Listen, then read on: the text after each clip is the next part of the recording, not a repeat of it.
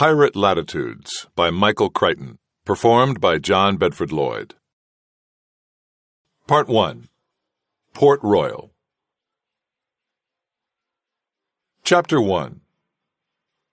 Sir James Almont, appointed by His Majesty Charles II, Governor of Jamaica, was habitually an early riser. This was in part the tendency of an aging widower, in part a consequence of restless sleep from pains of the gout, and in part an accommodation to the climate of the Jamaica colony, which turned hot and humid soon after sunrise. On the morning of September 7th, 1665, he followed his usual routine, arising in his chambers on the third floor of the governor's mansion and going directly to the window to survey the weather and the coming day. The governor's mansion was an impressive brick structure with a red tile roof. It was also the only three-story building in Port Royal, and his view of the town was excellent. In the streets below he could see the lamplighters making their rounds, extinguishing street lights from the night before. On Ridge Street, the morning patrol of garrison soldiers was collecting drunks and dead bodies, which had fallen in the mud. Directly beneath his window, the first of the flat, horse-drawn carts of water carriers rumbled by, bringing casks of fresh water from Rio Cobra, some miles away. Otherwise, Port Royal was quiet, enjoying the brief moment between the time the last of the evening's drunken revelers collapsed in a stupor and the start of the morning's commercial bustle around the docks. Looking away from the cramped, narrow streets of the town to the harbor, he saw the rocking thicket of masts, the hundreds of ships of all sizes moored in the harbor and drawn up to the docks. In the sea beyond, he saw an English merchant brig anchored past the quay, near Rackham's Reef offshore. Undoubtedly, the ship had arrived during the night, and the captain had prudently chosen to await daylight to make the harbor of Port Royal. Even as he watched, the topsails of the merchant ship were unreefed in the growing light of dawn, and two longboats put out from the shore near Fort Charles to help tow the merchantmen in. Governor Almont, known locally as James X, because of his insistence on diverting a 10th share of privateering expeditions to his own personal coffers, turned away from the window and hobbled on his painful left leg across the room to make his toilet. Immediately the merchant vessel was forgotten, for on this particular morning Sir James had the disagreeable duty of attending a hanging. The previous week, soldiers had captured a French rascal named Leclerc, convicted of making a piratical raid on the settlement of Ocho Rios, on the north coast of the island. On the testimony of a few townspeople who had survived the attack, Leclerc had been sentenced to be hanged in the public gallows on High Street. Governor Almont had no particular interest in either the Frenchman or his disposition, but he was required to attend the execution in his official capacity. That implied a tedious, formal morning. Richards, the governor's manservant, entered the room. "Good morning, Your Excellency. Here is your claret." He handed the glass to the governor, who immediately drank it down in a gulp. Richards set out the articles of toilet, a fresh basin of rosewater, another of crushed myrtle berries, and a third small bowl of tooth powder with the tooth-cloth alongside. Governor Almont began his ministrations to the accompanying hiss of the perfumed bellows Richards used to air the room each morning. "Warm day for a hanging," Richards commented, and Sir James grunted his agreement. He doused his thinning hair with the myrtleberry paste.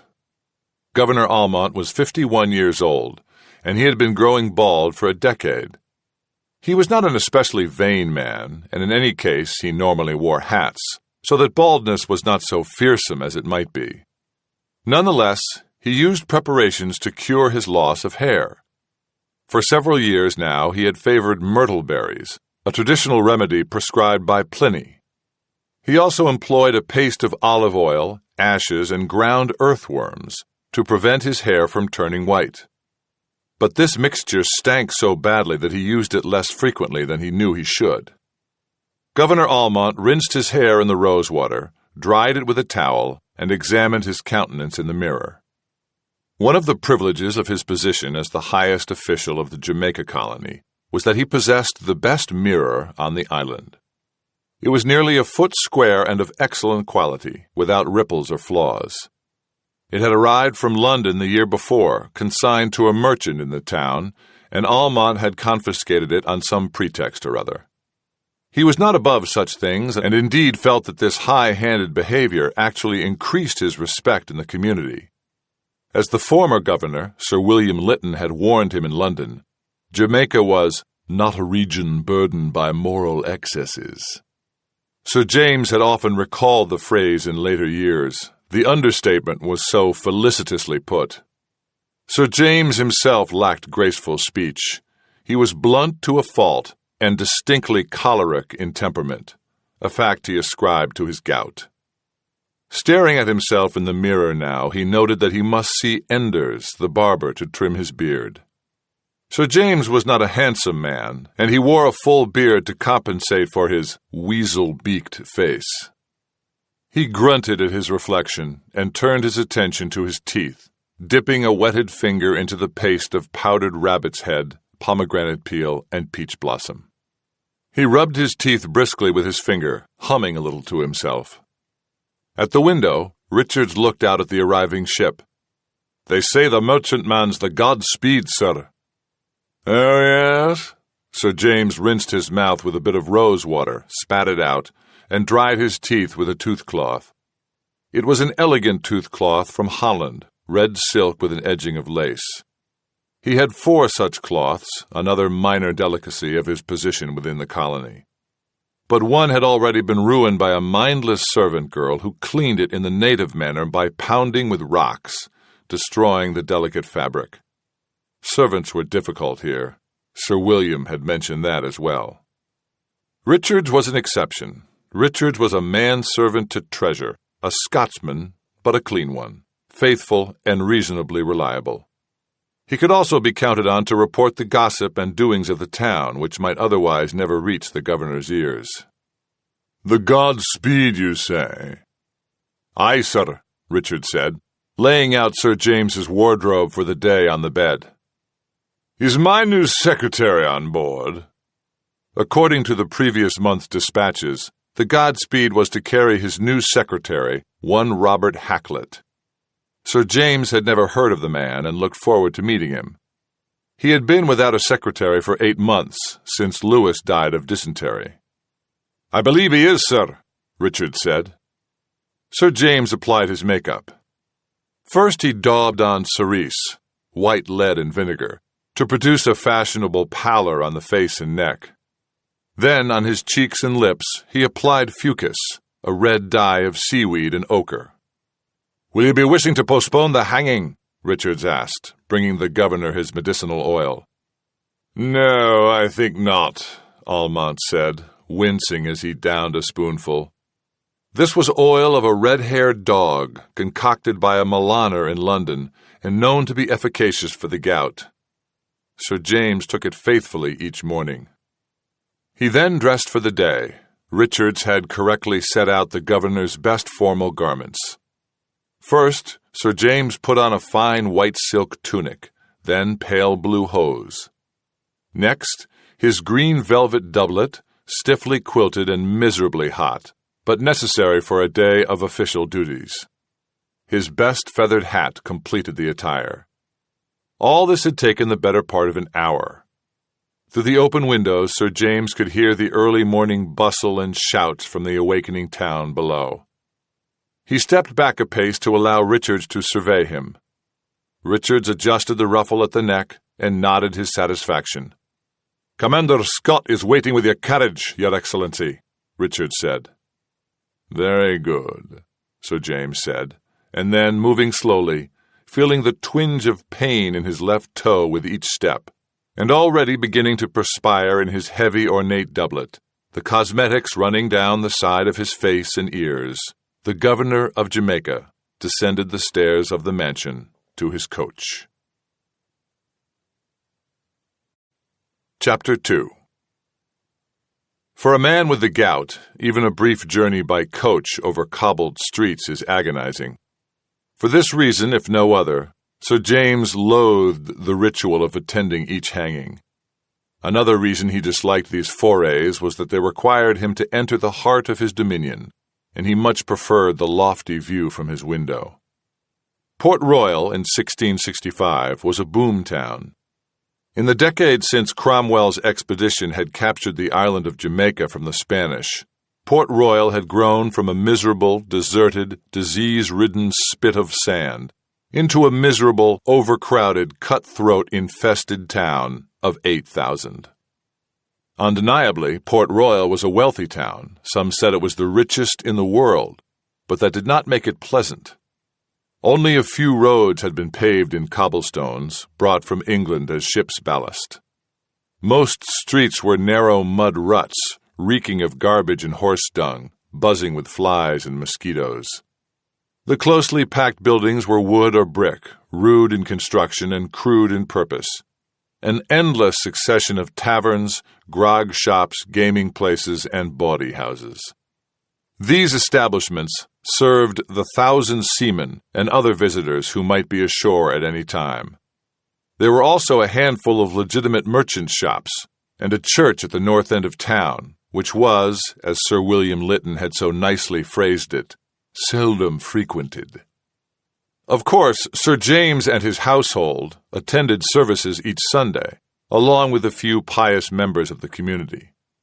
But as often as not, the sermon was interrupted by the arrival of a drunken seaman, who disrupted proceedings with blasphemous shouts and oaths, and on one occasion with gunshots.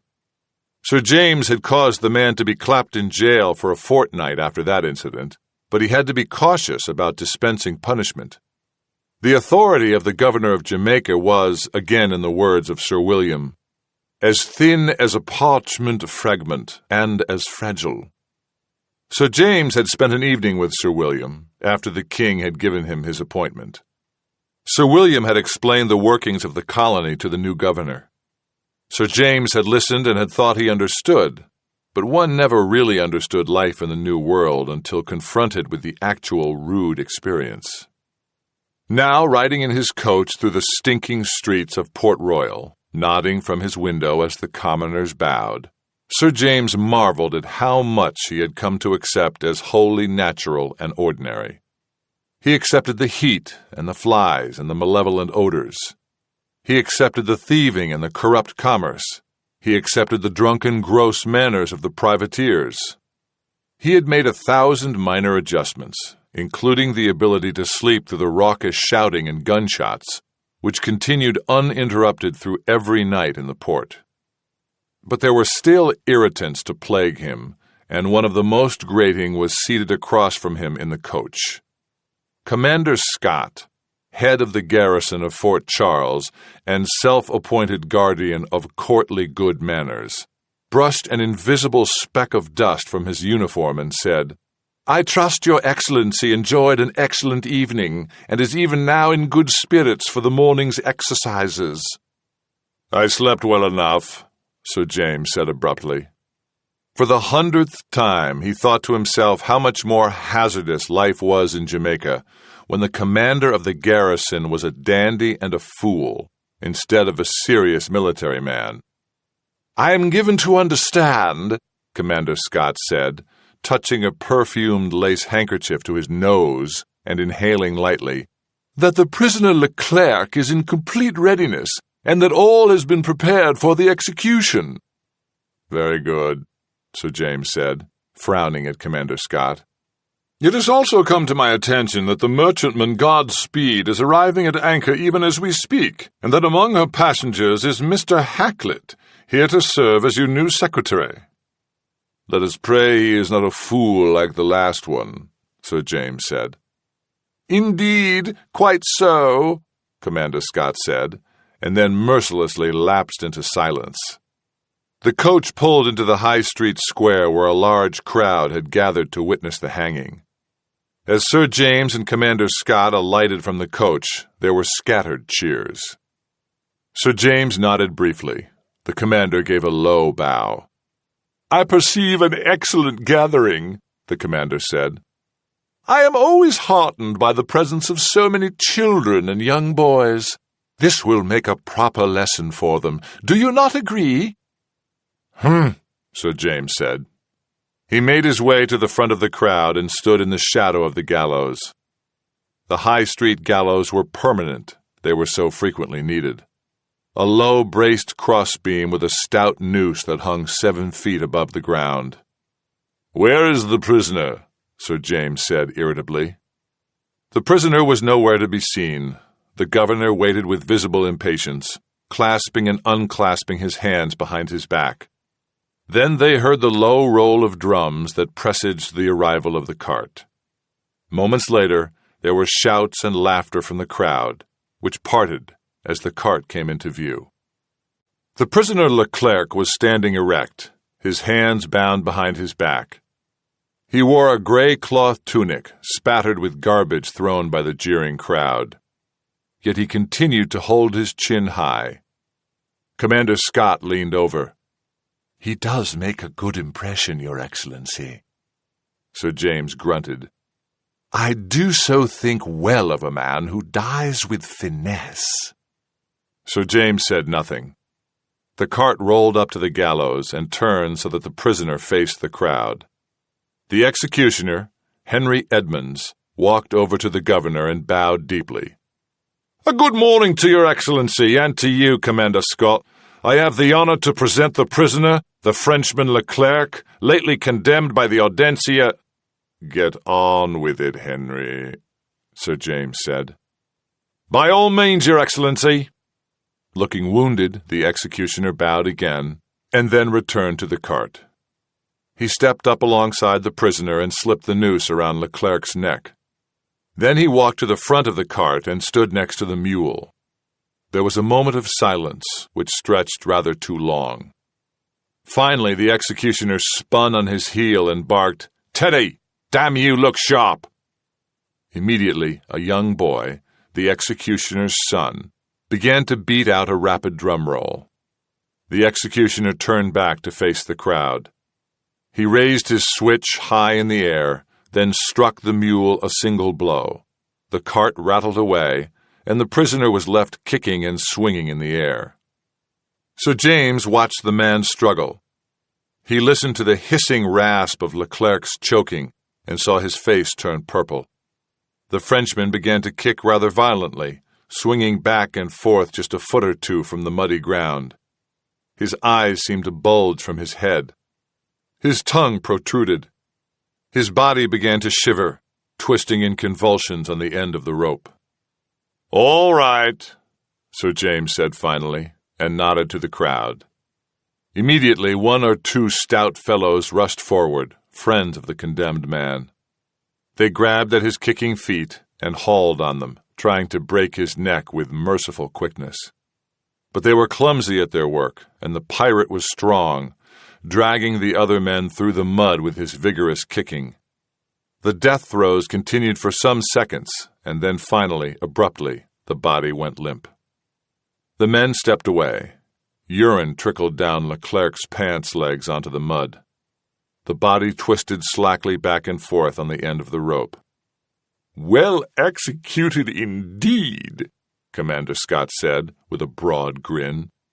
He tossed a gold coin to the executioner. Sir James turned and climbed back into the coach, thinking to himself that he was exceedingly hungry. To sharpen his appetite further, as well as to drive out the foul smells of the town, he permitted himself a pinch of snuff. It was Commander Scott's suggestion that they stop by the port to see if the new secretary had yet disembarked. The coach pulled up to the docks as near to the wharf as possible. The driver knew that the governor preferred to walk no more than necessary. The coachman opened the door and Sir James stepped out, wincing, into the fetid morning air. He found himself facing a young man in his early 30s, who, like the governor, was sweating in a heavy doublet. The young man bowed and said, "Your Excellency." "Whom do I have the pleasure of addressing?" Almont asked, with a slight bow. He could no longer bow deeply because of the pain in his leg, and in any case he disliked this pomp and formality. "Charles Morton, sir, captain of the merchantman Godspeed, late of Bristol." He presented his papers. Almont did not even glance at them. "What cargoes do you carry?" West Country broadcloths, Your Excellency, and glass from Stourbridge, and iron goods. Your Excellency holds the manifest in his hands. Have you passengers? He opened the manifest and realized he had forgotten his spectacles. The listing was a black blur. He examined the manifest with brief impatience and closed it again. I carry Mr. Robert Hacklet, the new secretary to Your Excellency, and his wife, Morton said. I carry 8 freeborn commoners as merchants to the colony, and I carry 37 felon women sent by Lord Ambritton of London to be wives for the colonists. So good of Lord Ambritton, Almont said dryly. From time to time, an official in one of the larger cities of England would arrange for convict women to be sent to Jamaica, a simple ruse to avoid the expense of jailing them at home. Sir James had no illusions about what this latest group of women would be like. And where is Mr. Hacklet? On board, gathering his belongings with Mrs. Hacklet, Your Excellency. Captain Morton shifted his feet. Mrs. Hacklet had a most uncomfortable passage, Your Excellency. I have no doubt, Almont said. He was irritated that his new secretary was not on the dock to meet him. Does Mr. Hacklet carry messages for me? I believe he may, sir, Morton said. Be so good as to ask him to join me at Government House at his earliest convenience. I will, Your Excellency. You may await the arrival of the purser and Mr. Gower, the customs inspector, who will verify your manifest and supervise the unloading of your cargoes. Have you many deaths to report? Only 2, Your Excellency, both ordinary seamen. 1 lost overboard and 1 dead of dropsy. Had it been otherwise, I would not have come to port. Almond hesitated. How do you mean, not have come to port? I mean, had anyone died of the plague, Your Excellency? Almont frowned in the morning heat. The plague? Your Excellency knows of the plague which has lately infected London and certain of the outlying towns of the land? I know nothing at all, Almont said. There is plague in London. Indeed, sir. For some months now it has been spreading with great confusion and loss of life. They say it was brought from Amsterdam. Almont sighed. That explained why there had been no ships from England in recent weeks, and no messages from the court. He remembered the London plague of 10 years earlier, and hoped that his sister and niece had had the presence of mind to go to the country house. But he was not unduly disturbed. Governor Almont accepted calamity with equanimity. He himself lived daily in the shadow of dysentery and shaking fever, which carried off several citizens of Port Royal each week. I will hear more of this news, he said. Please join me at dinner this evening. With great pleasure, Morton said, bowing once more. Your Excellency honors me. Save that opinion until you see the table this poor colony provides, Almont said. One last thing, Captain, he said. I am in need of female servants for the mansion. The last group of blacks, being sickly, have died. I would be most grateful if you would contrive for the convict women to be sent to the mansion as soon as possible. I shall handle their dispersal. Your Excellency. Almont gave a final brief nod and climbed painfully back into his coach. With a sigh of relief, he sank back in the seat and rode to the mansion.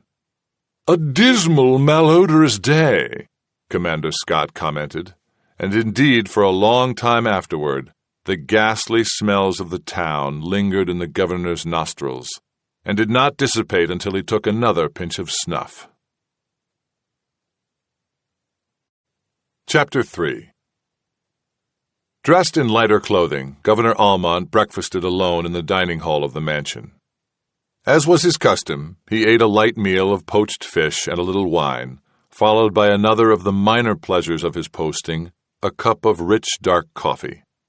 During his tenure as governor, he had become increasingly fond of coffee, and he delighted in the fact that he had virtually unlimited quantities of this delicacy, so scarce at home.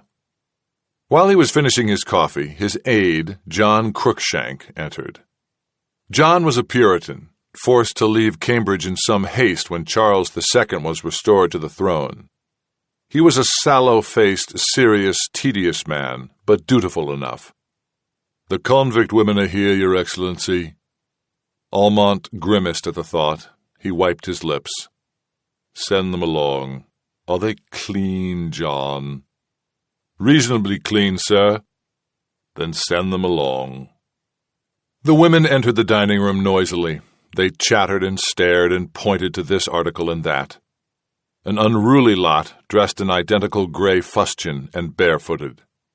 His aide lined them along one wall, and Almont pushed away from the table.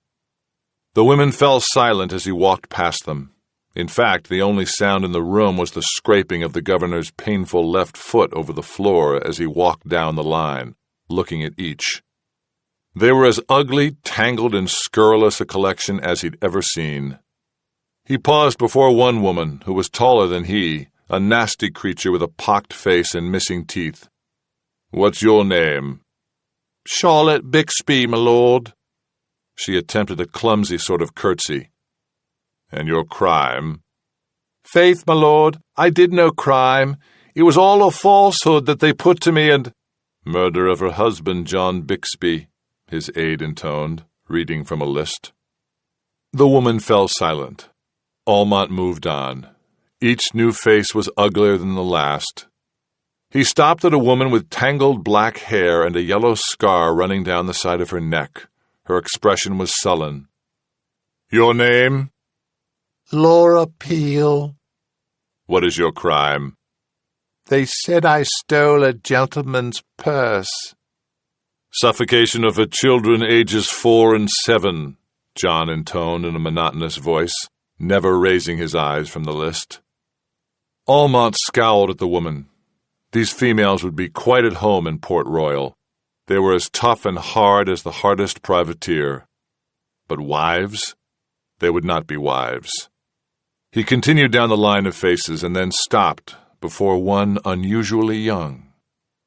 The girl could hardly have been more than 14 or 15, with fair hair and a naturally pale complexion.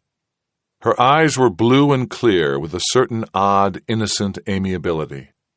She seemed entirely out of place in this churlish group. His voice was soft as he spoke to her. "And your name, child?" "Anne Sharp, my lord." Her voice was quiet, almost a whisper. Her eyes fell demurely. "What is your crime?" "Theft, my lord." Almont glanced at John. The aide nodded. "Theft of a gentleman's lodging, Gardener's Lane, London." "I see," Almont said, turning back to the girl. But he could not bring himself to be severe with her. She remained with eyes downcast. "I have need of a woman-servant in my household, Mistress Sharp. I shall employ you here." "Your Excellency," John interrupted, leaning toward Almont. "A word, if you please." They stepped a short distance back from the women. The aide appeared agitated. He pointed to the list. "Your Excellency," he whispered, "it says here that she was accused of witchcraft at her trial." Almont chuckled good-naturedly. "No doubt, no doubt." Pretty young women were often accused of witchcraft. "Your Excellency," John said, full of tremulous Puritan spirit, "it says here that she bears the stigmata of the devil." Almont looked at the demure, blonde young woman. He was not inclined to believe she was a witch. Sir James knew a thing or two about witchcraft. Witches had eyes of strange color. Witches were surrounded by cold draughts. Their flesh was cold as that of a reptile, and they had an extra tit. This woman, he was certain, was no witch. "See that she is dressed and bathed," he said. "Your Excellency, may I remind you, the stigmata—" "I shall search for the stigmata myself later." John bowed. "As you wish, Your Excellency." For the first time, Anne Sharp looked up from the floor to face Governor Almont, and she smiled the slightest of smiles. Chapter 4. Speaking with all due respect, Sir James, I must confess that nothing could have prepared me for the shock of my arrival in this port. Mr. Robert Hacklet, thin, young, and nervous, paced up and down the room as he spoke.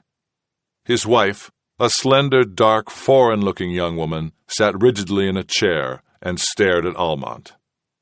Sir James sat behind his desk, his bad foot propped on a pillow and throbbing badly. Sir James was trying to be patient.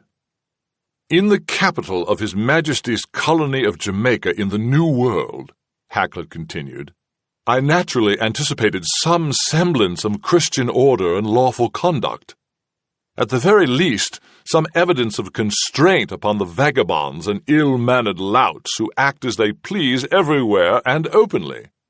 Why, as we travelled in open coach through the streets of Port Royal, if they may be called streets, one vulgar fellow hurled drunken imprecations at my wife, upsetting her greatly." "Indeed," Almont said with a sigh. Emily Hacklet nodded silently. In her own way, she was a pretty woman, with a sort of looks that appealed to King Charles. Sir James could guess how Mr. Hacklet had become such a favourite of the court, and that he would be given the potentially lucrative posting of secretary to the governor of Jamaica. No doubt Emily Hacklet had felt the press of the royal abdomen upon her more than once. Sir James sighed. "And further," Hacklet continued, "we were everywhere treated to the spectacle of bawdy women half naked in the streets and shouting from windows, men drunk and vomiting in the streets, robbers and pirates brawling and disorderly at every turn, and—" "Pirates?" Almont said sharply. "Indeed, pirates is what I should naturally call those cutthroat seamen." "There are no pirates in Port Royal," Almont said. His voice was hard. He glared at his new secretary and cursed the passions of the merry monarch that had provided him with this priggish fool for an assistant. Hacklet would obviously be no help to him at all. "There are no pirates in this colony," Almont said again. "And should you find evidence that any man here is a pirate, he will be duly tried and hanged. That is the law of the Crown, and it is stringently enforced." Hacklet looked incredulous. "Sir James," he said, "you quibble over a minor question of speech when the truth of the matter is to be seen in every street and dwelling of the town." "The truth of the matter is to be seen at the gallows of High Street," Almont said, "where even now a pirate may be found hanging in the breeze. Had you disembarked earlier, you might have seen it for yourself." He sighed again. "Sit down," he said, "and keep silent before you confirm yourself in my judgment as an even greater idiot than you already appear to be." Mr. Hacklet paled. He was obviously unaccustomed to such plain address. He sat quickly in a chair next to his wife. She touched his hand reassuringly, a heartfelt gesture from one of the king's many mistresses. Sir James Almont stood, grimacing as pain shot up from his foot. He leaned across his desk. "Mr. Hacklet," he said, "I am charged by the Crown with expanding the colony of Jamaica and maintaining its welfare. Let me explain to you certain pertinent facts relating to the discharge of that duty. First, we are a small and weak outpost of England in the midst of Spanish territories. I am aware," he said heavily, "that it is the fashion of the court to pretend that His Majesty has a strong footing in the New World. But the truth is rather different. 3 tiny colonies, St. Kitts, Barbados, and Jamaica, comprise the entire dominion of the Crown. All the rest is Philip's. This is still the Spanish Main. There are no English warships in these waters.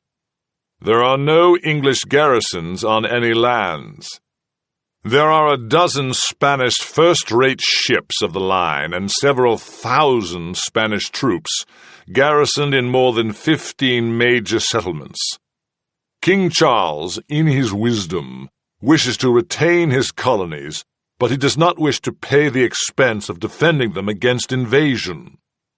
Hacklet stared, still pale. "I am charged with protecting this colony. How am I to do that?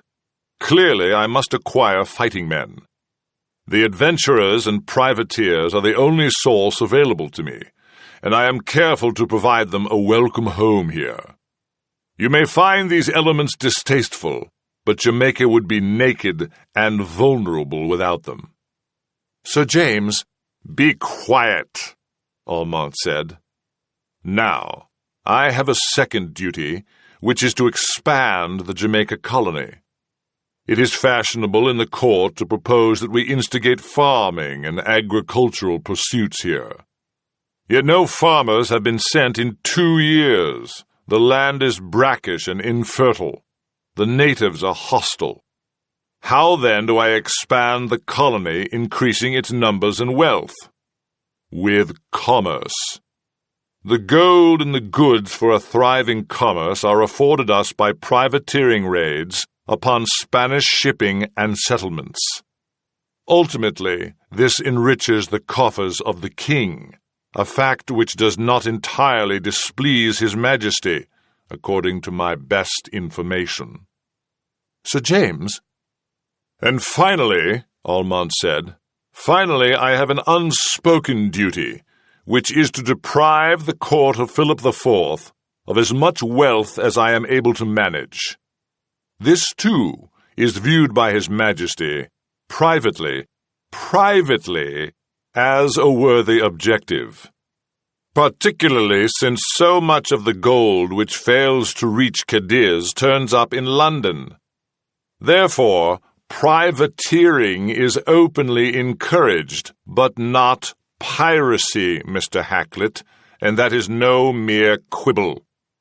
"But, Sir James—" "The hard facts of the colony admit no debate," Almont said, resuming his seat behind the desk and propping his foot on the pillow once more. "You may reflect at your leisure on what I have told you, understanding, as I am certain you will understand, that I speak with the wisdom of experience on these matters. Be so kind as to join me at dinner this evening with Captain Morton. In the meanwhile, I am sure you have much to do in settling into your quarters here." The interview was clearly at an end. Hacklet and his wife stood. Hacklet bowed slightly, stiffly. "Sir James." "Mr. Hacklet, Mrs. Hacklet." The two departed. The aide closed the door behind them. Almont rubbed his eyes. "God in heaven," he said, shaking his head. "Do you wish to rest now, Your Excellency?" John asked. "Yes," Almont said. "I wish to rest." He got up from behind his desk and walked down the corridor to his chambers. As he passed one room, he heard the sound of water splashing in a metal tub and a feminine giggle. He glanced at John. "They are bathing the woman-servant," John said. Almont grunted. "You wish to examine her later?" "Yes, later," Almont said. He looked at John and felt a moment of amusement. John was evidently still frightened by the witchcraft accusation. The fears of the common people, he thought, were so strong and so foolish. Chapter 5. Anne Sharp relaxed in the warm water of the bathtub and listened to the prattle of the enormous black woman who bustled around the room. Anne could hardly understand a word the woman was saying, although she seemed to be speaking English. Her lilting rhythms and odd pronunciations were utterly strange. The black woman was saying something about what a kind man Governor Almont was. Anne Sharp had no concern about Governor Almont's kindness. She had learned at an early age how to deal with men. She closed her eyes, and the sing-song speech of the black woman was replaced in her mind by the tolling of church bells. She had come to hate that monotonous, ceaseless sound in London. Anne was the youngest of 3 children, the daughter of a retired seaman turned sailmaker in Wapping. When the plague broke out near Christmas time, her 2 older brothers had taken work as watchmen. Their jobs were to stand at the doors of infected houses and see that the inhabitants inside did not leave the residence for any reason. Anne herself worked as a sick nurse for several wealthy families. With the passing weeks, the horrors she had seen became merged in her memory. The church bells rang day and night. The cemeteries everywhere became overfilled. Soon there were no more individual graves, but the bodies were dumped by the score into deep trenches and hastily covered over with white lime powder and earth. The dead carts, piled high with bodies, were hauled through the streets. The sextons paused before each dwelling to call out, "Bring out your dead." The smell of corrupted air was everywhere. So was the fear. She remembered seeing a man fall dead in the street, his fat purse by his side, clinking with money. Crowds passed by the corpse, but none would dare to pick up the purse. Later the body was carted away, but still the purse remained, untouched. At all the markets, the grocers and butchers kept bowls of vinegar by their wares. Shoppers dropped coins into the vinegar. No coin was ever passed hand to hand. Everyone made an effort to pay with exact change. Amulets, trinkets, potions, and spells were in brisk demand. Anne herself bought a locket that contained some foul-smelling herb, but which was said to ward off the plague. She wore it always. And still the deaths continued. Her eldest brother came down with the plague. One day she saw him in the street. His neck was swollen with large lumps and his gums were bleeding. She never saw him again. Her other brother suffered a common fate for watchmen. While guarding a house one night, the inhabitants locked inside became crazed by the dementia of the disease. They broke out and killed her brother with a pistol ball in the course of their escape. She only heard of this. She never saw him. Finally, Anne, too, was locked in a house belonging to the family of a Mr. Sewell. She was serving as nurse to the elderly Mrs. Sewell, mother of the owner of the house, when Mr. Sewell came down with the swellings. The house was quarantined. Anne tended to the sick as best she could. One after another, the family died. The bodies were given over to the dead carts. At last she was alone in the house and by some miracle, still in good health. It was then that she stole some articles of gold and the few coins she could find, and made her escape from the second-story window, slipping out over the rooftops of London at night. A constable caught her the next morning, demanding to know where a young girl had found so much gold. He took the gold and clapped her in Bridewell prison. There she languished for some weeks, until Lord Ambritton, a public-spirited gentleman, made a tour of the prison and caught sight of her. Anne had long since learned that gentlemen found her aspect agreeable. Lord Ambritton was no exception.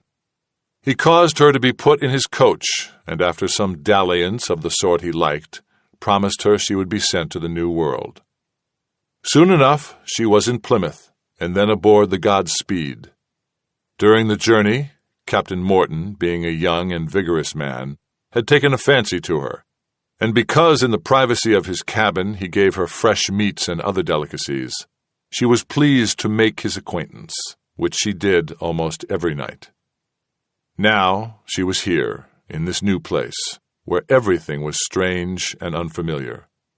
But she had no fear, for she was certain that the governor liked her, as the other gentlemen had liked her, and taken care of her. Her bath finished, she was dressed in a dyed woolen dress and a cotton blouse.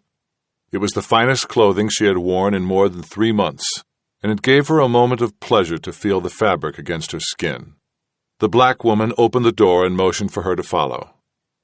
"Where are we going?" "To the governor." She was led down a large, wide hallway. The floors were wooden but uneven. She found it strange that a man so important as the governor should live in such a rough house. Many ordinary gentlemen in London had houses more finely built than this. The black woman knocked on a door, and a leering Scotsman opened it.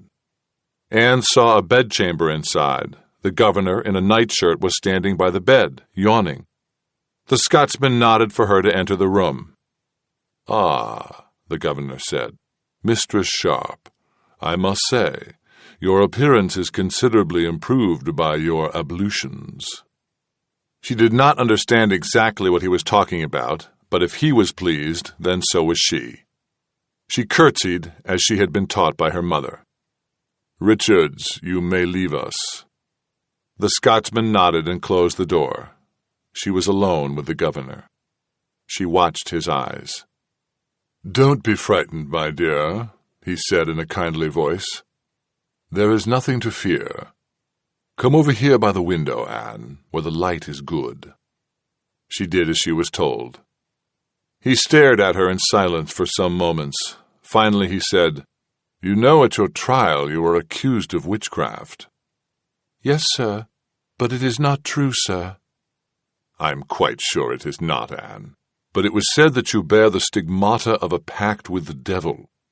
"I swear, sir," she said, feeling agitation for the first time, "I have nothing to do with the devil, sir." "I believe you, Anne," he said, smiling at her. "But it is my duty to verify the absence of stigmata." "I swear to you, sir."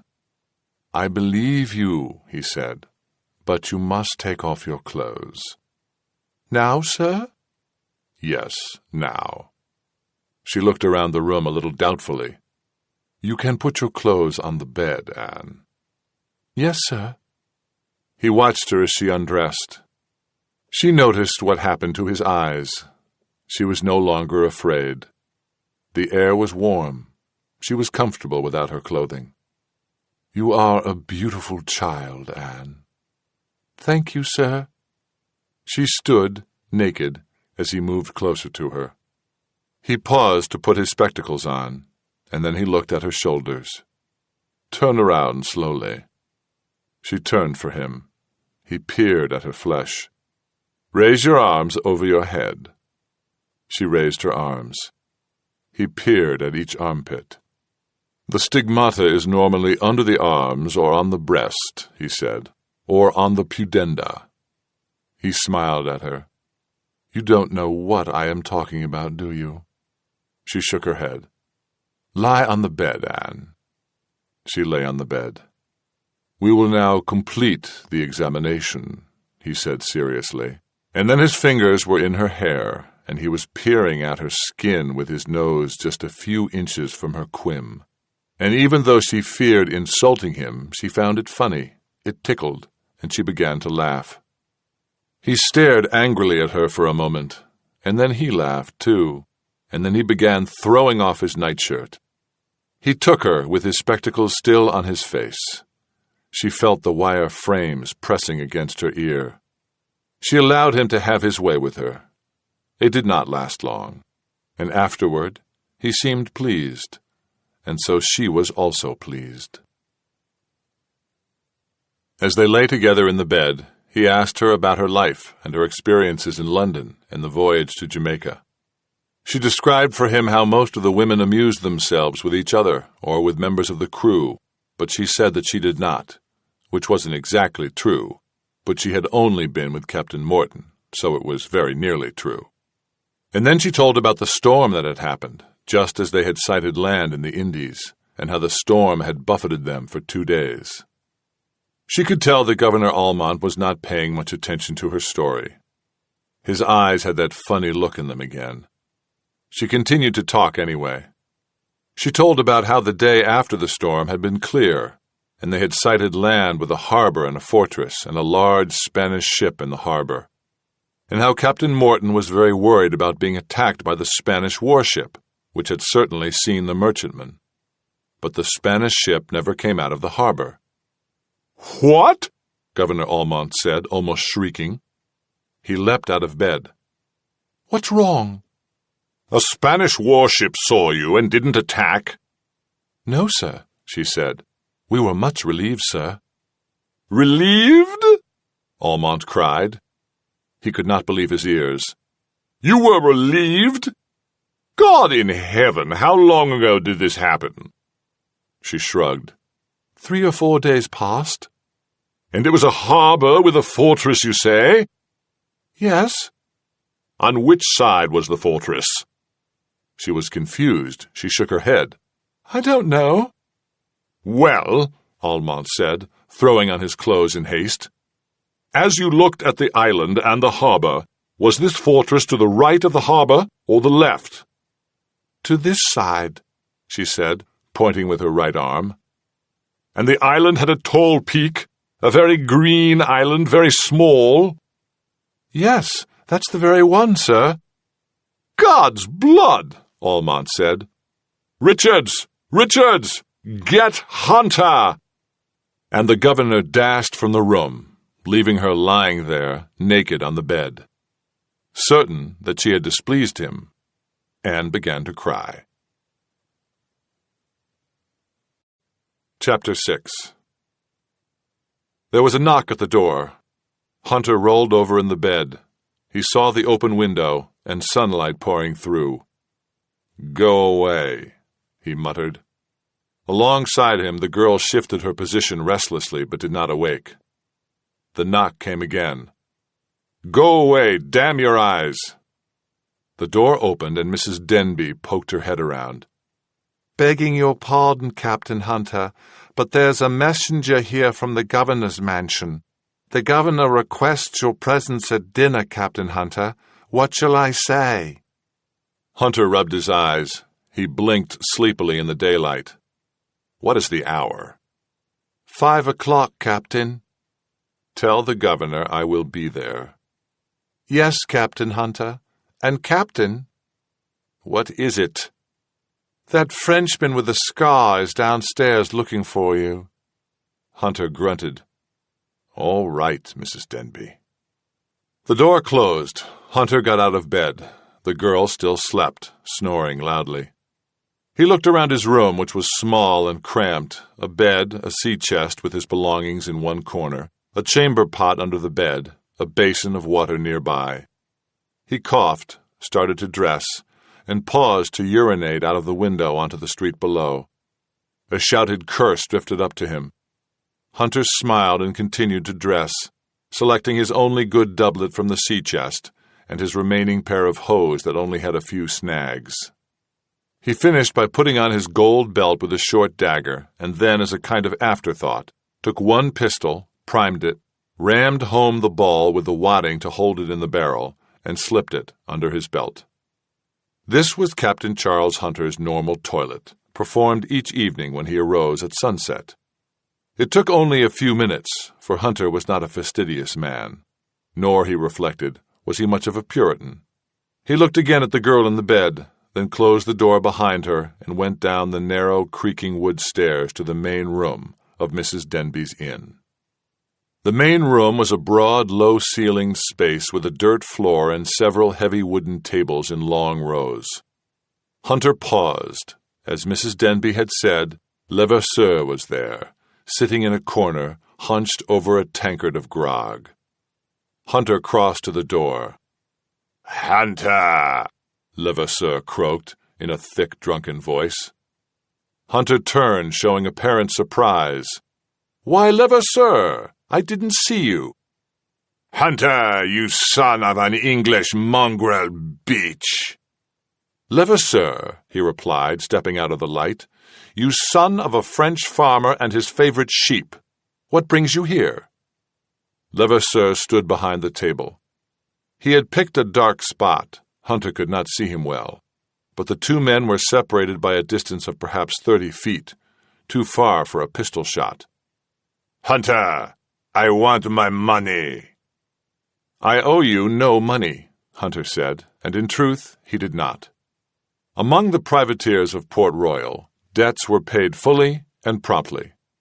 There was no more damaging reputation a man could have than one who failed to pay his debts, or to divide spoils equally. On a privateering raid, any man who tried to conceal a part of the general booty was always put to death.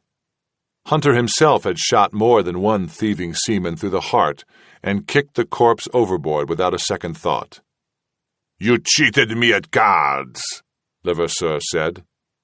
"You were too drunk to know the difference." "You cheated me. You took 50 pounds. I want it back."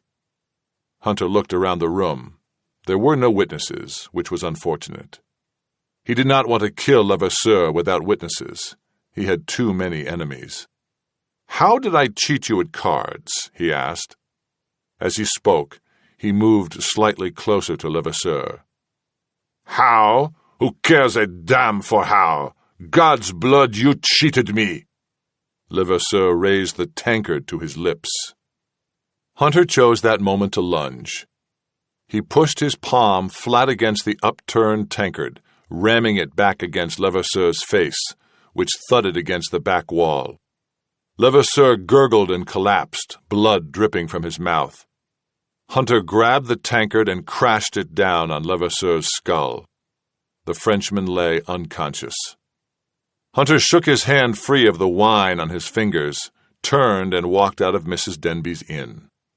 He stepped ankle-deep into the mud of the street, but paid no attention. He was thinking of Levasseur's drunkenness. It was sloppy of him to be so drunk while waiting for someone. It was time for another raid, Hunter thought.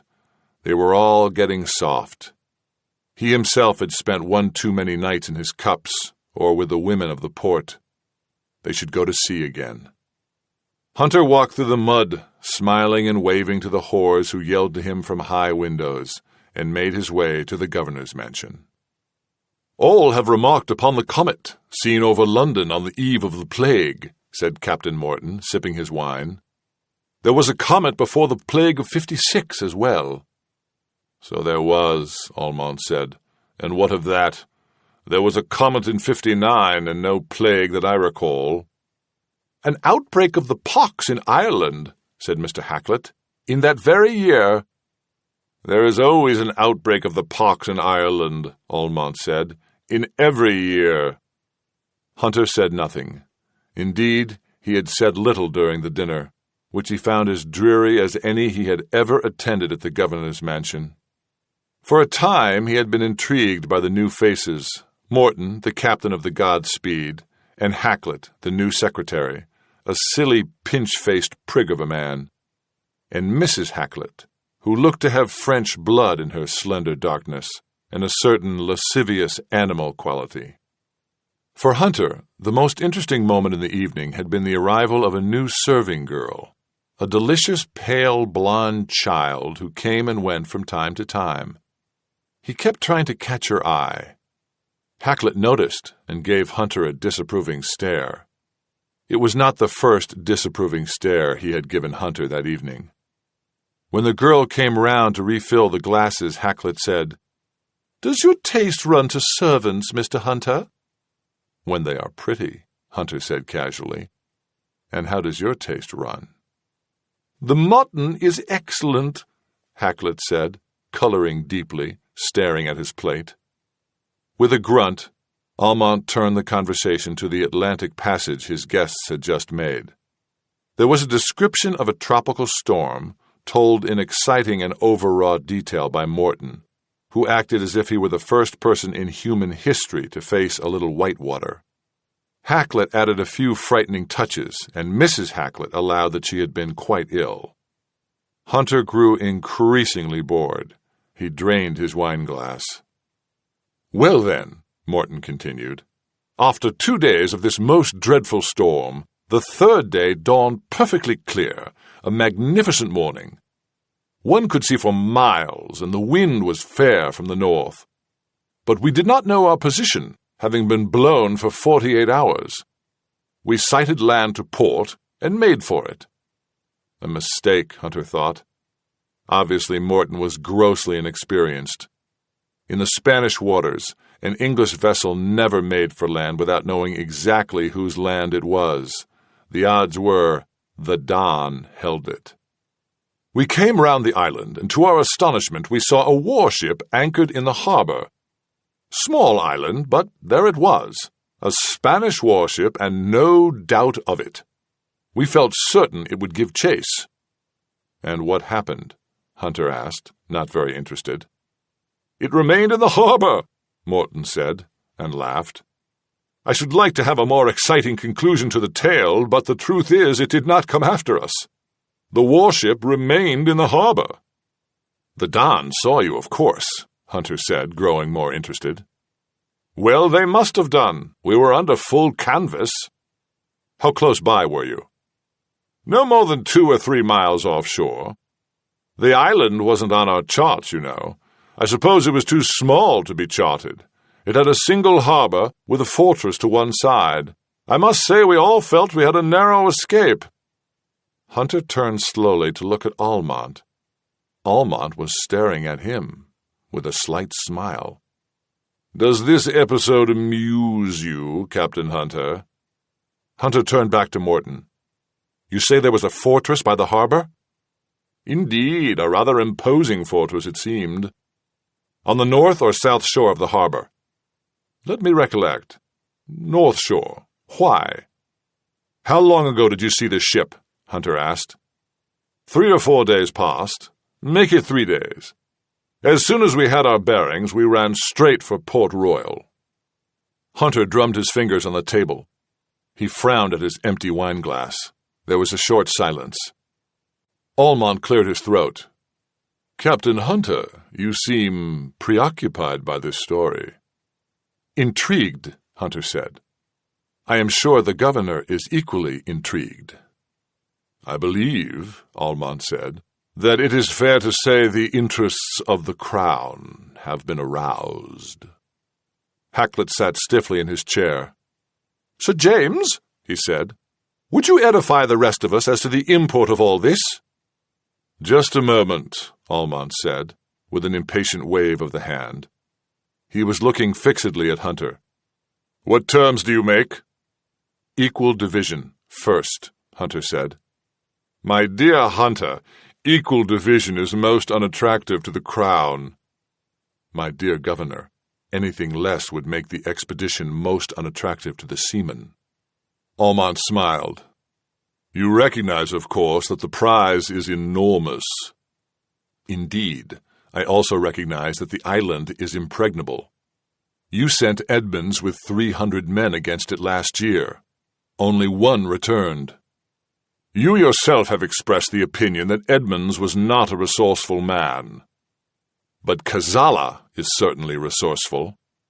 "Indeed, and yet it seems to me that Kazala is a man you should like to meet." "Not unless there was an equal division." "But," Sir James said, smiling in an easy way, "if you expect the Crown to outfit the expedition, that cost must be returned before any division." "Fair." "Here now," Haklett said. "Sir James, are you bargaining with this man?" "Not at all. I am coming to a gentleman's agreement with him." "For what purpose?" "For the purpose of arranging a privateering expedition on the Spanish outpost at Montanceros." "Montanceros," Morton said. "That is the name of the island you passed, Captain Morton. Punta Montanceros. The Don built a fortress there 2 years ago under the command of an unsavory gentleman named Kazala. Perhaps you've heard of him? No? Well, he has a considerable reputation in the Indies. He is said to find the screams of his dying victims restful and relaxing." Almont looked at the faces of his dinner guests. Mrs. Haklett was quite pale. "Kazala commands the fortress of Montanceros, built for the sole purpose of being the farthest eastern outpost of Spanish dominion along the homeward route of the treasure fleet." There was a long silence.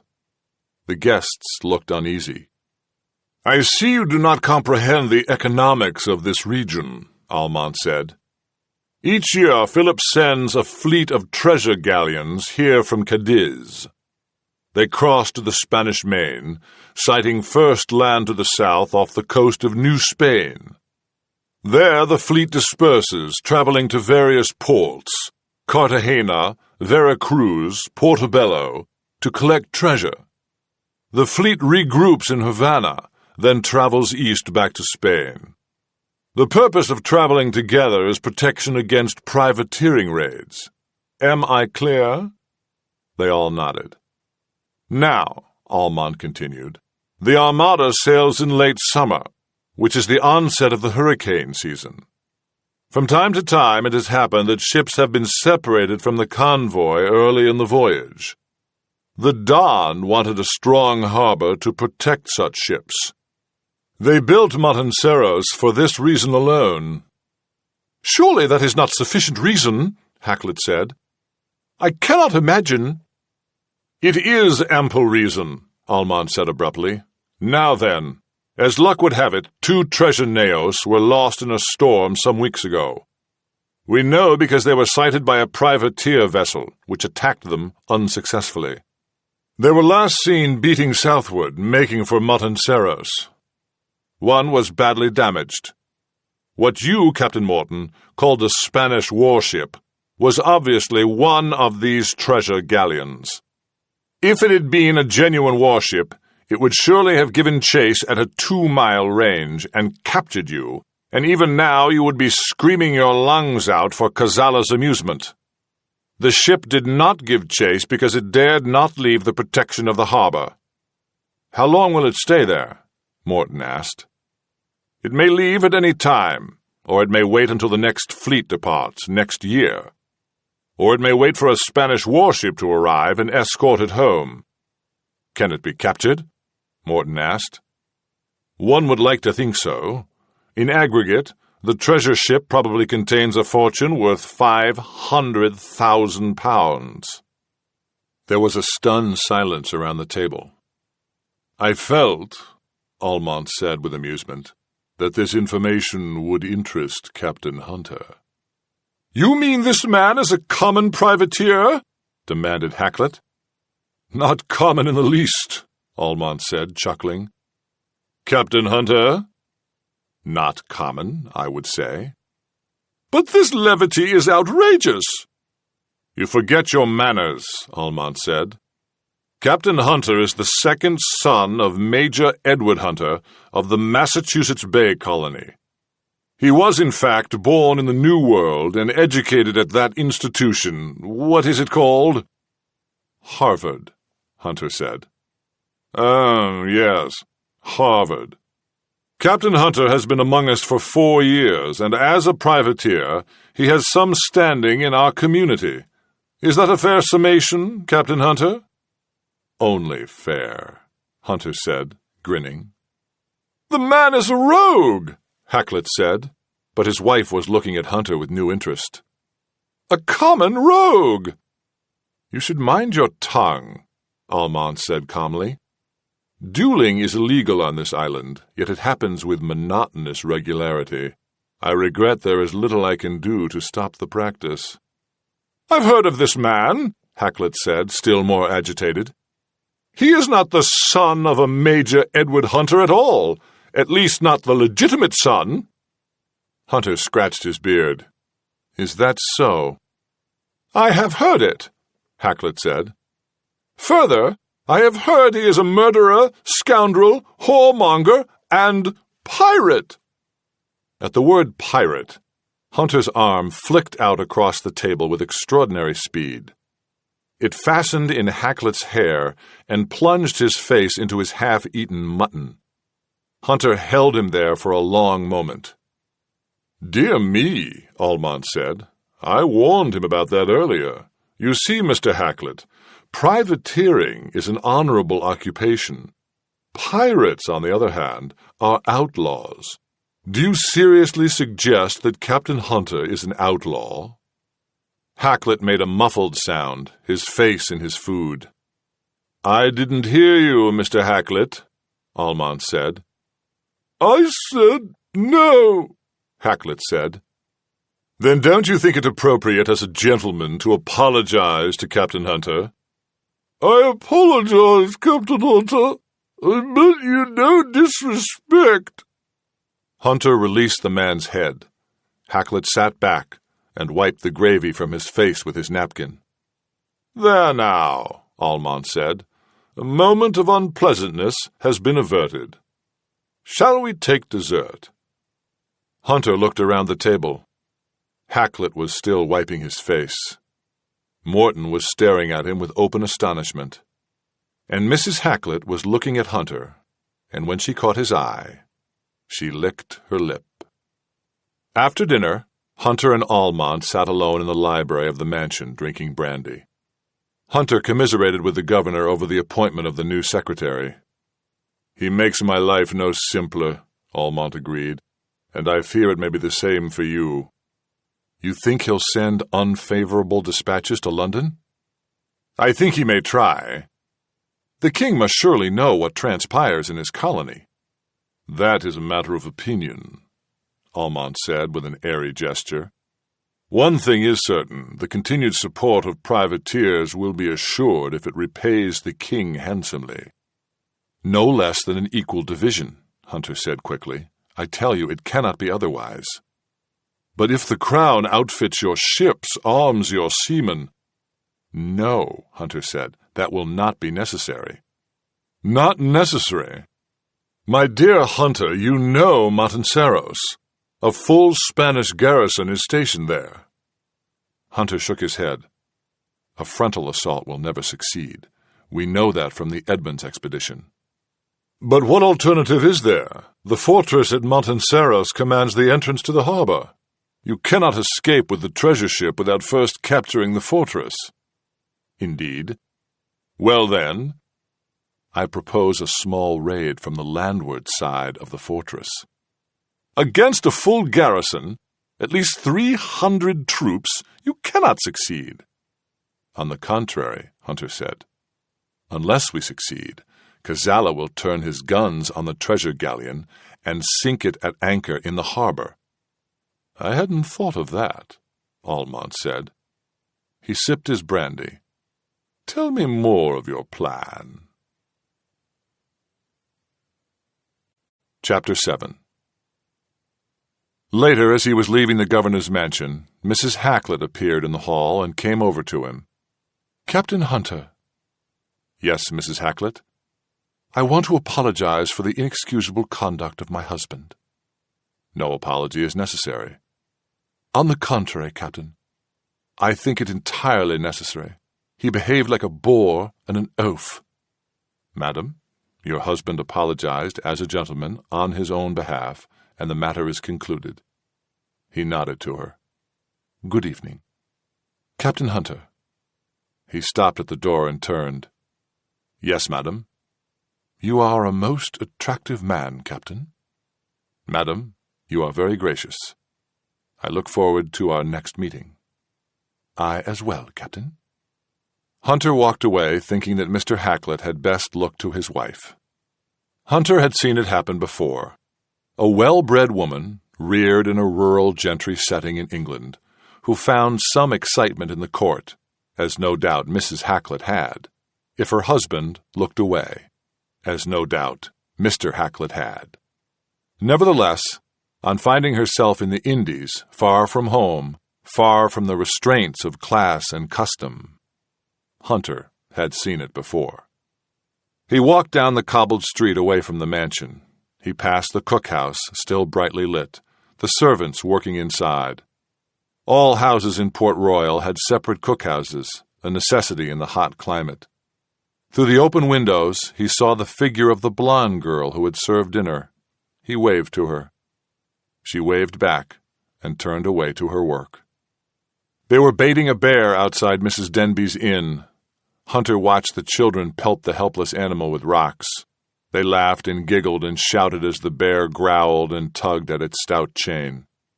A couple of whores beat the bear with sticks. Hunter walked past and entered the inn. Trencher was there, sitting in a corner, drinking with his one good arm. Hunter called to him and drew him aside. "What is it, Captain?" Trencher asked eagerly. "I want you to find some mates for me." "Say who they shall be, Captain." "Lazou, Mr. Enders, Sanson, and the Moor." Trencher smiled. "You want them here?" "No. Find out where they are, and I'll seek them out. Now, where is Whisper?" "In the Blue Goat," Trencher said. "The back room." "And Black Eye is in Faro Street?" "I think so. You want the Jew, too, do you?" I am trusting your tongue, Hunter said. Keep it still now. Will you take me with you, Captain?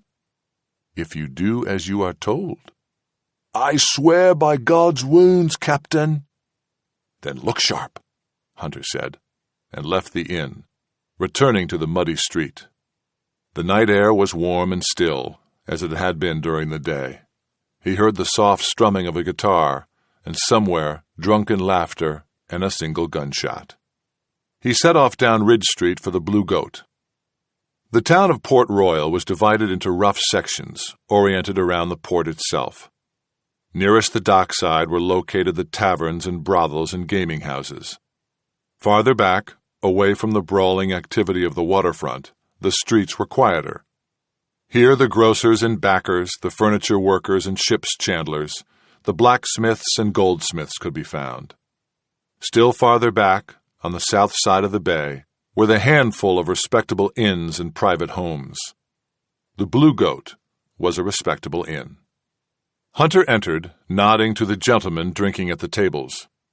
He recognized the best landsman's doctor, Mr. Perkins, one of the councilmen, Mr. Pickering, the bailiff of the Bridewell jail, and several other respectable gentlemen. Ordinarily, a common privateering seaman would not be welcome in the Blue Goat, but Hunter was accepted with good grace. This was a simple recognition of the way the commerce of the port depended upon a steady stream of successful privateering raids.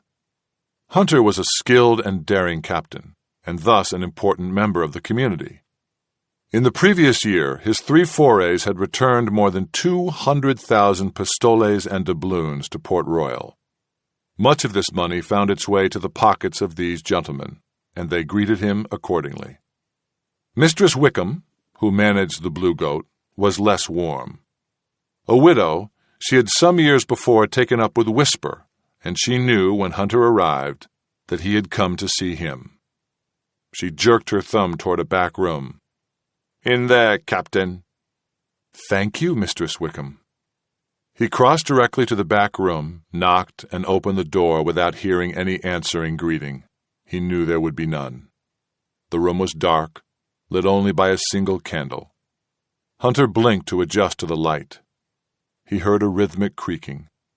Finally, he was able to see Whisper, sitting in a corner, in a rocking chair. Whisper held a primed pistol, aimed at Hunter's belly. "A good evening, Whisper." The reply was low, a rasping hiss. "Good evening, Captain Hunter. You are alone?" "I am." "Then come in," came the hissing reply. "A touch of kill devil." Whisper pointed to a barrel beside him, which served as a table. There were glasses and a small crock of rum. "With thanks, Whisper." Hunter watched as Whisper poured 2 glasses of dark brown liquid. As his eyes adjusted to the light, he could see his companion better. Whisper, no one knew his real name, was a large, heavy-set man with oversized, pale hands. He had once been a successful privateering captain in his own right. Then he had gone on the Montanceros raid with Edmonds. Whisper was the sole survivor. After Kazala had captured him, cut his throat, and left him for dead. Somehow Whisper lived, but not without the loss of his voice. This and the large, white, arcing scar beneath his chin were obvious proofs of his past. Since his return to Port Royal, Whisper had hidden in this back room, a strong, vigorous man, but one without courage, the steel gone out of him. He was frightened. He was never without a weapon in his hands and another at his side. Now, as he rocked in his chair, Hunter saw the gleam of a cutlass on the floor within easy reach. "What brings you, Captain? Montanceros?" Hunter must have looked startled. Whisper broke into laughter. Whisper's laughter was a horrifying sound, a high-pitched wheezing sizzle like a steam kettle. He threw his head back to laugh, revealing the white scar plainly. "I startle you, Captain. You are surprised, I know." "Whisper," Hunter said. "Do others know?" "Some," Whisper hissed. "Or they suspect, but they do not understand. I heard the story of Morton's voyage. Ah. You are going, Captain? Tell me about Matanceros, Whisper. You wish a map? Yes. 15 shillings.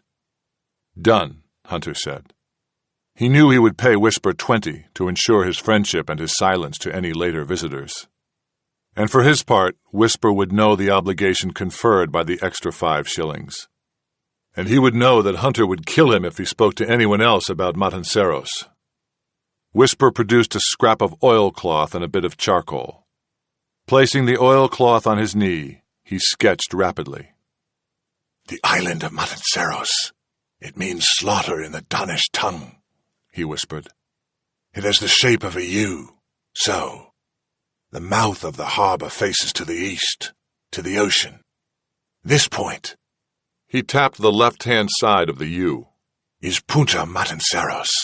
That is where Kazala has built the fortress. It is low land here. The fortress is no more than 50 paces above the level of the water. Hunter nodded and waited while Whisper gurgled a sip of Kill Devil. The fortress is 8-sided. The walls are stone, 30 feet high. Inside there is a Spanish militia garrison. Of what strength? Some say 200. Some say 300. I have even heard 400, but do not believe it. Hunter nodded. He should count on 300 troops. And the guns? On 2 sides of the fortress only, Whisper rasped. 1 battery to the ocean, due east. 1 battery across the mouth of the harbor, due south. What guns are they?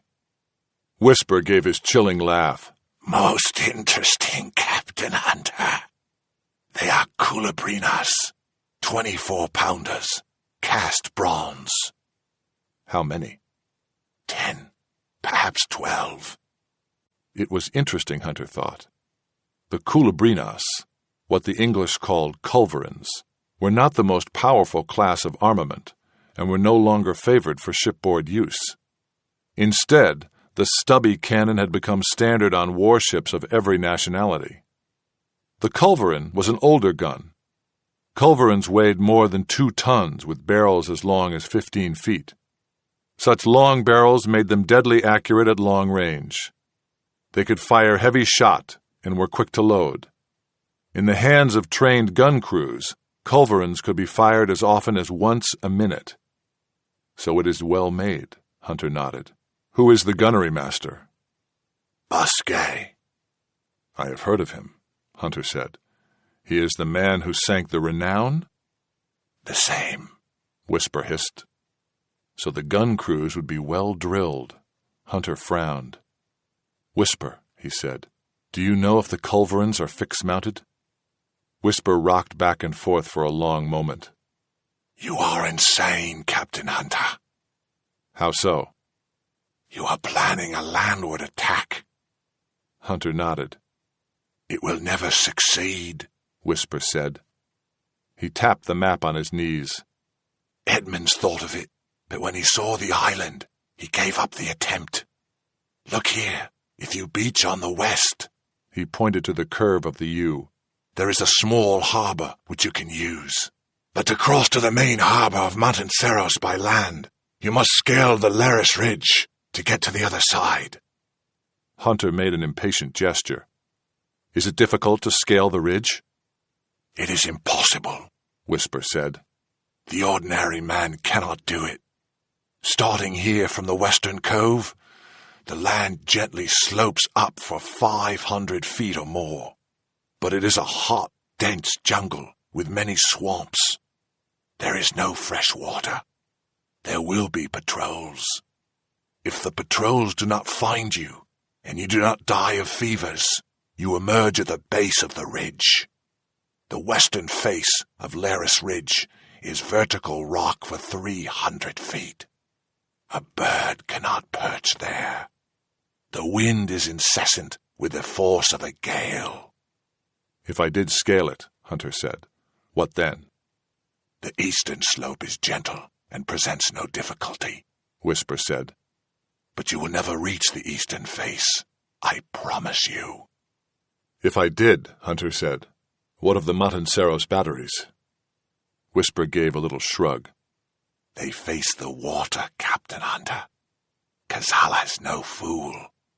He knows he cannot be attacked from the land. There is always a way. Whisper rocked in his chair, in silence for a long time. Not always, he said finally. Not always. Don Diego de Romano, known also as Black Eye or simply as the Jew, sat hunched over his workbench in the shop on Faro Street. He blinked nearsightedly at the pearl, which he held between the thumb and forefinger of his left hand. They were the only remaining fingers on that hand. "It is of excellent quality," he said. He handed the pearl back to Hunter. "I advise you to keep it." Black Eye blinked rapidly. His eyes were weak and pink like a rabbit's. Tears ran almost continuously from them. From time to time he brushed them away. His right eye had a large black spot near the pupil, hence his name. "You did not need me to tell you this, Hunter." "No, Don Diego." The Jew nodded and got up from his bench. He crossed his narrow shop and closed the door to the street. Then he closed the shutters to the window and turned back to Hunter. "Well, how is your health, Don Diego?" My health, Don Diego said, pushing his hands deep into the pockets of his loose robe. He was sensitive about his injured left hand. "My health is indifferent, as always.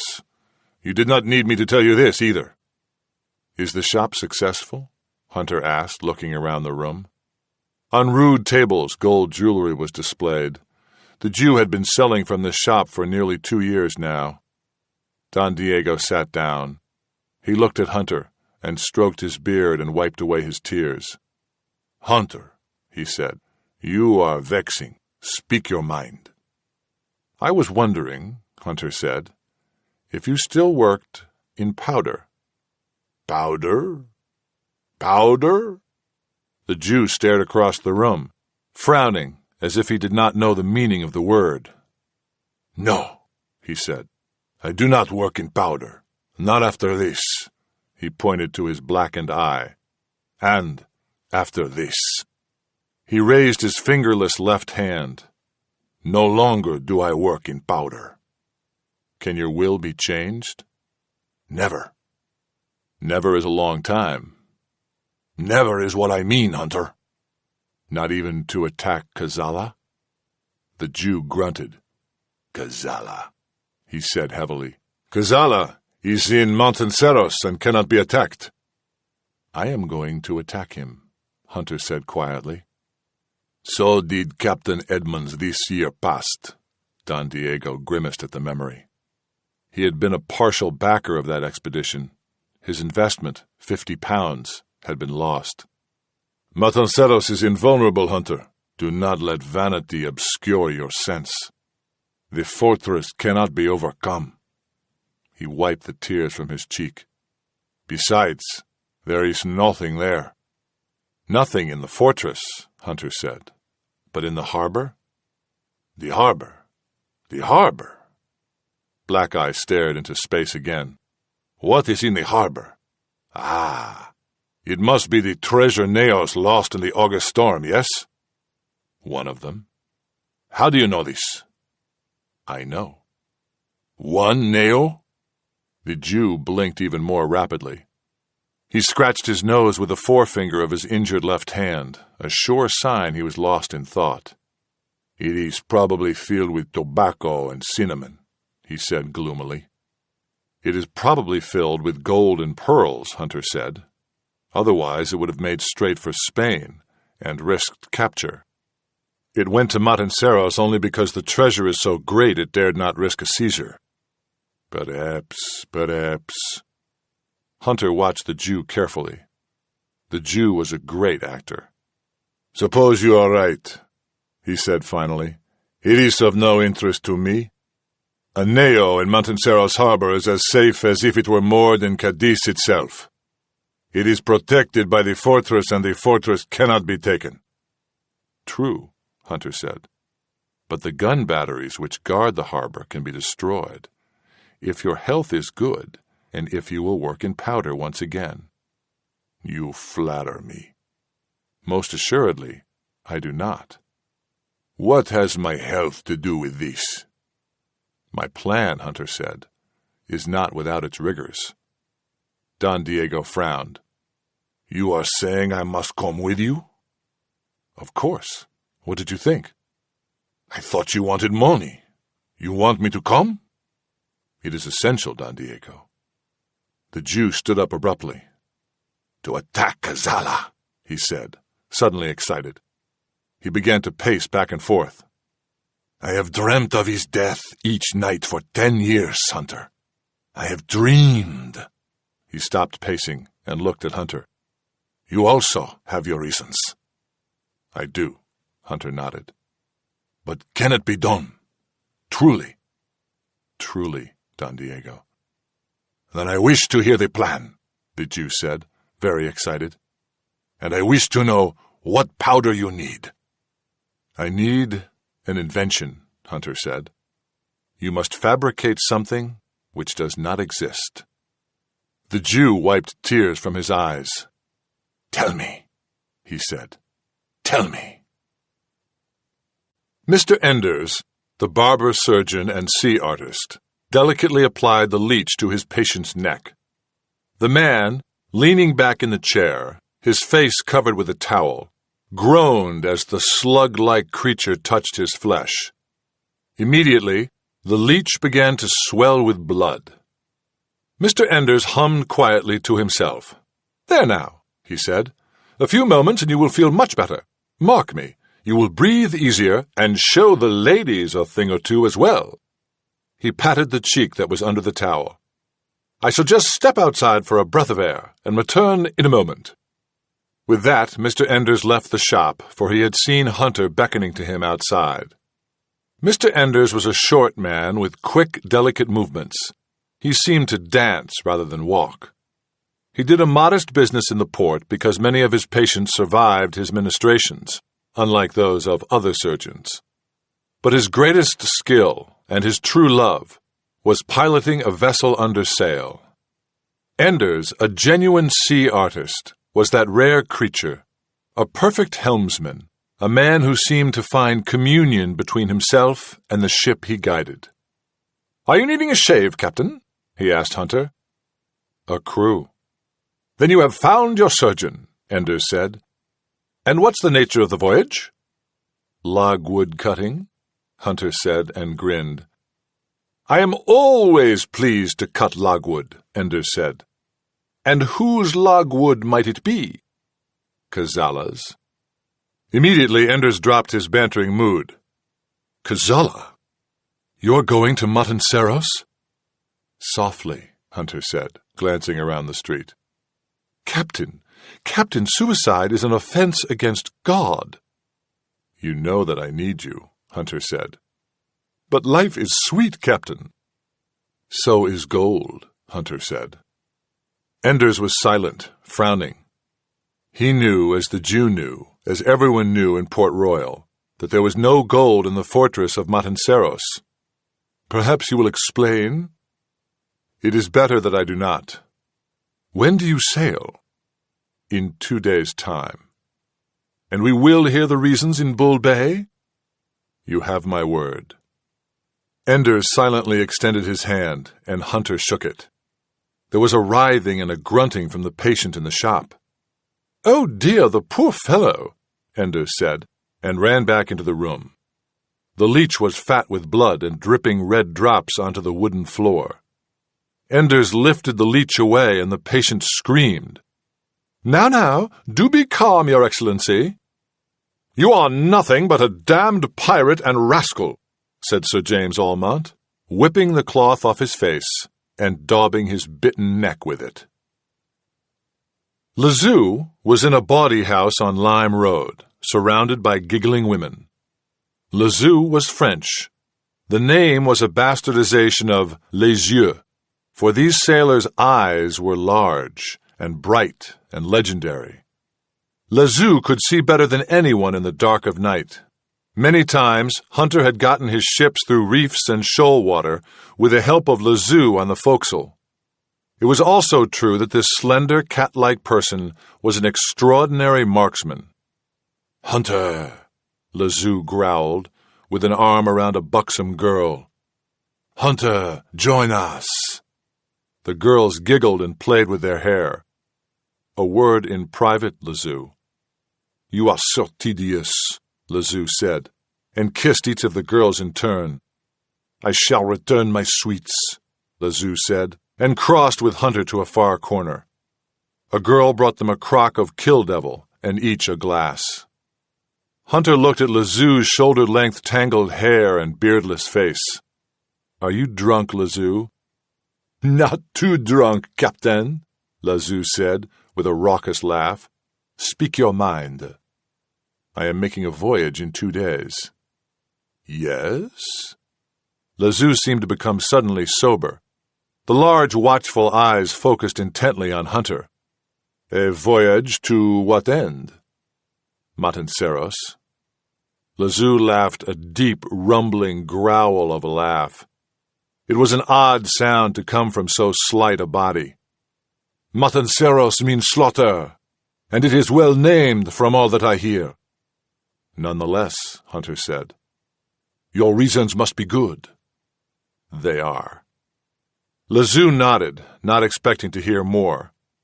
A clever captain did not reveal much about a raid until the crew was under way. "Are the reasons as good as the dangers are great?" "They are." Lazoo searched Hunter's face. "You want a woman on this voyage?" "That is why I am here." Lazoo laughed again. She scratched her small breasts absently. Though she dressed and acted and fought like a man, Lazoo was a woman. Her story was known to few, but Hunter was one. Lazoo was the daughter of a Brittany seaman's wife. Her husband was at sea when the wife found she was pregnant and subsequently delivered a son. However, the husband never returned. Indeed, he was never heard from again, and after some months, the woman found herself pregnant a second time. Fearing scandal, she moved to another village in the province, where she delivered a daughter, Lazoo. A year passed and the son died. Meanwhile, the mother ran out of funds and found it necessary to return to her native village to live with her parents.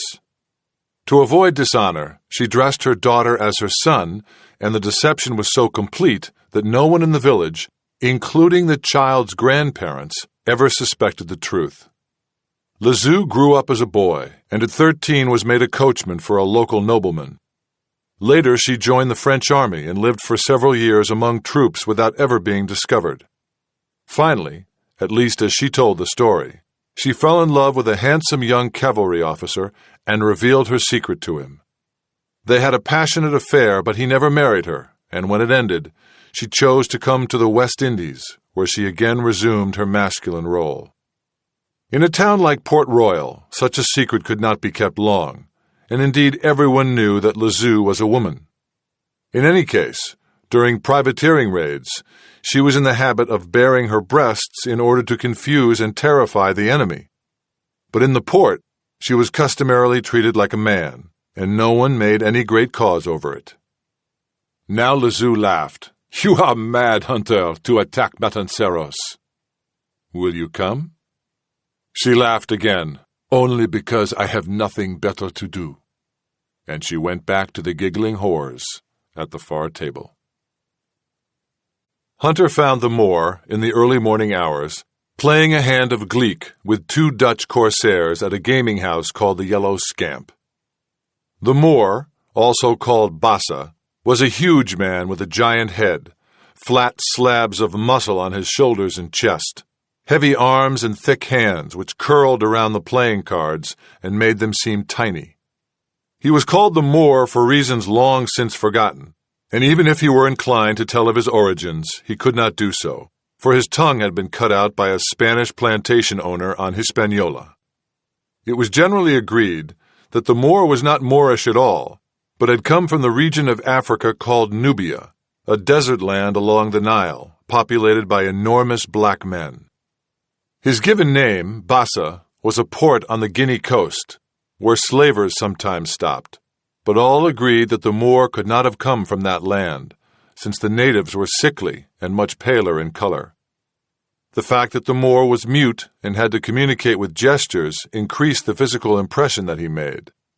On occasion, newly arrived visitors to the port assumed that Bassa was stupid as well as mute, and as Hunter watched the card game in progress, he suspected that this was happening again.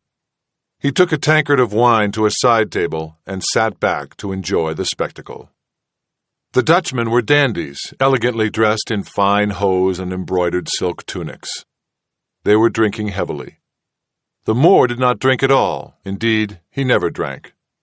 There was a story that he could not tolerate liquor, and that once he had gotten drunk and killed 5 men with his bare hands before he came to his senses. Whether this was true or not, it was certainly true that the Moor had murdered the plantation owner who had cut out his tongue, then murdered his wife and half the household, before making his escape to the pirate ports on the western side of Hispaniola, and from there to Port Royal. Hunter watched the Dutchmen as they bet. They were gambling recklessly, joking and laughing in high spirits. The Moor sat impassively, with a stack of gold coins in front of him. Gleek was a swift game that did not warrant casual betting, and indeed, as Hunter watched, the Moor drew 3 cards alike, showed them, and scooped up the Dutchman's money. They stared in silence a moment, and then both shouted "cheat" in several languages. The Moor shook his enormous head calmly and pocketed the money. The Dutchman insisted that they play another hand, but in a gesture the Moor indicated that they had no money left to bet. At this, the Dutchman became quarrelsome, shouting and pointing to the Moor. Bassa remained impassive, but a serving boy came over, and he handed the boy a single gold doubloon. The Dutchman apparently did not understand that the Moor was paying in advance for any damage that he might cause the gaming house. The serving boy took the coin and fled to a safe distance. The Dutchmen were now standing and shouting curses at the Moor, who remained seated at the table. His face was bland, but his eyes flicked back and forth from one man to the other. The Dutchmen became more quarrelsome, holding out their hands and demanding the return of their money. The Moor shook his head. Then one of the Dutchmen pulled a dagger from his belt and brandished it in front of the Moor, just inches from his nose. Still, the Moor remained impassive. He sat very still, with both hands folded in front of him on the table. The other Dutchman started to tug a pistol out of his belt, and with that, the Moor sprang into action. His large black hand flicked out, gripped the dagger in the Dutchman's hand, and swung the blade down, burying it 3 inches deep in the tabletop. Then he struck the second Dutchman in the stomach. The man dropped his pistol and bent over, coughing. The Moor kicked him in the face and sent him sprawling across the room. He then turned back to the first Dutchman, whose eyes were wide with terror. The Moor picked him up bodily, held him high over his head, walked to the door, and flung the man through the air, out into the street, where he landed spread-eagled on his face in the mud. The Moor returned to the room, plucked the knife out of the table, slipped it into his own belt, and crossed the room to sit next to Hunter. Only then did he allow himself a smile. "New men," Hunter said. The Moor nodded, grinning. Then he frowned and pointed to Hunter. His face was questioning. "I came to see you." The Moor shrugged. "We sail in 2 days." The Moor pursed his lips, mouthing a single word. "Ooh." "Matanceros," Hunter said. The Moor looked disgusted. "You're not interested?" The Moor smirked and drew a forefinger across his throat. "I tell you, it can be done," Hunter said. "Are you afraid of heights?" The Moor made a hand-over-hand gesture and shook his head. "I don't mean a ship's rigging," Hunter said. "I mean a cliff. A high cliff, 300 or 400 feet." The Moor scratched his forehead. He looked at the ceiling, apparently imagining the height of the cliff. Finally, he nodded. "You can do it?" He nodded again. Even in a high wind? Good. Then you'll go with us. Hunter started to get up, but the Moor pushed him back into his chair. The Moor jangled the coins in his pocket and pointed a questioning finger at Hunter. Don't worry, Hunter said. It's worth it. The Moor smiled. Hunter left. He found Sanson in a second-room floor of the Queen's Arms. Hunter knocked on the door and waited. He heard a giggle and a sigh, then knocked again. A surprisingly high voice called, "Damn you to hell and begone!" Hunter hesitated and knocked again. "God's blood! Who is it now?" came the voice from inside. "Hunter." "Damn me! Come in, Hunter!" Hunter opened the door, letting it swing wide, but he did not enter. A moment later, the chamber pot and its contents came flying through the open door. Hunter heard a soft chuckle from inside the room. "Cautious as ever, Hunter. You will outlive us all. Enter." Hunter entered the room. By the light of a single candle, he saw Sanson sitting up in bed, next to a blonde girl. "You have interrupted us, my son," Sanson said. "Let us pray that you have good reason." "I do," Hunter said. There was a moment of awkward silence as the two men stared at each other. Sanson scratched his heavy black beard. "Am I to guess the reason for your coming?" "No," Hunter said, glancing at the girl. "Ah," Sanson said. He turned to the girl. "My delicate peach." He kissed the tips of her fingers and pointed with his hand across the room. The girl immediately scrambled naked out of bed, hastily grabbed up her clothes, and bolted from the room. "Such a delightful creature," Sanson said. Hunter closed the door. "She is French, you know," Sanson said. "French women make the best lovers, don't you agree?" "They certainly make the best whores." Sanson laughed. He was a large, heavy man who gave the impression of brooding darkness, dark hair, dark eyebrows that met over the nose, dark beard, dark skin. But his voice was surprisingly high, especially when he laughed. "Can I not entice you to agree that French women are superior to English women?" "Only in the prevalence of disease." Sanson laughed heartily. "Hunter, your sense of humor is most unusual. Will you take a glass of wine with me?" "With pleasure." Sanson poured from the bottle on his bedside table. Hunter took the glass and raised it in a toast. "Your health." "And yours," Sanson said, and they drank. Neither man took his eyes off the other. For his part, Hunter plainly did not trust Sanson. He did not, in fact, wish to take Sanson on the expedition, but the Frenchman was necessary to the success of the undertaking.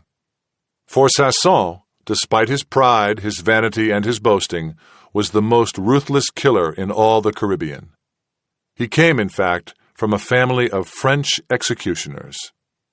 Indeed, his very name, Sanson, meaning without sound, was an ironic comment on the stealthy way that he worked. He was known and feared everywhere. It was said that his father, Charles Sanson, was the king's executioner in Dieppe. It was rumored that Sanson himself had been a priest in Liège for a short time, until his indiscretions with the nuns of a nearby convent made it advantageous for him to leave the country. But Port Royal was not a town where much attention was paid to past histories. Here, Sanson was known for his skill with the saber, the pistol, and his favorite weapon, the crossbow. Sanson laughed again. "Well, my son, tell me what troubles you." "I am leaving in 2 days' time, for Montanceros." Sanson did not laugh. "You want me to go with you to Montanceros?"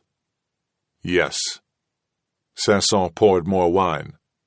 "I do not want to go there," he said.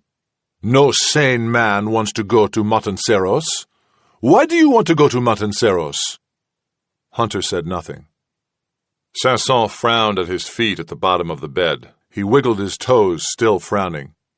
"It must be the galleons," he said finally. "The galleons lost in a storm have made Montanceros. Is that it?" Hunter shrugged. Cautious, cautious, Sanson said. Well then, what terms do you make for this madman's expedition? I will give you 4 shares. 4 shares. You are a stingy man, Captain Hunter. My pride is injured. You think me worthy only 4 shares? 5 shares, Hunter said, with the air of a man giving in. 5? Let us say 8, and be done with it. Let us say 5 and be done with it. Hunter, the hour is late and I am not patient. Shall we say 7? 6. God's blood, you are stingy. 6, Hunter repeated. 7. Have another glass of wine. Hunter looked at him and decided that the argument was not important. Sanson would be easier to control if he felt he had bargained well. He would be difficult and without humor if he believed he had been unjustly treated. 7, then, Hunter said. My friend, you have great reason. Sanson extended his hand. Now tell me the manner of your attack. Sanson listened to the plan without saying a word, and finally, when Hunter was finished, he slapped his thigh. It is true what they say, he said, about Spanish sloth, French elegance, and English craft. I think it will work, Hunter said. I do not doubt it for a heartbeat, Sanson said. When Hunter left the small room, dawn was breaking over the streets of Port Royal. Chapter 8. It was, of course, impossible to keep the expedition secret. Too many seamen were eager for a berth on any privateering expedition, and too many merchants and farmers were needed to fit out Hunter's sloop Cassandra. By early morning, all of Port Royal was talking of Hunter's coming foray. It was said that Hunter was attacking Campeche. It was said that he would sack Maracaibo. It was even said that he dared to attack Panama, as Drake had done some 70 years before. But such a long sea voyage implied heavy provisioning, and Hunter was laying in so few supplies that most gossips believed the target of the raid was Havana itself. Havana had never been attacked by privateers. The very idea struck most people as mad. Other puzzling information came to light. Black Eye, the Jew, was buying rats from children and scamps around the docks. Why the Jew should want rats was a question beyond the imagination of any seaman. It was also known that Black Eye had purchased the entrails of a pig, which might be used for divination, but surely not by a Jew. Meanwhile, the Jew's gold shop was locked and boarded. The Jew was off somewhere in the hills of the mainland. He had gone off before dawn with a quantity of sulfur, saltpeter, and charcoal. The provisioning of the Cassandra was equally strange. Only a limited supply of salt pork was ordered, but a large quantity of water was required, including several small casks, which the barrel maker, Mr. Longley, had been asked to fabricate specially. The hemp shop of Mr. Whitstall had received an order for more than 1,000 feet of stout rope too stout for use in the sloop's rigging. The sailmaker, Mr. Nedley, had been told to sew several large canvas bags with grommet fasteners at the top. And Carver, the blacksmith, was forging grappling hooks of peculiar design. The prongs were hinged, so the hooks could be folded small and flat. There was also an omen. During the morning, fishermen caught a giant hammerhead shark and hauled it onto the docks near Chocolata Hole, where the turtle crawls were located. The shark was more than 12 feet long, and with its broad snout, with eyes placed at each flattened protuberance, it was remarkably ugly. Fishermen and passers-by discharged their pistols into the animal, with no discernible effect. The shark flopped and writhed on the dockside planking until well into midday.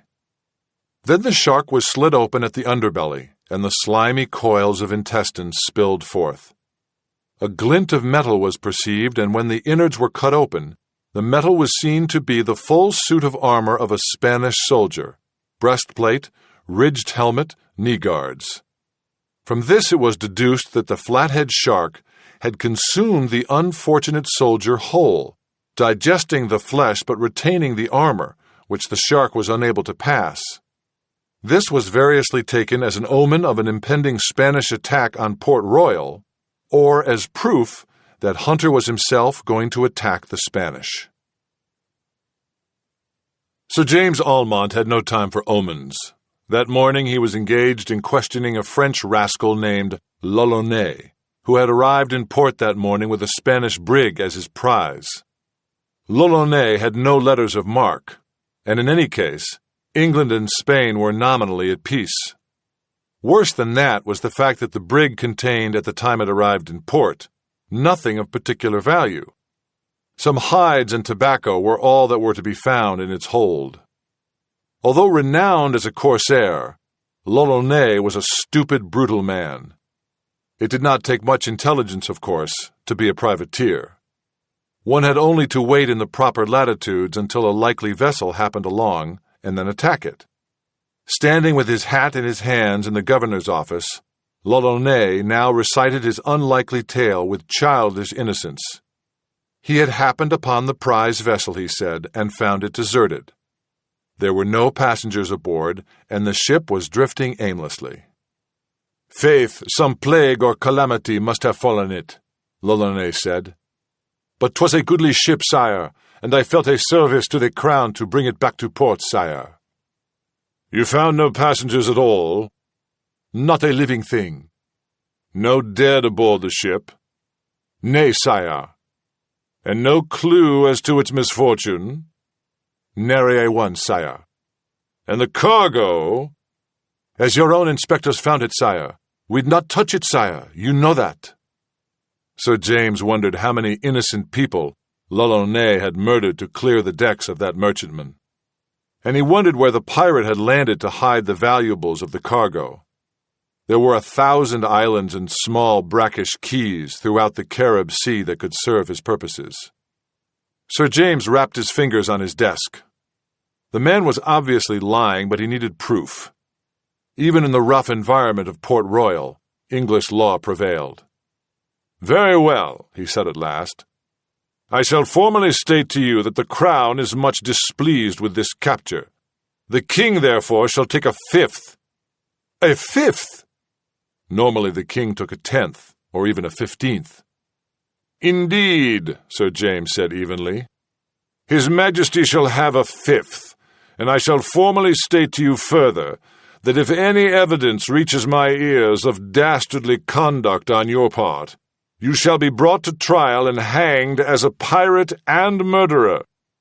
"Sire, I swear to you that—" "Enough," Sir James said, raising his hand. "You are free to go for the moment, but bear my words in mind." L'Olonnais bowed elaborately and backed out of the room. Almont rang for his aide.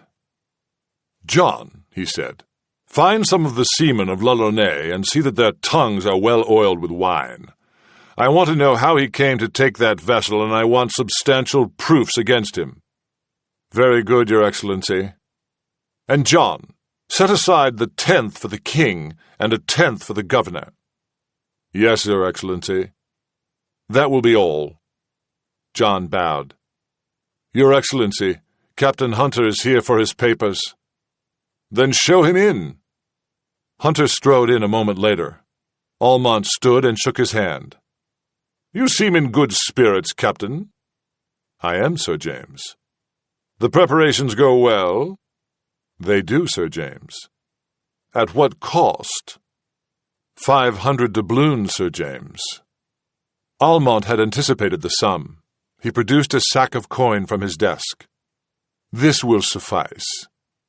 Hunter bowed as he took the money. "Now then," Sir James said, "I have caused to be drawn up the paper of marque for the cutting of logwood at any location you deem proper and fitting." He handed the letter to Hunter.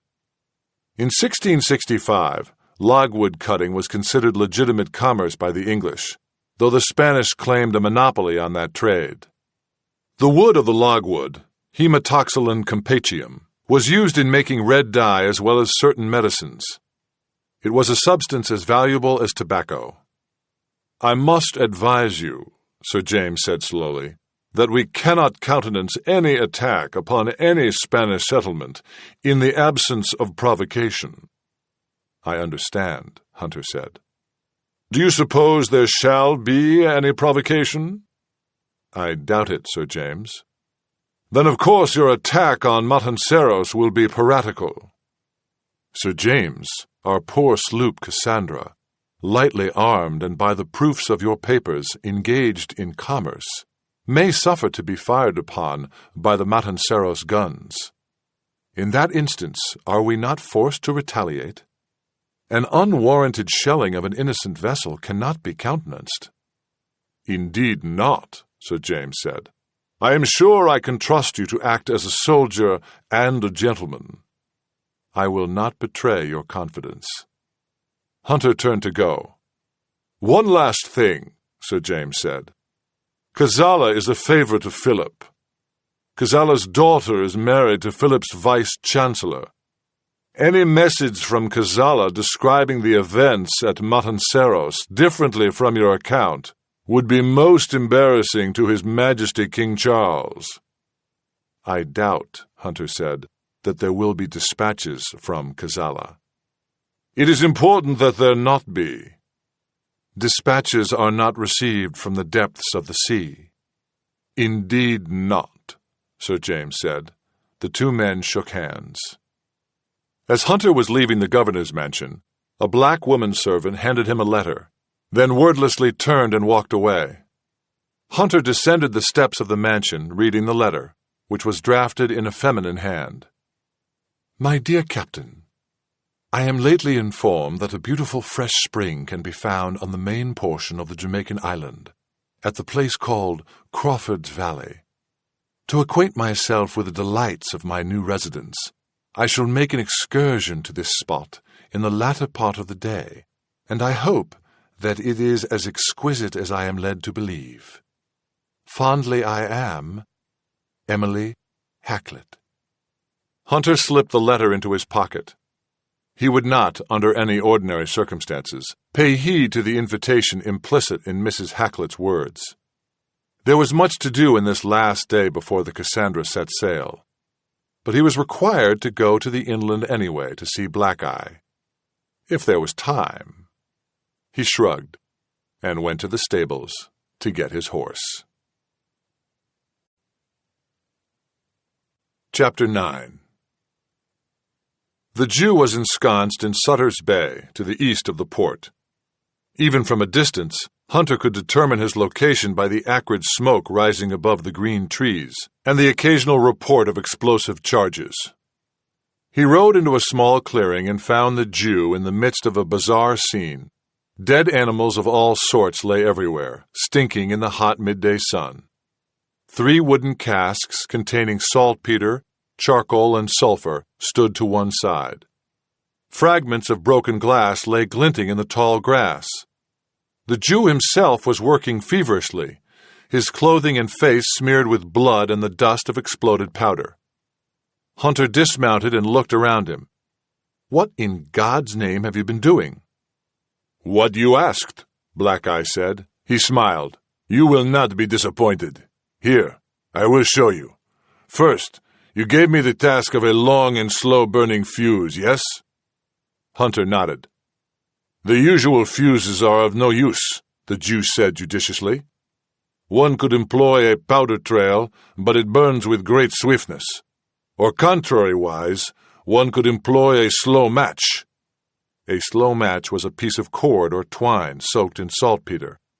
"But that is very slow indeed, and the flame is often too weak to ignite the final materials. You take my meaning?" "I do."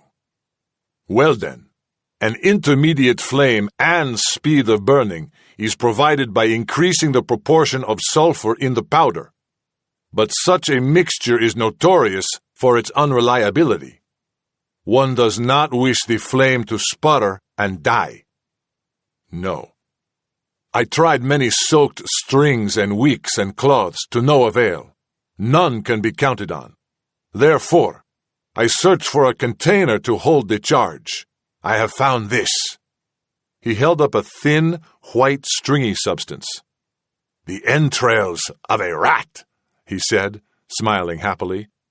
Lightly dried over warm coals to remove humors and juices, yet retaining flexibility. So, now when a quantity of powder is introduced to the intestine, a serviceable fuse results. Let me show you. He took one length of intestine, perhaps 10 feet long, whitish, with the faint dark appearance of the powder inside. He set it down on the ground and lit one end. The fuse burned quietly, with little sputtering, and it was slow, consuming no more than an inch or two in the space of a minute. The Jew smiled broadly. You see? You have reason to be proud, Hunter said. Can you transport this fuse? With safety, the Jew said. The only problem is time. If the intestine becomes too dry, it is brittle and may crack. This will happen after a day or so. Then we must carry a quantity of rats with us. I believe as much, the Jew said. Now I have a further surprise, something you did not request. Perhaps you cannot find a use for it, though it seems to me a most admirable device. He paused. You have heard of the French weapon which is called the grenade? No, Hunter shook his head. A poisoned fruit? Grenade was the French word for pomegranate, and poisoning was lately very popular in the court of Louis. In a sense, the Jew said with a slight smile, it is so called because of the seeds within the pomegranate fruit. I have heard this device exists, but was dangerous to manufacture, yet I have done so. The trick is the proportion of saltpeter. Let me show you. The Jew held up an empty, small-necked glass bottle. As Hunter watched, the Jew poured in a handful of birdshot and a few fragments of metal. While he worked, the Jew said, I do not wish you to think ill of me. Do you know of the Complicidad Grande? Only a little. It began with my son, the Jew said, grimacing as he prepared the grenade. In August of the year 1639, my son had long renounced the faith of a Jew. He lived in Lima, in Peru, in New Spain. His family prospered. He had enemies. He was arrested on the 11th of August. The Jew poured more shot into the glass, and charged with being a secret Jew. It was said he would not make a sale on a Saturday, and also that he would not eat bacon for his breakfast. He was branded a Judaizer. He was tortured. His bare feet were locked into red-hot iron shoes, and his flesh sizzled. He confessed. The Jew packed the glass with powder and sealed it with dripping wax. He was imprisoned for 6 months, he continued. In 1640, in January, 11 men were burned at the stake. 7 were alive. One of them was my son. Cazalla was the garrison commander who supervised the execution of the auto.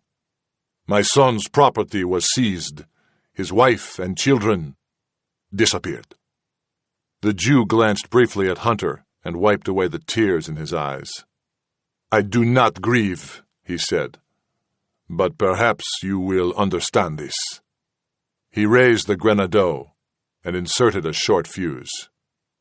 You had best take cover behind those bushes, the Jew said. Hunter hid and watched as the Jew set the bottle on a rock, lit the fuse, and ran madly to join him. Both men watched the bottle. What is to happen? Hunter said. Watch, the Jew said, smiling for the first time.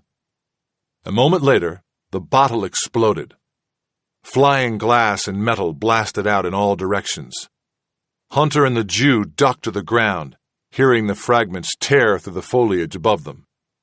When Hunter raised his head again, he was pale. Good God, he said. Not the gentleman's apparatus, the Jew said. It causes little damage to anything more solid than flesh. Hunter looked at the Jew curiously. The Don has earned such attentions, the Jew said. What is your opinion of the grenade? Hunter paused. His every instinct rebelled against a weapon so inhumane. Yet he was taking 60 men to capture a treasure galleon in an enemy stronghold. 60 men against a fortress with 300 soldiers and the crew ashore, making another 200 or 300. "Build me a dozen," he said. "Box them for the voyage and tell no one. They shall be our secret." The Jew smiled. "You shall have your revenge, Don Diego," Hunter said. Then he mounted his horse and rode off. Chapter 10. Crawford's Valley was a pleasant half-hour ride to the north, through the lush green foliage at the foot of the Blue Mountains. Hunter arrived at a high ridge overlooking the valley, and saw the horses of Mrs. Hacklet and her 2 slaves tied alongside the gurgling stream, which ran out from the rocky pool at the east edge of the valley.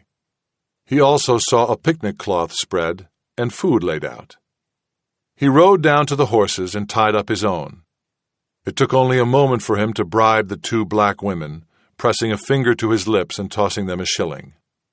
Giggling to themselves, the 2 women slipped away. This was not the first time either of them had been bribed to keep silent about a clandestine meeting, and Hunter had no concern that they might tell anyone what they had seen.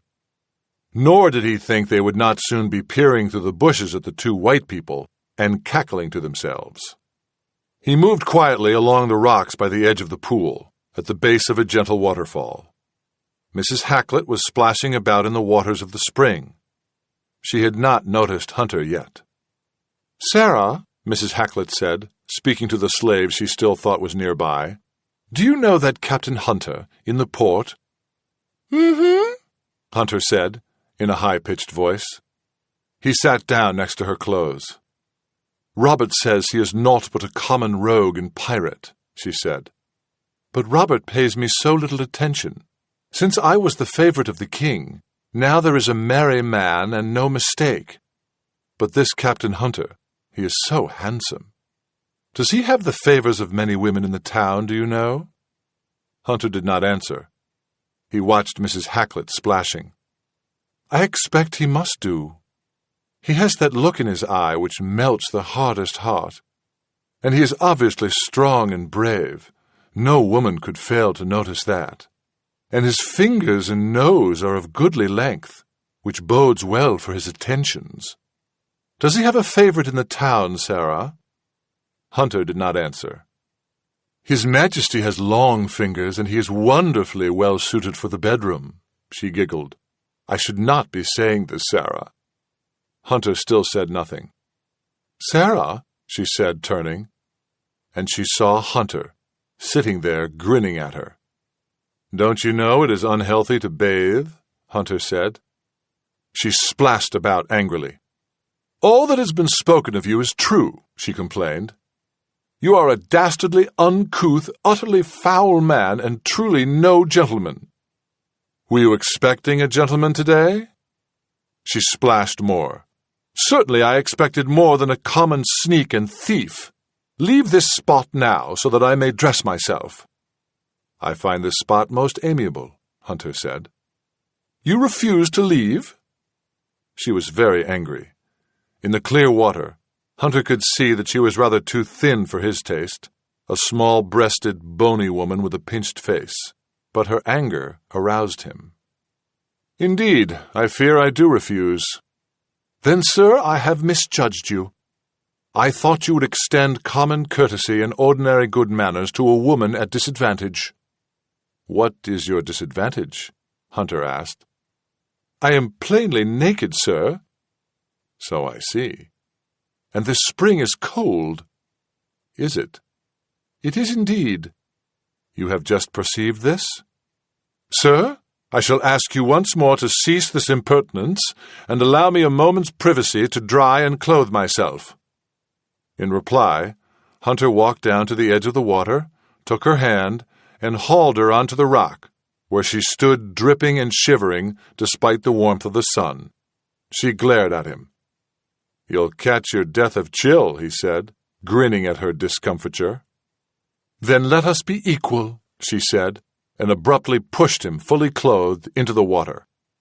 He landed with a splash and felt a shock as the icy water touched his body. It made him gasp for breath. He floundered about while she stood on the rock, laughing at him. "Madam," he said, struggling. "Madam, I beseech you." She continued to laugh. "Madam," he said, "I cannot swim. I pray you to help." And his head bobbed under water a moment. "A seafaring man who cannot swim?" And she laughed more. "Madam," was all he could say as he came to the surface, then sank again. A moment later, he struggled up, splashing and kicking with no coordination, and she looked at him with concern. She reached out her hand, and he kicked and sputtered toward her. He took her hand and pulled hard, flinging her high over his head. She screamed loudly and landed flat on her back, with a stinging slap. She shrieked again as she went under. He laughed when she came to the surface, and helped her out onto the warm rock. "You are nothing," she sputtered, "but a bastard, a rogue, a cutthroat, vicious, rascally, whoreson scoundrel." "At your service," Hunter said, and kissed her. She broke away. "And forward." "And forward," he agreed, and kissed her again. "I suppose you intend to rape me like a common street woman." "I doubt," Hunter said, stripping off his wet clothing, "that it will be necessary." And it was not.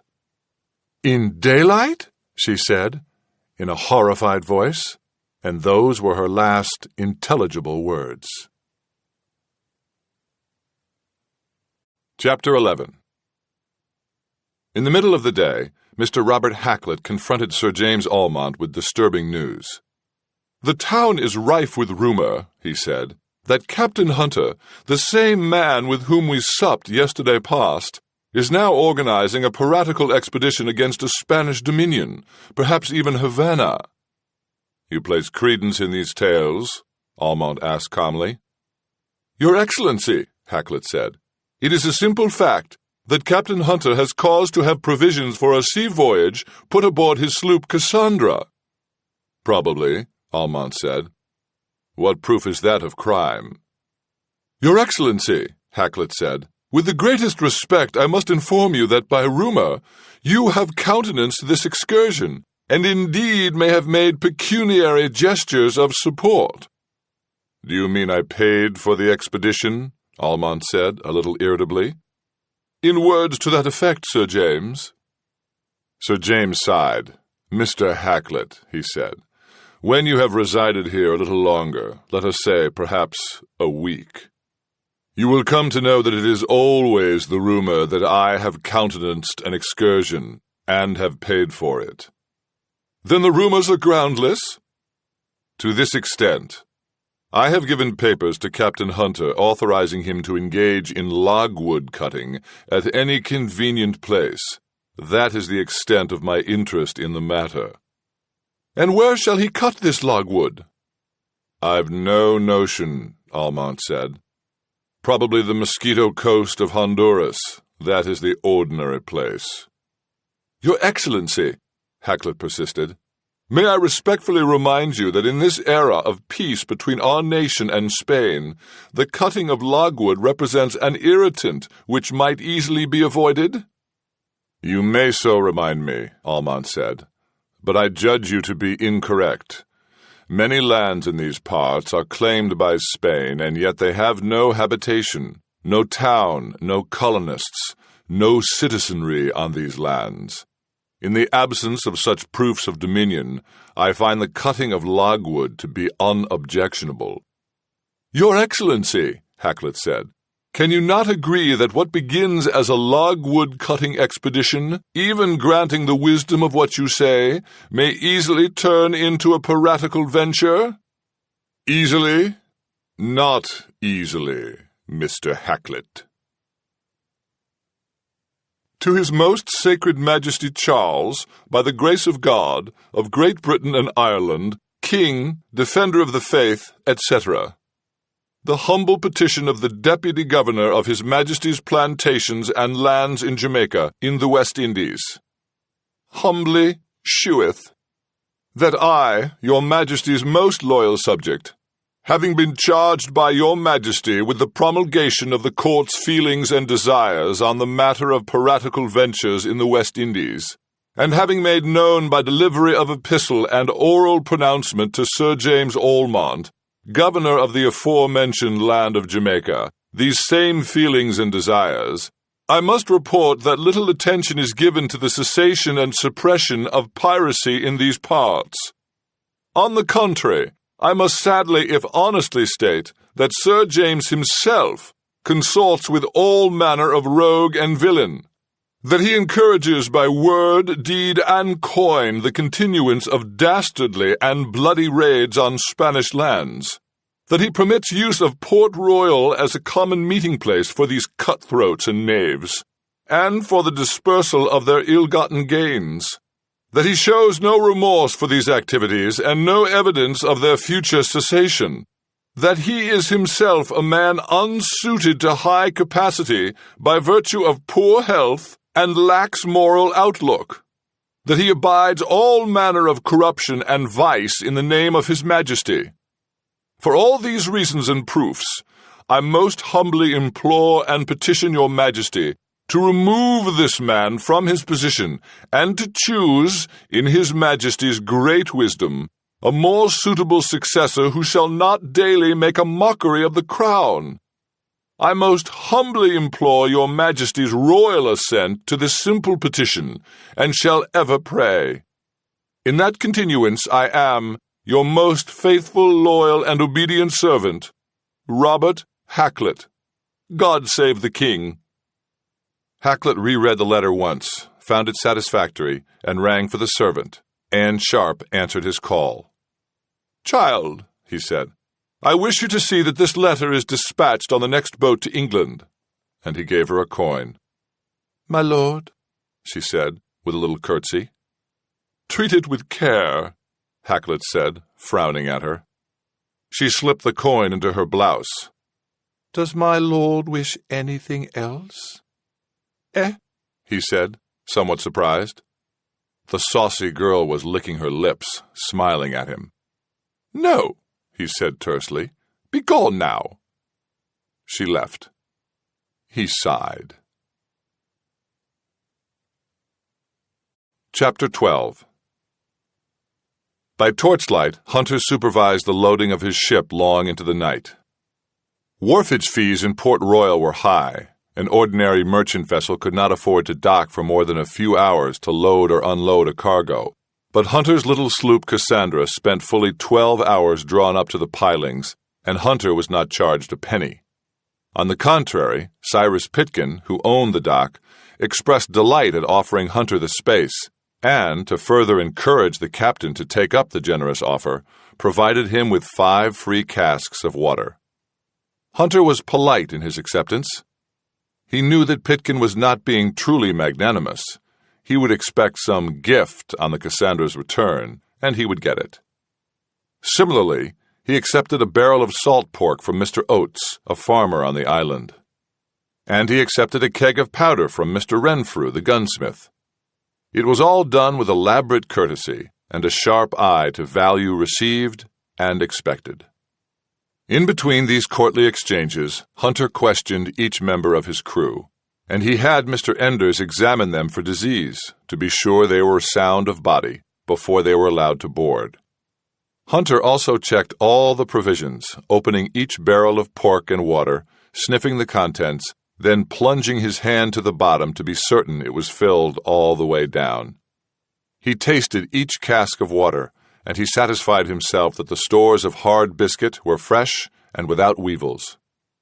On a long ocean voyage, it was not possible for the captain to make such examinations himself. An ocean voyage called for literally tons of food and water for the passengers, and much of the meat was taken on live, squawking and mooing. But privateers traveled differently. Their small boats were crammed with men, and provisioning was slight.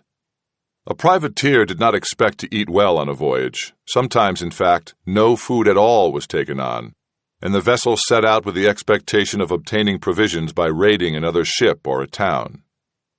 Nor were the privateers heavily armed. The Cassandra, a sloop of 70 feet, carried 4 sakers, swivel-mounted guns positioned fore and aft. These were its only armament, and they were hardly suited against even a 5th or 6th-rate warship. Instead, the privateers relied on speed and maneuverability and a shallow draft to elude their more dangerous opponents. They could sail closer to the wind than a larger warship, and they could make for shoal harbors and channels where a bigger ship could not continue pursuit. In the Caribbean Sea, where they were hardly ever out of sight of some island with its protective ring of shoal coral reefs, they felt safe enough. Hunter worked at the loading of his ship until nearly dawn. From time to time, whenever curious onlookers gathered, he was careful to send them away. Port Royal was thick with spies. Spanish settlements paid well for advance news of an intended raid. And in any case, Hunter did not want people to see the unusual supplies he was laying in, all the rope, the grappling hooks, and the strange bottles the Jew had provided in cases. The Jew's cases, in fact, were stored in an oilskin sack and placed below decks, out of view of the seamen themselves. It was, as Hunter explained to Don Diego, our little secret. As dawn was breaking, Mr. Enders, still energetic, still bouncing with his lilting walk, came over and said, "Beg pardon, Captain, but there's a one-legged beggar's been lingering by the warehouse for the better part of the night." Hunter peered at the building, still dark in the early morning light. The docks were not a profitable place to beg. "You know him?" "No, Captain." Hunter frowned. Under other circumstances, he could send the man to the governor and request that the beggar be clapped in Marshalsea jail for a few weeks. But the hour was late. The governor was still sleeping and would not be pleased at a disturbance. "Bassa." The huge form of the Moor materialized at his side. "You see the beggar with the wooden leg?" Bassa nodded. "Kill him." Bassa walked away. Hunter turned to Enders, who sighed. "It's best, I think, Captain," he repeated the old proverb. "Better a voyage begin in blood than end in blood." "I fear we may have plenty of both," Hunter said, and turned back to his work. When the Cassandra set sail a half-hour later, with Lazoo forward to watch for the shoals of Pelican Point in the dim morning light, Hunter looked back once at the docks and the port. The town slept peacefully. The lamplighters were extinguishing the torches at the dock. A few well-wishers were turning away, having said their goodbyes. Then, floating face down in the water, he saw the body of the one-legged beggar. In the tide, the body rocked back and forth, the wooden leg knocking softly against a piling. It was, he thought, either a good omen or a bad one. He could not be certain which. Chapter 13. "Consorts with all manner of rogue and villain," sputtered Sir James, "encourages the continuance of dastardly and bloody raids on Spanish lands. Good God, dastardly and bloody! The man is mad. Permits use of Port Royal as a common meeting place for these cutthroats and knaves. Unsuited to high capacity. Abides all manner of corruption. Damn the man!" Sir James Almond, still in his dressing gown, waved the letter in his hand. "Damn the rogue and villain," he said. "When did he give you this?" "Yesterday, Your Excellency," Anne Sharp said. "I thought you would want it, Your Excellency." "Indeed I do," Almond said, giving her a coin for her trouble. "And if there is more of the same, you shall be further rewarded, Anne." He thought to himself that she was proving an exceedingly clever child. "Has he made advances?" "No, Your Excellency." "As I thought," Almond said. "Well, we shall devise a way to settle Mr. Hacklett's games of intrigue once and finally." He walked to the window of his bedchamber and looked out. In the early dawn light, the Cassandra, now rounding the point of Lime Key, raised her mainsail and headed east, gaining speed. The Cassandra, like all privateering vessels, made first for Bull Bay, a little inlet a few miles east of Port Royal. There Mr. Enders put the ship into irons, and with sails luffing and fluttering in the light breeze, Captain Hunter made his speech. These formalities were known to everyone aboard. First, Hunter called for a vote on himself as captain of the vessel. A chorus of ayes greeted him. Then he stated the rules of the voyage: no drink, nor fornication, and no looting without his order, a penalty of death for breaking the rules. These were the usual rules, and the aye vote was perfunctory. Next, he explained the division of the booty. Hunter, as captain, would take 13 shares. Sanson would have 7. There was some grumbling at this figure. And Mr. Enders would have 1.5 shares. Lazoo would take 1.25. Black Eye would take 1.25. The rest would be equally distributed among the crew. One crew member stood. "Captain, are you taking us to Matanceros? It is dangerous." "Indeed it is," Hunter said, "but the booty is great. There will be plenty for every man. Any man who sees the danger as overmuch will be put ashore here in this bay, and none the worse, in my estimation. But he must go before I tell you the treasure that is there." He waited. No one moved or spoke. "All right," Hunter said. "Matanceros harbor holds a Danish treasure Neo. We are going to take her." At this there was an enormous uproar among the crew. It was several minutes before Hunter could get them silent again, and when they looked back at him, he saw the glint in their eyes, fed by visions of gold. "Are you with me?" Hunter shouted. They responded with a shout. "Then on to Matanceros!"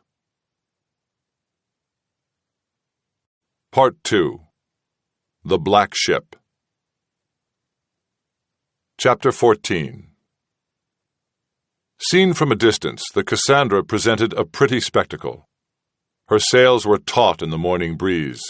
She was heeled over a few degrees and cut a swift, hissing path through the clear blue water. On board the ship, however, it was cramped and uncomfortable. 60 fighting men, grizzled and smelly, jostled for space to sit, game, or sleep in the sun. They relieved themselves over the side without ceremony, and their captain was often presented with the spectacle of a half-dozen bare buttocks leaning over the leeward gunwale. No food was parceled out, and no water. None was given for the first day at all, and the crew, expecting this, had eaten and drunk their fill on their last night in port. Nor did Hunter anchor that evening. It was customary for the privateers to put into some protected cove to allow the crew to sleep ashore. But Hunter sailed straight through the first night. He had 2 reasons for haste. First, he feared spies who might make for Matanceros to warn the garrison there. And second, he did not wish to allow extra time, since the treasure Neo might depart the harbor of Matanceros at any time. At the end of the second day, they were beating northeast, through the dangerous passage between Hispaniola and Cuba. His crew knew this region well, for they were within a day's sail of Tortuga, long a pirate stronghold. He continued into the 3rd day, and then landed for the night to rest his weary crew. The following day, he knew, would begin the long ocean run past Inagua, and then to Matanceros itself. There would be no safe landing in the future. Once they crossed latitude 20, they were in dangerous Spanish waters.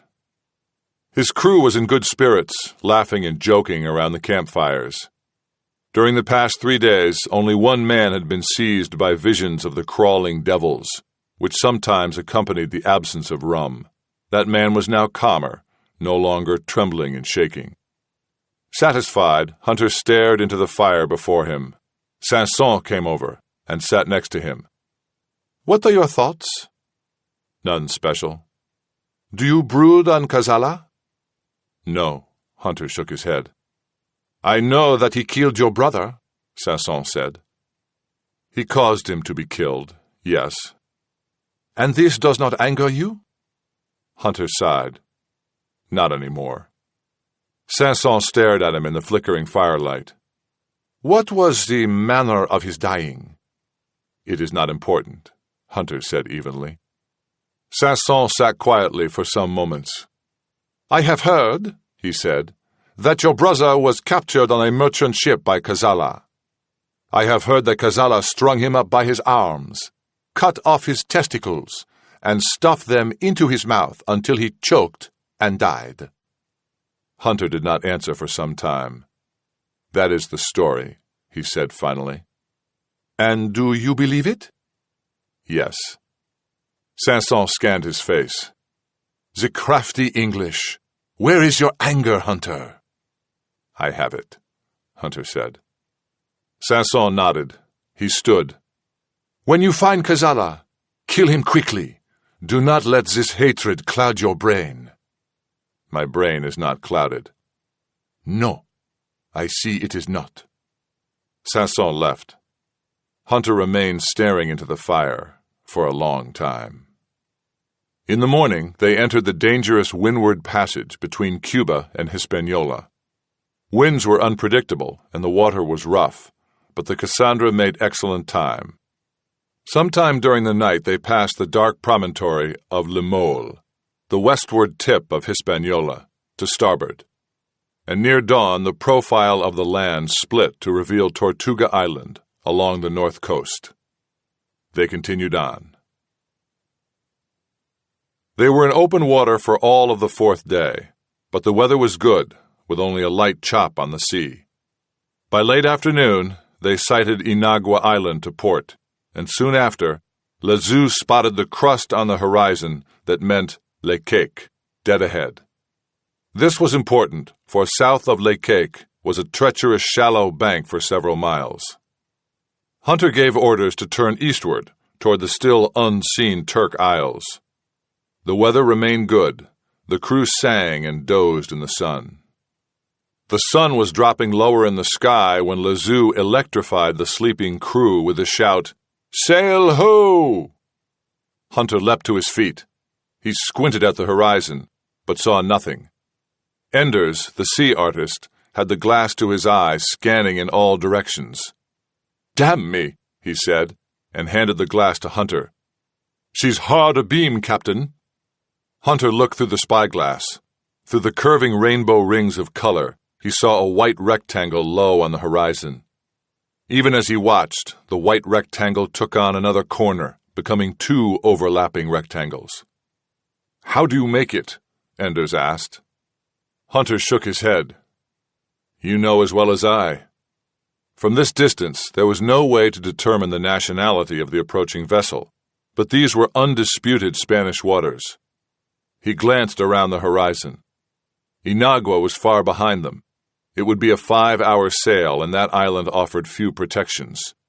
To the north, Le Cake were inviting, but the wind was out of the northeast, and they would have to be too close-hauled to make good speed. To the east, Turk Isle was still not visible, and it was in the direction of the approaching sails. He had to make a decision. None of the alternatives were inviting. "Change course," he said finally. "Make for Le Cake." Enders bit his lip and nodded. "Ready about!" he shouted, and the crew jumped to the halyards. The Cassandra came through the wind and tacked north. "Come off it," Hunter said, eyeing the sails. "Make speed." "Aye, Captain," Enders said. The sea artist was frowning unhappily, as indeed he might, for the sails on the horizon were now clearly visible to the naked eye. The other ship was gaining on them. The top gallants had now cleared the horizon, and the foresails were coming into view. With the glass to his eye, Hunter saw 3 corners to the top gallants. A 3-masted ship almost certainly meant a warship of some nationality. Damn!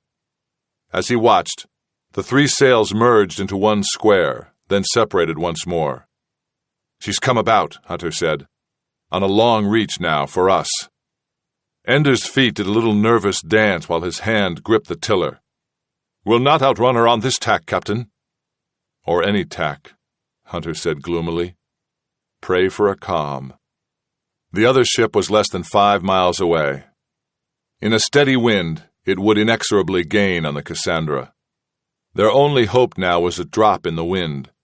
Then the Cassandra's lighter weight would let her pull away. It sometimes happened that the wind died around sunset, but just as commonly, it freshened. Soon enough, Hunter felt the breeze more strongly on his cheeks. "We've no luck today," Enders said. They could now see the mainsails of the pursuing craft, pink in the sunset and billowing full in the freshened breeze. Les Caiques were still far away, a safe haven maddeningly distant, beyond their reach. "Shall we turn and run, Captain?" Enders asked. Hunter shook his head. The Cassandra might do better in a run before the wind, but that could only be postponing the inevitable. Unable to do anything, Hunter clenched his fists with impotent rage and watched the sails of the pursuing ship grow larger. They could see the edge of the hull now. "She's a ship of the line, all right," Enders said. "I can't make out the bow." The shape of the bow was the most likely way to tell nationality. Spanish warships tended to have blunter bow line than English or Dutch ships. Sanson came back to the tiller. "Are you going to fight?" he said. In answer, Hunter just pointed to the ship. The hull was now clear of the horizon. She was more than 130 feet at the waterline, and she had 2 gun decks. The gun ports were opened, the blunt snouts of the cannon protruding. Hunter did not bother to count them. There were at least 20, perhaps 30 on the starboard side that he could see. "She's Donish to my eye," Sanson said. "So she is," Hunter agreed. "Will you fight?" "Fight that?" Hunter said. Even as he spoke, the warship came around and fired an opening volley at the Cassandra. The guns were still too far away. The shots splashed harmlessly off the port side, but the warning was clear. Another 1,000 yards and the warship would be within range. Hunter sighed. "Come into the wind," he said softly. "Beg pardon, Captain," Enders said. "I said come into the wind and release all halyards." "Aye, Captain," Enders said. Sanson glared at Hunter and stomped off forward. Hunter paid no attention. He watched as his little sloop nosed into the wind and the lines were let out. The sails luffed noisily in the breeze. The boat came to a standstill. Hunter's crew lined the port rail, watching as the warship came closer. The hull of the ship was painted entirely black, with gilt trim, the arms of Philip, prancing lions, shone on the aft castle. It was Spanish, all right.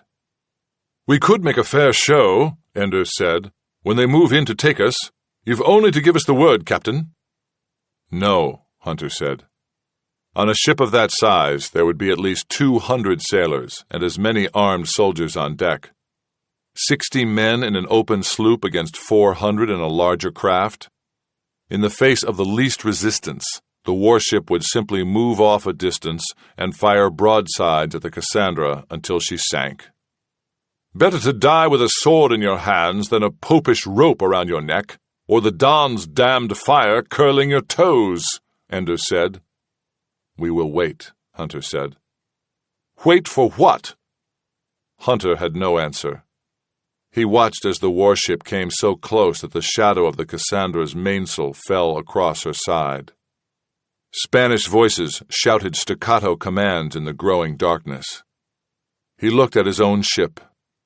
Sanson was hurriedly priming pistols, jamming them into his belt. Hunter went over to him. "I am going to fight," Sanson said. "You may give yourselves up like timid women, but I will fight." Hunter had a sudden idea. "Then do this," he said, and whispered into Sanson's ear. A moment later, the Frenchman crept away. The Spanish shouts continued. Ropes were thrown to the Cassandra. An unbroken line of soldiers with muskets stood high above them on the warship's main deck, aiming down into the little sloop. The first of the Spanish soldiers climbed down to Cassandra. One by one, Hunter and his crew were prodded with muskets and forced to climb the rope ladder to the enemy vessel. Chapter 15. After they had spent so many days cramped aboard the Cassandra, the warship seemed enormous. Its main deck was so vast it appeared like a plain stretched out before them. Hunter's crew, hustled together by soldiers around the mainmast, the same crew that filled the sloop to overflowing, looked puny and insignificant here. Hunter looked at the faces of his men. They averted their eyes, not returning the gaze. Their expressions were angry, frustrated, disappointed. High above, the enormous sails fluttered in the breeze, making a noise so great that the dark Spanish officer confronting him had to shout to be heard. "You are captain?" he bellowed. Hunter nodded. "What is called?" "Hunter," he shouted back. "English?" "Yes." "You go to this captain," the man said, and 2 armed soldiers hustled Hunter below. Apparently he was to be taken to the captain of the warship. Hunter looked over his shoulder and had a last glimpse of his forlorn crew around the mast. Already their hands were being bound behind their backs. The warship's crew was efficient. He stumbled down the narrow stairs to the gun deck. He had a brief glimpse of the long line of cannon, their crews standing ready before he was roughly shoved aft. As he passed the open gun ports to aft, he could look down at his little sloop, tied alongside the warship. Spanish soldiers were swarming over it, and the Spanish sailors of the prize crew were examining its fittings and lines, preparing to sail it. He was not allowed to linger. A musket at his back prodded him along. They came to a door with 2 heavily armed, evil-looking men standing guard. Hunter noticed that these men wore no uniforms and assumed an air of peculiar superiority. They glanced at him with pitying disdain. One of them knocked on the door and said a few quick words in Spanish. There was an answering grunt, and they opened the door and pushed Hunter in. One of the guards went inside as well and closed the door. The captain's cabin was remarkably large and ornately fitted. There was evidence of space and luxury everywhere. There was a dining table with a fine linen cloth and gold plate set out for the evening meal by candlelight. There was a comfortable bed with a brocade bed cover laced in gold. A richly colored oil painting depicting Christ on the cross hung in a corner, above a cannon with an open porthole. In another corner, a lantern cast a warm golden light over the room. There was another table at the rear of the cabin. Maps covered it. Behind that table, in a plush red velvet chair, sat the captain himself. His back was turned to Hunter as he poured wine from a cut crystal decanter. Hunter could see only that the man was very large. His back was broad as a bull's. "Well now," the captain said, in very good English, "can I persuade you to join me in a glass of this excellent claret?" Before Hunter could reply, the captain turned. Hunter found himself staring into glowering eyes set in a heavy face with a strong nose and jet-black beard. Without his wishing, the words sprang from his lips. "Cazalla." The Spaniard laughed heartily. "Did you expect King Charles?" Hunter was speechless. He was vaguely aware that his lips worked, but no sound came out. At the same time, 1,000 questions sprout to mind. Why was Cazalla here, and not in Matanceros? Did that mean the galleon was gone? Or had he left the fortress in command of some capable lieutenant? Or perhaps he was ordered away by a higher authority. This warship might be bound for Havana. Even as these questions flooded his mind, he was overcome by a cold fear. It was all he could do to keep his body from shaking as he stood and looked at Cazalla. "Englishman," Cazalla said, "your discomfort flatters me. I am embarrassed I do not know your name in turn. Sit down. Be at ease." Hunter did not move. The soldier roughly shoved him into a chair facing Cazalla. "Much better," Cazalla said. "Will you take your claret now?" He passed Hunter the glass. With the strongest effort of will, Hunter kept his hand from trembling as he took the proffered glass. But he did not drink. He set it immediately on the table. Cazalla smiled. "Your health, Englishman," he said, and drank. "I must drink to your health while it is still possible to do so. You are not joining me? No? Come now, Englishman. Even His Excellency the Commander of the Havana garrison does not have claret so fine as this. It is French, called Haute Briand. Drink." He paused. "Drink!" Hunter took the glass and drank a little. He felt mesmerized, almost in a trance. But the taste of the claret broke the spell of the moment. The ordinary gesture of lifting the glass to his lips and swallowing brought him back to himself. His shock passed away, and he began to notice 1,000 tiny details. He heard the breathing of the soldier behind him, probably 2 paces behind, he thought. He saw the irregularity of Kazala's beard and guessed the man had been some days at sea. He smelled the garlic on Kazala's breath as he leaned forward and said, "Now, Englishman, tell me, what is your name?" "Charles Hunter," he said, in a voice that was stronger and more confident than he had dared hope. "Yes? Then I have heard of you. You are the same Hunter who took the Concepcion 1 season ago?" "I am," Hunter said. "The same Hunter who led the raid on Monte Cristo in Hispaniola and held the plantation owner Ramona for ransom?" "I am." "He is a pig, Ramona, do you not think?" Kazala laughed. "And you are also the same Hunter who captured the slave ship of De Reuters while it was at anchor in Guadeloupe and made off with all his cargoes?" "I am." "Then I am most pleased to be acquainted with you, Englishman. Do you know your value? No? Well, it has gone up each passing year, and perhaps it has been raised again. When last I heard, King Philip offered 200 gold doubloons for you and 800 more for your crew, to any who effected a capture. Perhaps it is more now. The decrees change, so many details. Formerly, we sent pirates back to Seville, where the Inquisition could encourage you to repent your sins and your heresy in the same breath. But that is so tedious. Now we send only the heads, and reserve our cargo space for more profitable wares." Hunter said nothing. "Perhaps you are thinking," Kazala continued, "that 200 doubloons is too modest a sum. As you may imagine, at this very moment I agree with you. But you enjoy the distinction of knowing that you are the most valued pirate in all these waters. Does that please you?" "I take it," Hunter said, in the spirit it was intended. Kazala smiled. "I can see that you are born a gentleman," he said. "And I wish to assure you that you shall be hanged with all the dignity of a gentleman. You have my word on that." Hunter gave a small bow from his chair. He watched as Kazala reached across his desk for a small glass bowl with a fitted lid.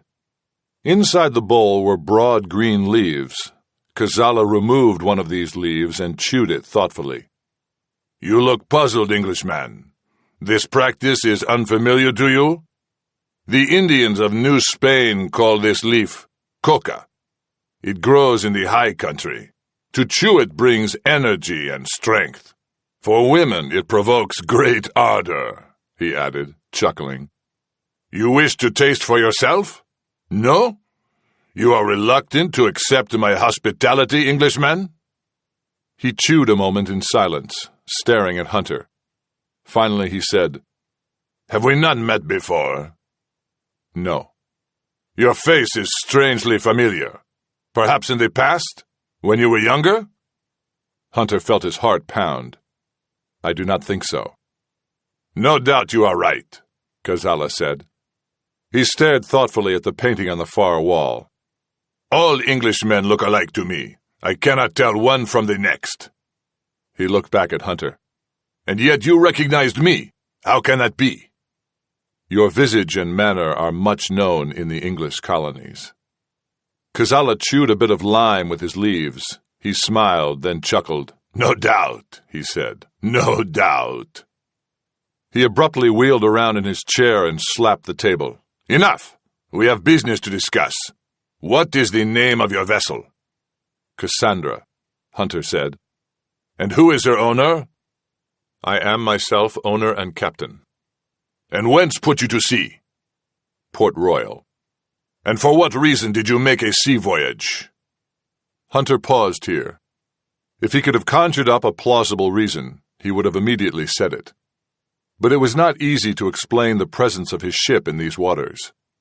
Finally he said, "We were advised a slaver from Guinea would be found in these waters." Kazala made a clucking sound and shook his head. "Englishman, Englishman." Hunter made his best show of reluctance. Then he said, "We were making for Augustine." That was the most settled town in the Spanish colony of Florida. It had no particular riches, but it was at least conceivable that English privateers would attack it. "You chose an odd course, and a slow one." Kazala drummed his fingers on the tabletop. "Why did you not sail west around Cuba, into the Bahama Passage?" Hunter shrugged. We had reason to believe there were Spanish warships in the passage. "And not here?" The risk was better here. Kazala considered this for a long moment. He chewed noisily and sipped his wine.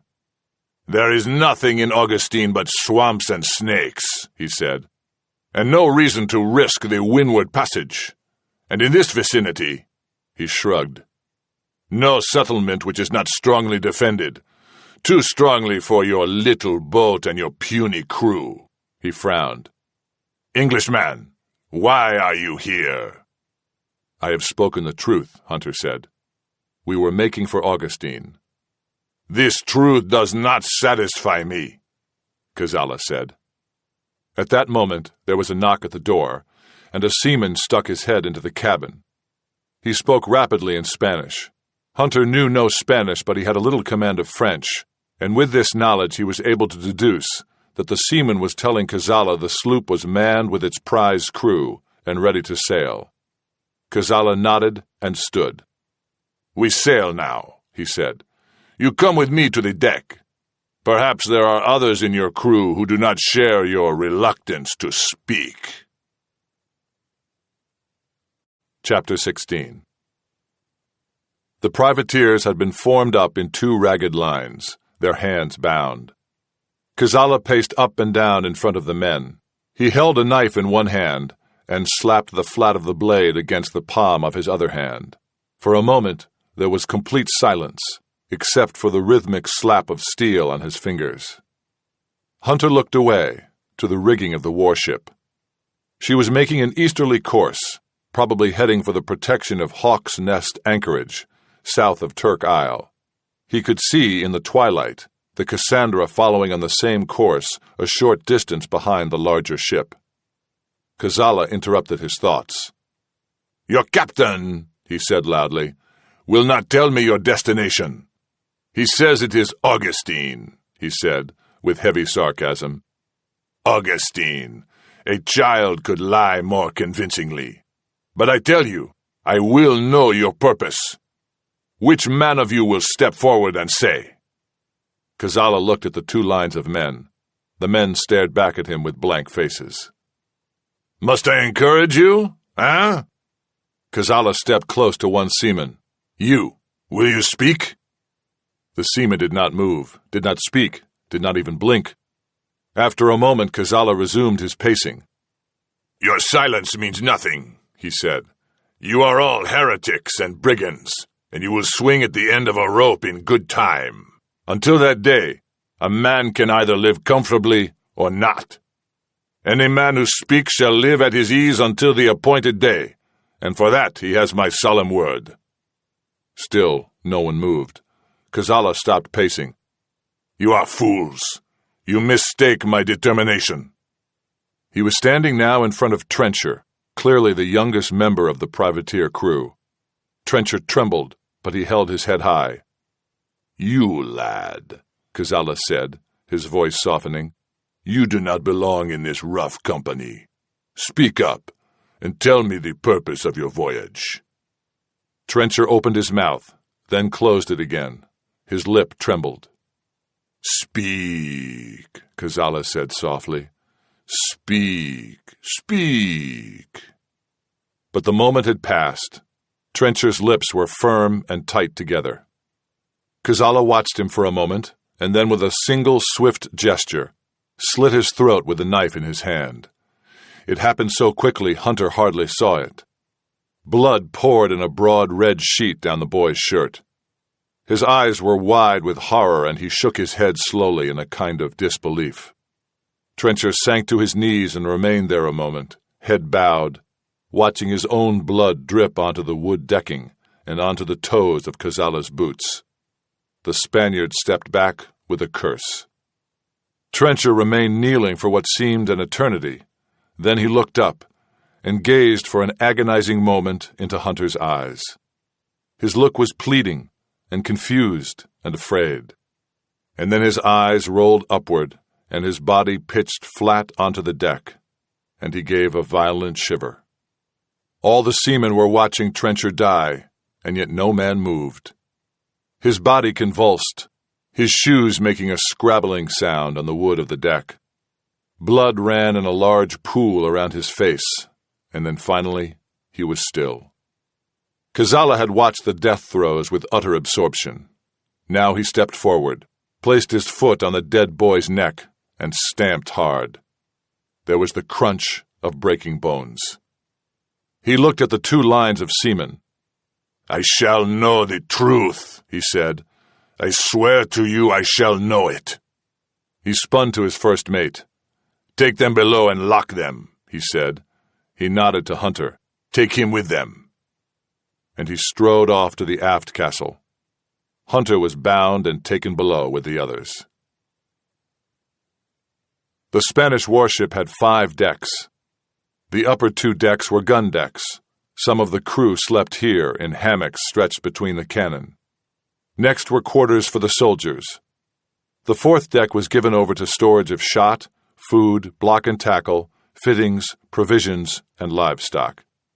The 5th and lowest deck was hardly a deck at all. It was barely 4 feet from the floor to the heavy beamed ceiling, and because this deck was below the waterline, there was no ventilation. The heavy air stank of feces and bilge. The Cassandra's crew was taken here. The men were made to sit on the rough floors, a little apart from each other.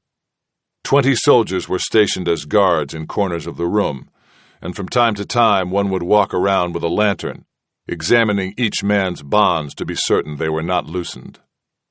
Talking was not permitted, nor was sleep, and any man who tried either was treated to a rough kick from a soldier's boot. The men were not allowed to move, and if they had to relieve themselves, they did so where they sat. With 60 men and 20 guards, the narrow, airless space soon became suffocating, hot, and fetid. Even the guards were soaked in sweat. There was no indicator of the passage of time. The only sounds were the heavy thumping movements of the livestock on the deck above, and the endless monotonous hiss of water as the warship sailed forward. Hunter sat in the corner, trying to concentrate on the sound of the water, waiting for it to cease. He tried to ignore the true desperateness of his condition. He and his crew were buried deep in the bowels of a mighty warship, surrounded by hundreds of enemy soldiers, utterly at their mercy.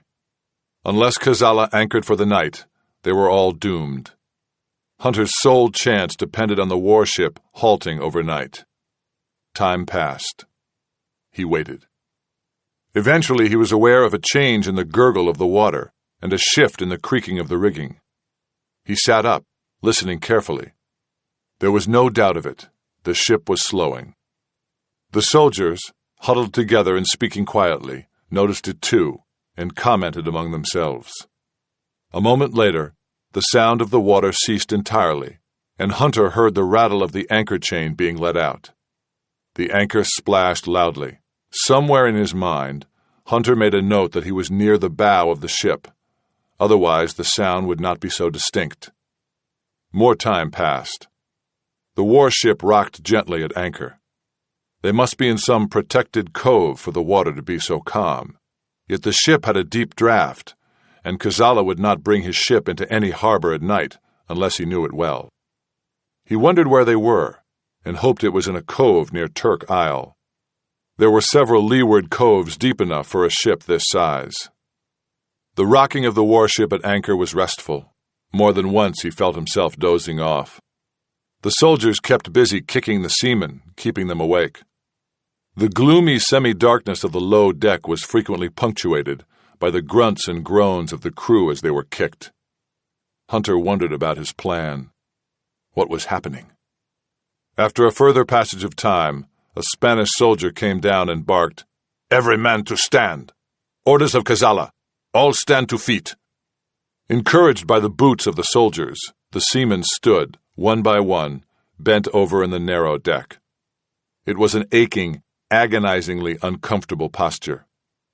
More time passed. The guard was changed. The new soldiers entered holding their noses and making jokes about the smell. Hunter looked at them oddly. He had long since ceased to be aware of any odor. The new guards were younger and more casual about their duties. Apparently, the Spaniards were convinced the pirates could give them no trouble. The new guards quickly turned to playing cards. Hunter looked away and watched drops of his own sweat fall to the floor. He thought of poor Trencher, but he could not work up anger or indignation or even fear. He was numb. A new soldier arrived. He was some sort of officer, and apparently he was displeased with the relaxed attitude of the young men. He barked out sharp orders, and the men hastily put aside their cards. The new officer went around the room, examining the faces of the privateers. Finally, he plucked one fellow out of the group and led him away. The man collapsed on rubbery legs when ordered to walk. The soldiers picked him up and dragged him out. The door closed. The guards made a brief display of attentiveness and then relaxed again. But they did not play cards. After a while, two of them decided to engage in a contest to see who could urinate the farthest. The target was a seaman in the corner. This game was considered fine sport by the guards, who laughed and pretended to bet enormous sums of money on the outcome. Hunter was only dimly aware of these events. He was very tired. His legs burned with fatigue and his back ached. He began to wonder why he had refused to tell Cazalla the purpose of the voyage. It seemed a meaningless gesture. At that moment, Hunter's thoughts were interrupted by the arrival of another officer, who barked, "Captain Hunter!" And Hunter was led away, out of the room. As he was pushed and prodded through the decks of sleeping seamen, rocking in their hammocks, he distinctly heard, from somewhere in the ship, an odd and plaintive sound. It was the sound of a woman crying. Chapter 17. Hunter had no opportunity to reflect on the meaning of that strange sound, for he was pushed hastily onto the main deck. There, beneath the stars and the reefed sails, he noticed that the moon was low, which meant that dawn could not be more than a few hours away. He felt a sharp pain of despair. "Englishman, come here!" Hunter looked around and saw Cazalla, standing near the mainmast, in the center of a ring of torches. At his feet, the seaman previously taken from the room lay spread-eagled on his back, firmly lashed to the deck. A number of Spanish soldiers stood about, and all were grinning broadly. Cazalla himself seemed highly excited. He was breathing rapidly and shallowly. Hunter noticed that he was chewing more coca leaf. Englishman, he said, speaking rapidly. "You are just in time to witness our little sport. Do you know we searched your ship? No? Well, we did, and we found many interesting things." Oh God, Hunter thought. No. "You have much rope, Englishman, and you have funny iron hooks that fold up, and you have other strange things of canvas which we do not understand. But most of all, Englishman, we do not understand this." Hunter's heart pounded. If they had found the Granados, then it would all be finished. But Cazalla held out a case with 4 rats. The rats scampered back and forth and squeaked nervously. "Can you imagine, Englishman, how amazed we were to find that you bring rats on your ship? We say to ourselves, why is this? Why does the Englishman carry rats to Augustine? Augustine has rats of its own, Florida rats, very good ones, yes? So I wonder, how do I explain this?" Hunter watched as a soldier did something to the face of the seaman lashed to the deck. At first he could not see what was being done. The man's face was being rubbed or stroked. Then Hunter realized they were smearing cheese on his face. "So," Kazala said, waving the cage in the air, "then I see that you are not kind to your friends, the rats. They are hungry, Englishman. They want food. You see how excited they are? They smell food. That is why they are excited. I think we should feed them, yes?" Kazala set the cage down within inches of the seaman's face. The rats flung themselves at the bars, trying to get to the cheese. "Do you see what I mean, Englishman? Your rats are very hungry. Do you not think we should feed them?" Hunter stared at the rats and at the frightened eyes of the immobile seaman. "I am wondering if your friend here will talk," Kazala said. The seaman could not take his eyes off the rats. "Or perhaps, Englishman, you will talk for him." "No," Hunter said wearily. Kazala bent over the seaman and tapped him on the chest. "And you, will you talk?" With his other hand, Kazala touched the latch to the cage door. The seaman focused on the latch, watching as Kazala raised the bar slowly, a fraction of an inch at a time. Finally, the latch was released. Kazala held the door closed with a single finger. "Your last chance, my friend." "No!" the seaman shrieked. "Je parle! Je parle!" "Good," Kazala said, switching smoothly to French. "Matanceros," the seaman said. Kazala turned livid with rage. "Matanceros, you idiot! You expect me to believe that? To attack Matanceros?" And abruptly, he released the door to the cage. The seaman shrieked hideously as the rats leapt to his face. He shook his head, the 4 furry bodies clinging to the flesh of his cheeks and scalp and chin. The rats chattered and squeaked. One was flung off but instantly scrambled back across the man's heaving chest and bit into the neck. The seaman screamed over and over in terror, a monotonous, repeated sound. Finally, the man collapsed from shock and lay unmoving while the rats, chattering, continued to feed on his face. Kazala stood. "Why do you all think me so stupid?" he said. "Englishman, I swear, I will have the truth of your voyage." He turned to the guards. "Take him below." Hunter was hustled off the deck.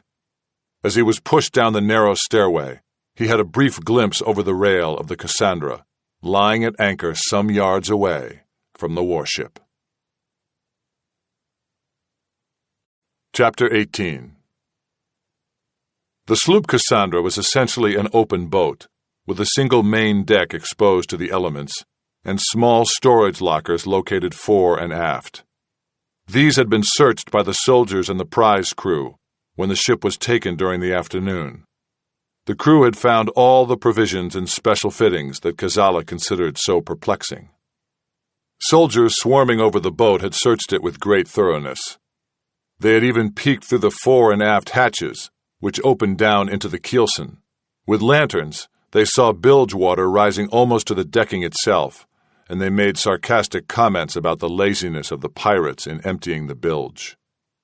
When the Cassandra made for the protected cove and hove to in the shadow of the warship, its prize crew of 10 spent several hours drinking and laughing by torchlight.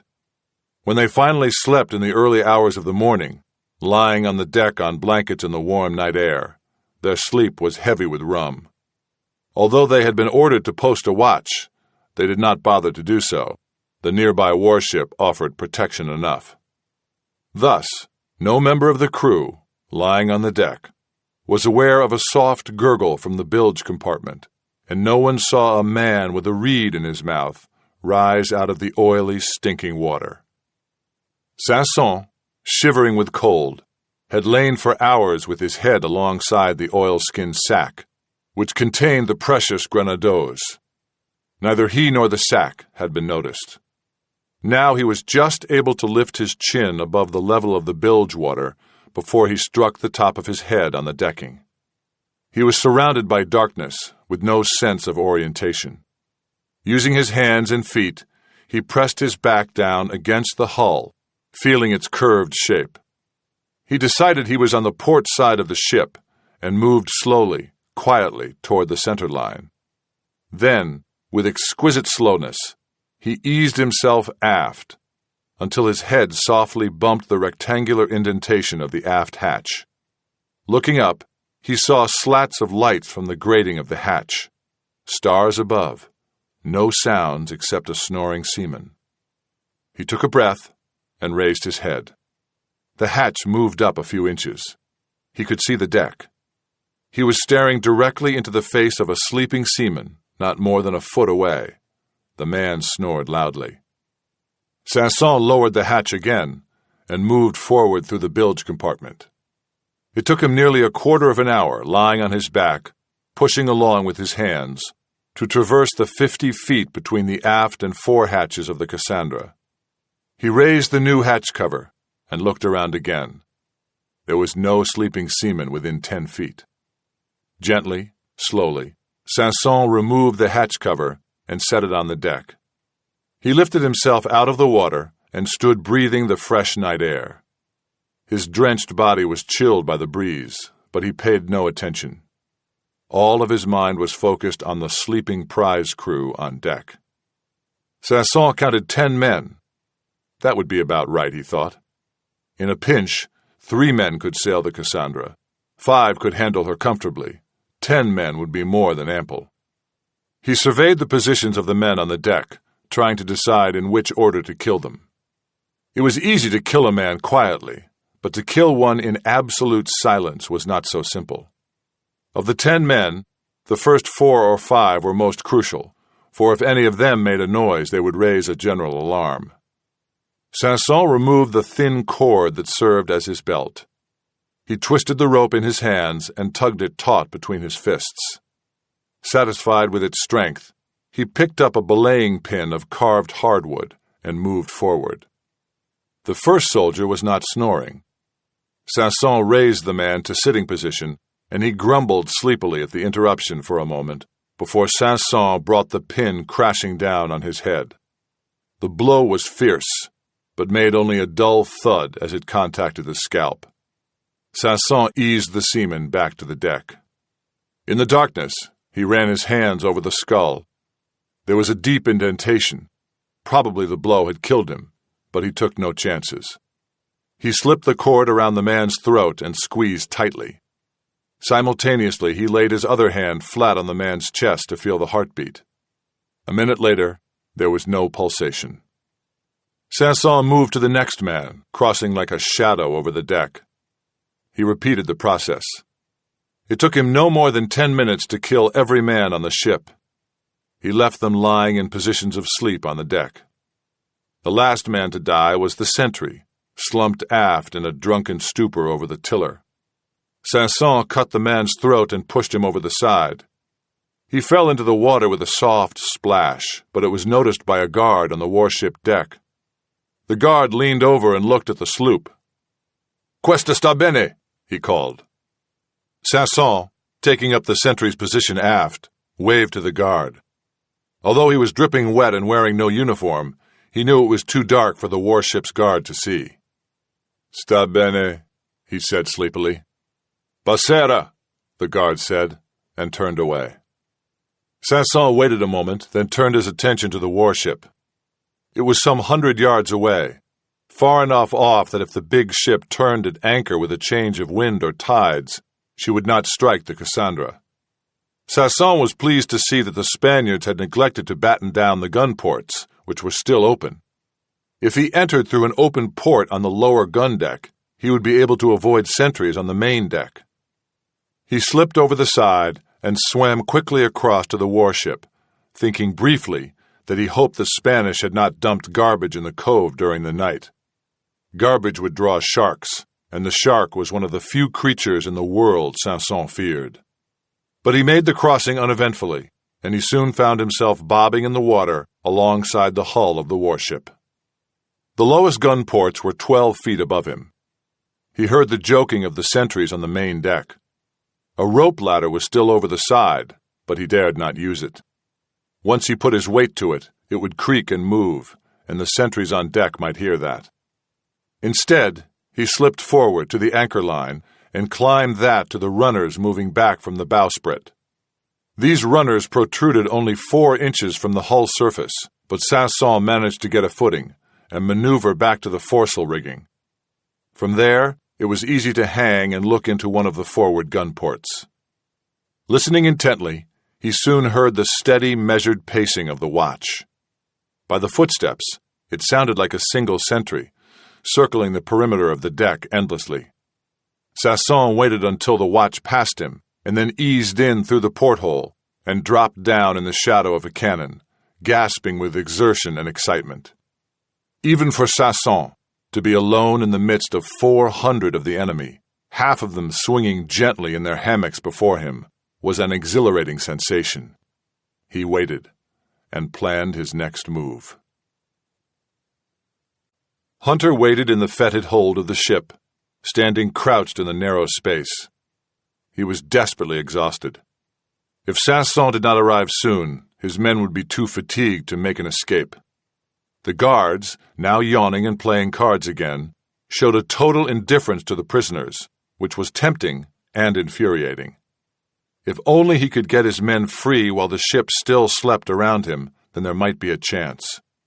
But when the guard changed, as it might at any time, or when the ship's crew arose at dawn, then there would be no opportunity. He felt a moment of crushing defeat as a Spanish soldier entered the room. The watch was changing, and all was lost. A moment later, he realized he was wrong. This was just a single man, not an officer, and the guards who greeted him did so in desultory fashion.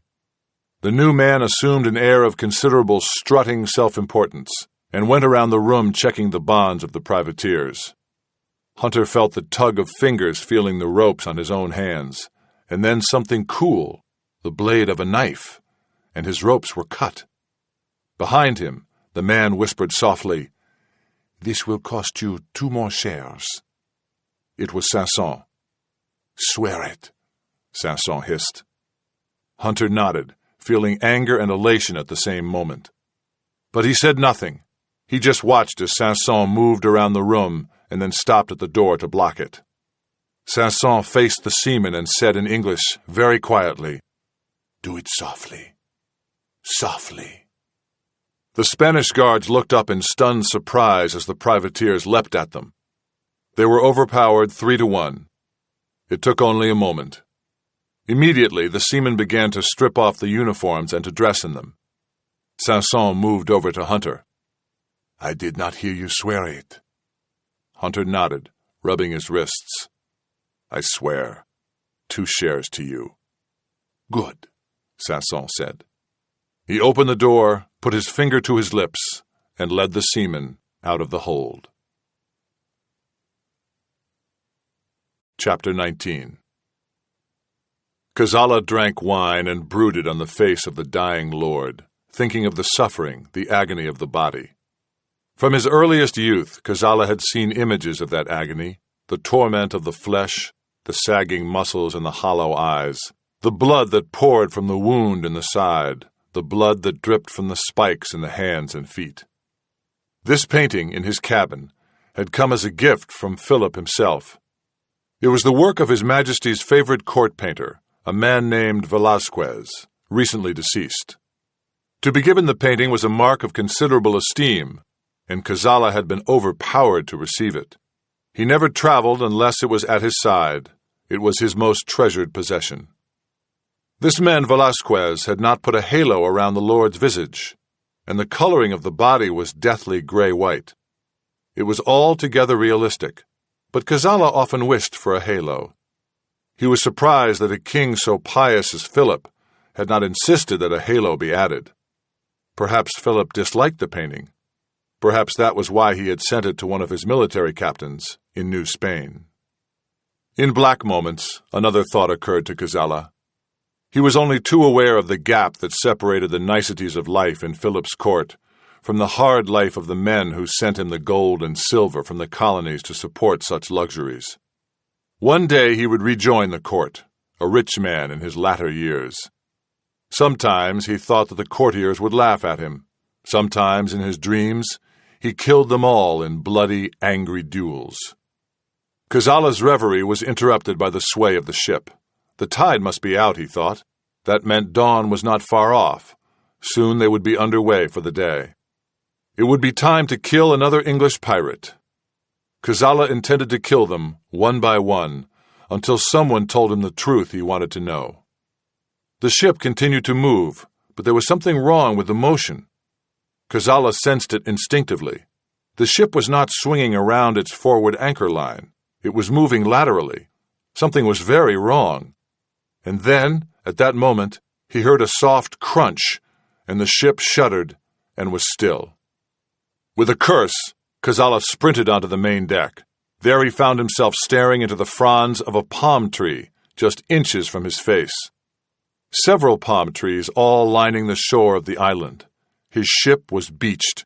He screamed in fury. The panicked crew scrambled around him.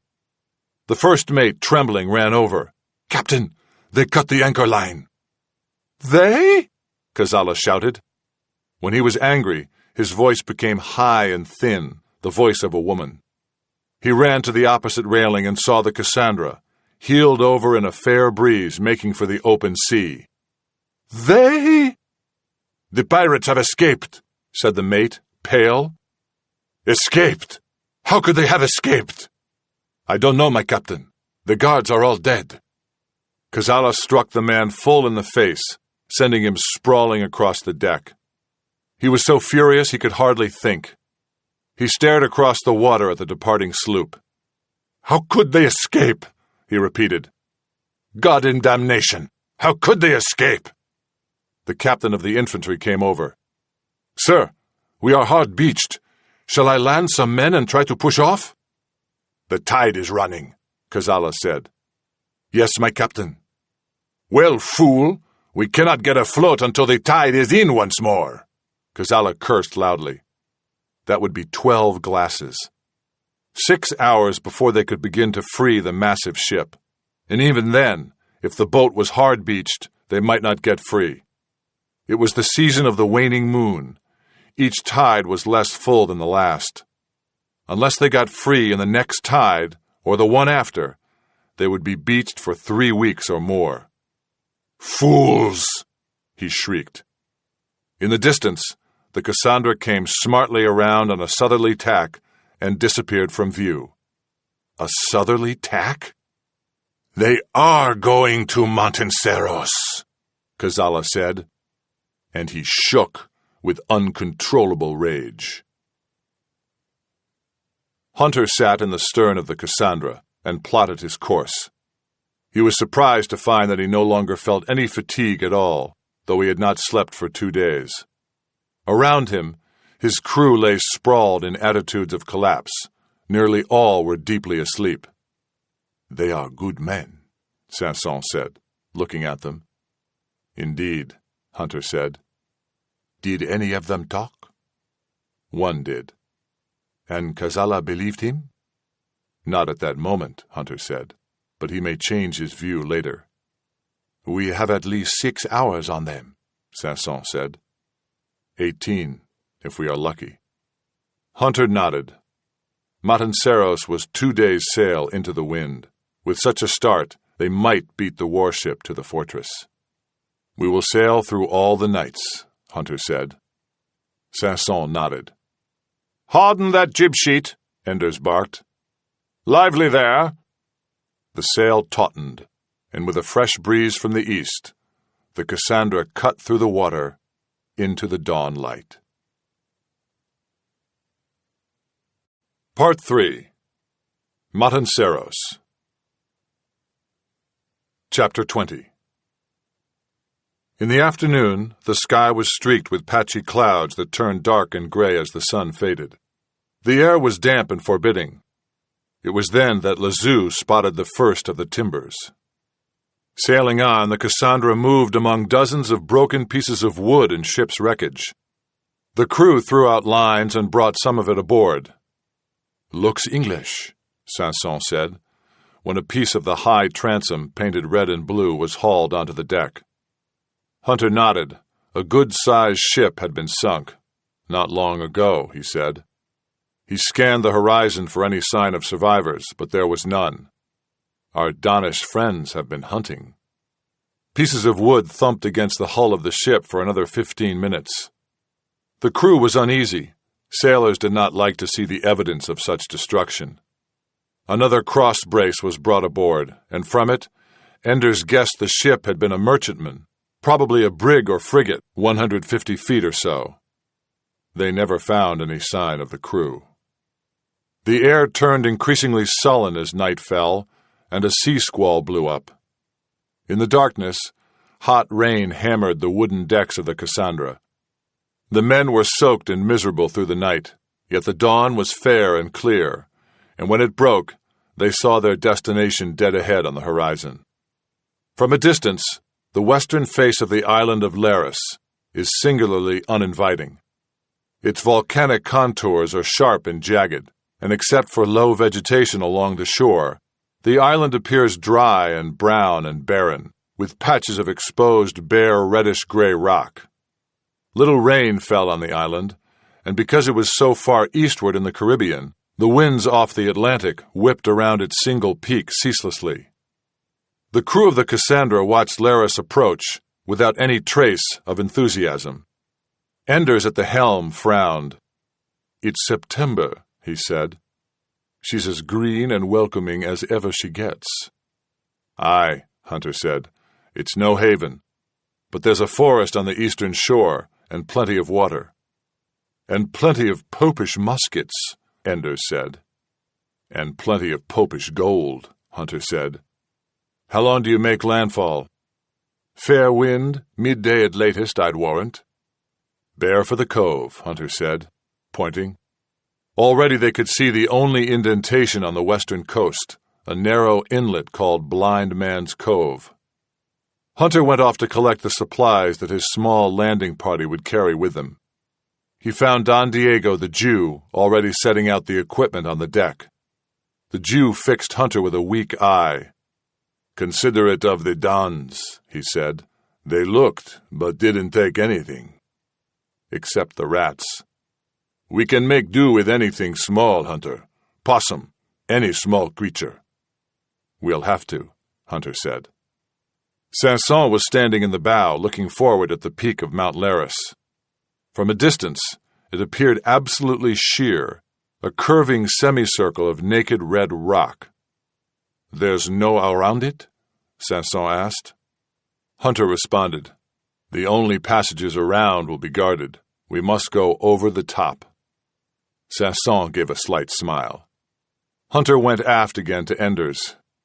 He gave orders that once his party had been beached, the Cassandra was to sail south to the next island, Ramonas. A small cove with fresh water could be found there, and the sloop would be safe from attack. "You know the place?" "Aye," Enders said. "I know it. Holed up a week in that cove some years back under Captain Lewisham with his one eye. She's fair enough. How long do we wait there?" 4 days. On the afternoon of the 4th day, move out of the cove and anchor in deep water. Sail at midnight, and bring yourself to Matanceros just before dawn on the 5th day. And then? Sail right up into the harbor at dawn and board the men onto the galleon. Passing the guns of the fort? They'll not trouble you on the 5th morning. "I'm not a praying man," Enders said, "but I'm hoping." Hunter clapped him on the shoulder. "There's nothing to fear." Enders looked toward the island and did not smile. By noon, in the still midday heat, Hunter, Sanson, Lazou, the Moor, and Don Diego stood on the narrow strip of white sand beach and watched the Cassandra depart. At their feet was more than 120 pounds of equipment: rope, grappling hooks, canvas slings, muskets, water caskets. They stood in silence for a moment, breathing in lungfuls of burning air. Then Hunter turned away. "Let's make off," he said. They moved away from the water's edge, toward the shoreline.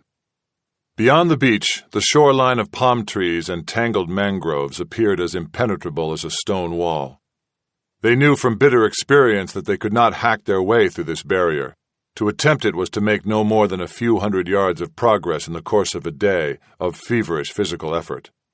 The usual method of entering the interior of an island was to find a stream and move up it. They knew there must be such a stream here, for the very existence of a cove implied it.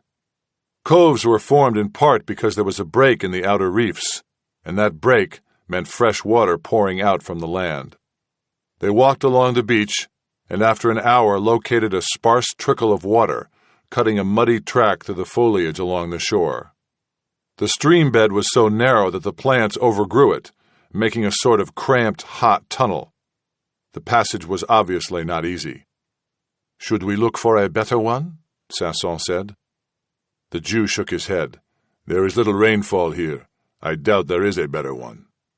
They all seemed to agree and set out, moving up the creek, away from the sea. Almost immediately, the heat became unbearable, the air hot and rank. It was, as Lazou said, like breathing cloth. After the first few minutes, they traveled in silence, wasting no energy on talk. The only sound was the thwack of their cutlasses on the foliage, and the chatter of birds and small animals in the canopy of trees above them. Their progress was slow.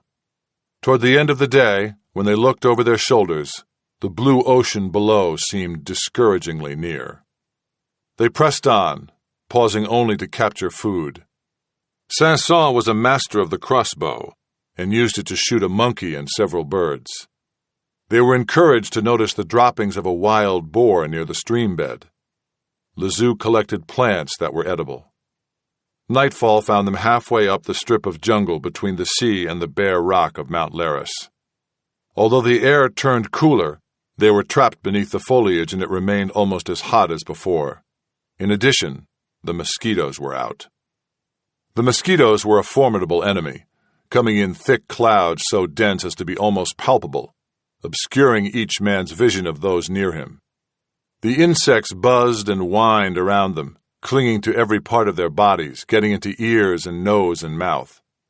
They coated themselves liberally with mud and water, but nothing really helped.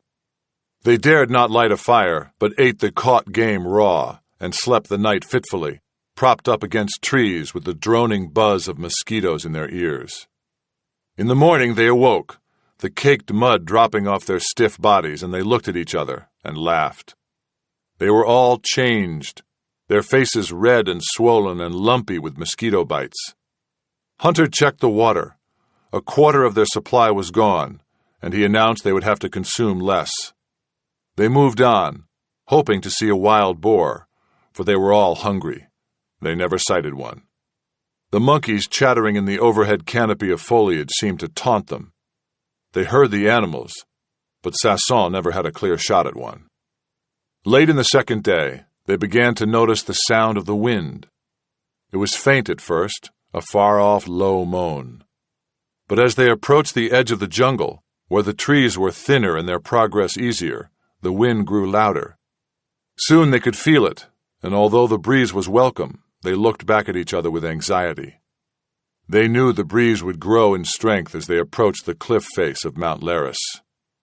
It was late afternoon when they finally reached the rocky base of the cliff. The wind was now a screaming demon that tugged and whipped their clothing, bruised their faces, shrieked in their ears. They had to shout to be heard. Hunter looked up at the rock wall before them. It was as sheer as it had seemed from a distance, and if anything, higher than he had thought. 400 feet of naked rock, lashed by a wind so strong that stone chips and rock fragments fell down on them continually. He motioned to the Moor, who came over. "Bassa!" Hunter shouted, leaning close to the huge man. "Will the wind be less at night?" Bassa shrugged and made a pinching gesture with 2 fingers. "A little better." "Can you make the climb at night?" He shook his head. "No." Then he made a little pillow with his hands and leaned his head on it. "You want to climb in the morning?" Bassa nodded. "He's right," Sanson said. "We should wait until morning, when we are rested." "I don't know if we can wait," Hunter said. He was looking to the north. Some miles away, across a placid sea, he saw the broad gray line over the water, and above that, angry black clouds. It was a storm, several miles wide, moving slowly toward them. "All the more reason," Sanson shouted to Hunter. "We should let it pass." Hunter turned away. From their position at the base of the cliff, they were 500 feet above sea level. Looking south, he could see Ramonas, some 30 miles away. The Cassandra was not in sight. It had long since found the protection of the cove. Hunter looked back at the storm. They might wait out the night, and the storm might pass them by. But if it were large enough and slow enough, and they lost even one day, then their timing would be ruined.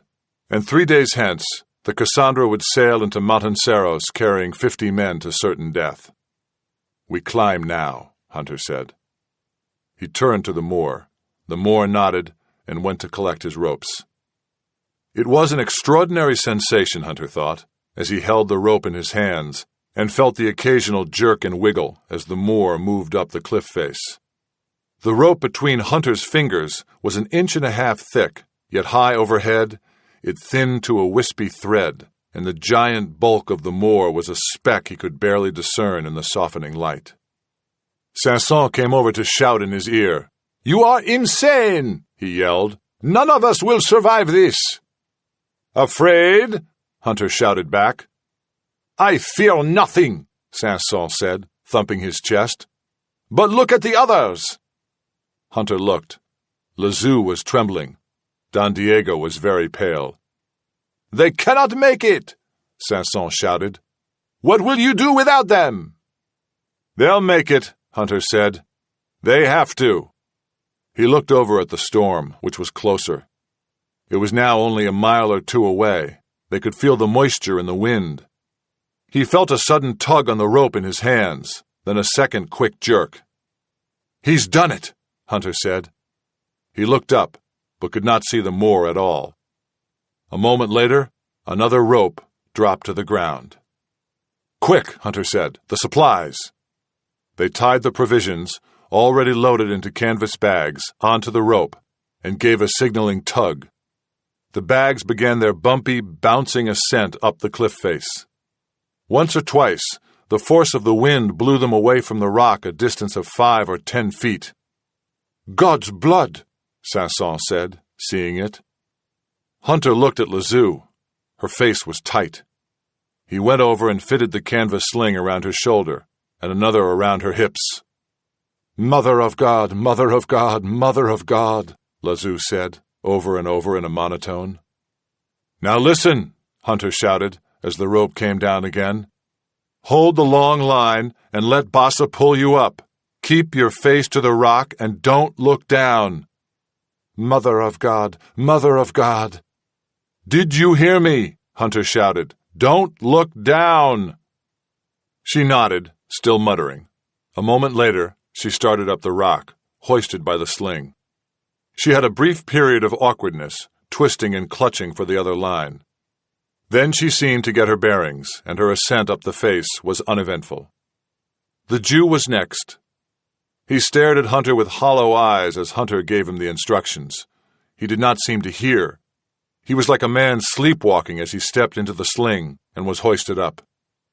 The first drops of rain from the approaching storm began to fall. "You will go next," Sanson shouted. "No," Hunter said. "I am last." By now it was raining steadily. The winds had increased.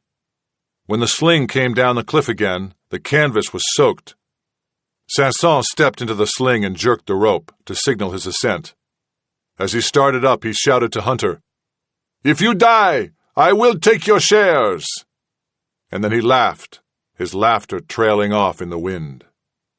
With the approach of the storm, a gray fog clung around the top of the cliff. Sanson was soon lost from view. Hunter waited. A very long time seemed to pass, and then he heard the wet slap of the sling on the ground nearby. He walked over and fitted himself into it. Wind-blown rain slashed against his face and body as he tugged on the line and started up. He would remember that climb for the rest of his life.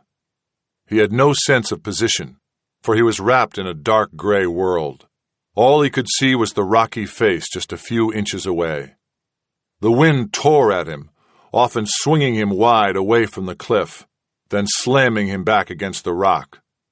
The ropes, the rock, everything was wet and slippery. He held the guide line in his hands and tried to keep himself facing the cliff. Often he lost his footing and twisted around, banging his back and shoulders into the rock. It seemed to take forever. He had no idea whether he had traversed half the distance or only a fraction of it, or whether he was nearly there. He strained to hear the voices of the others at the top, but all he heard was the maniacal shriek of the wind and the splatter of the rain. He felt the vibration of the tow rope as he was pulled up. It was a steady, rhythmic shudder. He moved up a few feet, then a pause, then up a few feet more, then another pause, then another brief ascent. Suddenly, there was a break in the pattern. No more ascent. The rope vibration changed. It was transmitted to his body through the canvas sling. At first he thought it was some trick of the senses, but then he knew what it was. The hemp, after 5 rough passages over the rock, was frayed and now was slowly, agonizingly stretching. In his mind's eye he saw it thinning, and at that moment gripped the guide rope tightly. In the same instant the sling rope snapped and came twisting and snaking down on his head and shoulders, heavy and wet. His grip on the guide rope loosened, and he fell a few feet. How far he was not sure. Then he tried to take stock of the situation. He was lying flat on his stomach against the cliff, the wet sling around his legs and hanging from him like a dead weight, straining his already aching arms. He kicked his legs, trying to disentangle himself from the sling, but he could not get free of it. It was awful. With the sling there, he was effectively hobbled. He could not use his feet to get purchase on the rock. He would hang there, he knew, until finally fatigue made him release his grip on the rope, and he fell to the bottom. Already his wrists and fingers burned with pain. He felt a slight tug on the guide rope, but they did not pull him up. He kicked again, desperately, and then a sudden gust of wind swung him out from the cliff. The damned sling was acting as a sail, catching the wind and pulling him away. He watched the rock wall disappear in the fog as he was blown out 10, 20 feet from the cliff. He kicked again, and suddenly was lighter. The sling had fallen away. His body began to arc back toward the cliff. He braced himself for the impact, and then it came, slamming the breath out of his lungs. He gave an involuntary cry and hung there, gasping for breath. And then, with a final great effort, he pulled himself up until his hands, gripping the rope, were pressed to his chest. He locked his feet around the rope a moment, resting his arms. His breath returned. He positioned his feet on the rock surface and went up the rope, hand over hand. His feet slipped away. His knees banged against the rock. But he had moved upward a distance. He did it again. He did it again. He did it again. His mind ceased to function. His body worked automatically of its own accord. The world around him became silent. No sound of rain, no scream of wind, nothing at all, not even the gasp of his own breath. The world was gray, and he was lost in the grayness. He was not even aware when strong arms fastened under his shoulders, and he was pulled up and flopped on his belly on the flat surface. He did not hear voices. He saw nothing. Later, they told him that even after he had been laid out on the ground, his body continued to crawl forward, hunching and going flat, with his bleeding face pressed to the rock, until they forcibly held him still. But for the moment, he knew nothing at all. He did not even know he had survived. He awoke to the light chatter of birds, opened his eyes, and saw green leaves in sunlight. He lay very still, only his eyes moving. He saw a rock wall. He was in a cave, near the mouth of a cave. He smelled cooking food, an indescribably delicious smell, and he started to sit up. Violent streaks of pain shot through every part of his body. With a gasp, he fell back again. "Slowly, my friend," a voice said. Sanson came around from behind him. "Very slowly." He bent over and helped Hunter sit upright. The first thing Hunter saw were his clothes. His trousers were shredded almost beyond recognition. Through the holes he could see that his skin was in similar condition. His arms and chest were the same. He looked at his body as if he were examining a foreign, unfamiliar object. "Your face is not so pretty either," Sanson said, and laughed. "Do you think you can eat?" Hunter started to speak. His face was stiff. It was as if he were wearing a mask. He touched his cheek and felt a thick crust of blood. He shook his head. "No food? Then water?"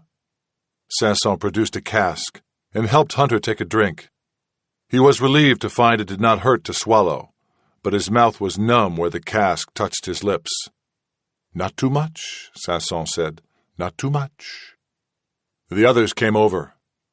The Jew was grinning broadly. "You should see the view." Hunter felt a jolt of elation. He wanted to see the view. He raised one painful arm to Sanson, who helped him stand. The first moment on his feet was excruciating. He felt lightheaded and electric jolts of pain shot through his legs and back. Then it was better. Leaning on Sanson, he took a step, wincing. He thought suddenly of Governor Almont. He thought of the evening spent bargaining with Almont for this raid on Montanceros. He had been so confident then, so relaxed, so much the intrepid adventurer. He started to smile ruefully at the memory. The smile hurt. Then he saw the view, and immediately he forgot Almont and his pains and his aching body. They were standing at the mouth of a small cave, high on the eastern rim of Mount Laris. Curving down below them were the green slopes of the volcano, going down more than 1,000 feet into dense tropical rainforest. At the very bottom was a wide river, opening out into the harbor and the fortress of Punta Montanceros. Sunlight sparkled off the still waters of the harbor, glittering brilliantly around the treasure galleon moored there just inside the protection of the fortress. It was all laid out before him, and Hunter thought it was the most beautiful sight in the world. Chapter 21. Sanson gave Hunter another drink of water from the cask, and then Don Diego said, "There is something else you should see, Captain." The little party climbed up the sloping hill toward the edge of the cliff they had scaled the night before. They moved slowly, in deference to Hunter, who felt pain in every step. And as he looked up at the clear, cloudless blue sky, he felt pain of a different sort. He knew he had made a serious and nearly fatal mistake to force the climb during the storm. They should have waited and made the ascent the next morning. He had been foolish and overeager, and he berated himself for the error. As they approached the lip of the cliff, Don Diego squatted down and looked over cautiously to the west. The others did the same, Sanson helping Hunter. Hunter did not understand why they were being so careful, until he looked over the sheer precipice, to the jungle foliage, to the bay beyond. In the bay was Kazala's warship. "Damn me," he whispered softly. Sanson crouched alongside him, nodded. "Luck is with us, my friend. This ship arrived in the bay at dawn. It has been there ever since." As Hunter watched, he could see a longboat ferrying soldiers to the shore. Along the beach, there were dozens of red-coated Spanish troops searching the shoreline. Kazala, dressed in a yellow tunic, was clearly visible, gesticulating wildly as he gave orders. "They are searching the beach," Sanson said. "They have guessed our plan." "But the storm," Hunter said. "Yes, this storm will have washed away any trace of our presence there." Hunter thought of the canvas sling that had fallen from his feet. It would be lying now at the base of the cliff, but the soldiers would probably never find it. To reach the cliff was a full day-long hard journey through the undergrowth. They would not make that journey without evidence a party had landed on the shore. As Hunter watched, a second longboat loaded with soldiers put out from the warship. "He has been landing men all morning," Don Diego said. "There must be 100 on the beach now." "Then he intends to leave men," Hunter said. Don Diego nodded. All the better for us, Hunter said. Any troops left on the western side of the island would be unable to fight in Montanceros. Let us hope he leaves 1,000. Back in the mouth of the cave, Don Diego made a gruel for Hunter to drink, while Sanson put out their little fire, and Lizou held the spyglass to her eyes. She described the scene to Hunter, who was sitting alongside her. Hunter himself could see only the basic outlines of the structures by the water below. He relied upon the keenness of Lizou's vision to guide him. "Tell me first," he said, "about the guns in the fortress." Lizou's lips worked silently as she peered through the glass. 12, she said finally. 2 batteries of 3 each face east toward the open ocean. 6 in a single battery fire across the harbor entrance. Are there any culverins? They have long barrels. I think they are culverins. What can you say of their age? She was silent a moment. We are too distant, she replied. Perhaps later, when we move down, I will see more. And the mountings? Carriages, I think wood, with 4 wheels. Hunter nodded. Those would be ordinary shipboard gun carriages, transferred to the shore batteries. Don Diego came over with the gruel. I am glad they are wood, he said. I feared they might be stone-mounted. That would make it more difficult. Hunter said, We will blow the carriages? Of course, Don Diego said. The culverins weighed more than 2 tons each. If their carriages were destroyed, they would be useless. They could not be aimed or fired. And even if the Montanceros fortress had extra gun carriages, it would take dozens of men many hours to seat each cannon back into a new carriage. But first, Don Diego said with a smile, we will breach them. The idea had never occurred to Hunter, but he immediately saw its value. The culverins were, like all cannon, muzzle loaders. The crews first rammed a bag of gunpowder down the mouth of the cannon, followed by a ball of shot. Then, through a touch hole in the breech, the powder bag was broken with a pointed quill and a burning fuse inserted. The fuse burned through the touch hole, ignited the powder, and fired the ball. This method of firing was reliable enough so long as the touch hole remained small.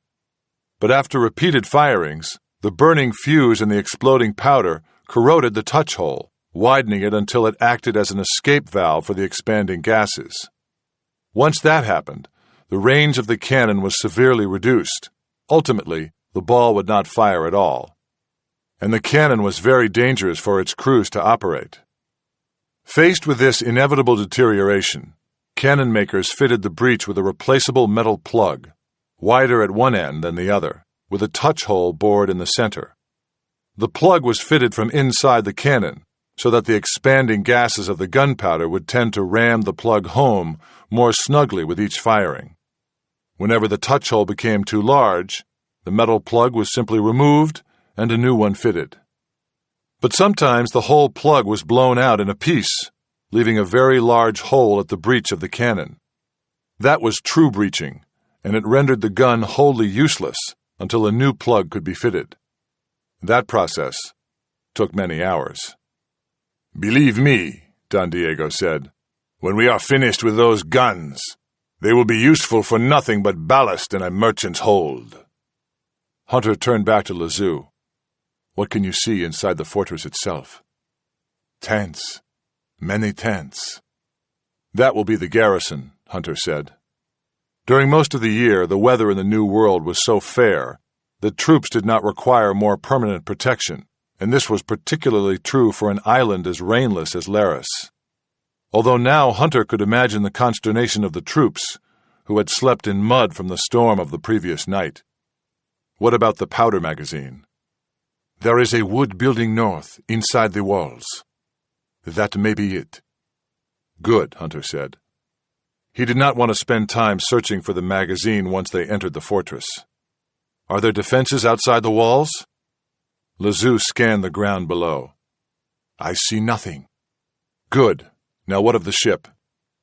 A skeleton crew, she said. I see 5 or 6 men on the longboats tied to the shore, by the town. Hunter had noticed the town. It was a surprise.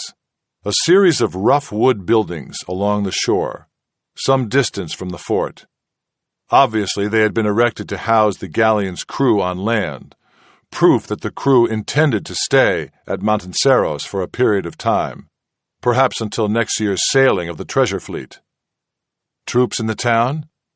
I see a few red jackets. Guards at the longboats? None. They are making things easy for us, Hunter said.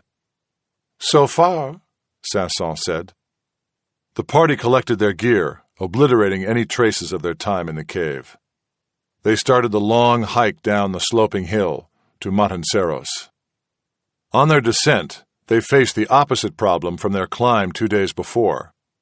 High on the eastern slope of Mount Laris, there was little foliage and little protection. They were obliged to slip from one dense clump of thorny vegetation to the next, and their progress was slow. At noon, they had a surprise.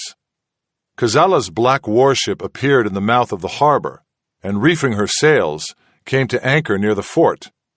A longboat was put out. Lazou, with the glass, said the Kazala was in the stern. This ruins everything, Hunter said, looking at the position of the warship. It was parallel to the shore, so that a full broadside of its cannon would rake the channel. What if she stays there? Sanson said. Hunter was wondering exactly that, and he could think of only one answer. We'll fire her, he said.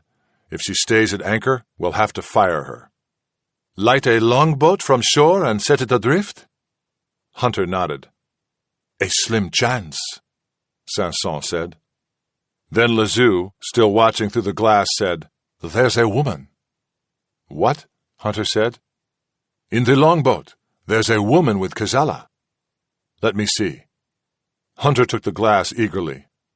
But to his eyes, there was only a white, irregular shape seated in the stern next to Kazala, who stood and faced the fortress. Hunter could discern no details. He returned the glass to Lazou. Describe her. White dress and parasol, or some large hat or covering on her head. Dark face, could be a Negro. His mistress? Lazou shook her head. The longboat was now tying up by the fort. She's getting off. She's struggling. Perhaps she's not got balance. No, Lazou said firmly. She is struggling. 3 men are holding her, forcing her to enter the fortress. You say she's dark? Hunter asked again. That was perplexing. Kazala might have taken a woman captive, but any woman worth ransoming would certainly be very fair. Dark, yes, Lazou said. But I cannot really see further. We will wait, Hunter said. Puzzled, they continued down the slope. 3 hours later, in the hottest part of the afternoon, they paused in a cluster of prickly accara bushes to drink a ration of water. Lazou noticed that the longboat was putting out from the fortress, this time carrying a man she described as stern, very slender, very proper and erect. Basquet, Hunter said. Basquet was Kazala's second in command, a renegade Frenchman, known as a cool and implacable leader. Is Kazala with him? No, Lazou said. The longboat tied up alongside the warship, and Basquet boarded. Moments later, the ship's crew began to hoist the longboat. That could mean only one thing. They're setting off, Sanson said. Your luck holds, my friend. Not quite yet, Hunter said. Let us see if she will be making for Ramonas, where the Cassandra and her crew were hidden. The Cassandra was in water too shallow for the warship to attack her, but Basquet could blockade the pirate sloop in the cove, and without the Cassandra, there was no point in attacking Montanceros. They needed the men of the Cassandra to sail the treasure galleon out of the harbor. The warship left the harbor on a southerly reach, but that was necessary to make deep water. Outside the channel, it continued south. Damn, Sanson said. No, she's just making speed, Hunter said. Wait. As he spoke, the warship came into the wind and took a starboard tack to the north. Hunter shook his head in relief. I can feel the gold between my fingers now, Sanson said. After an hour, the black ship was gone from view. By nightfall, they were no more than a quarter of a mile from the Spanish encampment. The ground cover was more dense here. They selected a heavy clump of mayagana trees in which to spend the night. They lit no fire and ate only a few raw plants before lying down on the damp earth. They were all tired, but excited by the fact that from their position they could faintly hear the chatter of Spanish voices and the drifting smells from Spanish cook fires. As they lay beneath the stars, those sounds and aromas reminded them that the coming battle was very close at hand. Chapter 22. Hunter awoke with the instant conviction that something was wrong. He heard Spanish voices, but this time they were close, much too close. And he could hear footsteps and the rustle of foliage. He sat up, wincing as the pain shot through him. If anything, his body ached more fiercely than it had the day before. He glanced around at his little group. Sanson was already on his feet, peering through palm fronds in the direction of the Spanish voices. The Moor was quietly rising, his body tense, his movements finely controlled. Don Diego was sitting up on one elbow, eyes wide. Only Lazou lay on her back, and she was lying absolutely motionless. Hunter jerked his thumb at her to get up. She shook her head slightly and mouthed, "No." She was not moving at all. Her face was covered with a fine sheen of perspiration. He started to move toward her. "Careful," she whispered, her voice tense. He stopped and looked at her. Lazou was lying on her back, with her legs slightly apart. Her limbs were oddly rigid. He then saw the red, black, and yellow striped tail disappear up the leg of her trousers. It was a coral snake, attracted by the warmth of her body. He looked back at her face. It was taut, as if she were withstanding some extraordinary pain. Behind him, Hunter heard the Spanish voices growing still louder. He could hear several men clumping and thrashing through the underbrush. He gestured to Lazou to wait, and went over to Sanson. "6 of them," Sanson whispered. Hunter saw a party of 6 Spanish soldiers, carrying bedding and food, armed with muskets, moving up the hillside toward them. The soldiers were all young, and apparently regarded this excursion as a lark. They laughed and joked with each other. "It's not a patrol," Sanson whispered. "Let them go," Hunter said. Sanson looked at him sharply. Hunter pointed back to Lazou, still lying rigidly on the ground. Sanson immediately understood. They waited as the Spanish soldiers passed by and moved on up the hillside.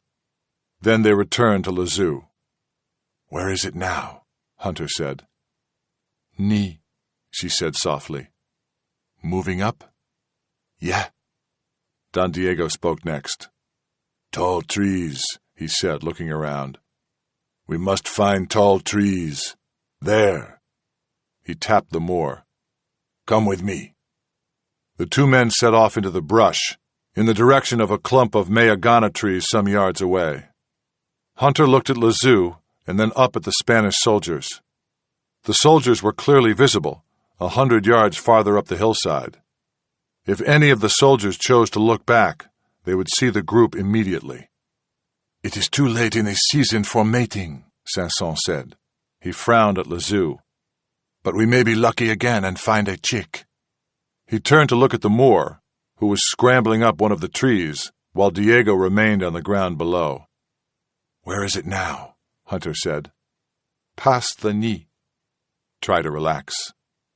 She rolled her eyes. "Damn you and your expedition," she said. "Damn all of you." Hunter looked at the trouser leg. He could just see the slight movement in the fabric the snake made as it crawled upward. "Mother of God," Lazou said. She closed her eyes.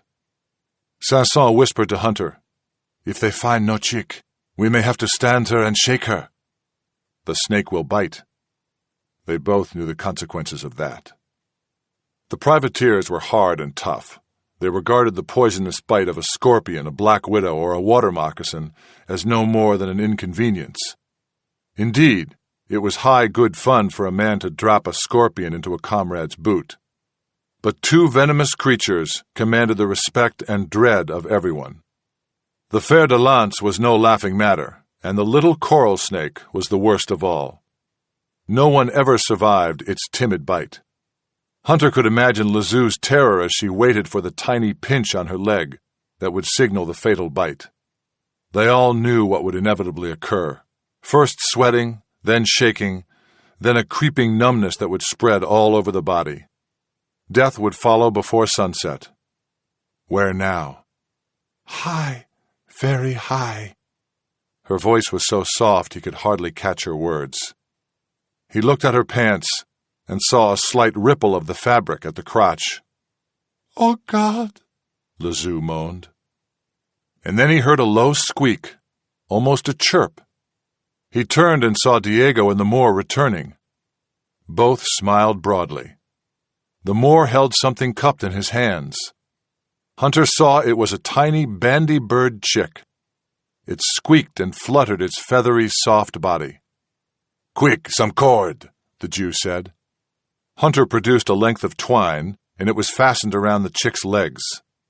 The chick was placed by the mouth of Lezou's trouser cuff, tied to the ground, where it remained squeaking and twisting around its bonds. They waited. "Do you feel anything?" Hunter said. "No." They looked back at the bandy-bird chick. The little creature struggled piteously, exhausting itself. Hunter turned to Lezou. "Nothing," she said, and then her eyes abruptly widened. "Coiling." They looked at her trousers. There was movement. A slowly forming curve in the cloth, which then dissolved. "Going down," Lezou said. They waited. Suddenly, the chick became very agitated, squeaking more loudly than ever before. It had smelled the coral snake. The Jew produced his pistol, shook out the shot and prime, and gripped the barrel in his fist, holding the butt like a club. They waited. They could see the progress of the snake now passing the knee, going along the calf, moving by slow inches. It seemed to take forever.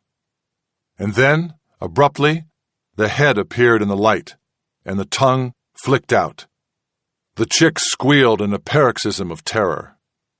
The coral snake advanced, and then Don Diego leapt on it, pounding the head into the ground with the pistol butt, and simultaneously Lezou was on her feet, jumping back with a scream. Don Diego pounded the snake with repeated blows, crushing its body into the soft earth. Lezou turned and was violently sick. But Hunter paid no attention to that. At her scream, he had immediately turned and looked up the hillside, toward the Spanish soldiers. Sanson and the Moor had done the same. "Did they hear?" Hunter said. "We cannot risk it," Sanson said.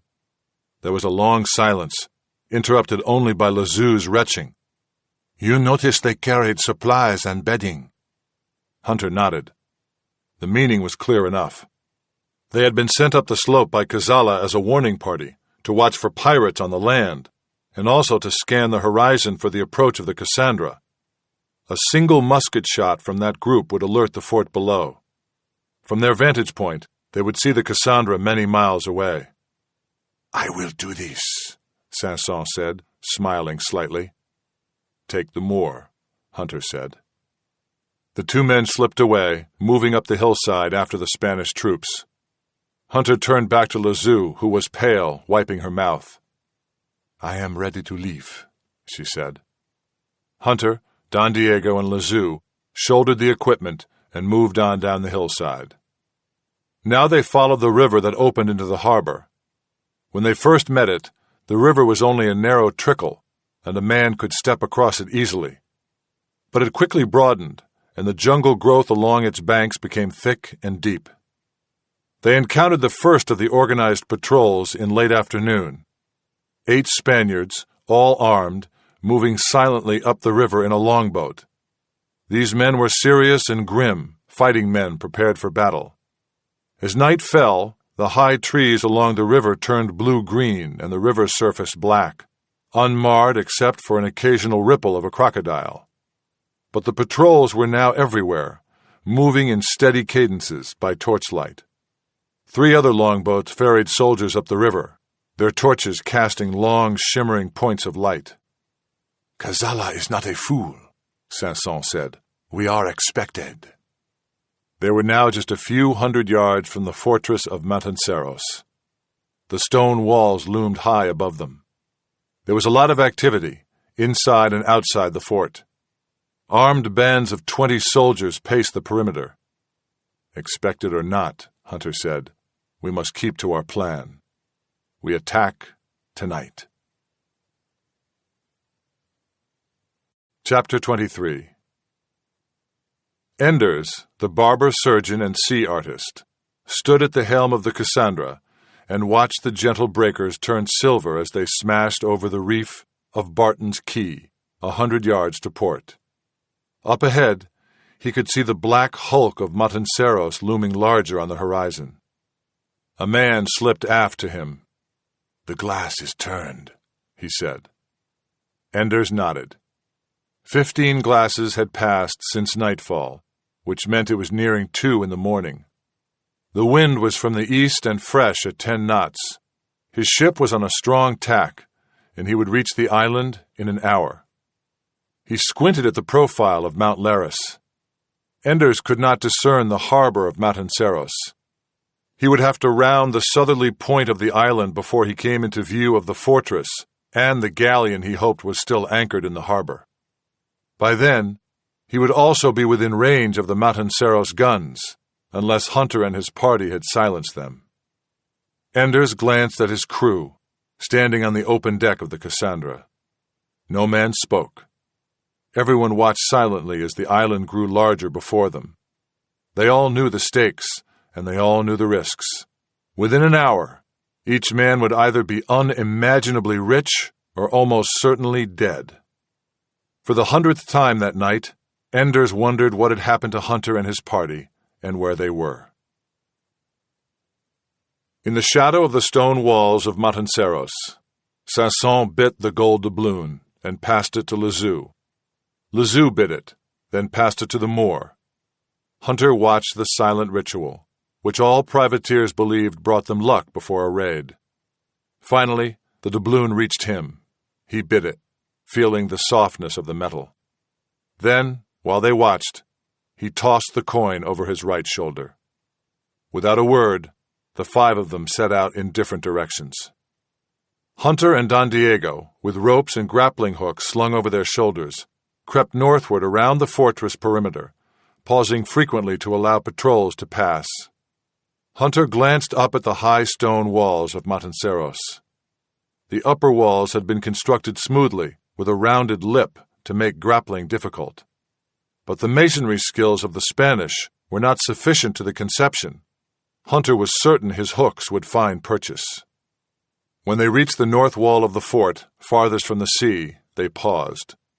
After 10 minutes, a patrol passed, armor and weapons clanging in the still night air. They waited until the soldiers disappeared from sight. Then Hunter ran forward and flung the grappling iron up over the wall. He heard a faint metallic clink as it landed on the inside. He tugged on the rope, and the iron came back, crashing to the ground beside him. He cursed and waited, listening. There was no sound, no indication that anyone had heard him. He threw the grappling iron again, watching it sail high over the walls. Again he tugged, and he had to dodge as the iron came back. He threw a 3rd time, and this time the hook held, but almost immediately he heard the noise of another patrol.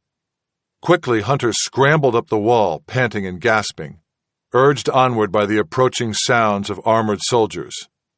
He reached the parapet, dropped down, and hauled up the rope. Don Diego had retreated back into the underbrush. The patrol passed by beneath him. Hunter dropped the rope, and Don Diego scrambled up, muttering and swearing in Spanish. Don Diego was not strong, and his progress seemed interminable. Yet finally he came over the side and Hunter pulled him to safety. He hauled in the rope.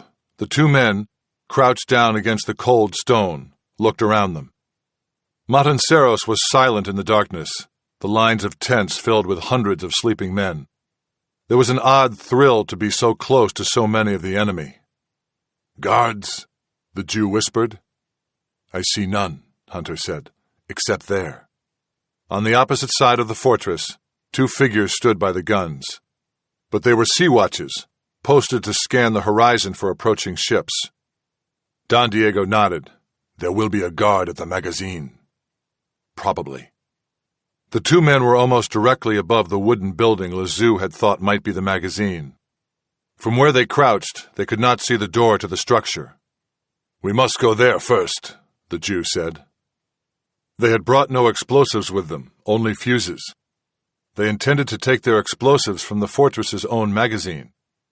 Silently, in the darkness, Hunter slipped to the ground and Don Diego followed, blinking his eyes in the faint light. They moved around to the magazine entrance. They saw no guard.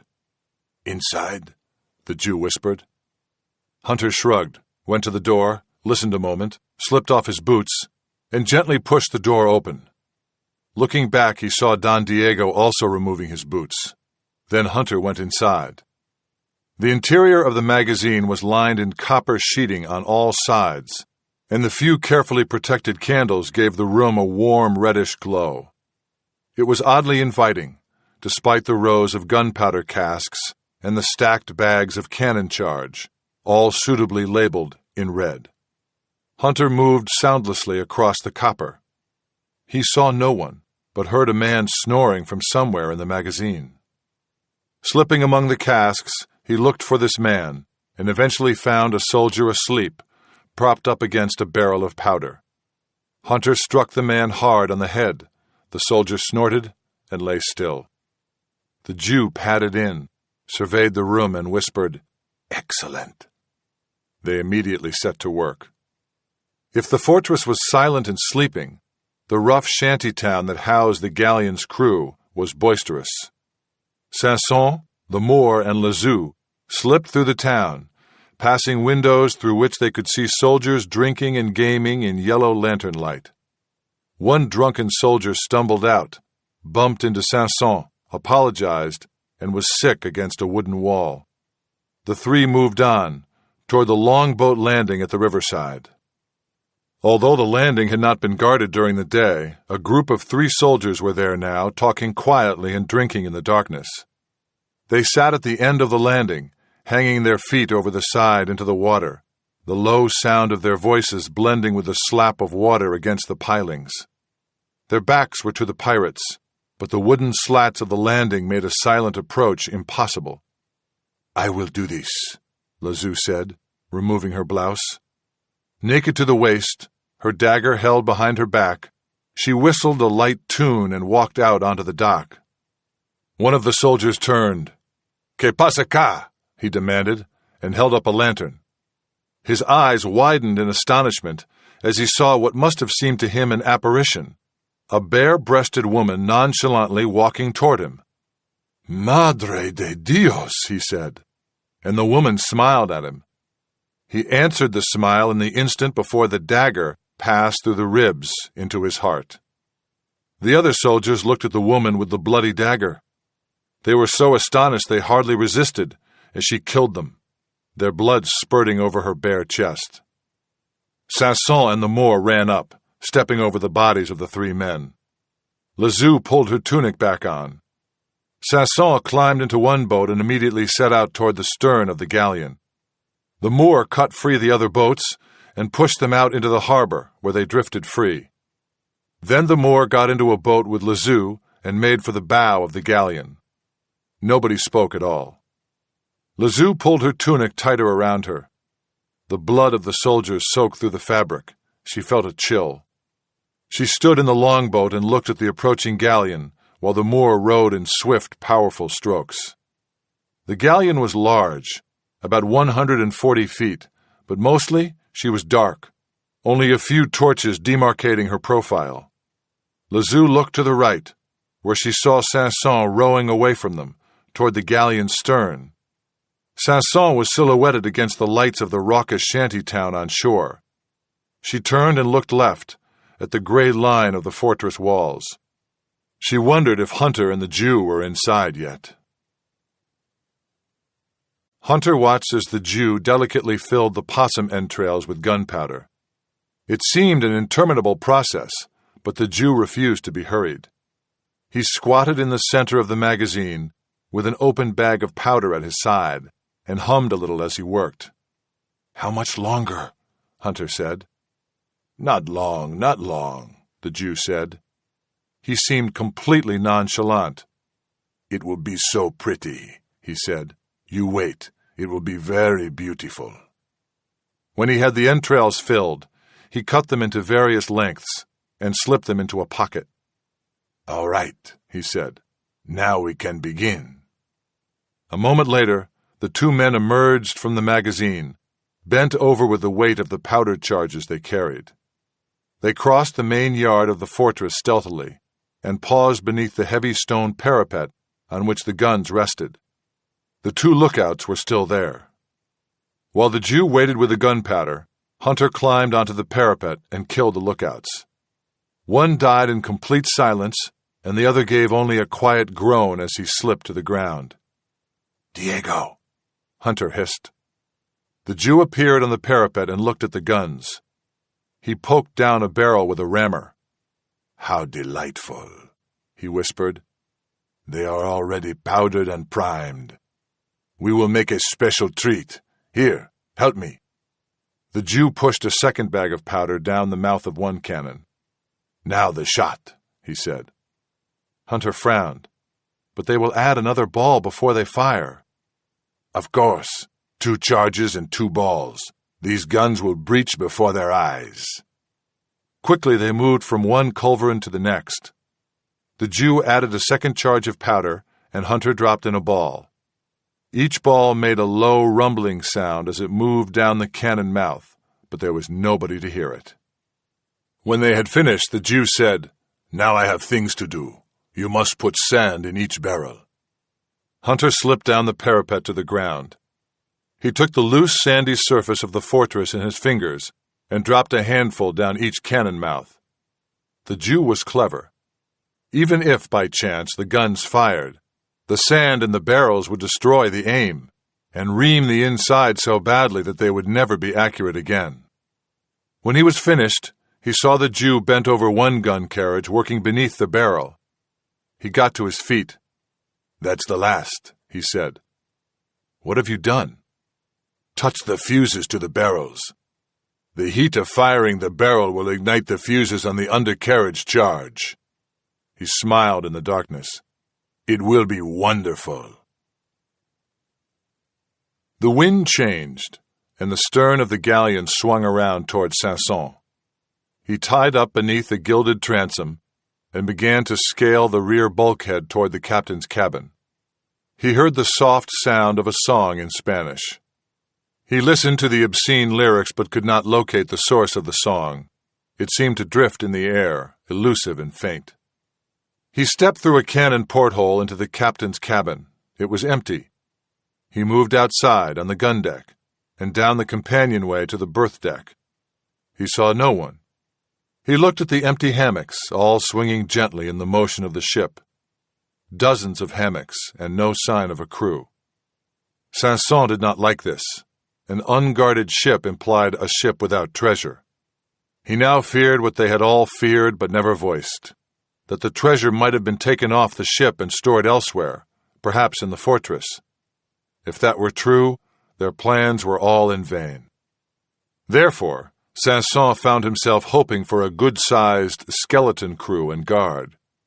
He moved to the aft galley, and here he was encouraged. The galley was deserted, but there was evidence of recent cooking: a bullock stew in a large cauldron, some vegetables, a cut lemon rocking back and forth on the wooden counter. He left the galley and moved forward again. In the distance, he heard shouts from the sentry on deck, greeting Lazou and the Moor as they approached. Lazou and the Moor tied up alongside the midships ladder of the galleon. The sentry on deck leaned down and waved. "Questa fare," he called. "We bring rum," Lazou answered in a low voice. "Compliments of the captain." "The captain?" "It is his day of birth." "Bravo! Bravo!" Smiling, the sentry stepped back as Lazou came aboard. He looked, and had a moment of horror as he saw the blood on her tunic and in her hair. Then the knife flashed through the air and buried itself in his chest. The sentry clutched the handle in surprise. He seemed about to speak, then he pitched forward onto the deck. The Moor came aboard and crept forward, toward a group of 4 soldiers who sat playing cards. Lazou did not watch what he did. She went below. She found 10 soldiers sleeping in a forward compartment. Silently, she shut the door and barred it. 5 more soldiers were singing and drinking in an adjacent cabin. She peered in and saw that they had guns. Her own pistols were jammed in her belt. She would not fire a shot unless she had to. She waited outside the room. After a moment, the Moor crept alongside her. She pointed into the room. He shook his head. They remained by the door. After a time, one of the soldiers announced his bladder was bursting and left the room. As he came out, the Moor crashed a belaying pin down on his skull. The man hit the deck with a thud, just a few steps from the room. The others inside looked toward the sound. They could see the man's feet in the light from the room. "Juan?" The fallen man did not move. "Too much to drink," somebody said, and they resumed their cards. But soon enough, one of the men began to worry about Juan and came out to investigate. Lazou cut his throat, and the Moor leapt into the room, swinging the pin in wide arcs. The men dropped soundlessly. In the aft quarter of the ship, Sanson left the galley and moved forward, running into a Spanish soldier. The man was drunk, a crock of rum dangling loosely from one hand, and he laughed at Sanson in the darkness. "You gave me a fright," the soldier said in Spanish. "I did not expect to see anyone." Then up close, he saw Sanson's grim face and did not recognize it. He had a brief moment of astonishment before Sanson's fingers closed around his throat. Sanson went down another companionway below the berth deck. He came to the aft storerooms and found them all hard locked and bolted. There were seals on all the locks. In the darkness, he bent to examine them. Unmistakably, in the yellow wax, he saw the crown and anchor seal of the Lima Mint. So there was New Spain silver here. His heart jumped. He returned to the deck, coming up on the aft castle, near the tiller. He again heard the faint sounds of singing. It was still no more possible to locate the sound than before. He paused and listened, and then the singing stopped, and a concerned voice said, "¿Qué pasa? ¿Qué est à vous?" Sanson looked up. Of course.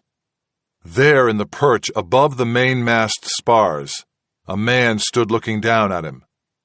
"Qu'est est à vous?" he demanded. Sanson knew the man could not see him well. He stepped back into shadows. "Qu'est?" the man said, confused. In the darkness, Sanson unsheathed his crossbow, bent the steel spring, fitted the arrow, and raised it to his eye. He looked at the Spaniard coming down the rigging, swearing irritably. Sanson shot him.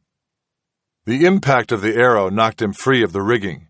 His body flew a dozen yards out into dark space, and he hit the water with a soft splash. There was no other sound.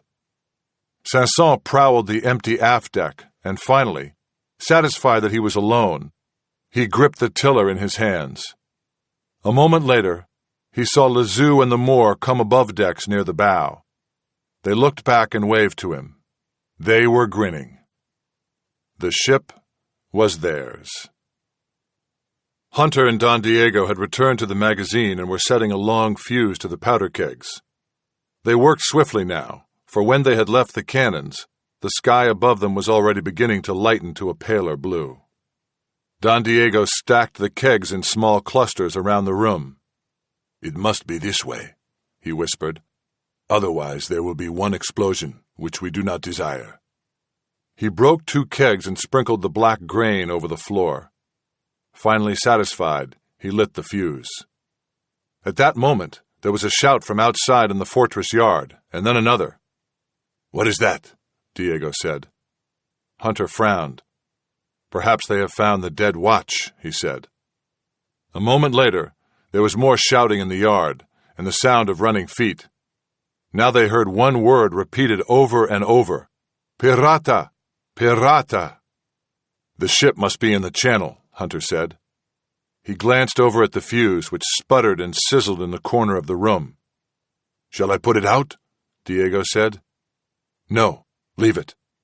We cannot stay here. In a few minutes, there will be panic in the yard. Then we will escape." "It had better be a very few minutes," Diego said. The shouting in the courtyard was louder. They heard literally hundreds of running feet as the garrison was mobilized. "They will check the magazine," Diego said nervously. "Eventually," Hunter agreed. And at that moment, the door was flung open, and Kazala came into the room with a sword in his hand. He saw them. Hunter plucked a sword from the dozens that hung in racks along the wall. "Go, Diego," he whispered.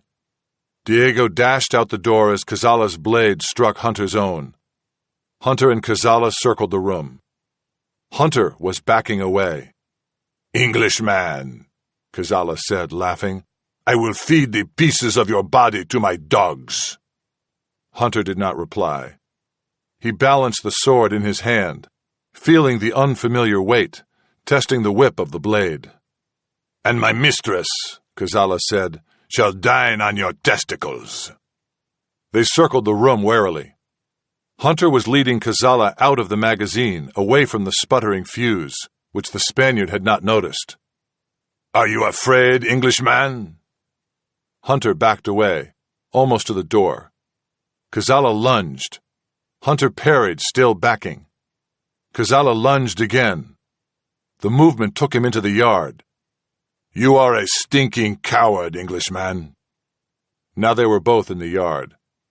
Hunter engaged Kazala fully, and Kazala laughed with pleasure. For some moments they fought in silence, Hunter always moving farther from the magazine. All around them, the garrison troops ran and shouted. Any of them could kill Hunter from behind in an instant. His danger was extreme, and Kazala suddenly realized the reason. He broke, stepped back, and looked at the magazine. "You son of an English buggered swine." Kazala ran toward the magazine just as the first of the explosions engulfed it in rolling white flame and blasting heat. The crew aboard the Cassandra, now moving up the narrow channel, saw the magazine explode and cheered. But Enders, at the helm, was frowning. The guns of Matanceros were still there. He could see the long barrels protruding through the notchings in the stone wall. In the red light of the magazine fires, the gun crews preparing to fire the cannon were clearly visible. "God help us," Enders said. The Cassandra was now directly off the shore batteries. "Stand by, mates," he shouted. "We're going to eat Danish shot today." Lazoo and the Moor, on the foredeck of the galleon, also saw the explosion. They saw the Cassandra beating up the channel past the fortress. "Mother of God," Lazoo said. "They didn't get the guns! They didn't get the guns!"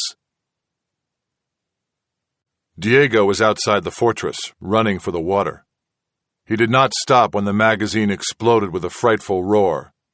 He did not wonder if Hunter was still inside. He did not think anything. He ran with screaming, painful lungs for the water. Hunter was trapped in the fortress. The Spanish patrols from outside were pouring in through the west gate. He could not escape that way.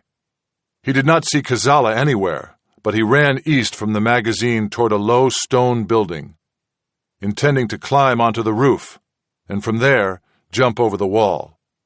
When he got to the building, 4 soldiers engaged him. They backed him with swords to the door of the building, and he locked himself in. The door was heavy timber.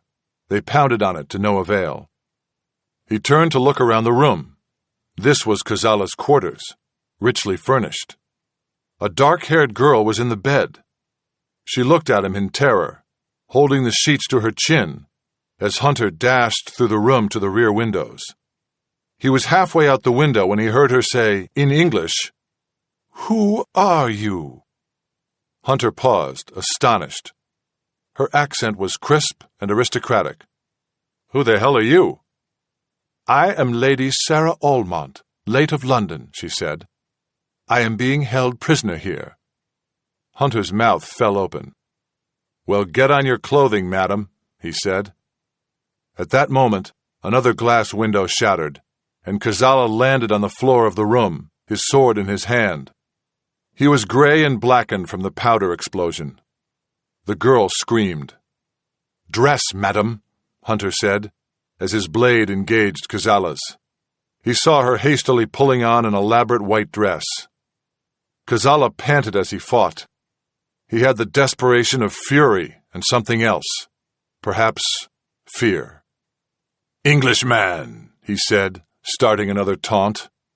Then Hunter flung his sword across the room. The blade pierced Kazala in the throat.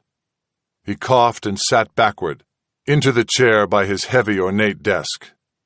He leaned forward, pulling at the blade, and in his posture, he seemed to be examining charts on the desk. Blood dripped onto the charts. Kazala made a gurgling sound. Then he collapsed. "Come on," the woman said. Hunter led her through the window, out of the room. He did not look back at Kazala's body. He stood with the woman on the north face of the parapet. The ground was 30 feet below, hard earth with a few scrubby plants. Lady Sarah clutched him. "It's too far," she said. "There's no choice," he said, and pushed her. With a shriek, she fell. He looked back and saw the Cassandra pull into the channel, under the main battery of the fortress. The gun crews were ready to fire. Hunter jumped to the ground. The girl was still lying there, holding her ankle. "Are you hurt?" "Not badly, I think." He got her to her feet and drew her arm over his shoulder. Supporting her, they ran toward the water. They heard the first guns open fire on the Cassandra. The guns of Matanceros were fired serially, 1 second apart. Each one breached 1 second apart, spitting hot powder and fragments of bronze into the air, sending the crews diving for cover. One by one, the big guns rocked back to their recoil position and were still. The crew slowly got to their feet and approached the guns in astonishment. They examined the blown touch holes and chattered excitedly among themselves. And then, one by one, the charges under the carriages blew, sending splinters of wood flying, dropping the guns to the ground. The last of the cannon went rolling along the parapet, with terrified soldiers racing out of its path. Less than 500 yards offshore, the Cassandra sailed untouched into the harbor. Don Diego was treading water, shouting at the top of his lungs as the Cassandra bore down on him. For a horrified moment, he thought no one would see or hear him, and then the bow of the sloop veered to port, and strong hands reached over the side and hauled him, dripping, onto the deck. A flask of Kill Devil was thrust into his hands, his back was pounded, and there was laughter. Diego looked around the boat. "Where is Hunter?" he said. In the early dawn light, Hunter was running with the girl to the shore at the eastern point of Matanceros. He was now just beneath the fort's walls. Directly above him were the barrels of some of the guns, now lying at odd and irregular angles. They paused by the water to catch their breath. "Can you swim?" Hunter asked. The girl shook her head. "Not at all?" "No, I swear." He looked at the Cassandra's stern as she moved up the channel to the galleon. "Come on," he said. They ran toward the harbor. Enders, the sea artist, delicately maneuvered the Cassandra alongside the galleon. Immediately, most of the crew jumped to the larger boat. Enders himself went aboard the galleon, where he saw Lazou and the Moor at the railing. Sanson was at the tiller. "My pleasure, sir," Sanson said with a bow, handing the helm to Enders. "Don't mind if I do, mate," Anders said. Immediately, he looked aloft, where seamen were scrambling up the rigging. "Hoist the foretop! Smart there with the jib!" The sails were let out. The big ship began to move. Alongside them, the small crew remaining with the Cassandra tied the bow to the stern of the galleon and swung around, sails luffing. Anders paid no attention to the little ship. His attention was fixed on the galleon. As she began to move, and the crews worked the capstan to bring up the anchor, he shook his head. "Soggy old bitch," he said. "Moves like a cow." "But she'll sail," Sanson said. "Oh, she'll sail, in a manner of speaking." The galleon was moving east toward the harbor mouth. Anders now looked toward the shore for Hunter. "There he is!" Lazou shouted. And indeed, there he was, standing at the shore with some woman. "Can you stop?" Lazou demanded. Anders shook his head. "We'll go into irons," he said. "Throw a line." The Moor had already thrown a line. It hit the shore. Hunter grabbed it with the girl, and they were immediately yanked off their feet and dragged into the water. "Better get them up smartly before they drown," Anders said, but he was grinning. The girl nearly drowned. She was coughing for hours afterward. But Hunter was in fine spirits as he took command of the treasure Neo and sailed, in tandem with the Cassandra, out into the open seas. By 8 in the morning, the smoking ruins of Matanceros lay far astern. Hunter, drinking heavily, reflected that he now had the distinction of successfully leading the most extraordinary privateering expedition in the century, since Drake attacked Panama. Chapter 24. They were still in Spanish waters, and they moved southward quickly, under every inch of canvas they could muster. The galleon normally carried as many as 1,000 people, and crews of 200 seamen or more. Hunter had 70 men, including prisoners, but most of the Spanish prisoners were garrison soldiers, not sailors. Not only were they untrustworthy, they were also unskilled.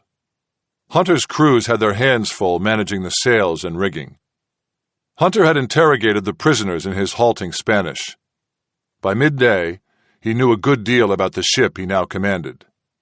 She was the Nao Nuestra Señora de los Reves, San Fernando y San Francisco de Paula, Captain José del Villar de Andrada, owner the Marquess de Canada, a vessel of 900 tons built in Genoa. Like all Spanish galleons, which were invariably cumbersomely christened, this ship had a nickname, El Trinidad. The origin of the name was obscure. El Trinidad had been built to carry 50 cannon, but after formal departure from Havana the previous August, the ship had stopped along the Cuban coast, and most of the cannon offloaded to permit the ship to carry more cargo. She was presently fitted with only 32 12-pounders. Anders had gone over the ship thoroughly and pronounced her seaworthy, but filthy. A party of prisoners were now clearing some of the refuse from the holds. "She's taking on water, too," Anders said. "Badly?" "No, but she's an old ship and bears watching, not kept in good repair." Anders' frown seemed to encompass the long tradition of shoddy Spanish seamanship. "How does she sail?" "Like a pregnant sow, but we'll make do, with fair weather and no trouble. We're short, is the truth." Hunter nodded. He paced the deck of the ship and looked at the canvas. Fully rigged, El Trinidad carried 14 separate sails. Even the simplest task, such as letting out a reefed topsail, required almost a dozen strong backs. "If there's heavy seas, we'll have to ride it out with bare poles," Anders said, shaking his head. Hunter knew this was true. In a storm, he would have no choice but to reef all his canvas and ride out the foul weather, but that was a dangerous thing to do on a ship so large. But even more worrisome was the prospect of an attack. A ship under attack needed maneuverability, and Hunter lacked the crew to handle El Trinidad smartly. And then there was the problem of the guns. His 32 12-pounders were Danish cannon of recent vintage and all in good repair. Together they represented a reasonable, if not formidable, measure of defense.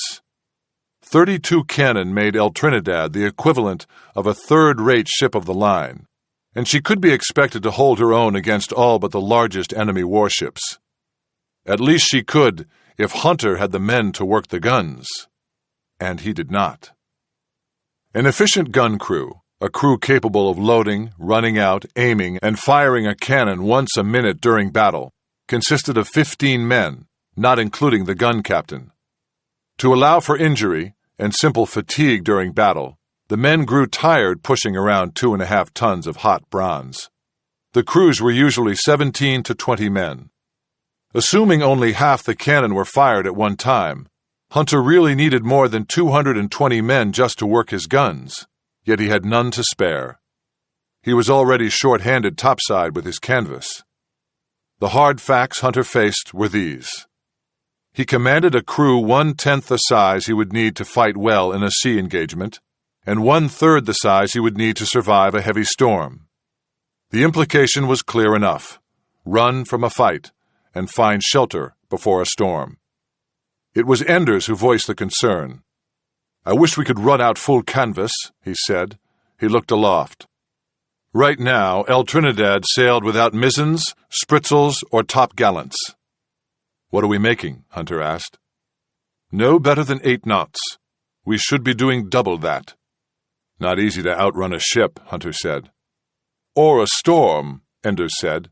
"You thinking of scuttling the sloop?" Hunter had considered it already. The 10 men aboard the Cassandra would help on the larger ship, but not much. El Trinidad would still be sorely undermanned. Furthermore, the sloop was valuable in itself. If he kept his own boat, he could auction the Spanish galleon to the merchants and captains of Port Royal, where it would fetch a considerable sum. Or else it would be included in the king's 10th, and greatly reduce the amount of bullion or other treasure that King Charles would take. "No," he said finally. "I want to keep my ship." "Well, we could lighten the sow," Enders said. "There's plenty of dead weight aboard. You've no use for the bronze or the longboats." "I know," Hunter said, "but I hate to see us defenseless." "But we are defenseless," Enders said.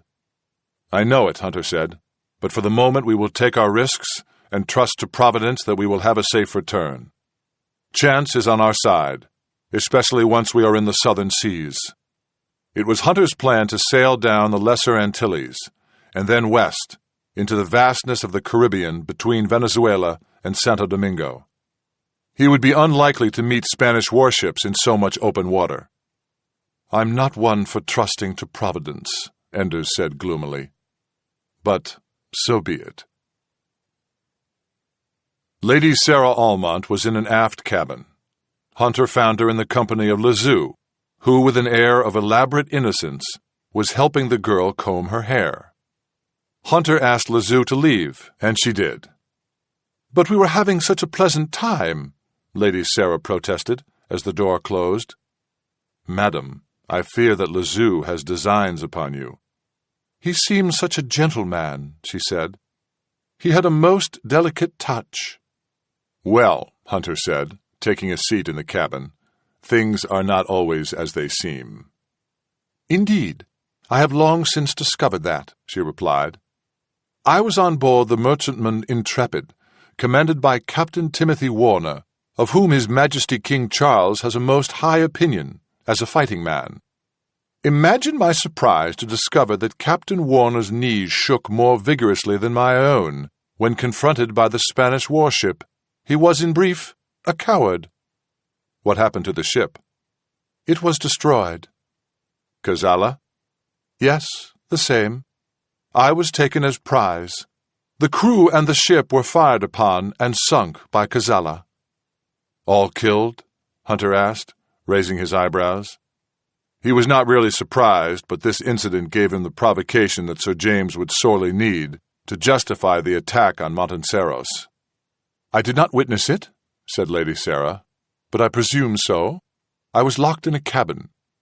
Then Kazala captured another ship of Englishmen. What befell them, I do not know." "I believe," Hunter said with a slight bow, "that they made good their escape." "Perhaps so," she said, with no sign of understanding Hunter's meaning. And now? What will you vagabonds have with me? I presume I am in the clutches of pirates. Charles Hunter, freeborn privateer at your service. We are making our way to Port Royal. She sighed. This new world is so tedious. I hardly know whom to believe. You will forgive me if I am suspicious of you. Indeed, madam, said Hunter, feeling irritation at this prickly woman whose life he had saved. I merely came below to inquire after your ankle. It has improved much, thank you. And to ask if you are, otherwise well. Ah, yes. Her eyes flashed. Do you not rather mean, if the Spaniard had his way with me, so that you can freely follow? Madam, I did not. Well, I can assure you, the Spaniard took nothing from me that was not already missing. She gave a bitter laugh. But he did it in his fashion. Abruptly she turned in her chair. She wore a dress of Spanish cut, one she found in the ship, and it had a low back. Hunter saw a series of ugly welts across her shoulders. She spun back to face him. Now perhaps you understand, she said, although probably you do not. I have other trophies of my encounter with the court of Philip in the New World. She lowered the neckline of her dress a trifle to reveal a round red mark on one breast. She did it so quickly, so immodestly, that he was taken aback. Hunter could never accustom himself to well-born women from the court of the merry monarch, who acted like their common counterparts. What must England be like these days? She touched the spot. That is a burn, she said. I have others. I fear they will scar. Any husband of mine will know the truth of my past soon enough. She glared at him defiantly. Madam, he said, I am pleased to have dispatched the villain on your behalf. That is just like a man, she said, and began to cry. She sobbed for some moments while Hunter stood, not certain what to do. Madam, he said. My breasts were my best feature, she sniffled, through her tears. I was the envy of every woman of breeding in London. Don't you understand anything? Madam, please. Hunter fumbled for a handkerchief, but he had none. He was still wearing his ragged clothes from the attack. He looked around the cabin, found a table napkin, and handed it to her. She blew her nose loudly. I am marked like a common criminal, she said, still crying. I shall never be able to wear the fashions of the town again. I am ruined. Hunter found her inexplicable. She was alive and safe and returning to her uncle. Why was she crying? Her lot was better than it had been in many days. Thinking that she was an ungrateful and inexplicable woman, he merely poured her a glass of wine from a decanter. Lady Sarah, please do not torment yourself thus. She took the wine and gulped the entire glass in a single long swallow.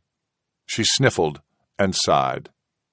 After all, he added, fashions change. At this she burst into fresh tears. Men, men, men, she moaned. And all because I made a sojourn to visit my uncle. Oh, my poor fate! There was a knock on the door, and a seaman stuck his head in. Begging pardon, Captain, but Mr. Enders says we have landfall within a glass, and then the sea chests to open.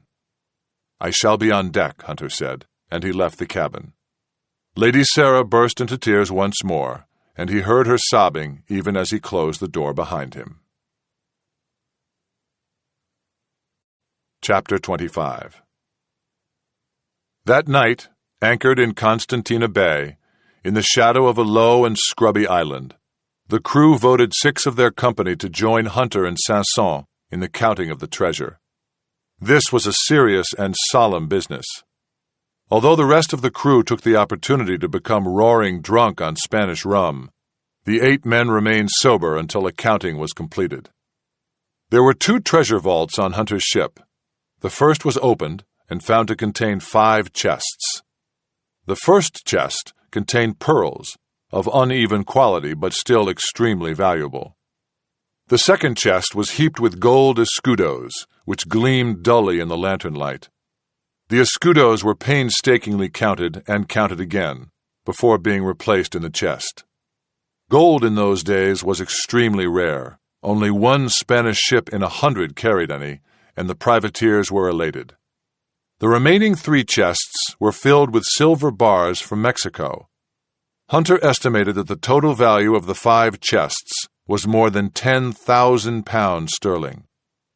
In a state of great excitement, the accounting party broke open the second treasure vault. Here they found 10 chests, and enthusiasm ran high until the first was opened, to reveal gleaming silver bars with the anchor and crown stamp of Peru. But the surface of the bars was multicolored and uneven. "I don't like the look of this," Sanson said. The other chests were hastily opened. They were all the same, all multicolored silver ingots. Hunter said, "Call for the Jew." Don Diego, squinting in the dark light below decks, hiccuping from Spanish kill devil, frowned at the silver bars. "This is not good news," he said slowly. He called for a set of scales and a cask of water, and for a silver bar from the first treasure vault. When it was all assembled, the accounting group watched as the Jew placed the Mexican silver bar on one side of the scales and tested various bars of Peruvian silver on the other side, until he found one that balanced exactly. "These will do," he said, and set the bars of equal weight to one side. He drew the water cask in front of him and submerged the Mexican silver bar first. The water level inside the cask rose. The Jew marked the new level with his dagger blade, cutting a line in the wood. He removed the Mexican bar and dropped in the Peruvian silver. The water level did not reach as high. "What does this mean, Don Diego? Is it silver?" "In part," the Jew said, "but not entirely. There is some impurity, some other metal, heavier than silver but of the same color." "Is it plumbum?" "Perhaps. But lead is dull on the surface, and this is not. I warrant that this silver is mixed with platina." This news was greeted with groans. Platinum was a worthless metal. "How much of it is platina, Don Diego?" "I cannot say. To know exactly, I need better measures. I guess as much as half." "The damned Dons," Sanson said. "Not only do they steal from the Indians, they steal from each other. Philip is a poor king to be so openly cheated." "All kings are cheated," Hunter said. "It is in the nature of being a king. But these bars are still worth something, at least 10,000 pounds. We have still captured a great treasure." "Aye," Sanson said, "but think what it might have been." There was other treasure to be accounted. The holds of the ships contained household articles, fabrics, logwood, tobacco, and spices such as chili and cloves. All these could be auctioned on the docks of Port Royal, and they would amount, in total, to a substantial sum, perhaps 2,000 pounds. The accounting ran long into the night, and then the counting team joined the others in drunken songs and revelry. Neither Hunter nor Sanson participated. Instead, they met in Hunter's cabin. Sanson came directly to the point. "How is the woman?" "Prickly," Hunter said, "and she cries a good deal." "But she is unscathed?" "She is alive." "She must be accounted a part of the king's 10th, Sanson said. "Or the governor's." "Sir James will not allow it." "Surely you can persuade him?" "I doubt it." "You have rescued his only niece." Sir James has a keen business sense. His fingers cling to gold. "I think you must try, on the part of all the crew," Sanson said, "to show him the correct way of thinking." Hunter shrugged. He had, in fact, already thought of this, and was planning to argue the case before the governor. But he did not wish to make any promises to Sanson. The Frenchman poured wine. "Well," he said heartily, "we have done great things, my friend. What is your plan for the return?" Hunter sketched his intention to travel south, then to stay in open water until they could reach northward for Port Royal. "Do you not think," Sanson said, "that we will be safer if we divide the treasure between the two ships and separate now, returning by different routes?" "I think it is better we remain together. Two ships present a formidable obstacle seen from a distance. Singly, we might be attacked." "Aye," Sanson said, "but there are a dozen Spanish ships of the line patrolling these waters. If we separate, it is most unlikely we would both encounter warships." "We need not fear Spanish warriors. We are legitimate Spanish merchantmen. Only the French or the English might attack us." Sanson smiled. "You do not trust me." "Of course not," Hunter said, smiling back. "I want you in my sight, and I want the treasure beneath my feet." "So be it," Sanson said. But there was a dark look in his eyes, and Hunter promised himself he would remember it. Chapter 26. 3 days later, they sighted the monster. It had been an uneventful sail down the chain of the Lesser Antilles. The wind was fair and the sea calm. Hunter knew he was now nearly 100 miles south of Matanceros, and with each passing hour he breathed more easily.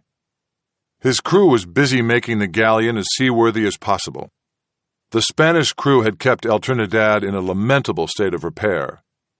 Rigging was frayed, sails were thin in places, torn in others.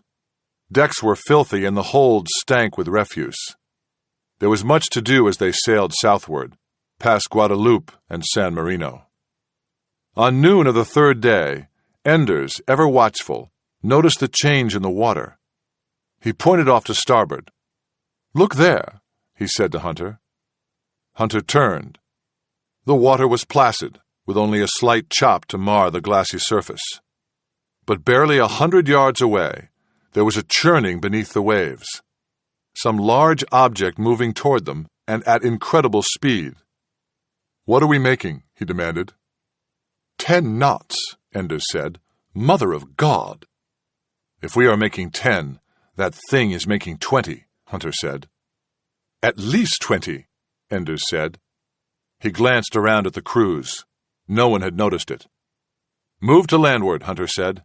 "Get us in shoal water." "The Kraken don't like it shallow," Enders said. "Let us hope not." The submerged shape moved closer and passed by the boat some 50 yards away. Hunter had a glimpse of dead gray white, a suggestion of tentacles, and then the thing was gone. It moved off and circled, then came back again. Enders slapped his cheek. "I'm dreaming," he said. "I must be. Say it is not true." "It's true," Hunter said. From the nest of the mainmast, Lazoo, the lookout, whistled to Hunter. She had seen the thing.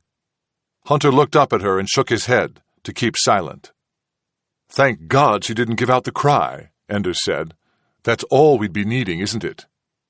"Shoal water," Hunter said grimly, and quickly. He watched the churning water approach once more. Up in the mainmast nest, Lazoo was high above the clear blue water, and she could see the approach of the Kraken plainly. Her heart was in her throat, for this was a legendary beast, the stuff of sailing songs and stories for the children of seafarers. But few had ever seen such a creature, and Lazoo was not glad of the experience. It seemed to her that her heart stopped as she watched the thing approach again with frightening speed, plowing up the surface as it came toward the El Trinidad. When it was very close, she saw the entire animal clearly. Its skin was a dead gray. It had a pointed snout, a bulbous body at least 20 feet long, and trailing behind a tangle of long tentacles, like a Medusa's head. It passed beneath the ship, not touching the hull, but the waves from the creature's movements rocked the galleon. Then she saw it emerge on the other side and plunge down into the blue depths of the ocean. She wiped her sweating brow. Lady Sarah Almont came on deck to find Hunter peering over the side. "Good day, Captain," she said. He turned and gave her a slight bow. "Madam?" "Captain, you are quite ashen. Is all well?" Without replying, Hunter rushed to the other side of the aft deck and peered over the side again. Enders at the tiller said, "You see it?" "See what?" asked Lady Sarah. "No," Hunter said. "It dived." "We should have 30 fathoms beneath us," Enders said. "That's shoal for the thing." "What thing?" asked Lady Sarah, pouting prettily. Hunter came back to her. Enders said, "It may be back." "Aye," Hunter said. She looked from Hunter to Enders. Both men were drenched in cold sweat.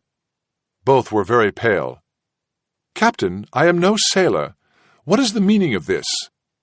Enders' tense exploded. "God's blood, woman! We have just seen—" "An omen," said Hunter smoothly, with a sharp look to Enders. "An omen, my lady." "An omen? Are you superstitious, Captain?" "Aye, he's very superstitious, he is," said Enders, glancing out toward the horizon. "It is plain," said Lady Sarah, stamping her foot on the deck, "that you will not tell me what is amiss." "That's right," Hunter said, smiling. He had a charming smile, even through his pallor. He could be most exasperating, she thought. "I know I am a woman," she began, "but I really must insist—" And at that moment, Lazoo shouted, "Sail ho!" Straining his eyes to the glass, Hunter saw square canvas directly astern, coming above the line of the horizon. He turned back to Enders, but the sea artist was already barking orders to run out all the canvas El Trinidad possessed. The top gallants were unreefed, the foresprit was run up, and the galleon gathered speed. A warning shot was fired to the Cassandra, a quarter of a mile ahead. Soon after, the little sloop also let out her full canvas. Hunter looked through the glass again. The sails on the horizon had not grown larger, but neither had they diminished in size.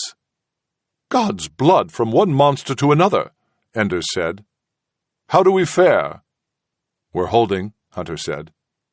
"We must come off this course soon," Enders said. Hunter nodded. El Trinidad was running free before an easterly wind, but her course carried her too far west, toward the island chain to their right. Soon the water would be too shallow. They would have to alter course. On any ship, a course change meant at least a temporary loss in speed.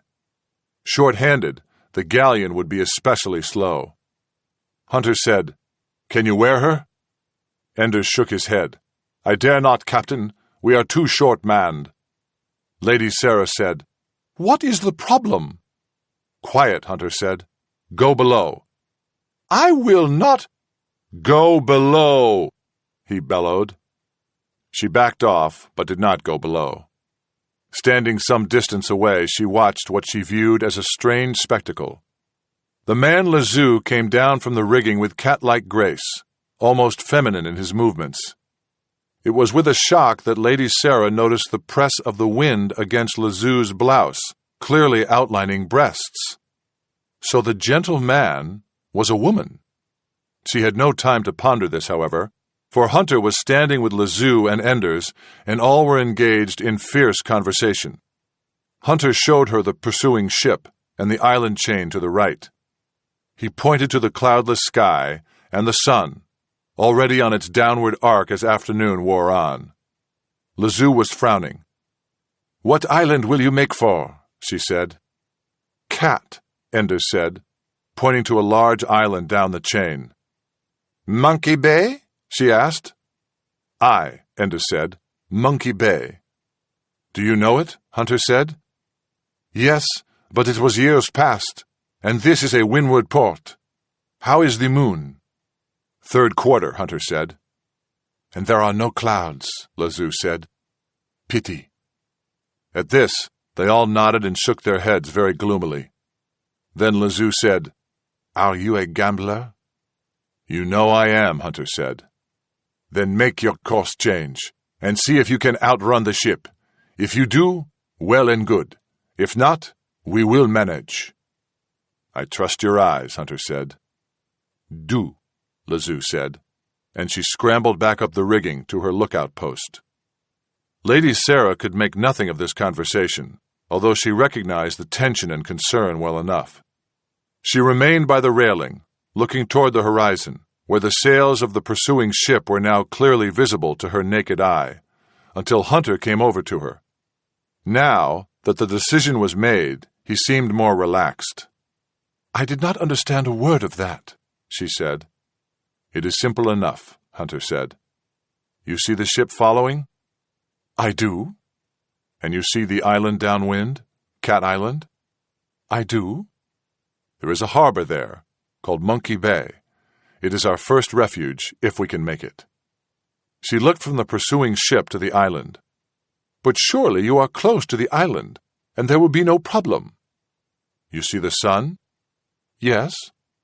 "The sun is setting to the west. In another hour, it will gleam off the water with a brightness to cause pain to the eye, and we cannot see the obstructions beneath as we make for that bay. In these waters, a ship cannot sail into the sun unless you risk tearing out the bottom on coral." "But Lazoo has entered the port before." "Aye, but it is a windward port. Windward ports are exposed to the storms and strong currents of the open ocean, and they change. A sandbar can shift in days, weeks. Monkey Bay may not be as Lazoo remembers it." "Oh." She was silent a moment.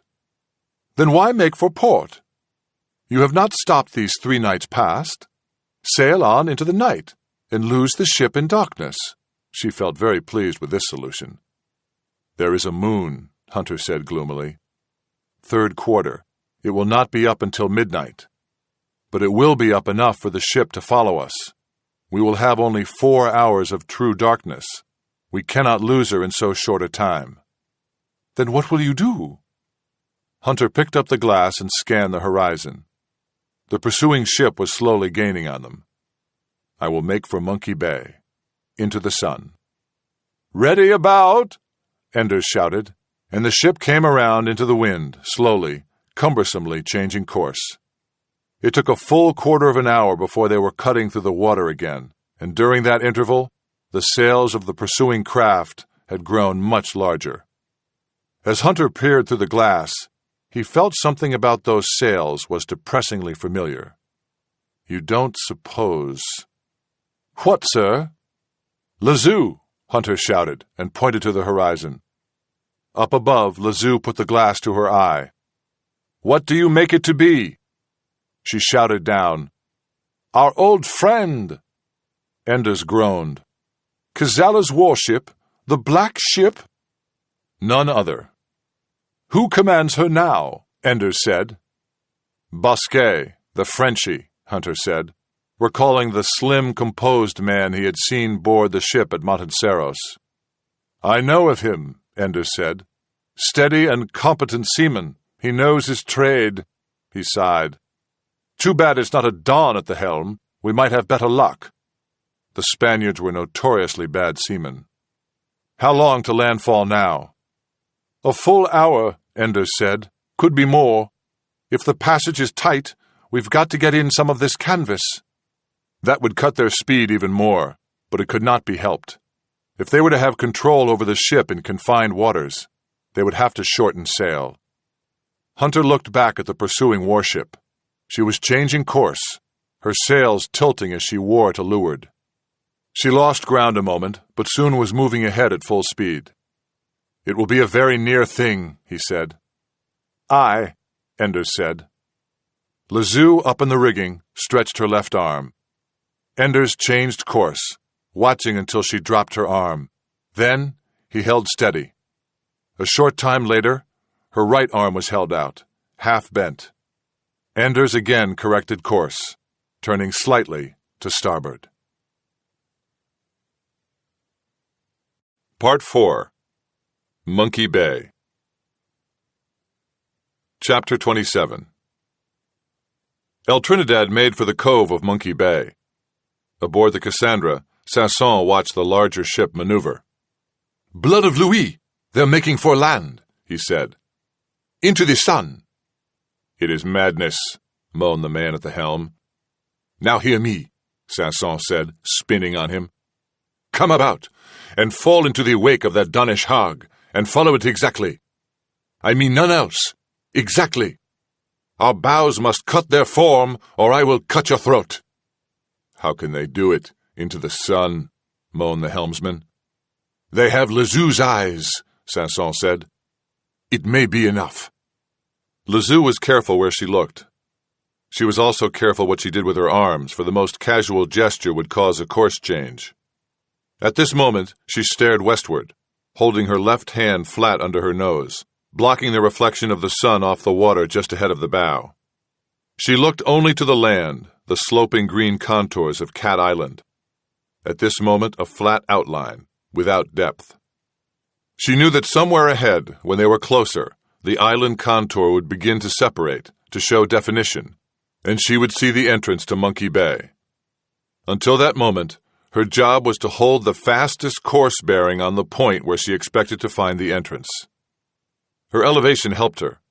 From this vantage point atop the mainmast, she was able to see the color of the water many miles ahead, an intricate pattern of blues and greens of different intensities.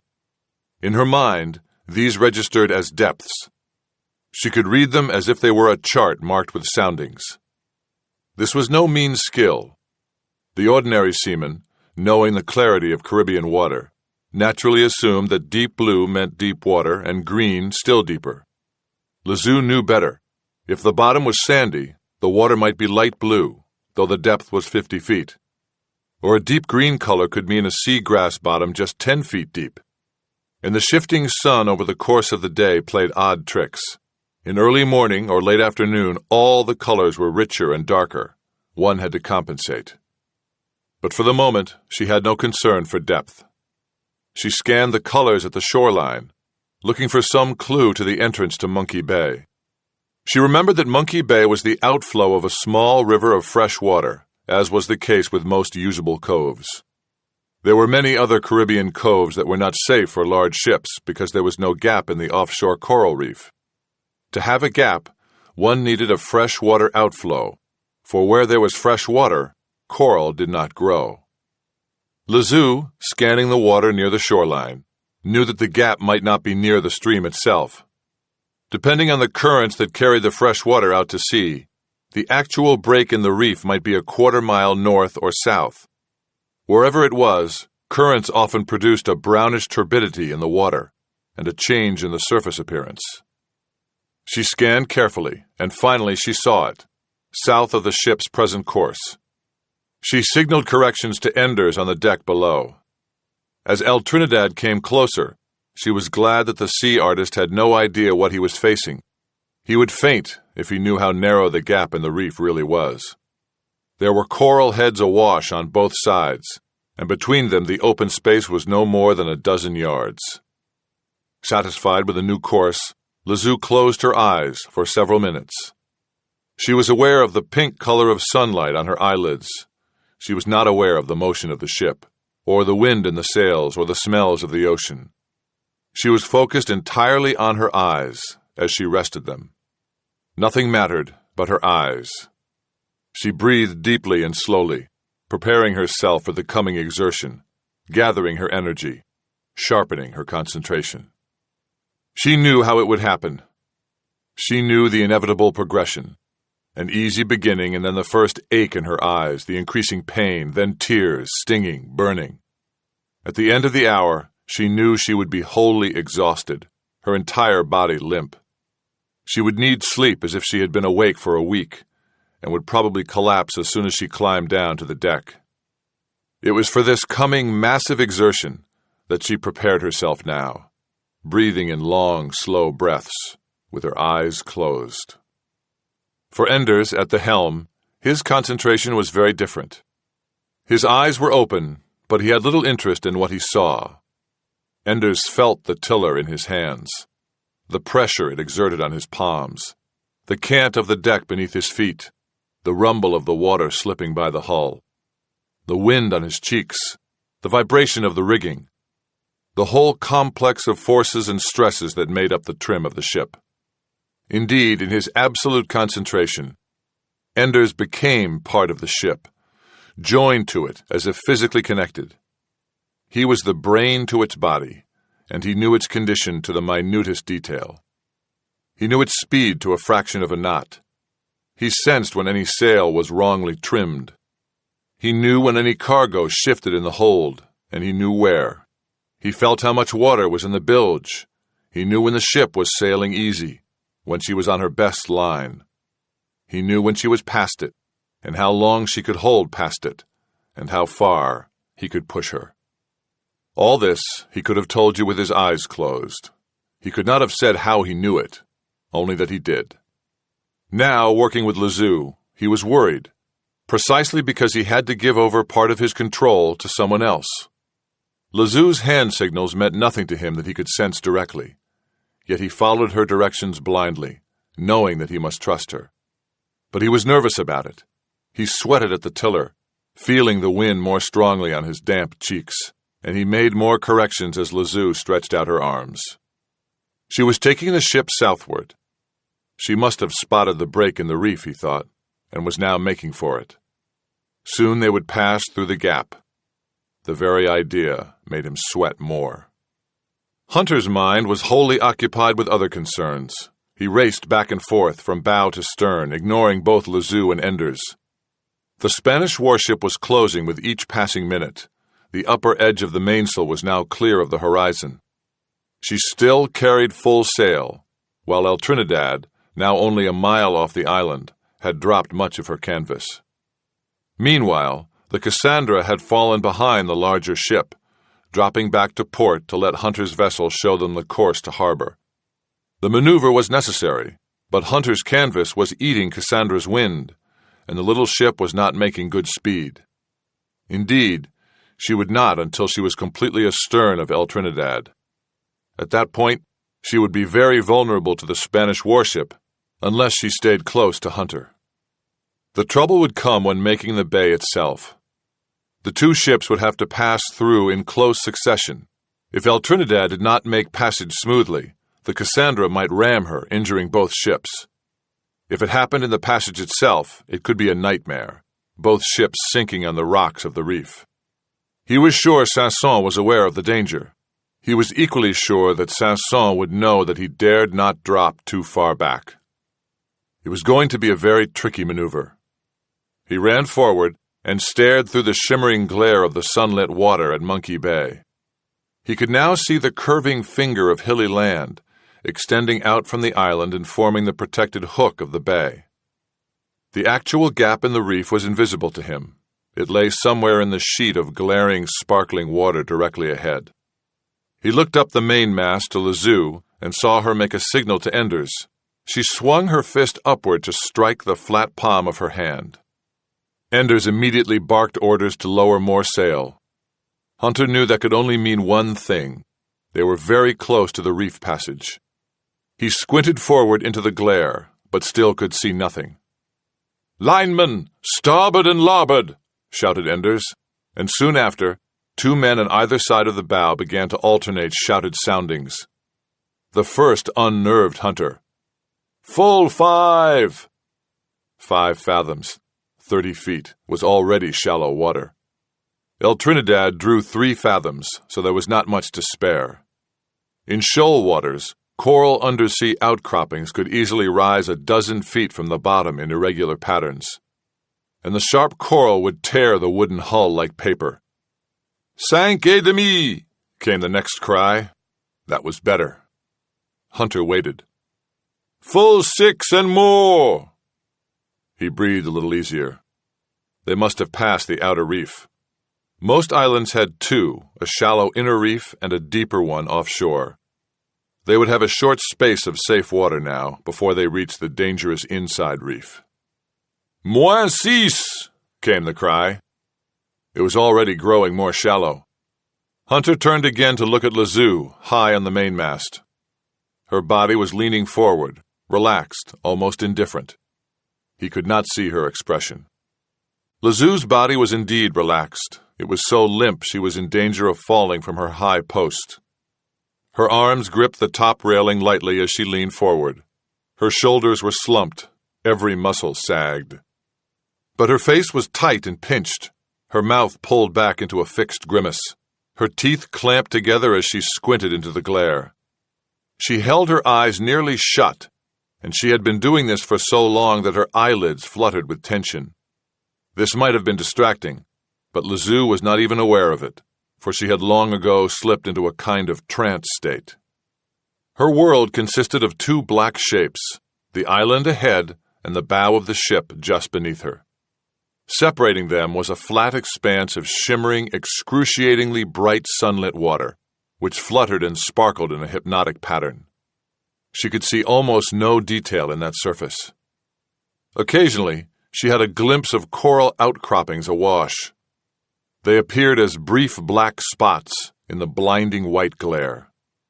At other times, during lulls in the gusting wind, she had a momentary image of eddies and currents, which swirled the uniform pattern of sparkles. Otherwise, the water was opaque, blinding silver. She guided the ship through this shimmering surface entirely by memory, for she had marked, in her mind, the position of shallow water, coral heads, and sandbars more than half an hour ago, when the ship was farther offshore and the water ahead was clear. She had made a detailed mental image using landmarks on the shore and in the water itself. Now, by looking directly down at the water passing amidships, which was transparent, she could gauge El Trinidad's position relative to her mental image. Far below, she saw a round head of brain coral, resembling a gargantuan clump of cauliflower, pass on the port side. She knew that meant they would have to bear north. She extended her right arm and watched as the black silhouette of the bow nosed around, and waited until they were in line with a dead palm tree on the shore. Then she dropped her hand. Enders held the new course. She squinted ahead. She saw the coral awash, marking the sides of the channel. They were bearing directly for the gap. From memory, she knew that before reaching the gap, they had to veer to starboard slightly to miss another coral head. She extended her right hand. Enders corrected. She looked straight down. The second coral head went past, dangerously close to the hull. The ship shivered as it scraped the outcropping, but then they were clear. She held out her left arm, and Enders changed course again. She lined herself on the dead palm again and waited. Enders had been electrified by the sound of the coral head on the hull. His nerves, straining to hear exactly that dreaded sound, were raw. He jumped at the tiller, but as the crunching continued, a vibration moving aft, he realized that they were going to kiss the coral, and he breathed a deep sigh. In the stern, he felt the vibration approaching him down the length of the ship. At the last moment, he released the tiller, knowing that the rudder was the most vulnerable part of the ship below water. A grazing collision that merely scraped the hull of barnacles could snap a hard-turned rudder, so he released tension. Then he took the tiller in his hand again and followed Lizu's instructions. She would break a snake's back, he muttered, as El Trinidad twisted and turned toward Monkey Bay. "Less 4!" shouted the lineman. Hunter in the bow, flanked on either side by the men with their plumb lines, watched the glaring water ahead. He could see nothing at all forward. Looking to the side, he saw coral formations fearsomely close to the surface, but somehow El Trinidad was missing them. "3 et demi!" He gritted his teeth. 20 feet of water. They could not take much less. As he had the thought, the ship struck another coral formation, but this time there was only a single sharp impact, then nothing. The ship had snapped the coral head, then continued on. 3 and 1! They had lost another foot. The ship plowed forward into the sparkling sea. "Merde!" yelled the second linesman, and started running aft. Hunter knew what had happened. His line had become snarled in coral and caught. He was trying to free it. "Full 3!" Hunter frowned. They should be aground now, according to what his Spanish prisoners had told him. They had sworn El Trinidad drew 3 fathoms of water. Obviously, they were wrong. The ship still sailed smoothly toward the island. He silently damned Spanish seamanship. Yet he knew the 3-fathom draft could not be far wrong. A ship this size must draw very nearly that. "Full 3!" They were still moving. And then, with frightening suddenness, he saw the gap in the reef, a desperately narrow passage between coral awash on both sides. El Trinidad was right in the center of the passage, and a damned fortunate thing, too, for there was no more than 5 yards to spare on either side as they passed through. He looked astern to Enders, who saw the coral on both sides of him. Enders was crossing himself. "Full 5!" shouted the linesman hoarsely, and the crew gave a jubilant cheer. They were inside the reef, in deeper water, and moving north now to the protected cove between the island shore and the curving finger of hilly land, which encircled the seaward side of the bay. Hunter could now see the full extent of Monkey Bay. He could tell at a glance that it was not an ideal berth for his ships. The water was deep at the mouth of the bay, but it turned rapidly shallow in more protected areas. He would have to anchor the galleon in water that was exposed to the ocean, and for several reasons, he was unhappy with that prospect. Looking back, he saw the Cassandra make the passage safely. Following Hunter's ship so closely, he could see the worried expression on the linesman's face in Cassandra's bow. And behind the Cassandra was the Spanish warship, no more than 2 miles distant. But the sun was falling. The warship would not be able to enter Monkey Bay before nightfall, and if Bosquet chose to enter at dawn, then Hunter would be ready for him. "Drop anchor!" Enders shouted. "Make fast!" El Trinidad shuddered to a stop in the twilight. Cassandra glided past her, moving deeper into the bay. The smaller ship with her lesser draft could take the shoal water farther in. A moment later, Sanson's anchor splashed into the water, and both ships were secured. They were safe, at least for a time. Chapter 28. After the tension of the reef passage, the crews of both ships were jubilant, shouting and laughing, calling congratulations and mock insults to each other through the twilight. Hunter did not join in the general celebration. He stood on the aft castle of his galleon and watched the warship continue toward them, despite the rapidly growing darkness. The Spanish man-of-war was now within a half-mile of the bay. She was just outside the reef entrance. Bosquet had great daring, he thought, to come so close in near darkness. He was also taking a considerable and unnecessary risk. Enders, also watching, asked the unspoken question, "Why?" Hunter shook his head. He saw the warship drop her anchor line. He saw the splash as it hit the water. The enemy vessel was so close he could hear the shouted commands in Spanish drifting to him across the water. There was a lot of activity in the stern of the ship. A second anchor was thrown out. "Makes no sense," Enders said. "He's got miles of deep water to ride out the night, and he puts himself in 4 fathoms. Hunter watched. Another stern anchor was thrown over the side, and many hands tugged at the line. The stern of the warship swung around toward the shore. "Damn me," Enders said. "You don't suppose—" "I do," Hunter said. "She's lining up a broadside. Hoist anchor." "Hoist anchor!" Enders shouted to his surprised crew. "Ready on the bowsprit there. Lively with the lines." He turned back to Hunter. "We'll run aground for sure." "We have no choice," Hunter said. Bosquet's intent was clear enough. He had anchored in the mouth of the bay, just beyond the reef, but within range of his broadside cannon. He intended to stay there and pound the galleon through the night. Unless Hunter moved out of range, risking the shallow water, his ships would be demolished by morning. And indeed, they could see the gun ports springing open on the Spanish warship, and the muzzles of the cannon as they were fired, the balls smashing through El Trinidad's rigging and splashing in the water around them. "Get her moving, Mr. Enders," Hunter barked. As if in answer, a second broadside blasted from the Spanish warship. This one was more on target. Several balls struck El Trinidad, splintering wood, tearing lines. "Damn me!"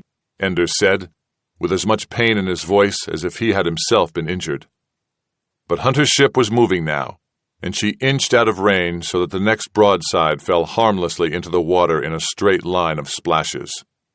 That straightness was itself impressive. "She's well manned," Enders said.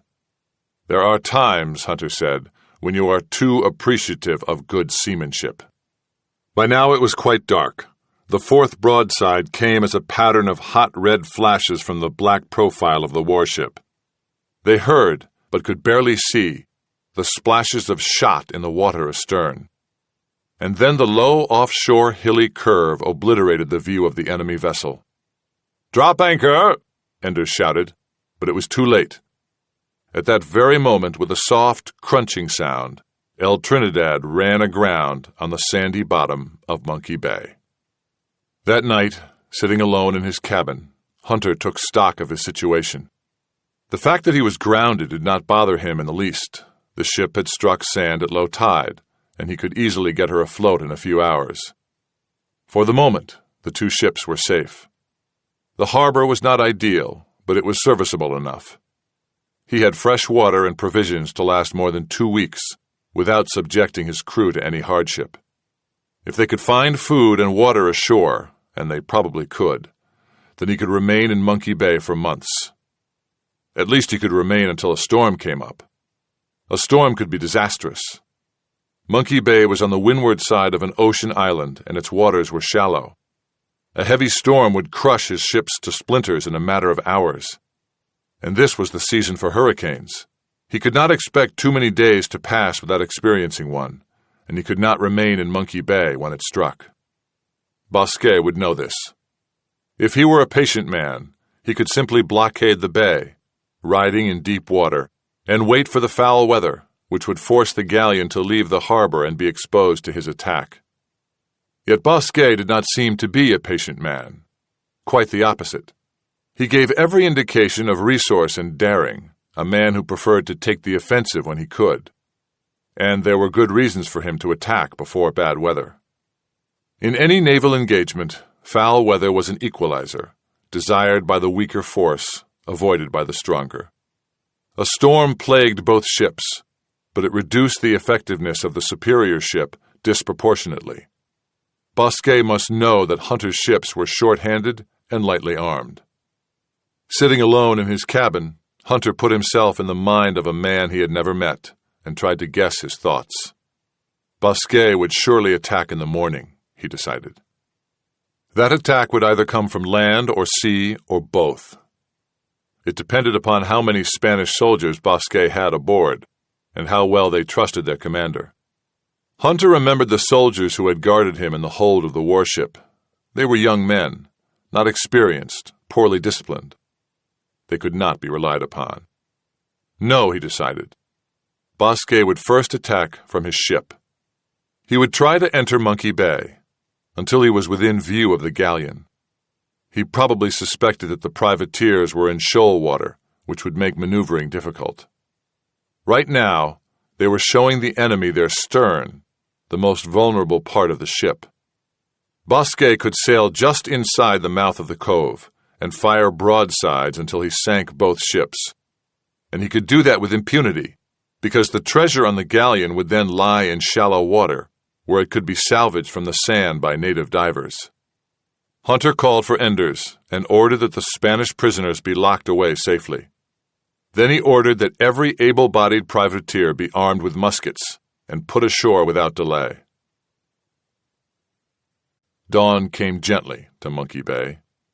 There was only a slight wind. The sky was laced with wispy clouds that caught the pink glow of first light. Aboard the Spanish warship, the crews began their morning's work in lazy and desultory fashion. The sun was well above the horizon before orders were shouted to let out the sails and raise anchor.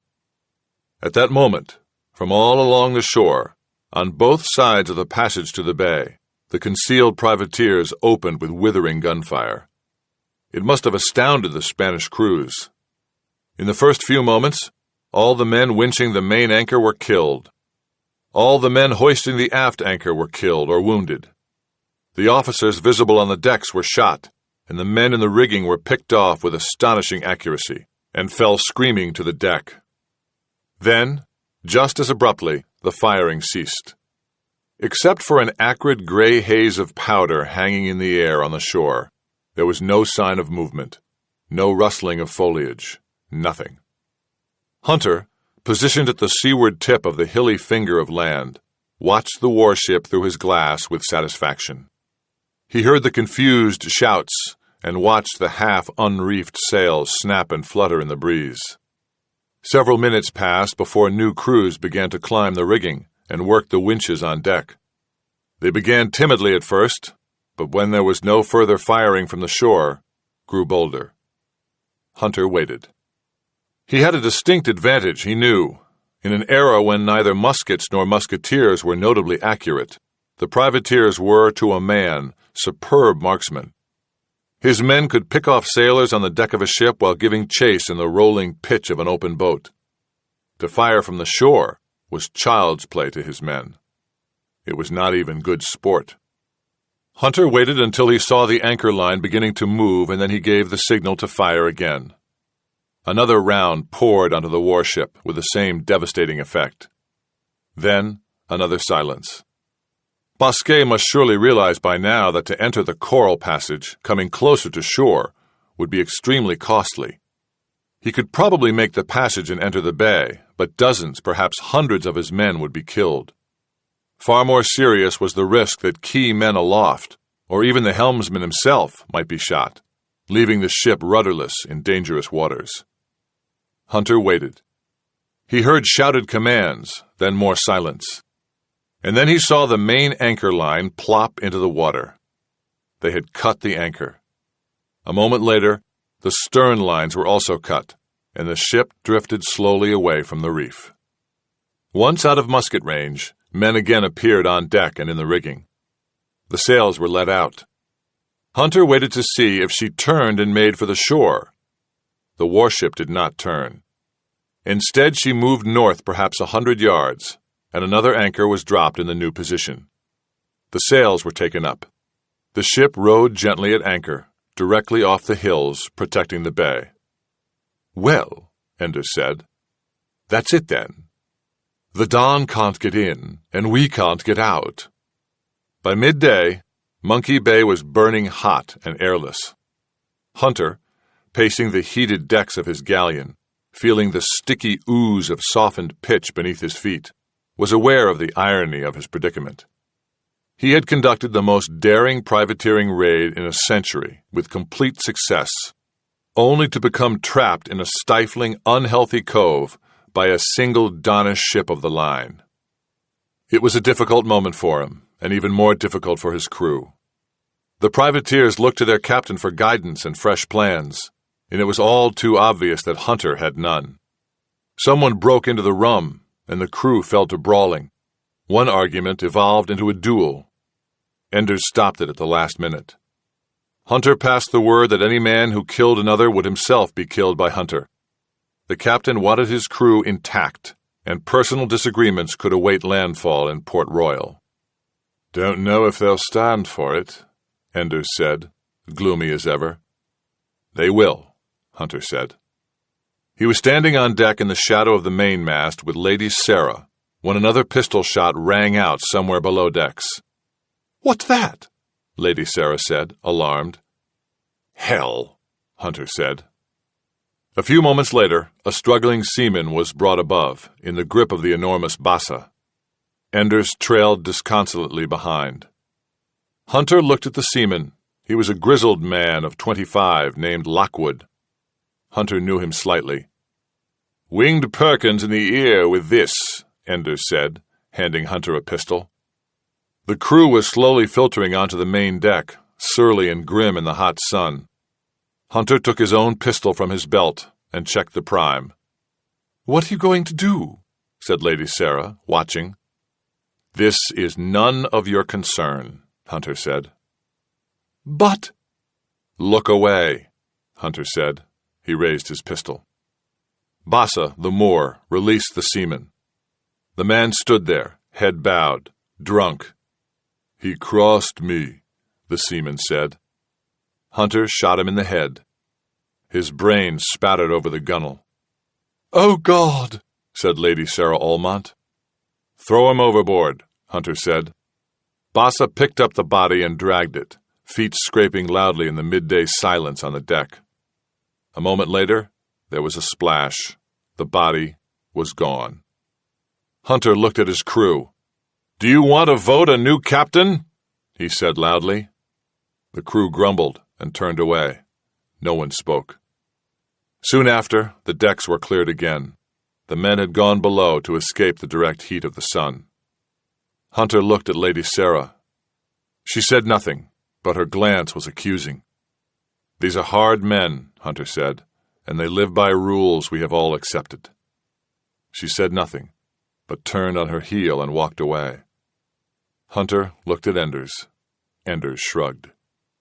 Later in the afternoon, Hunter was informed by his lookouts that there was new activity aboard the warship. All the longboats had been lowered on the ocean side, out of view of the land. They were apparently tied up to the ship, for none had appeared. Considerable smoke was issuing from the deck of the warship. Some kind of fire was burning, but its purpose was unclear. This situation continued until nightfall. Nightfall was a blessing. In the cool evening air, Hunter paced the decks of El Trinidad, staring at the long rows of his cannon. He walked from one to the next, pausing to touch them, running his fingers over the bronze, which still held the warmth of the day. He examined the equipment neatly stowed by each: the rammer, the bags of powder, the shot clusters, the quill touch pins, and the slow fuses in the notched water buckets. It was all ready to use, all this firepower, all this armament. He had everything he needed except the men to fire them. And without the men, the cannon might as well not be there at all. "You are lost in thought." He turned, startled. Lady Sarah was there, in a white shift. It looked like an undergarment in the darkness. "You should not dress like that with the men about." "It was too hot to sleep," she said. "Besides, I was restless. What I witnessed today." Her voice trailed off. "It disturbed you?" "I have not seen such savagery, even in a monarch. Charles himself is not so ruthless, so arbitrary." "Charles has his mind on other things. His pleasures." "You deliberately miss my meaning." Even in the darkness, her eyes glowed with something like anger. "Madam," Hunter said, "in this society—" "Society? You call this—" She gestured with a sweeping hand to the ship and the men sleeping on the deck. "You call this society?" "Of course. For wherever men gather, there are rules of conduct. These men have different rules from the court of Charles or of Louis, or even of Massachusetts colony, where I was born. And yet there are rules to be upheld and penalties to pay for breaking them." "You are a philosopher." Her voice in the darkness was sarcastic. "I speak what I know. In the court of Charles, what would befall you if you failed to bow before the monarch?" She snorted, seeing the direction of his argument. "It is the same here," Hunter said. "These men are fierce and violent. If I am to rule them, they must obey me. If they are to obey me, they must respect me. If they are to respect me, they must recognize my authority, which is absolute." "You speak like a king." "A captain is king, over his crew." She moved closer to him. "And do you take your pleasure, as a king does?" He had only a moment to reflect before she threw her arms around him and kissed him on the mouth, hard. He returned her embrace. When they broke, she said, "I am so frightened. Everything is strange here." "Madam," he said, "I am obliged to return you safely to your uncle and my friend, Governor Sir James Almont." "There is no need to be pompous. Are you a Puritan?" "Only by birth," he said, and kissed her again. "Perhaps I will see you later," she said. "Perhaps." She went below with a final glance at him in the darkness. Hunter leaned on one of the cannon and watched her go. "Spicy one, isn't she?" He turned. It was Enders. He grinned. Get a well-born one across the line, and they start to itch, eh? So it appears, Hunter said. Enders looked down the row of cannon and slapped one with his hand. It rang dully. Maddening, isn't it? He said. All these guns, and we can't use 'em for lack of men. You'd best get sleep, Hunter said shortly, and walked off. But it was true, what Enders had said. As he continued pacing the decks, the woman was forgotten, and his thoughts returned to the cannon. Some restless part of his brain churned over the problem again and again, looking for a solution. Somehow he was convinced there was a way to use these guns. Something he had forgotten, something he knew long ago. The woman obviously thought he was a barbarian, or worse, a Puritan. He smiled in the darkness at the thought. In fact, Hunter was an educated man. He had been taught all the main categories of knowledge, as they had been defined since medieval days. He knew classical history, Latin and Greek, natural philosophy, religion, and music. At the time, none of it had interested him.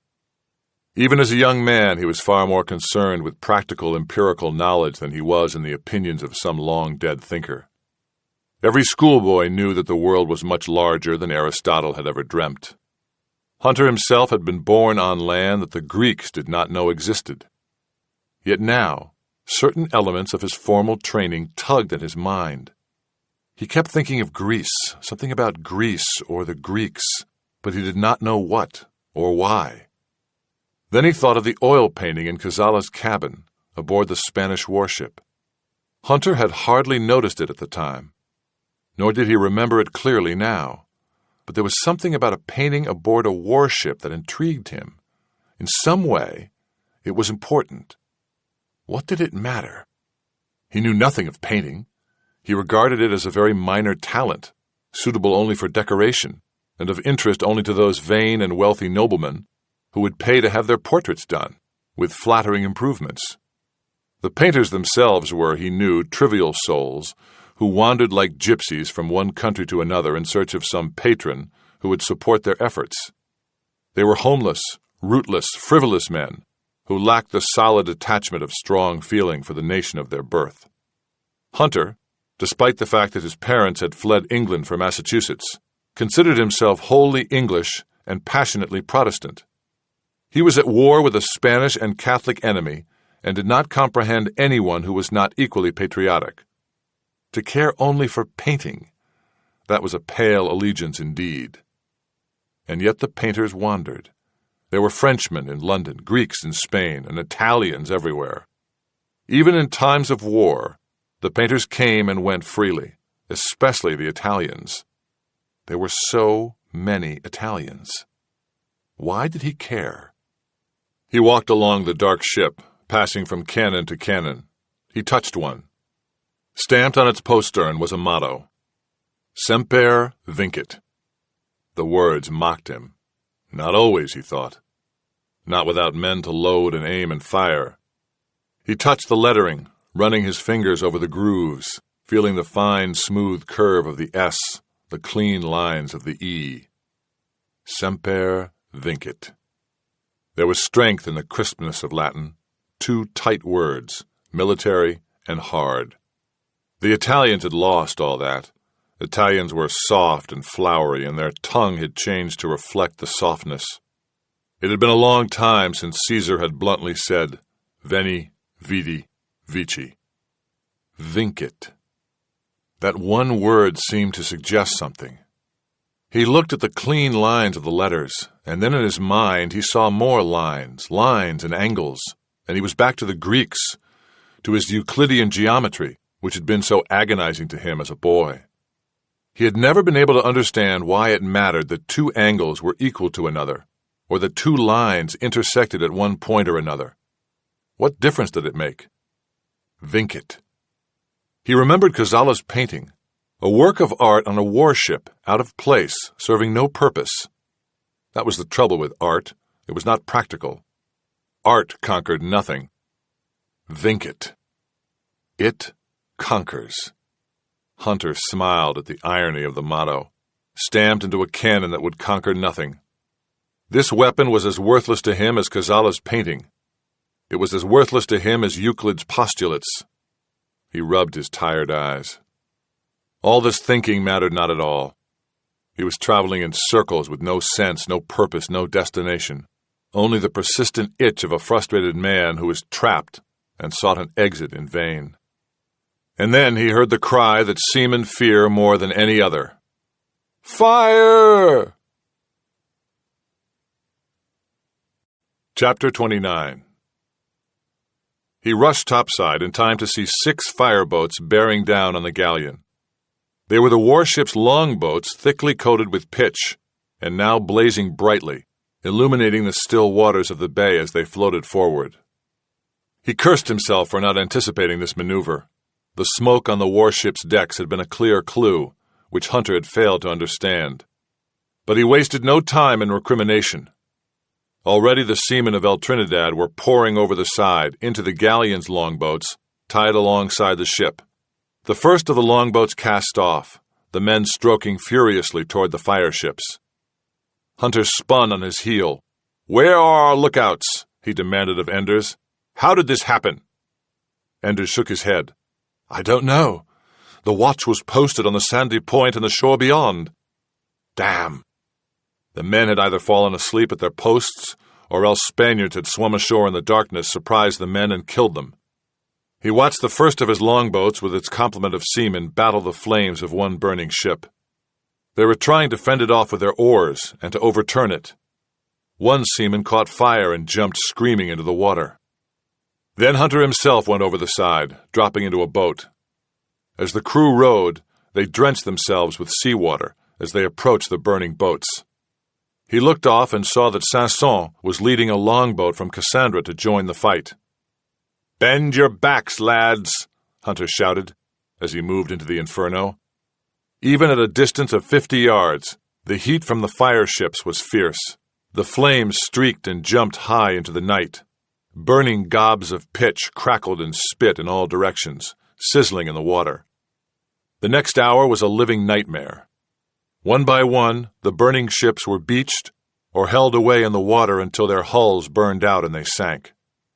When Hunter finally returned to his ship, covered in soot, his clothes ragged, he immediately fell into a deep sleep.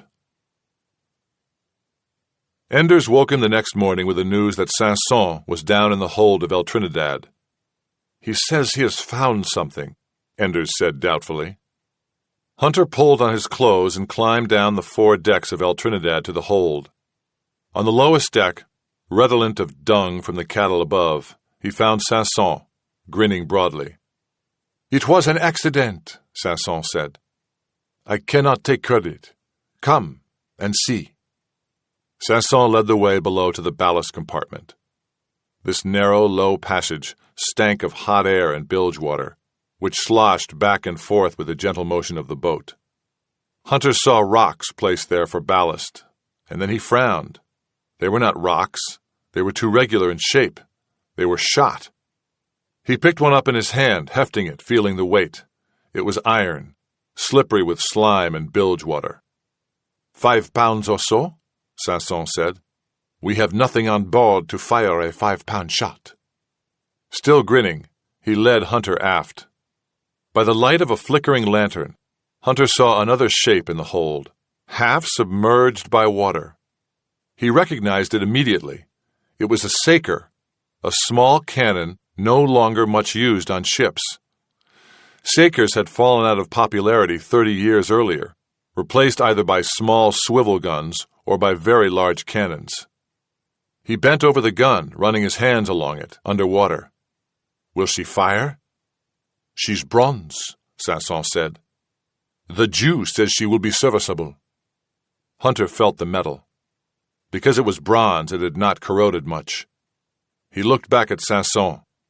"Then we will give the Don a taste of his own delights," he said. The saker, small though it was, still comprised 7 feet of solid bronze weighing 1,600 pounds. It took the better part of the morning to wrestle the gun onto El Trinidad's deck. Then the gun had to be lowered over to the side, to a waiting longboat. In the hot sun, the work was excruciating, and had to be done with consummate delicacy. Enders shrieked orders and curses until he was hoarse, but finally the Saker settled into the longboat as gently as if it were a feather. The longboat sank alarmingly under the weight, her gunwales clearing the water by no more than inches, yet she was stable as she was towed to the far shore. Hunter intended to set the Saker on top of the hill that curved out from Monkey Bay. That would place it within range of the Spanish warship and allow it to fire on the offshore vessel. The gun emplacement would be safe. The Spaniards could not get enough elevation from their own cannon to make any reply, and Hunter's men could shell them until they ran out of balls. The real question was when to open fire. Hunter had no illusions about the strength of this cannon. A 5-pound shot was hardly formidable. It would take many rounds to cause significant damage. But if he opened fire at night, the Spanish warship might, in confusion, cast off and try to move out of range. And in shoal water at night, she could easily run aground or even sink. That was what he hoped for. The Saker, lying in the wallowing longboat, reached the shore, and 30 seamen groaned to haul it onto the beach. There it was placed on rollers and laboriously dragged, foot by foot, to the edge of the underbrush. From there, the Saker had to be pulled 100 feet up to the top of the hill, through dense clusters of mangrove and palm trees. Without winches or tackles to help with the weight, it was a forbidding job, yet his crew bent to the task with alacrity. Other men worked equally hard. The Jew supervised 5 men who scrubbed the rust from the iron shot and filled shot bags with gunpowder. The Moor, a skilled chandler, built a gun carriage with trunnion notches. By dusk, the gun was in position, overlooking the warship. Hunter waited until a few minutes before darkness closed in, and then he gave the order to fire. The first round was long, splashing on the seaward side of the Spanish vessel. The second round hit its mark, and so did the third. And then it became almost too dark to see anything. For the next hour, the Saker slammed shot into the Spanish warship, and in the gloom they saw white sails unfurl. "He's going to run for it!" Enders shouted hoarsely. There were cheers from the gun crew. More volleys were fired as the warship backed and filled, easing away from the mooring. Hunter's men kept up a steady pattern of shots, and even when the warship was no longer visible in the darkness, he gave orders to carry on firing. The crack of the Saker continued through the night. By the first light of dawn, they strained to see the fruits of their labors. The warship was again anchored, perhaps a quarter-mile farther offshore, but the sun rose behind the vessel, making her a black silhouette. They could see no evidence of damage. They knew they had caused some, but it was impossible to judge the extent. Even in the first moments of light, Hunter was depressed. He could tell from the way the ship rode at anchor that she had not been seriously injured. With great good fortune, she had maneuvered the night waters outside the bay without striking coral or running aground. One of her topsail spars hung cracked and dangling. Some of her rigging was ragged, and her bow line was chipped and splintered. But these were minor details. Bosquet's warship was safe, riding smoothly in the sunlit waters offshore. Hunter felt enormous fatigue and enormous depression. He watched the ship some moments longer, noticing her motion. "God's blood," he said softly. Enders by his side had noticed it too. "Longish chop," he said. "The wind is fair," Hunter said. "Aye, for another day or so." Hunter stared at the long, slow sea swell that rocked the Spanish warship back and forth at anchor. He swore. "Where is it from?" "I'd guess," Enders said, "that it's straight up from the south this time of year." In the late summer months, they all knew to expect hurricanes.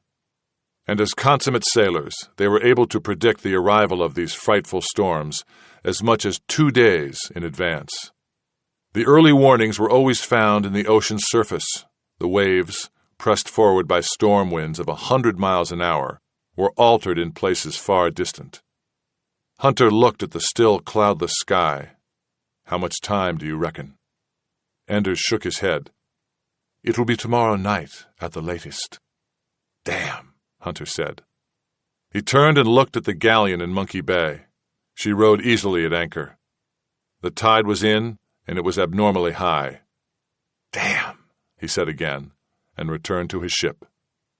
He was in a foul mood, pacing the decks of his ship under the hot midday sun, pacing like a man trapped in a dungeon cell. He was not inclined to polite conversation, and it was unfortunate that Lady Sarah Almont chose this moment to speak with him. She requested a longboat and crew to take her ashore. "To what end?" he said curtly. In the back of his mind, he wondered that she had made no mention of the fact that he had not visited her cabin the night previous. "What end? Why, to gather fruits and vegetables for my diet. You have nothing adequate on board." "Your request is quite impossible," he said, and turned away from her. "Captain," she said, stamping her foot, "I shall have you know that this is no mean matter to me. I am a vegetarian and eat no meat." He turned back. "Madam," he said, "I care not a whit for your eccentric fancies, and neither have the time nor the patience to oblige them." "Eccentric fancies," she said, coloring. "I shall have you know that the greatest minds of history were vegetarian, from Ptolemy to Leonardo da Vinci, and I shall have you know further, sir, that you are a common drip-knuckle and a bore." Hunter exploded in an anger matching hers. "Madam," he said, pointing to the ocean, "are you aware in your monumental ignorance that the sea has changed?" She was silent, perplexed, unable to connect the slight chop offshore to Hunter's obvious concern over it. "It seems trivial enough for so large a ship as yours." "It is, for the moment." "And the sky is clear." "For the moment." "I am no sailor, Captain," she said. "Madam," Hunter said, "the swells are running long and deep. They can mean only one thing. In less than 2 days' time, we shall be in the midst of a hurricane. Can you understand that?" "A hurricane is a fierce storm," she said, as if reciting a lesson. "A fierce storm," he said. "If we are still in this damnable harbor when the hurricane strikes, we shall be smashed to nothing. Can you understand that?" Very angry, he looked at her and saw the truth, that she did not understand. Her face was innocent. She had never witnessed a hurricane, and so she could only imagine that it was somehow greater than other storms at sea. Hunter knew that a hurricane bore the same relation to a fierce storm that a wild wolf bore to a lapdog. Before she could reply to his outburst, he turned away, leaning on a past pin. He knew he was being too harsh. His own concerns were rightly not hers, and he had every reason to indulge her. She had been up all night treating the burned seaman, an act of great eccentricity for a well-born woman. He turned back to face her. "Forgive me," he said quietly. "Inquire of Enders, and he will make arrangements for you to go ashore, so that you can carry on the noble tradition of Ptolemy and Da Vinci." He stopped. "Captain?" He stared into space. "Captain, are you well?" Abruptly, he walked away from her. "Don Diego!" he shouted. "Find me Don Diego!" Don Diego arrived in Hunter's cabin to discover the captain drawing furiously on slips of paper. His desk was littered with sketches. "I do not know if this will succeed," Hunter said. "I have only heard of it. The Florentine, Da Vinci, proposed it, but he was not heeded." "Soldiers do not attend an artist," Don Diego said. Hunter glowered at him. "Wisely or not," he said. Don Diego looked at the diagrams. Each showed a ship's hull, drawn in profile from above, with lines running out from the sides of the hull. Hunter drew another. "The idea is simple," he said. "On an ordinary ship, each cannon has its own gun captain, who is responsible for the firing of that single gun." "Yes?" "After the gun is loaded and run out, the gun captain crouches behind the barrel and sights the target. He orders his men with hand spikes and side tackles to aim the gun as he thinks best. Then he orders his men to slide the wedge to set the elevation, again as his eye thinks best. Then he fires, this is the procedure for each individual gun." "Yes," the Jew said. Don Diego had never actually seen a large cannon fired, but he was familiar with the general method of operation. Each gun was separately aimed, and a good gun captain, a man who could accurately judge the right angle and elevation of his cannon, was highly regarded, and rare. "Now then," Hunter said, "the usual method is parallel fire." He drew parallel lines out from the sides of the ship on the paper. Each gun fires, and each captain prays that his shot will find its mark. But in truth, many guns will miss until the two ships are so close that almost any angle or elevation will hit the target. Let us say when the ships are within 500 yards. Yes? Don Diego nodded slowly. "Now the Florentine made this proposal," Hunter said, sketching a new ship. "He said, do not trust the gun captains to aim each volley. Instead, aim all the guns in advance of the battle. Look now what you achieve." He drew from the hull converging lines of fire, which came together at a single point in the water. "You see? You concentrate the fire at one place. All your balls strike the target at the same point, causing great destruction." "Yes," Don Diego said, "or all your balls miss the target and fall into the sea at the same point. Or all your balls strike the bowsprit or some other unimportant portion of the ship. I confess I do not see the value of your plan." "The value," Hunter said, tapping the diagram, "lies in the way these guns are fired. Think, if they are pre-aimed, I can fire a volley with only one man to a gun, perhaps even one man for two guns. And if my target is within range, I know I will score a hit with each gun." The Jew, aware of Hunter's short crew, clapped his hands together.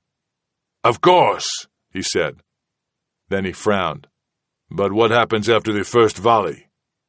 "The guns will run back from the recoil.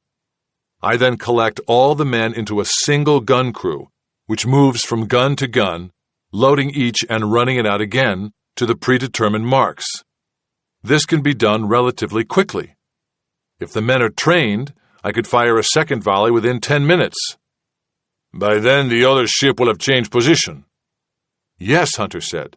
"It will be closer, inside my point. So the fire will be more spread, but still tight. You see?" "And after the second volley?" Hunter sighed.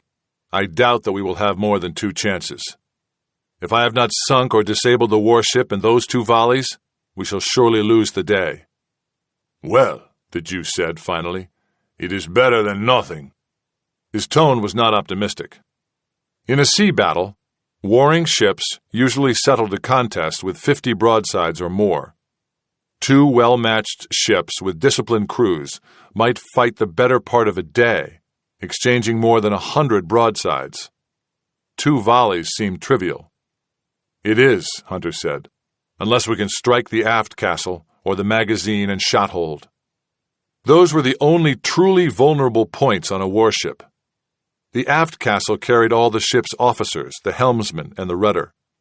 A solid hit there would leave the ship without guidance. The shot hold and magazine in the bow would explode the warship in a moment. Neither point was easily hit. To aim far forward or aft increased the likelihood of a harmless miss by all cannon." "The problem is our aim," the Jew said. "You will set your marks by gunnery practice, here in the harbor." Hunter nodded. "But how will you aim once at sea?" "That is exactly why I have sent for you. I must have an instrument for sighting, to line the ship up with the enemy. It is a question of geometry, and I no longer remember my studies." With his fingerless left hand, the Jew scratched his nose. "Let me think," he said, and left the cabin. Enders, the unflappable sea artist, had a rare moment of discomposure. "You want what?" he said. "I want to set all 32 cannon on the port side," Hunter repeated. "She'll list to port like a pregnant sow," Enders said. The very idea seemed to offend his sense of propriety and good seamanship. "I'm sure she will be ungainly," Hunter said. "Can you still sail her?" "After a fashion," Enders said. I could sail the Pope's coffin with Milady's dinner napkin." "After a fashion," he sighed. "Of course," he said. "You'll shift the cannon once we're in open water." "No," Hunter said. "I'll shift them here, in the bay." Enders sighed again. "So you want to clear the reef with your pregnant sow?" "Yes." "That means cargo topside," Enders said, staring into space. "We'll move those cases in the hold up on the starboard railing and lash them there. It'll help some, but then we are top-heavy as well as off-trim. She'll roll like a cork in a swell. Make the devil's own job to fire those guns." "I'm only asking if you can sail her." There was a long silence. "I can sail her," Enders said finally. "I can sail her just as pretty as you wish, but you'd better get her back in trim before that storm hits. She won't last 10 minutes in weather." "I know that," Hunter said. The two men looked at each other. While they sat, they heard a reverberating rumble overhead, as the first of the starboard cannon was shifted to the port side. "You play long odds," Enders said. "They are the only odds I have," Hunter replied. Firing commenced in the early afternoon. A piece of white sailcloth was set 500 yards away, on the shore, and the cannons were fired individually until they struck the target. The positions were marked on the deck with the blade of a knife. It was a long, slow, laborious process, continuing on into the night, when the white sail target was replaced by a small fire. But by midnight, they had all 32 cannon aimed, loaded, and run out. The cargo had been brought topside and lashed to the starboard railing, partially compensating for the list to port. Enders pronounced himself satisfied with the trim of the boat, but his expression was unhappy. Hunter ordered all hands to get a few hours' sleep and announced they would sail with the morning tide. Just before he drifted off to sleep, he wondered what Bosquet would make of the day's cannon fire inside the cove. Would he guess the meaning of those shots? And what would he do if he did? Hunter did not ponder the question. He would know soon enough, he thought, and closed his eyes. Chapter 30. He was on deck at dawn, pacing back and forth, watching the crew's preparations for battle. Lines and braces were being doubled so that if some were shot away, the others would allow the ship to sail. Bedding and blankets, soaked in water, were lashed along rails and bulkheads to protect against flying splinters. The entire deck was washed down repeatedly, soaking the dry wood to reduce the danger of fire. In the midst of all this, Enders came up. "Lookouts just reported, Captain. The warship is gone." Hunter was stunned. "Gone?" "Aye, Captain. Gone during the night." "It is not in sight at all?" "Aye, Captain." "He cannot have given up," Hunter said. He considered the possibilities a moment. Perhaps the warship had gone to the north or south side of the island to lie in wait. Perhaps Bosquet had some other plan, or perhaps the pounding by the Saker had done more damage than the privateers suspected. "All right, carry on," Hunter said. The immediate effect of the warship's disappearance was salutary, he knew. It meant that he would be able to make a safe exit from Monkey Bay with his ungainly ship. That passage had been worrying him. Across the bay he saw Sanson directing preparations aboard the Cassandra. The sloop sat lower in the water today. During the night, Hunter had transferred half the treasure from his vaults to the hold of the Cassandra. There was a good likelihood that at least one of the two ships might be sunk, and he wanted at least part of the treasure to survive. Sanson waved to him. Hunter waved back, thinking that he did not envy Sanson this coming day. According to their plans, in an attack the smaller ship would run for the nearest safe harbor, while Hunter engaged the Spanish warship. That was not without risk for Sanson, who might find it difficult to escape unmolested. If the Spaniard chose to attack Sanson first, Hunter's ship would be unable to attack. El Trinidad's cannons were prepared only for 2 volleys of defense. But if Sanson feared this eventuality, he gave no sign. His wave was cheery enough. A few minutes later, the two ships raised anchor and, under light sail, made for the open sea. The sea was rough. Once past the coral reefs and shallow water, there were 40-knot winds and 12-foot swells. In that water, the Cassandra bobbed and bounced, but Hunter's galleon wallowed and slopped like a sick animal. Enders complained bitterly and then asked Hunter to take the helm for a moment. Hunter watched as the sea artist moved forward in the boat until he was standing clear of all the sails in the bow. Enders stood with his back to the wind and both arms stretched wide. He remained there a moment, then turned slightly, still keeping his arms wide. Hunter recognized the old seaman's trick for locating the eye of a hurricane. If you stood with your arms out and your back to the wind, the eye of the storm was always 2 points forward of the left hand's direction. Enders came back to the helm, grunting and swearing. "She's south-southwest," he said, "and damn me if we won't feel her strong before nightfall." Indeed, the sky overhead was already darkening gray, and the wind seemed to strengthen with each passing minute. El Trinidad listed unhappily as she cleared Cat Island and felt the full roughness of the open sea.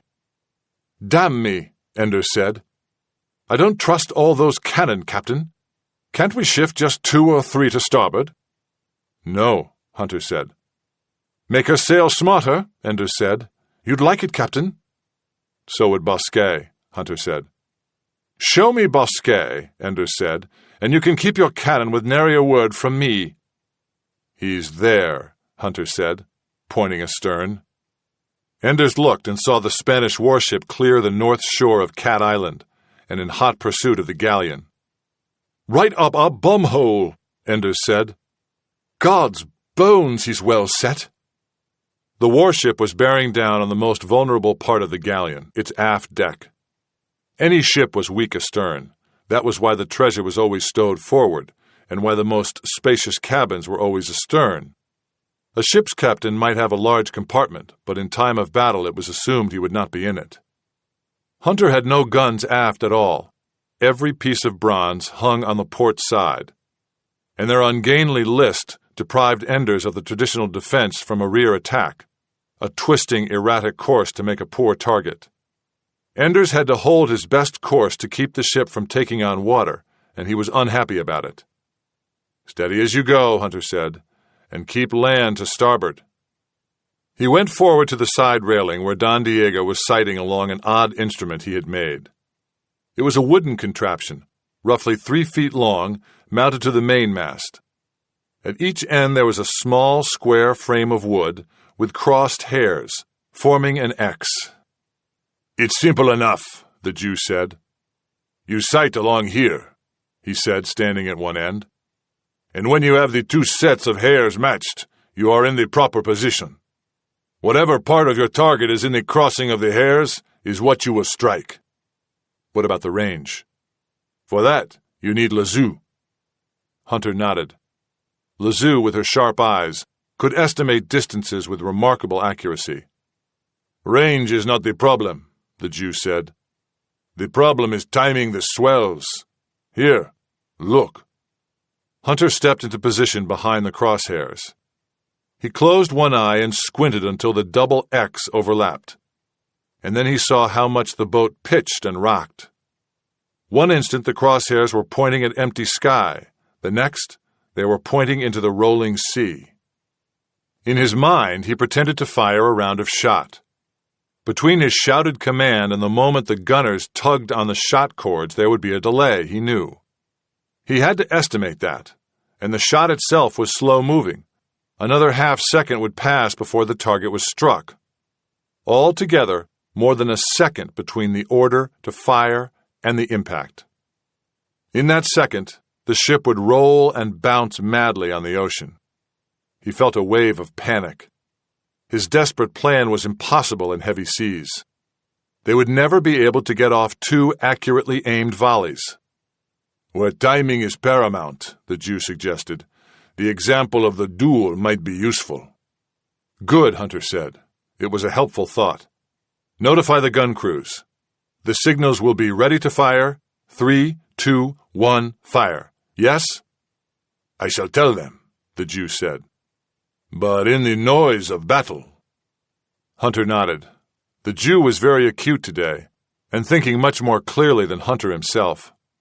Once the firing began, verbal signals would be lost or misunderstood. "I shall call the commands. You stand at my side and give hand signals." The Jew nodded and went to tell the crews. Hunter called for Lazoo and explained to her the need for accurate ranging. The shot was aimed for 500 yards. She would have to measure with delicacy. She said she could do it. He went back to Enders, who was delivering a continuous string of oaths. "We shall taste his bugger's staff soon enough," he said. "I can feel that prickle upon the flour."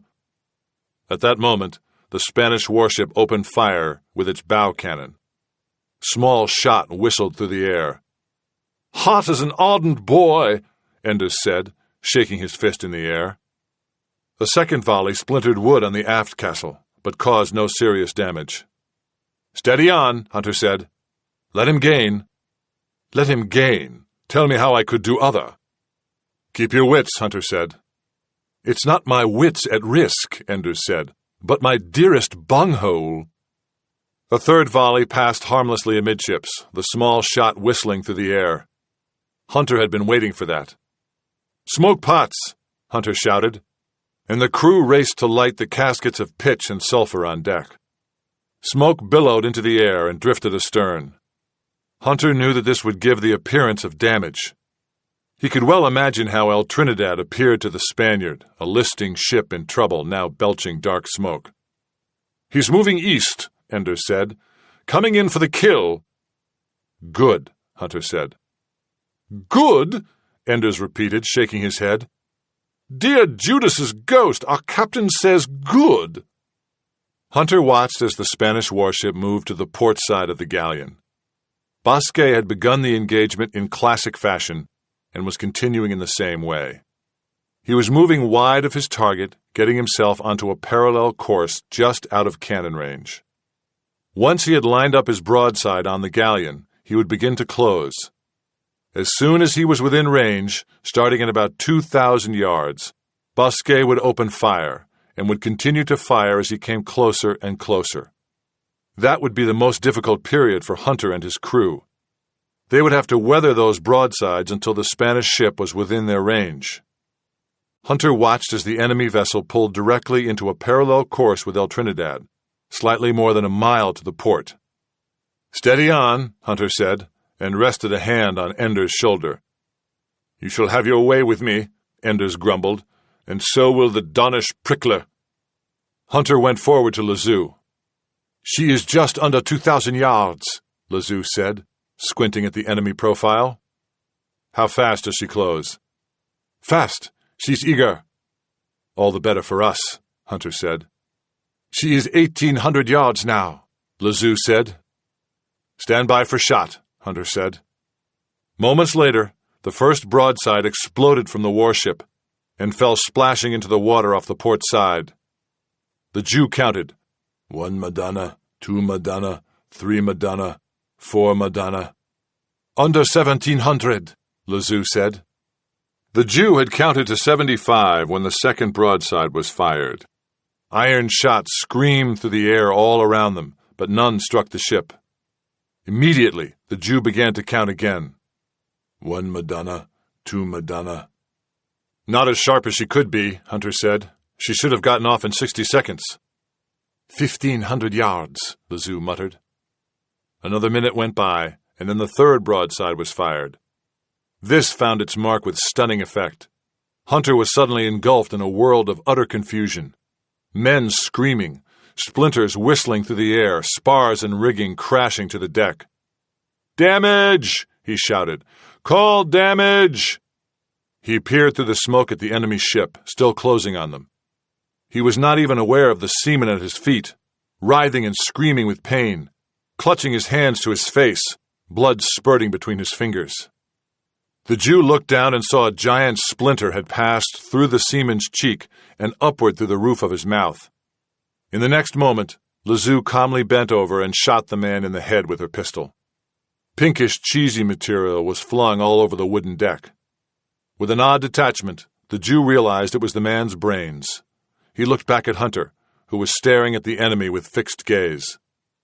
"Damage report!" Hunter shouted as the next volley from the warship pounded them. Foresprit gone. Foresail gone. Number 2 cannon out. Number 6 cannon out. Mizzen top blown. Out below, came the cry, as the mizzen-top spars came crashing down to the deck in a rain of heavy wood and rope rigging. Hunter ducked as spars crashed around him. Canvas covered him and he struggled to his feet. A knife poked through the canvas just inches from his face. He pulled back and saw daylight. Lazoo was cutting him free. "Almost got my nose," he said. "You'll never miss it," Lazoo said. Another volley from the Spanish warship whistled overhead. "They're high!" Enders screamed in insane jubilation. "Blimey, they're high!" Hunter looked forward, just as a shot smashed into the number 5 gun crew. The bronze cannon was flung into the air. Heavy splinters of wood flew in all directions. One man took a razor-sharp sliver through the neck. He clutched his throat and fell to the ground, writhing in pain. Nearby, another man took a direct hit from a ball. It cut his body in half, his legs falling out from beneath him. The stump of torso screamed and rolled on the deck for a few moments, until shock brought death. "Damage report!" shouted Hunter. A man standing beside him was struck in the head by a tackle block. It shattered his skull, and he fell in a pool of red, sticky blood. The foretop spar came down, pinning 2 men to the deck, crushing their legs. They howled and screamed pitifully. Still the broadside came from the Spaniard. To stand in the midst of this injury and destruction and keep a cool head was almost impossible, and yet that was what Hunter tried to do, as one volley after another slammed home into his vessel. It had been 20 minutes since the warship opened fire. The deck was littered with rigging and spars and wooden splinters. The screams of the wounded blended with the sizzling whine of the cannonballs that snapped through the air. For Hunter, the destruction and chaos around him had long ago merged into a steady background, so constant he no longer paid attention to it. He knew his ship was being slowly and inexorably destroyed, but he remained fixed on the enemy vessel, which moved closer with each passing second. His losses were heavy. 7 men were dead and 12 wounded. 2 cannon emplacements were destroyed. He had lost his foresprit and all her sail, and he had lost his mizzen-top and his mainsail rigging on the lee side. He had taken 2 hits below the waterline, and El Trinidad was shipping water fast. Already he sensed she rode lower in the water and moved less smartly. There was a soggy, heavy quality to her forward progress. He could not attempt to repair the damage. His little crew was busy just holding the ship on a manageable course. It was now a question of time before she became impossible to control or sank outright. He squinted through the smoke and haze at the Spanish ship. It was becoming hard to see. Despite the strong wind, the 2 ships were surrounded by acrid smoke. She was closing fast. 700 yards, Lazoo said tonelessly. She had been injured already. A jagged shaft of wood had creased her forearm on the 5th volley. She had quickly applied a tourniquet near the shoulder and now continued her sightings, oblivious to the blood that dripped onto the deck at her feet. Another volley screamed at them, rocking the ship with multiple impacts. 600 yards. "Ready to fire," Hunter shouted, bending to sight along the crosshairs. He was lined up for a midships hit, but as he watched, the Spanish warship moved forward slightly. He was now lined on the aft castle. So be it, he thought, as he gauged the rocking of El Trinidad through the crosshairs, getting a sense of the timing up and down, seeing clear sky, then nothing but water, then seeing the warship again. Then clear sky as El Trinidad continued her upward roll. He counted to himself over and over, silently mouthing the words. 500 yards, Lazoo said. Hunter watched a moment longer. Then he counted. 1, he shouted, as the crosshairs pointed into the sky. Then the ship rocked down, quickly passing the outline of the warship.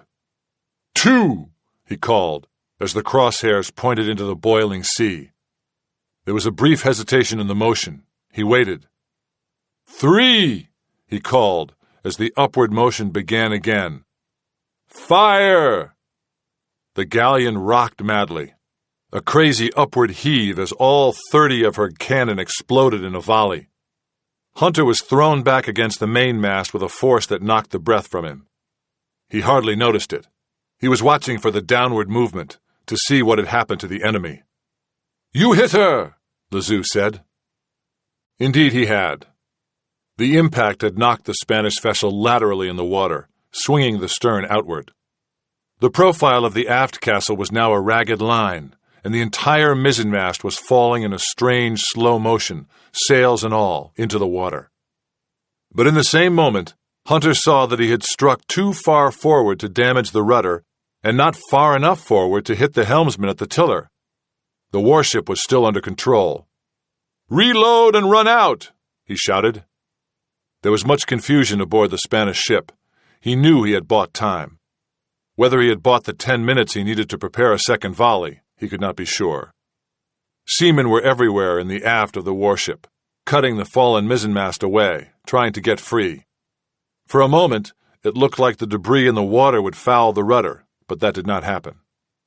Hunter heard the rumbling beneath his own decks as one after another, his cannon were reloaded and run back to the gun ports. The Spanish warship was closer now, less than 400 yards to port, but she was angled badly and could not get off a broadside. 1 minute passed, then another. The Spanish ship came under control, her mizzen with its sails and rigging drifting away in the wake of the ship. The bow swung into the wind. She was coming about and moving to Hunter's weak starboard side. "Damn me," Enders said. "I knew he was a clever bastard." The Spanish ship lined up for a starboard broadside and delivered it a moment later.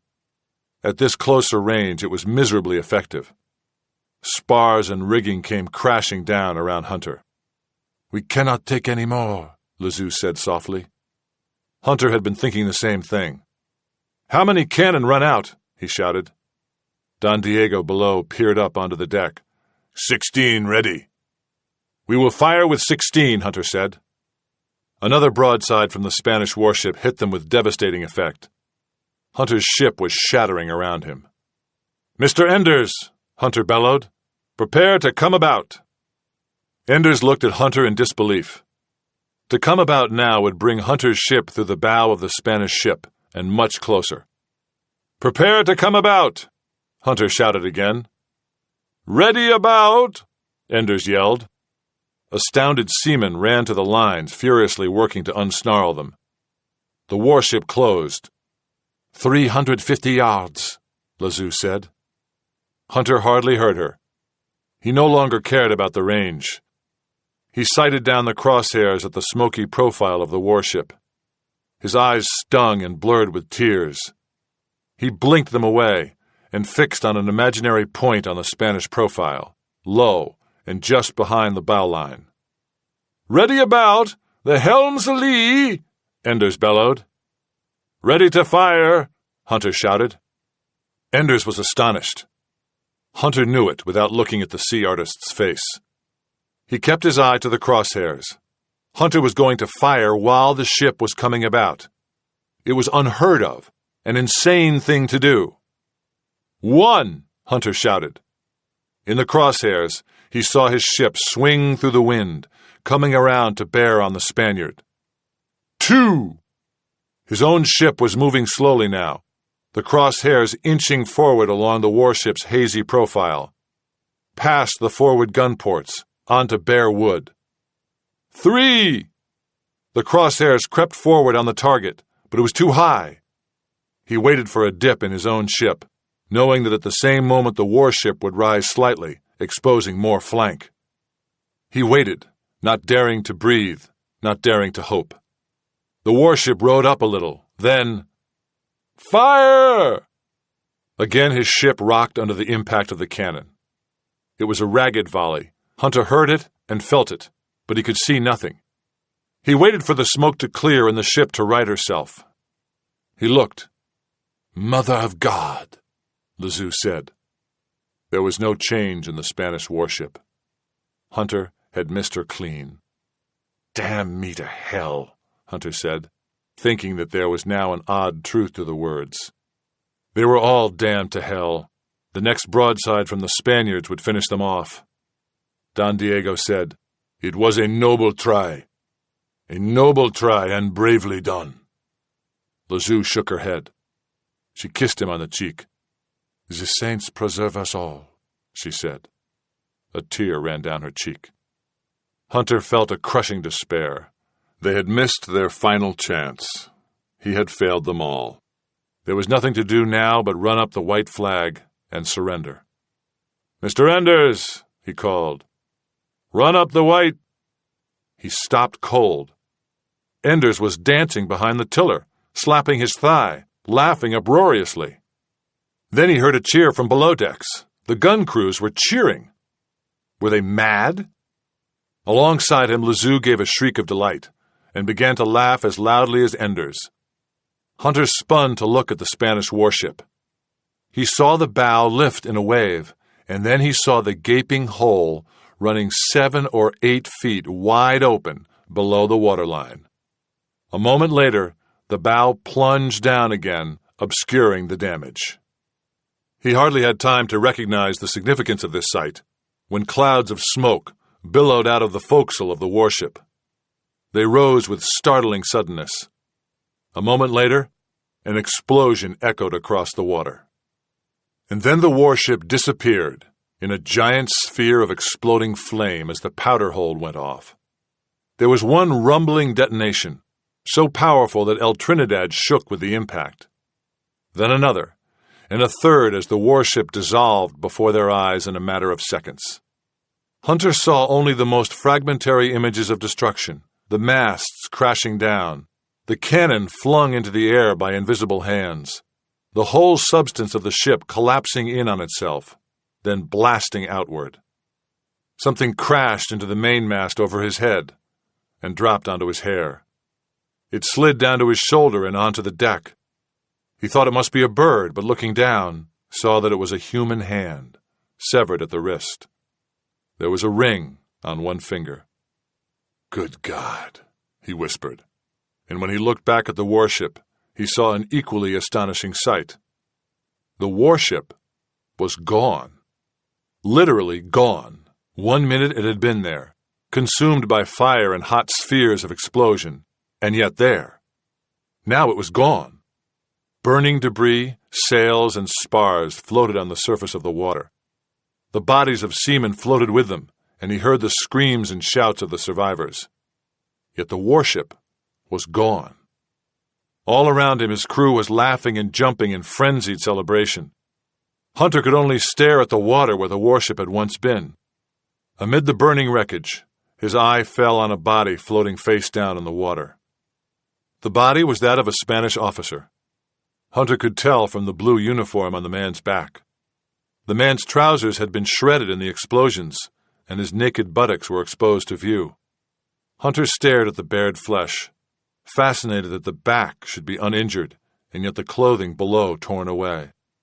There was something obscene about the randomness and casualness of the injury. Then, as the body bounced on the waves, Hunter saw that it was headless. Aboard his own ship, he was distantly aware that the crew was no longer jubilant. They had all fallen silent and had turned to look at him.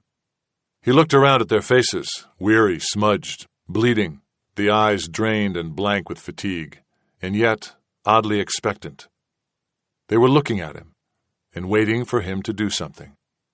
For a moment, he could not imagine what was expected of him, and then he became aware of something on his cheeks. Rain. Chapter 31. The hurricane struck with furious intensity. Within minutes, the wind was screaming through the rigging at more than 40 knots, lashing them with stinging pellets of rain. The seas were rougher, with 15-foot swells, mountains of water that swung the boat crazily. One moment they were high in the air, riding the crest of a swell. Seconds later they were plunged into a stomach-wrenching trough, with water looming high all around them. And each man knew that this was just the beginning. The wind and the rain and the seas would become much worse, and the storm would last for hours, perhaps days. They sprang to work with an energy that belied the fatigue they all felt. They cleared the decks and reefed shredded canvas. They fought to get a sail over the side and plugged the holes in the ship below the waterline. They worked in silence on the slippery, shifting, wet decks, each man knowing that at the next instant he might be swept overboard, and that no one would even see it happen. But the first task, and the worst, was to trim the ship by moving the cannon back to the starboard side. This was no easy matter on calm seas with dry decking. In a storm, when the ship was taking water over her sides, with the deck pitching to 45-degree angles, with every deck surface and line soaked and slippery, it was plainly impossible and a nightmare. Yet it had to be done if they were to survive. Hunter directed the operation, one cannon at a time. It was a problem of anticipating the pitch, of letting the angles do the work as the men wrestled with the 5,000-pound weights. They lost the first cannon. A line snapped, and the gun shot across the slanted deck like a missile, shattering the hull railing on the far side and crashing into the water. The men were terrified by the speed with which it happened. Double lines were lashed around the second cannon, yet it also broke free, crushing a seaman in its path. For the next 5 hours, they battled the wind and the rain to get the cannon in position and safely lashed down. When they were finished, every man on El Trinidad was exhausted beyond endurance. The sailors clung like drowning animals to stays and railings, exerting every last ounce of energy to keep from being washed over the side. And yet, Hunter knew, the storm was just beginning. A hurricane, the most awesome event in nature, was discovered by the voyagers to the New World. The name, hurricane, is an Arawak word for storms that had no counterpart in Europe. Hunter's crew knew of the awful power of these giant cyclonic events and responded to the terrible physical reality of the storm with the oldest sailors' superstitions and rites. Enders, at the helm, watched the mountains of water all around him and muttered every prayer he had ever learned as a boy, while he simultaneously clutched the shark's tooth around his neck and wished he could raise more canvas. El Trinidad was struggling with 3 sails at the moment, and it was unlucky to sail with 3. Below decks, the Moor took his dagger and cut his own finger, then drew a triangle on the deck with his blood. He placed a feather in the center of the triangle and held it there while he whispered an incantation to himself. Forward, Lazoo threw a casket of salt pork over the side and held 3 fingers into the air. Hers was the most ancient superstition of all, though she knew only the old seaman's tale that food over the side and 3 fingers in the air might save a foundering ship. In fact, the 3 fingers represented the trident of Neptune, and the food was a sacrifice to the god of the oceans. Hunter himself professed to despise such superstition, yet he went to his cabin, locked the door, got down on his knees, and prayed. All around him, the furniture of the cabin crashed back and forth from one wall to another, as the ship rocked crazily on the seas. Outside, the storm screamed with demonic fury, and the ship beneath him creaked and groaned in long, agonizing moans. At first, he did not notice any other sound, and then he heard a woman's scream, and then another. He left his cabin and found 5 sailors dragging Lady Sarah Almont forward to the companionway ladder. She was screaming and wrestling in their grip. "Hold there!" Hunter shouted, and went up to them. Waves crashed over them, smashing against the deck. The men would not look him in the eye. "What goes here?" Hunter demanded. None of the men spoke. It was Lady Sarah who finally shrieked, "They're going to throw me in the ocean!" The leader of the men seemed to be Edwards, a rough seaman, veteran of dozens of privateering campaigns. "She's a witch," he said, looking at Hunter defiantly. "That's what she is, Captain. We'll never last this storm if she's on board." "Don't be ridiculous," Hunter said. "Mark me," Edwards said. "We'll not last with her on board.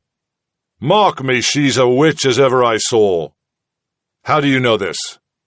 "I know it first I seen her," Edwards said. "By what proofs?" Hunter persisted. "The man is mad," Lady Sarah said. "Stark mad." "What proofs?" Hunter demanded, shouting over the wind. Edwards hesitated. Finally, he released the girl and turned away. "No use talking of it," he said. "You mark me, though. Mark me." He walked away. One by one, the other men backed off. Hunter was alone with Lady Sarah. "Go to your cabin," Hunter said, "and bolt the door and stay there. On no account come out, and do not open the door for any reason." Her eyes were wide with fright. She nodded and went to her room.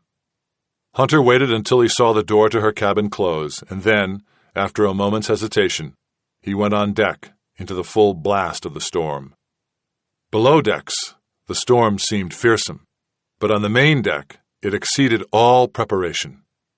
The wind tore at him like an invisible brute, 1,000 strong hands pulling at his arms and legs, wrenching him away from any handhold or support. The rain struck him with such force that at first he cried aloud. He could hardly see in the first few seconds. He made out Enders at the tiller, lashed firmly into his position.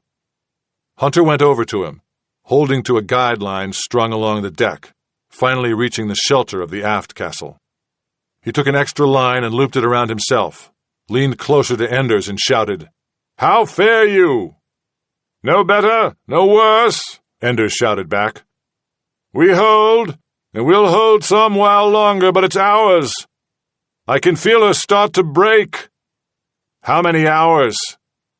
Enders' reply was lost in the mountain of water that surged over them and smashed down on the deck. It was, Hunter thought, as good an answer as any. No ship could take such a pounding for long, especially not a crippled ship.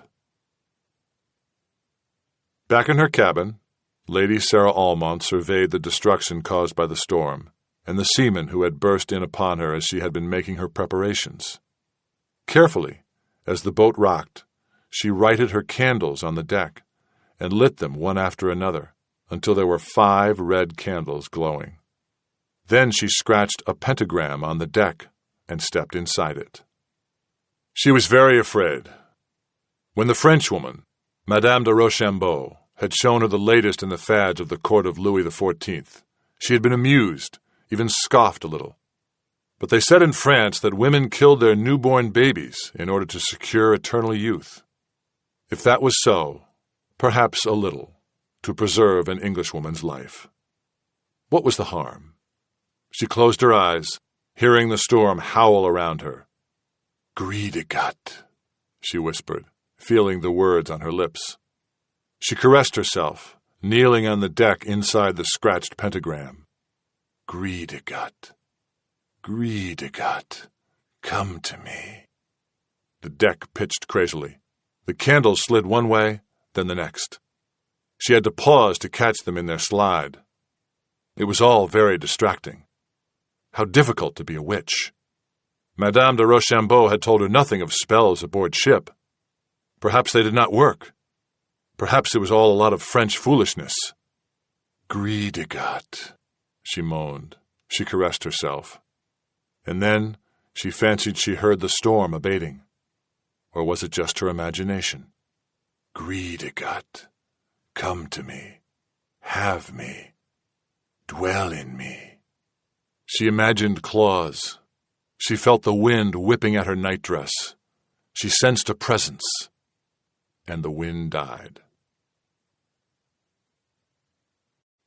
Part 5. The Mouth of the Dragon. Chapter 32. Hunter awoke from a restless sleep with an odd sense that something was wrong. He sat up in bed and realized that everything was quieter. The motion of the ship was less frantic, and the wind had died to a whisper. He hurried onto the deck where a light rain was falling. He saw that the seas were calmer and visibility had increased. Enders, still at the tiller, looked half dead, but he was grinning. "We weathered her, Captain," he said. "Not much left to her, but we've come through." Enders pointed to starboard. There was land, the low, gray profile of an island. "What is it?" Hunter said. "Dunno," Anders said, "but we'll just make it." Their ship had been blown for 2 days and 2 nights, and they had no idea of their position. They approached the little island, which was low and scrubby and uninviting. Even from a distance they could see the cactus plants thick along the shore. "I reckon we're down the leeward chain," Anders said, squinting judiciously. "Probably near the Boca del Dragon, and there's no respite in those waters," he sighed. "Wish we could see the sun for a sighting." The Boca del Dragon, the Dragon's Mouth, was the stretch of water between the leeward Caribbean islands and the coast of South America. It was a famous and feared stretch of water, though at the moment it seemed placid enough. Despite calm seas, El Trinidad rolled and wallowed like a drunkard. Yet they managed with shredded canvas to round the southern tip of the island and find a fair cove on the western shore. It was protected and had a sandy bottom suitable for careening. Hunter secured the ship, and his exhausted crew went ashore to rest. There was no sign of Sanson or the Cassandra. Whether they had survived the storm was a matter of indifference to Hunter's men, exhausted beyond the point of reasonable fatigue. The men lay sprawled in their wet clothes on the beach and slept with their faces in the sand, their bodies prostrate like corpses. The sun emerged, briefly, from behind thinning clouds. Hunter felt weariness overtake him, and sleep as well. The next 3 days were fair. The crew worked hard careening the ship, repairing the damage below the waterline and the spars of the ragged superstructure. A search of the ship disclosed no wood aboard. Normally, a galleon the size of El Trinidad carried extra spars and masts in the hold, but these had been removed by the Spanish to allow more cargo. Hunter's men had to make do as best they could. Anders sighted the sun with his astrolabe and fixed their latitude at 40 degrees, very far south. They were not far from the Spanish strongholds of Cartagena and Maracaibo on the South American coast. But aside from this, they had no knowledge of their island, which they called No Name Key. Hunter felt a captain's vulnerability with El Trinidad hauled over on her side, unseaworthy. Should they be attacked now, they would have a difficult time of it. Still, he had no reason to fear anything. The island was obviously uninhabited, as were the 2 nearest little islands to the south.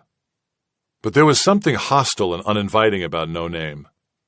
The land was arid and thickly overgrown with cactus, in places as dense as any forest. Brightly colored birds chattered high up in the overgrowth, their cries carried by the wind. The wind never stopped.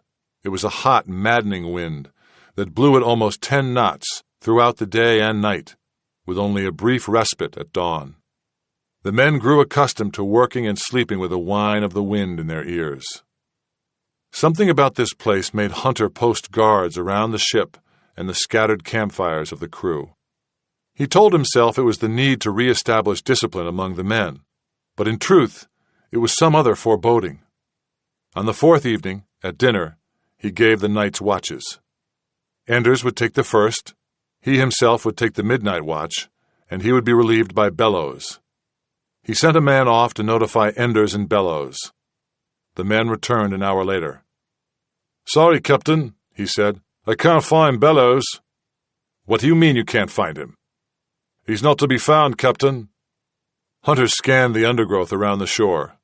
"He's off sleeping somewhere," he said. "Find him and bring him to me. It will be the worse for him."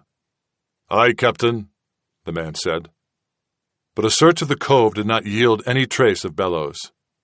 In the growing darkness, Hunter called off the search and collected his men around the fires. He counted 34, including the Spanish prisoners and Lady Sarah. He ordered them to stay close to the fires and assigned another man to take Bellows' watch. The night passed uneventfully. In the morning, Hunter led a party in search of wood. There was none to be found on No Name, so he set off with 10 armed men toward the island nearest to the south. This island was, at least from a distance, similar to their own, and Hunter had no real expectation of finding wood. But he felt obliged to search. He beached his boat on the eastern shore and set off with his party into the interior, moving through dense clumps of cactus that plucked and tore at his clothes. They reached high ground at mid-morning and from there made two discoveries. First, they could clearly see the next island in the chain to the south. Thin gray trickles of smoke from a half a dozen fires drifted into the air. The island was obviously inhabited. Of more immediate interest, they saw the roofs of a village along the water on the western coast of the island. From where they stood, the buildings had the crude appearance of a Spanish outpost settlement. Hunter led his men cautiously forward to the village. With muskets at the ready, they slipped from one clump of cactus to another. When they were very close, one of Hunter's men discharged his musket prematurely. The sound of the report echoed and was carried by the wind. Hunter swore and watched for the village to panic. But there was no activity, no sign of life. After a short pause, he led his men down into the village. Almost immediately, he could tell the settlement was deserted. The houses were empty. Hunter entered the first, but he found nothing save a Bible, printed in Spanish, and a couple of moth-eaten blankets thrown across rude, broken beds. Tarantulas scampered for cover in the darkness. He went back into the street. His men moved stealthily into one house after another, only to emerge empty-handed, shaking their heads. "Perhaps they were warned of our coming," a seaman suggested. Hunter shook his head. "Look at the bay." In the bay were 4 small dinghies, all moored in shoal water, rocking gently with the lapping waves. Fleeing villagers would certainly have escaped by water. It made no sense to leave any boats behind. "Look here," said a crewman, standing on the beach. Hunter went over. He saw 5 long, deep trenches in the sand, the marks of narrow boats, or perhaps canoes of some sort, pulled up from the beach. There were many footprints of naked feet, and some reddish stains. "Is it blood?" "I don't know." There was a church as rudely constructed as the other dwellings at the north end of the town. Hunter and his men entered it. The interior was demolished, and all the walls were covered in blood. Some sort of slaughter had occurred here, but not recently. At least several days past. The stench of dried blood was sickening. "What's this?" Hunter went over to a seaman who was staring at a skin on the ground. It was leathery and scaly. "Looks like a crocodile." "Aye, but from where?" "Not here," Hunter said. "There are no crocs here." He picked it up. The animal had once been large, at least 5 feet. Few Caribbean crocs grew so large. Those in the inland swamps of Jamaica were only 3 or 4 feet. "Skinned some time past," Hunter said. He examined it carefully. There were holes cut around the head, and a string of rawhide passed through, as if it were to be worn on a man's shoulders. "Damn me, look there, Captain." Hunter looked toward the next island to the south. The smoke fires, previously visible, had now disappeared. It was then that they heard the faint thumping of drums. "We had best return to the boat," Hunter said, and in the afternoon light his men moved quickly. It took the better part of an hour to return to their longboat, beached on the eastern shore. When they arrived, they found another one of the mysterious canoe trenches in the sand. And something else. Near their boat, an area of sand had been patted smooth and ringed with small stones. In the center, 5 fingers of a hand protruded into the air. "It's a buried hand," one of the seamen said. He reached forward and pulled it up by one finger. The finger came away clean. The man was so startled he dropped it and stepped back. "God's wounds!" Hunter felt his heart pound. He looked at the seamen, who were cowering. "Come now," he said, and reached forward to pluck up all the fingers one after another. Each came away clean. He held them in his palm. The crew stared with horror. "What's it mean, Captain?" He had no idea. He put them into his pocket. "Back to the galleon and we'll see," he said. In the evening firelight, he sat staring at the fingers. It was Lazoo who had provided the answer they all sought. "See the ends?" she said, pointing to the rough way the fingers had been cut from the palm. "That's Caribbean work, and no mistake." Caribbee, Hunter repeated, astonished. The Carib Indians, once so warlike on many Caribbean islands, were now a kind of myth, a people lost in the past. All the Indians of the Caribbean had been exterminated by the Spanish in the first 100 years of their domination. A few peaceful Arawaks, living in poverty and filth, could be found in the interior regions of some remote islands. But the bloodthirsty Caribs had long since vanished. Or so it was said. "How do you know?" Hunter said. "It is the ends," the zoo repeated. "No metal made those cuts. They were made by stone blades." Hunter's brain struggled to accept this new information. "This must be a Danish trick to frighten us off," he said. But even as he said it, he was unconvinced. Everything fit together. The tracks of the canoes, the crocodile skin with pierced rawhide thongs. "The Caribbee are cannibals," Lazou said tonelessly. "But they leave the fingers as a warning. It is their way." Enders came up. "Beg pardon, sir, but Miss Almont has not returned." "What?" "She's not returned, sir." "From where?" "I let her go inland," Enders said miserably, pointing toward the dark cactus, away from the glow of the fires around the ship. "She wanted to gather fruits and berries. Seems she's a vegetarian." "When did you let her go inland?" "This afternoon, Captain." "And she's not back yet?" "I sent her with 2 seamen," Enders said. "I never thought—" He broke off. In the darkness came the distant pounding of Indian drums. Chapter 33. In the first of the 3 longboats, Hunter listened to the gentle lapping of the water on the sides of the ship and peered through the night at the approaching island. The drumbeats were louder, and they could see the faint flicker of fire inland. Seated alongside him, Lazou said, "They do not eat women." "Fortunate for you," Hunter said. "And for Lady Sarah." "It is said," Lazou said, chuckling in the darkness, "that the Caribbee do not eat Spaniards either. They are too tough. The Dutch are plump but tasteless, the English indifferent, but the French delectable. It is true, do you not think?" "I want her back," Hunter said grimly. "We need her. How can we tell the governor that we rescued his niece, only to lose her to savages for their bouquin barbecue?" "You have no sense of humor," Lazou said. "Not tonight." He looked back at the other boats, following in the darkness. Altogether, he had taken 27 men, leaving Enders back on the El Trinidad, trying hastily to refit her by the light of fires. Enders was a wizard with ships, but this was asking too much of him. Even if they escaped with Lady Sarah, they could not leave No Name for a day, perhaps more. And in that time, the Indians would attack.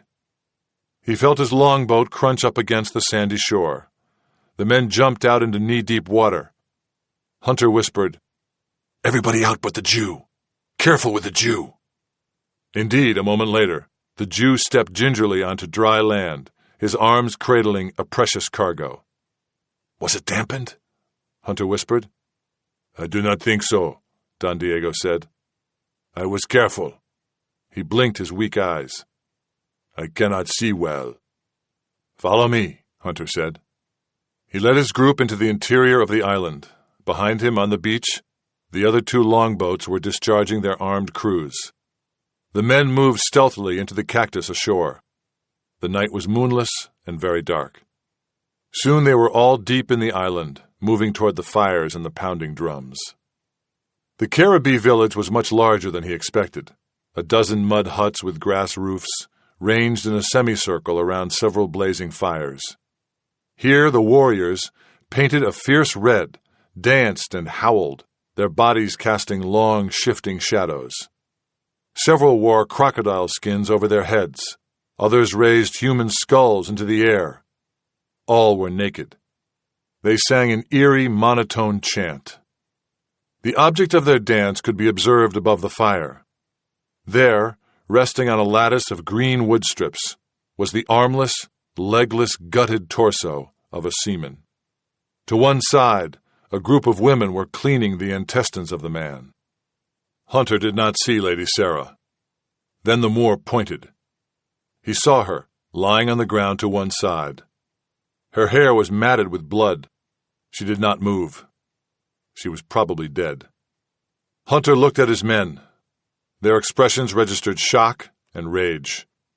He whispered a few words to Lazoo, then set out with Bassa and Don Diego, crawling around the periphery of the camp. The three men entered one hut, knives ready. The hut was deserted. Skulls hung from the ceiling, clinking together in the wind that blew through the encampment.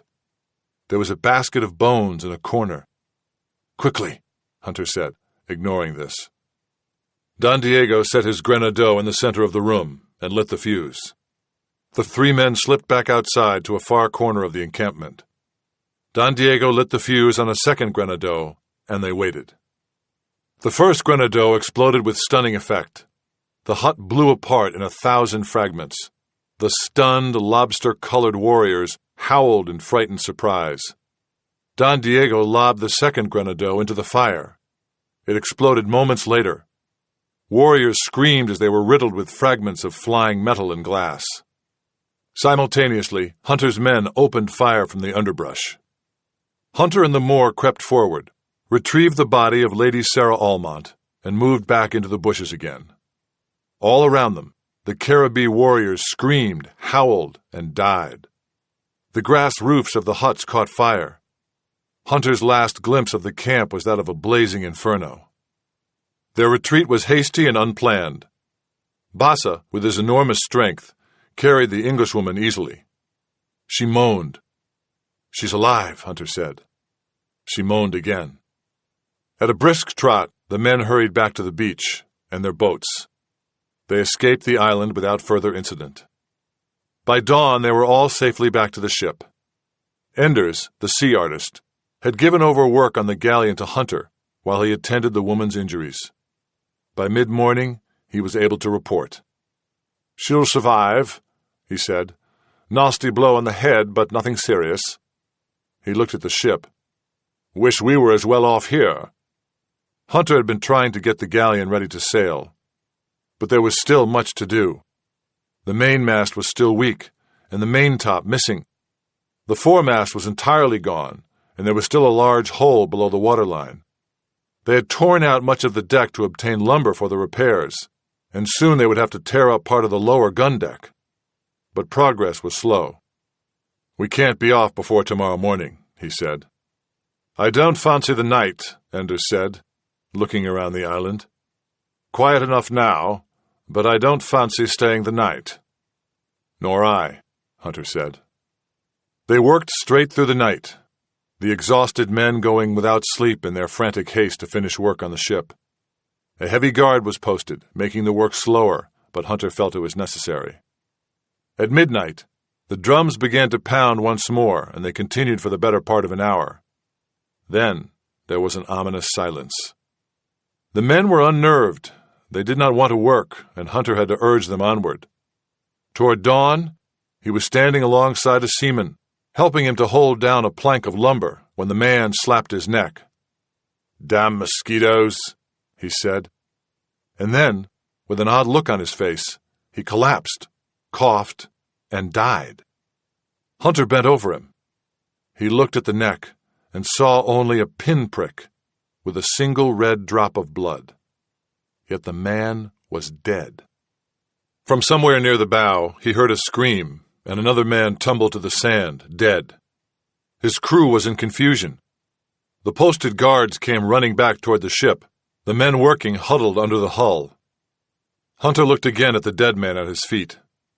Then he saw something in the man's hand. It was a tiny feathered dart with a needle point. Poisoned darts. "They're coming!" shouted the lookouts. The men scrambled behind bits of wood and debris, anything that would afford protection. They waited tensely. Yet no one came. The bushes and cactus clumps along the shore were silent.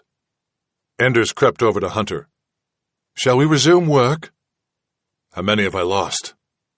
"Peter, sir." Enders looked down. "And Maxwell here." Hunter shook his head. "I can't lose more." His crew was cut to 30 now. Wait for the dawn. I'll pass the word, Enders said, and crawled away. As he did, there was a whine and a thwack, and a small feathered dart buried itself in the wood near Hunter's ear. He ducked down again and waited.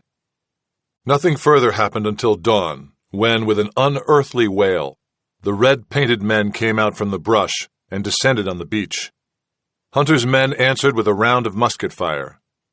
A dozen of the savages dropped on the sand, and the others fell back into hiding. Hunter and his men waited, crouched and uncomfortable, until midday. When nothing occurred, Hunter cautiously gave word to resume work. He led a party of men inland. The savages were gone without a trace. He returned to the ship. His men were haggard, weary, moving slowly. But Enders was cheerful. "Cross your fingers and praise Providence," he said, "and we'll be off soon." As the sound of hammering and construction began afresh, he went to see Lady Sarah. She lay in bed and stared at the door as Hunter entered. "Madam," he said, "how do you fare?" She stared at him, not answering. Her eyes were open, but she did not see him. "Madam?" There was no reply. "Madam?" He passed a hand in front of her face. She did not blink. She gave no sign of recognition. He left her, shaking his head. They floated El Trinidad on the evening tide, but they could not depart from the cove until dawn. Hunter paced the deck of his ship, keeping an eye toward the shore. The drums had started again. He was very tired, but he did not sleep. At intervals through the night, the air whined with the deadly darts. No man was struck, and Enders, crawling over the ship like a sharp-eyed monkey, pronounced himself satisfied, if not pleased, with the repairs. At first light, they hauled the stern anchor and backed and filled, making for open water. Hunter watched, expecting to see a fleet of canoes with red warriors attacking. He was able now to give them a taste of cannon shot, and he was looking forward to the opportunity. But the Indians did not attack, and as the sails were raised to catch the wind, and No Name Key disappeared behind them, the entire episode began to seem like a bad dream. He was very tired. He ordered most of his crew to sleep, leaving Enders at the tiller with a skeleton crew. Enders was worried. "By God," Hunter said, "you're eternally worried. We've just made off from the savages. We have our ship beneath our feet and clear water before us. When will you find it suffices?" "Aye, the water's clear," Enders said. "But now we are in the Boca del Dragon, and no mistake. And this is no place for a skeleton crew." "The men must sleep," Hunter said, and he went below. He immediately fell into a tormented, restless sleep in his heated, airless cabin. He dreamt his ship was capsized in the Boca del Dragon, where the waters were deeper than anywhere else in the Western Sea. He was sinking into blue water, then black. He awoke with a start to the shout of a woman. He ran on deck. It was twilight, and the breeze was very light. The sails of El Trinidad billowed and caught the reddish glow of sunset. Lazoo was at the helm, having relieved Enders. She pointed out to sea. "Look there!" Hunter looked. To port, there was a churning beneath the surface, and a phosphorescent object, blue-green and glowing, came streaking toward them. "The Dragon," Lazoo said. "The Dragon has been following us for an hour." Hunter watched. The glowing creature came closer and moved alongside the ship, slowing in speed to match El Trinidad. It was enormous, a great bag of glowing flesh with long tentacles stretched out behind. "Non!" shouted Lazoo, and the rudder was twisted from her hands. The ship rocked crazily. "It's attacking!" Hunter grabbed at the rudder, took it in his hands, but some powerful force had taken hold and it was impossible to control. He was knocked back against the gunwale. The breath went out of him. He gasped. Seamen ran on deck, drawn by Lazoo's shouts. There were terrified cries of "Kraken! Kraken!" everywhere. Hunter got to his feet, just as a slimy tentacle arm snaked over the railing and twisted around his waist. Sharp, horny suckers tore at his clothing and dragged him toward the rail. He felt the coldness of the creature's flesh. He overcame his revulsion and hacked with his dagger at the tentacle that encircled him. It had superhuman strength, lifting him high into the air. He plunged his dagger again and again into its flesh. Greenish blood flowed down his legs. And then, abruptly, the tentacle released its grip, and he fell to the deck. Getting to his feet, he saw tentacles everywhere snaking over the stern of the ship, coming up high over the aft deck. A seaman was caught and raised, writhing into the air. The creature flung him almost disdainfully into the water. Enders shouted, "Get below decks! Below decks!" Hunter heard musket volleys from somewhere amidships. Men leaned over the side, firing at the thing. Hunter went to the stern and looked down at the dreadful sight. The bulbous body of the creature was directly astern, and its many tentacles gripped the ship in a dozen places, whipping and snaking this way and that.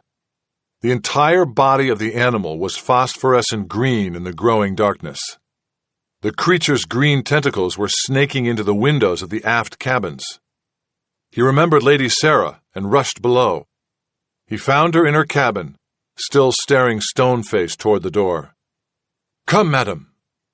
At that moment, the lead-paned windows shattered, and an enormous tentacle, as thick as a tree trunk, snaked into the cabin. It wrapped itself around a cannon and hauled at it. The cannon came free of its chock blocks and rolled across the room. Where the creature's horn suckers had touched it, the metal was deeply scratched in gleaming yellow. Lady Sarah screamed. Hunter found an axe and hacked at the waving tentacle. Sickening green blood gushed in his face. The suckers brushed against his cheek, tearing his skin. The tentacle backed off, then snaked forward again, wrapping like a glowing green hose around his leg, throwing him to the ground. He was dragged along the floor toward the window. He buried the axe into the decking to hold himself fast. The axe pulled free, and then Lady Sarah screamed again, as Hunter was torn through the already broken glass of the window and outside, over the stern of the ship. For a moment, he rode in the air, swung back and forth by the tentacle that held his leg like a doll in the hands of a child. Then he was slashed against the stern of El Trinidad. He gripped the railing of the aft cabin and held on with one painful arm. With the other, he used the axe to hack at the tentacle, which finally released him. He was free, for a moment, and very close to the creature, which churned in the waters below him. He was astounded by its size. It seemed to be eating his ship, holding fast to the stern with its many tentacles. The very air glowed with the greenish light the thing gave off. Directly beneath him, he saw one huge eye, 5 feet across, larger than a table. The eye did not blink. It had no expression. The black pupil, surrounded by glowing green flesh, seemed to survey Hunter dispassionately. Further astern, the body of the creature was shaped like a spade with 2 flat flukes. But it was the tentacles that captured his attention. Another snaked toward him. He saw suckers the size of dinner plates rimmed with horns. They tore at his flesh, and he twisted to avoid them, still clinging precariously to the aft cabin railing. Above him, the seamen were firing down on the animal. Enders shouted, "Hold your fire! It's the captain!" And then, in a single swipe, one of the fat tentacles knocked Hunter free of the railing, and he fell into the water, right on top of the animal. For a moment, he churned and spun in the green glowing water, and then he gained his footing. He was actually standing on the creature. It was slippery and slimy, like standing on a sack of water. The skin of the animal, he felt it whenever he fell to his hands and knees, was gritty and cold. The flesh of the creature pulsed and shifted beneath him. Hunter crawled forward, splashing in the water between the creature and the surface air until he came to the eye. Seen so close, the eye was huge, a vast hole in the glowing greenness. Hunter did not hesitate. He swung his axe, burying it in the curved globe of the eye. The axe bounced off the dome. He swung again, and yet again. Finally, the metal cut deep. A gush of clear water spurted upward like a geyser. The flesh around the eye seemed to contract. And then suddenly, the sea turned a milky white, and his footing was lost as the creature sank away, and he was drifting free in the ocean, shouting for help. A rope was thrown to him, and he grabbed it, just as the monster surfaced again. The impact flung him into the air above the cloudy white water. He crashed back again, landing on the sack-like skin of the monster. Now Enders and the Moor leapt overboard, with lances in hand. They plunged their lances deep into the body of the creature. Columns of greenish blood shot into the air. There was an explosive rush of water, and the animal was gone. It slipped away, down into the depths of the ocean. Hunter, Enders, and the Moor struggled in the churning water. "Thanks," Hunter gasped. "Don't thank me," Enders said, nodding to the Moor. "The black bastard pushed me." Bassa, tongueless, grinned. High above them, they saw El Trinidad begin to turn and tack back to retrieve them. "You know," Enders said, as the three men treaded water, "when we return to Royal, no one will believe this." Then lines were thrown down to them, and they were hauled, dripping and coughing and exhausted, onto the deck. Part 6. Port Royal. Chapter 34. In the early afternoon hours of October 17th, 1665, the Spanish galleon El Trinidad reached the East Channel to Port Royal, outside the scrubby outcropping of South Key, and Captain Hunter gave orders to drop anchor. They were 2 miles from Port Royal itself, and Hunter and his crew stood at the railing of the ship, looking across the channel toward the town. The port was quiet. Their arrival had not yet been sighted, but they knew that within moments there would be gunshots and that extraordinary frenzy of celebration that always accompanied the arrival of an enemy prize. The celebration, they knew, often lasted 2 days or more. Yet the hours passed, and there was no celebration. On the contrary, the town seemed to grow quieter with each passing minute. There were no gunshots, no bonfires, no shouts of greeting across the still waters. Enders frowned. "Has the Don attacked?" Hunter shook his head. Impossible. Port Royal was the strongest English settlement in the New World. The Spanish might attack St. Kitts or one of the other outposts, but not Port Royal. Something's amiss, sure enough. "We'll soon know," Hunter said, for as they watched, a longboat put out from Fort Charles, under whose guns they were now anchored. The longboat tied up alongside El Trinidad, and a captain of the King's militia stepped aboard. Hunter knew him. He was Emerson, a rising young officer. Emerson was tense. He spoke too loudly as he said, "Who is the avowed captain of this vessel?" "I am," Hunter said, coming forward. He smiled. "How are you, Peter?" Emerson stood stiffly. He gave no sign of recognition. "Identify yourself, sir, if you please." "Peter, you know full well who I am. What does it mean?" "Identify yourself, sir, on pain of penalty." Hunter frowned. "What charade is this?" Emerson, at rigid attention, said, "Are you Charles Hunter, a citizen of the Massachusetts Bay Colony, and late of His Majesty's colony in Jamaica?" Hunter said, "I am." He noticed that despite the cool evening breeze, Emerson was sweating. "Identify your vessel, if you please." "She is the Spanish galleon known as El Trinidad." "A Spanish vessel?" Hunter grew impatient.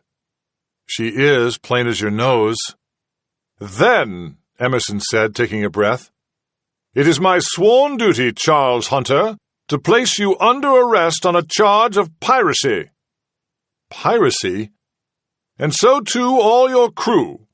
You will please accompany me in the longboat." Hunter was astounded. "By whose order?"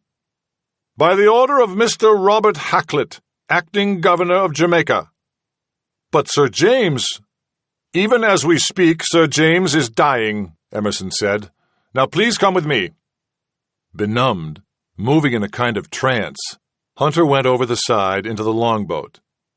The soldiers rowed ashore. Hunter looked back at the receding silhouette of his ship. He knew that his crew was as stunned as he. He turned to Emerson. What the devil is happening? Emerson was more relaxed now that he was on the longboat. There have been many changes, he said. A fortnight past, Sir James took ill with the fever.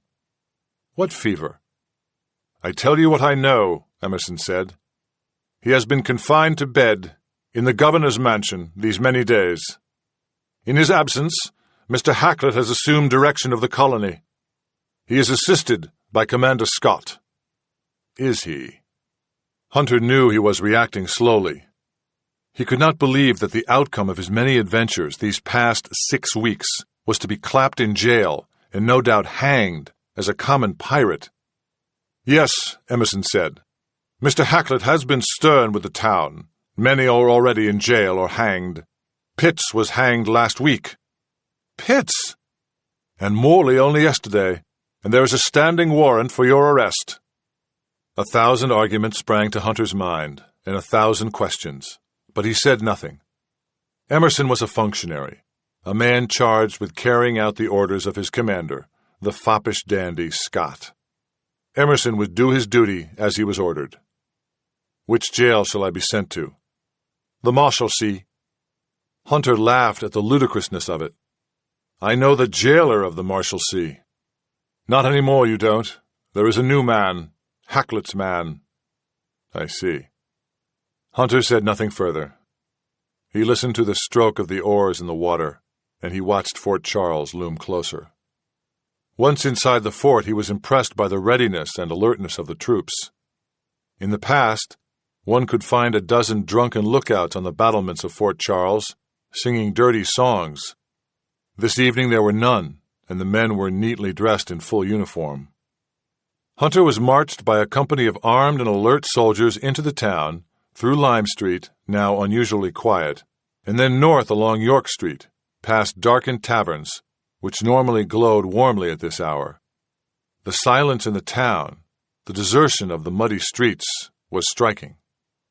Marshalsea, the men's prison, was located at the end of York Street. It was a large stone building with 50 cells on 2 floors. The interior stank of urine and feces. Rats scuttled through the rushes on the floor.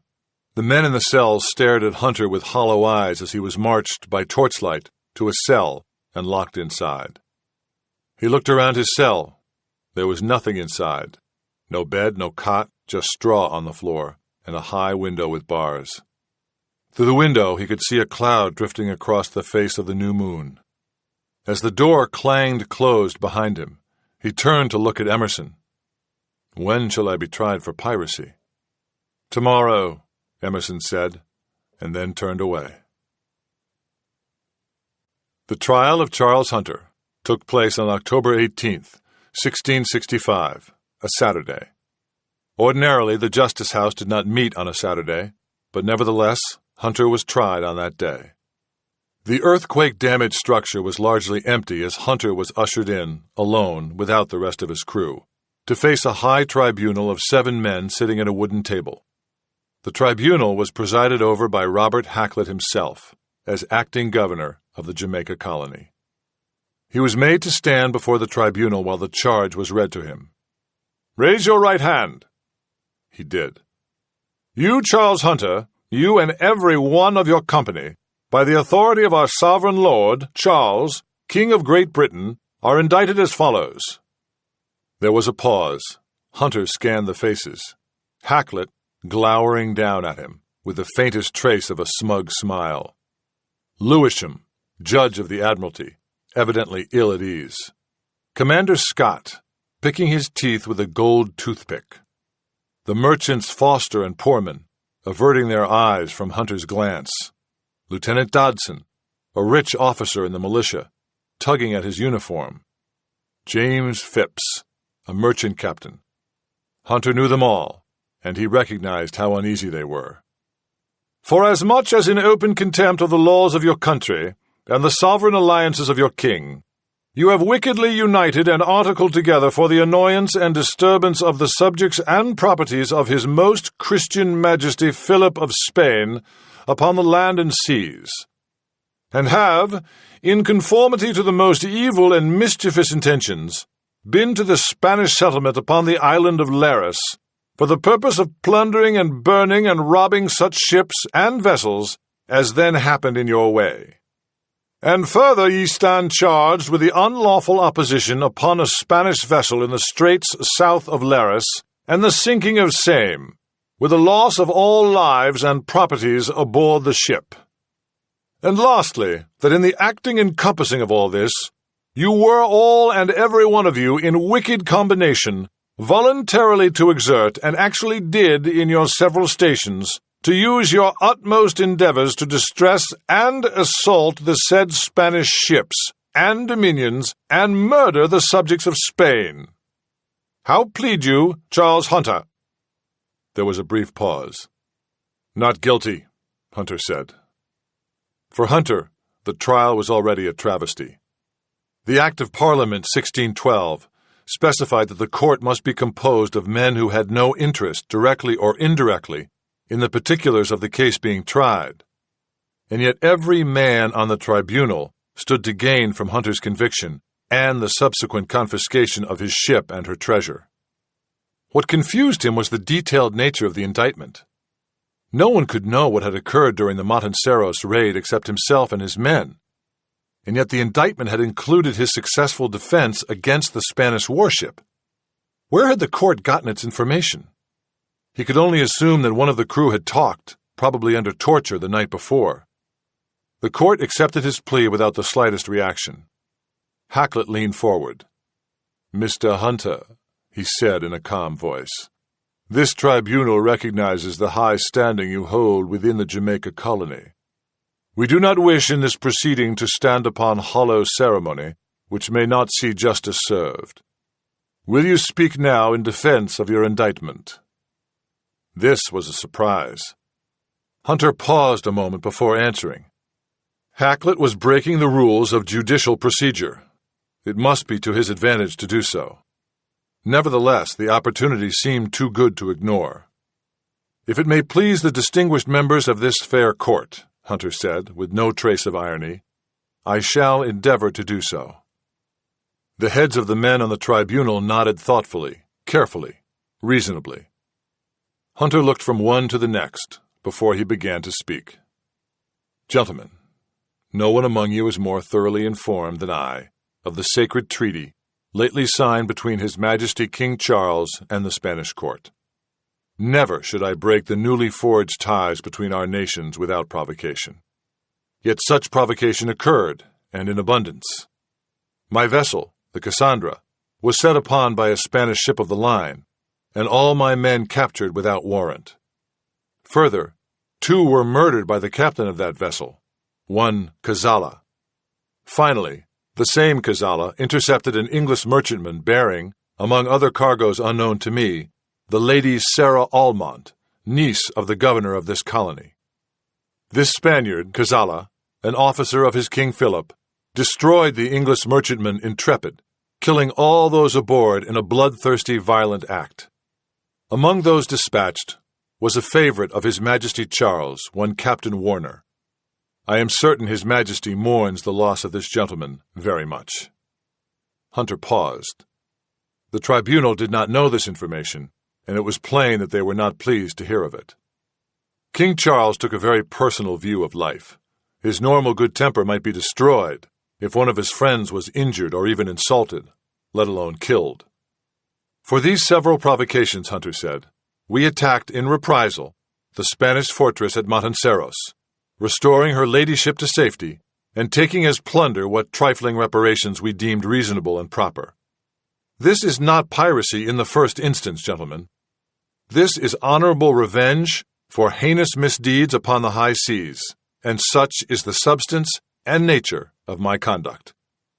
He paused and looked at the faces of the tribunal. They stared back at him, impassively. They all knew the truth, he realized.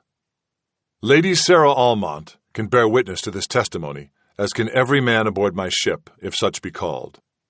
There is no truth in the indictment as charged, for there can be no piracy except in the absence of due provocation, and there was indeed most strenuous provocation. He finished, and looked at the faces. They were bland now, blank and unreadable. He felt chilled. Hakluyt leaned over the table toward him. "Have you any further to speak in your reply to the indictment, Mr. Charles Hunter?" "Nothing further," Hunter said. "I have spoken all I have to say." "And most creditably, too, if I may take the liberty to say," Hakluyt commented. There were nods and murmurs of assent from the other 6 men. "But the truth of your speech is another question, which we must all now consider. Be so good as to inform this court under what business your vessel sailed in the first instance." "The cutting of logwood," Hunter said. "You had letters of marque?" "I did, from Sir James Almont himself." "And where are these documents?" "They were lost with the Cassandra," Hunter said, "but I have no doubt Sir James will confirm that he drew them up." "Sir James," Hakluyt said, "is in great distress of illness, and cannot confirm nor deny any matter at hand before this court. Nonetheless, I feel we can take you at your word that these papers were issued." Hunter bowed slightly. "Now then," Hakluyt said, "where were you captured by the Spanish warship? In what waters?" Hunter instantly sensed the dilemma he faced and hesitated before answering, knowing that the hesitation would damage his credibility. He decided to tell the truth. Almost. "In the Windward Passage north of Puerto Rico." "North of Puerto Rico," Hakluyt said with an air of elaborate surprise. "Is there logwood in those parts?" "No," Hunter said, "but we were buffeted by a mighty storm for 2 days and sent far off our intended course." "Indeed, it must have been, for Puerto Rico is to the north and east, while all the logwood is to the south and west of Jamaica." Hunter said, "I cannot be held accountable for storms." "What was the date of this storm?" "The 12th and 13th of September." "Odd," Hakluyt said. "The weather was fair in Jamaica on those days." "The weather at sea is not always similar to that of the land," Hunter said, "as is well known." "The court thanks you, Mr. Hunter, for your lesson in seamanship," Hakluyt said. "Although I think you have little to teach the gentlemen here assembled, eh?" He chuckled briefly. "Now then, Mr. Hunter, forgive me if I do not address you as Captain Hunter. Do you aver that there never was, at any time, an intent of your vessel and its crew to attack any Spanish settlement or dominion?" "I do so aver." "You never held council to plan such an unlawful attack?" "I did not." Hunter spoke with as much certainty as he could muster, knowing that his crew dared not contradict him on this point. To admit to the vote that was held in Bull Bay was tantamount to a conviction of piracy. "On pain of your mortal soul, do you swear that no such intent was ever discussed with any member of your company?" "I do." Hakluyt paused. "Let me be certain to understand your import. You sailed upon a simple logwood expedition, and by ill fortune were cast far north by a storm which did not touch these shores. Subsequently, you were captured without provocation of any sort by a Spanish warship. Is this correct?" "It is." "And further, you learn that this same warship attacked an English merchantman and took as hostage the Lady Sarah Almont, giving you cause for reprisal. Is that so?" "It is." Hakluyt paused again. "How came you to know the warship captured the Lady Sarah Almont?" "She was on board the warship at the time of our capture," Hunter said. "This I learned from a Danish soldier who made a slip of the tongue." "Most convenient." "Yet that was the truth of the matter, after we made our escape, which is, I hope, no crime before this tribunal. We pursued the warship to Matanceros, and thence saw the Lady Sarah debarked to the fortress." "So you attacked, For the sole purpose of preserving this English woman's virtue?" Hacklett's voice was heavy with sarcasm. Hunter glanced from one face to the next on the tribunal. "Gentlemen," he said, "it is my understanding that the function of this tribunal is not to determine whether I am a saint," there was amused laughter, "but only whether I am a pirate. I knew, of course, of the galleon within the Matanceros harbor. That was a most estimable prize. And yet I pray the court will perceive that there was provocation for a score of such attacks, and provocation broadly speaking, admitting no legalistic quibbling nor technical point of turning." He looked toward the court reporter, whose duty it was to make a note of the proceedings. Hunter was astounded to notice that the man was sitting placidly and taking no notes. "Tell us," Hacklett said, "how you came to escape from the Spanish warship once captured." "It was through the efforts of the Frenchman, Sanson, who performed with most estimable bravery." "You regard this Sanson highly?" "Indeed I do, for I owe him my very life." "So be it," Hacklett said. He turned in his chair. "Call the first witness in evidence, Mr. André Sanson." "André Sanson!" Hunter turned to the door, astounded again, as Sanson walked into the courtroom.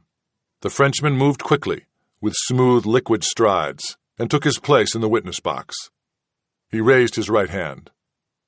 "Do you, André Sanson, solemnly promise and swear on the holy evangelists to bear true and faithful witness between the king and the prisoner in relation to the fact or facts of piracy and robbery he does now stand accused of, so help you God?" "I do." Sanson lowered his right hand and looked directly at Hunter.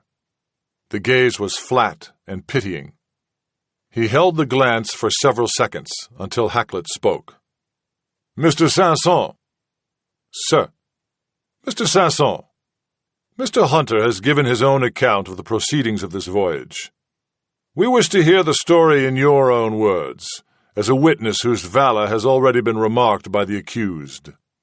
Will you tell us, please, what was the purpose of the voyage of Cassandra, as you understood it in the first instance?" "The cutting of logwood." "And did you discover differently at any time?" "I did." "Please explain to the court." "After we sailed on September 12th, Sanson said, Mr. Hunter made for Monkey Bay. There he announced to the several crew that his destination was Matanceros, to capture the Spanish treasures there." "And what was your reaction?" "I was shocked," Sanson said. "I reminded Mr. Hunter that such an attack was piracy and punishable by death." "And his response?" "Oaths and foul curses," Sanson said, "and the warnings that if I did not participate wholeheartedly, he would kill me as a dog and feed me in pieces to the sharks." "So you participated in all that followed under duress and not as a volunteer?"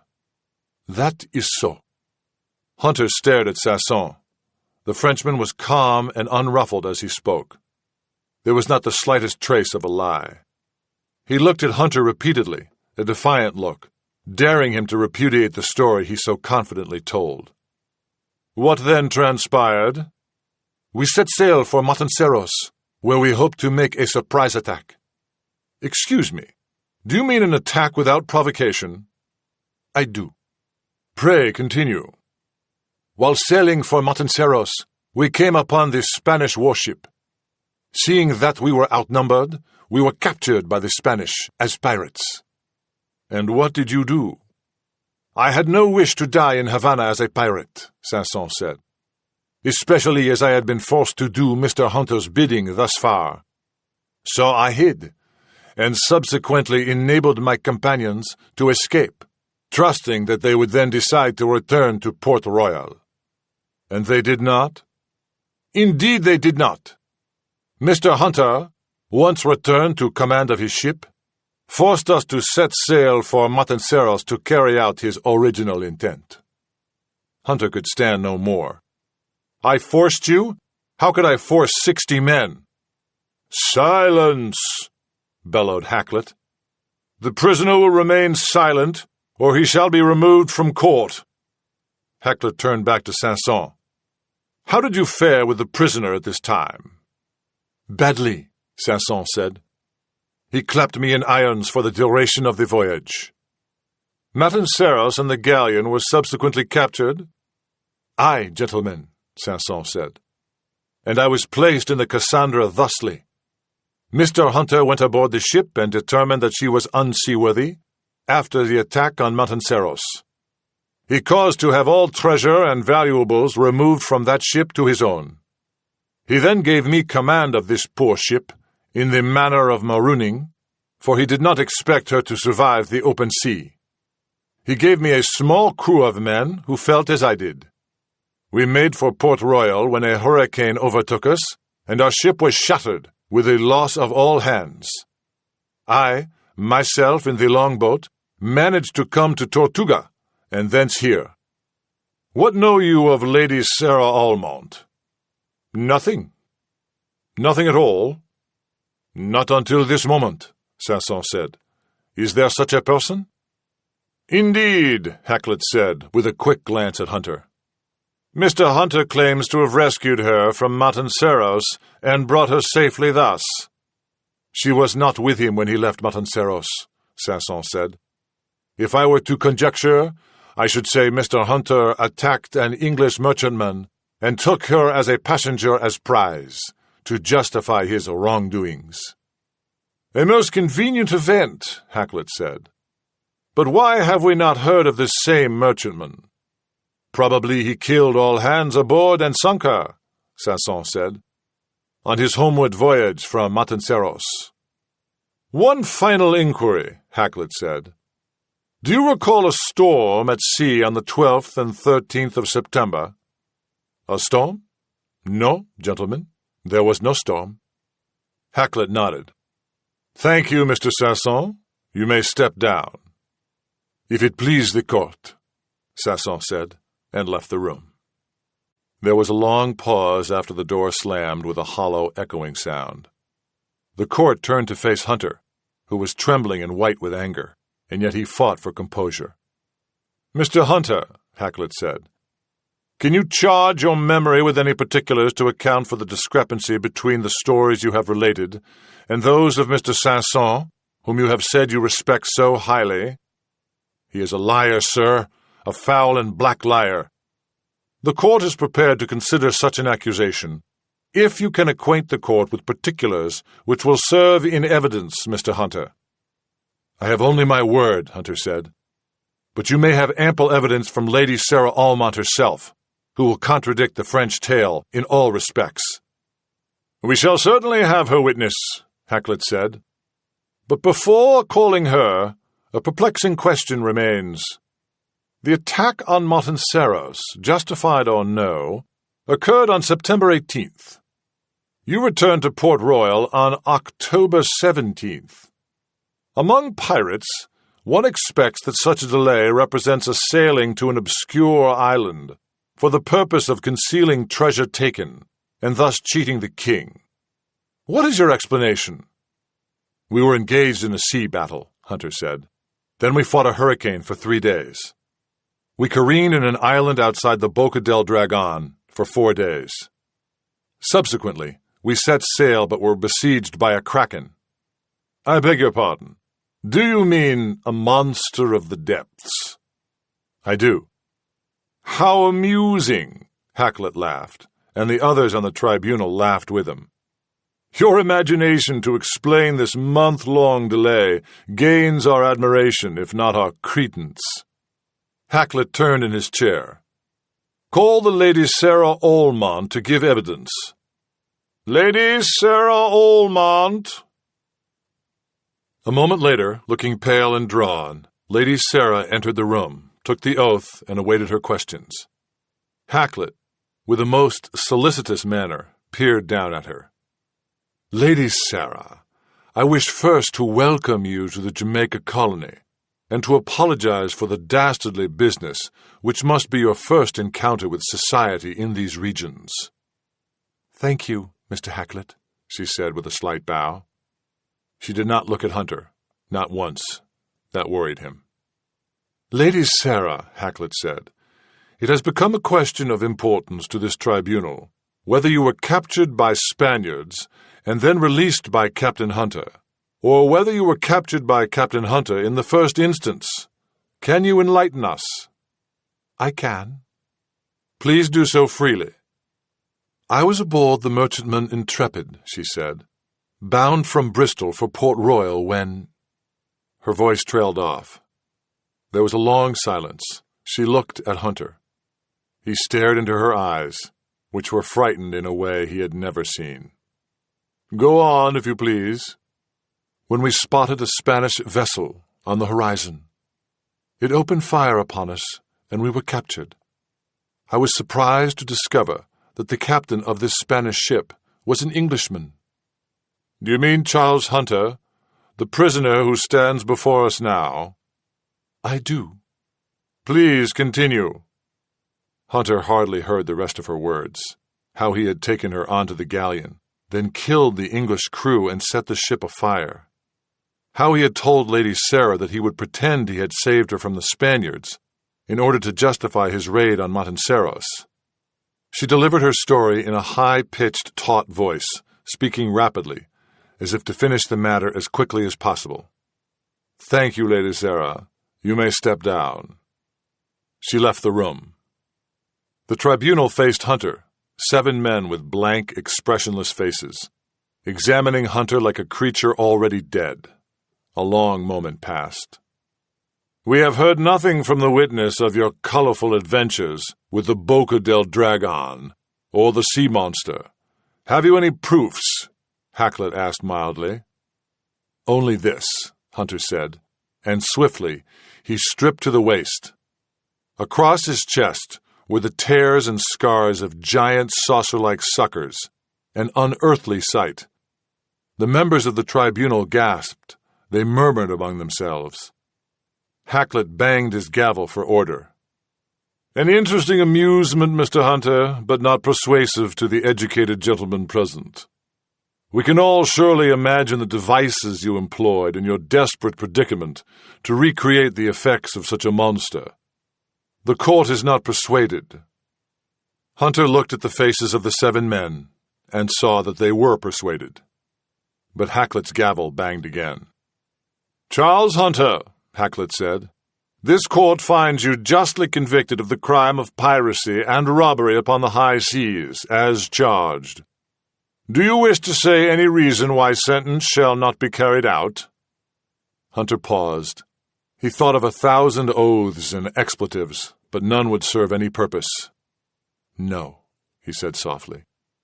"I did not hear you, Mr. Hunter." "I said no." "Then you, Charles Hunter, and all your crew, are adjudged and sentenced to be carried back to the place from whence you came, and thence on Friday next to the place of execution, the High Street Square in the town of Port Royal, and there to be hanged by the neck till dead, dead, dead. And after this, you and each of you shall be taken down and your bodies hanged from the yardarms of your vessel. May God have mercy upon your souls. Take him away, jailer." Hunter was led out of the justice house. As he went out the door, he heard Hacklet laugh, a peculiar, thin, cackling sound. Then the door closed, and he was returned to jail. Chapter 35. He was taken to a different cell. Apparently the jailers of Marshalsea did not care one from another. He sat in the straw on the floor and considered his plight with care. He could hardly believe what had happened, and he was angry almost beyond understanding. Night came, and the jail turned quiet, except for the snores and the sighs of the inmates. Hunter himself was falling asleep when he heard a familiar hissing voice. "Hunter!" He sat up. "Hunter!" He knew the voice. "Whisper," he said. "Where are you?" "In the next cell." The cells all opened at the front. He could not see the next cell, but he could hear well enough, if he pressed his cheek close to the stone wall. "Whisper, how long are you here?" "A week, Hunter. Were you tried?" "Aye." and judged guilty? Aye. So also me, Whisper hissed. On a charge of theft. It was false. Theft, like piracy, had a fatal outcome. Whisper, he said. What has happened to Sir James? They say he is ill, Whisper hissed. But he is not. He is healthy and under guard, in peril of his life, at the governor's mansion. Hacklet and Scott have taken control. They tell all in the town he is dying. Hacklet must have threatened Lady Sarah, Hunter thought, and forced her to testify falsely. There is more rumor, Whisper hissed. Madam Emily Hacklet is heavy with child. So? So, it appears that her husband, the acting governor, never performs his uxorial duties upon the wife. He is not so capable. Therefore her condition is irksome to him. I see, Hunter said.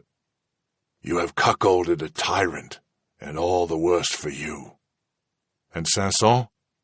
He came alone, in a longboat. There was no crew.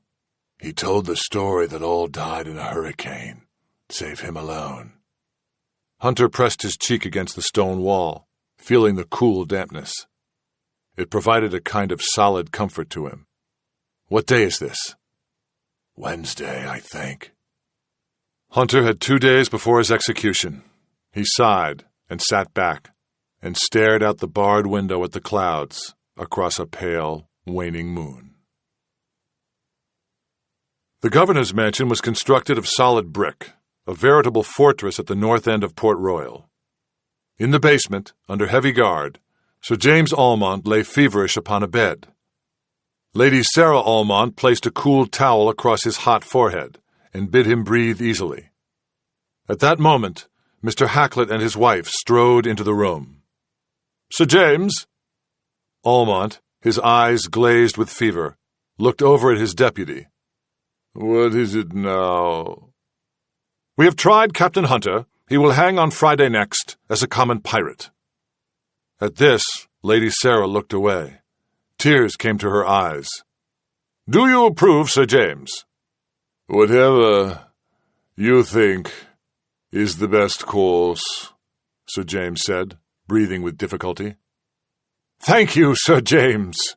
Hacklet laughed, spun on his heel, and left the room. The door closed heavily behind him. Instantly, Sir James was alert. He frowned at Sarah.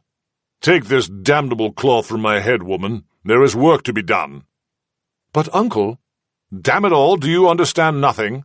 All the years I have spent in this God-forsaken colony, waiting and financing privateering expeditions, and all for this one moment when one of my buckos would bring back a Donish galleon laden with treasure. Now it has happened, and do you comprehend the outcome?" "No, uncle." "Well, 1/10 will go to Charles," Almont said, "and the remaining 90% will be divided between Hacklet and Scott. You mark my words." "But they warned me." "Hang their warnings, I know the truth. I have waited 4 years for this moment, and I will not be cheated of it. Nor will the other good citizens of this, temperate town. I'll not be cheated by a pimple-faced moralistic knave and a dandified military fop. Hunter must be freed." "But how?" Lady Sarah said. "He is to be executed in 2 days' time." "That old dog," Almont said, "will not swing from any arm, I promise you. The town is with him." "How so?" "Because if he returns home, he has debts to pay, and handsomely, too. With interest, to me and to others. All he needs is a setting free." "But how?" Lady Sarah said. "Ask Richards," Almont said. And then a voice from the gloom at the back of the room said, "I will ask Richards." Lady Sarah whirled. She looked at Emily Hacklet. "I have a score to settle," Emily Hacklet said, and she left the room. When they were alone, Lady Sarah asked her uncle, "Will that suffice?" Sir James Almont chuckled. "In spades, my dear," he said. "In spades." He laughed aloud. We will see blood in Port Royal before dawn. Mark my words." "I am eager to help, my lady," Richard said. The loyal servant had been smarting for weeks under the injustice that had placed his master under armed guard.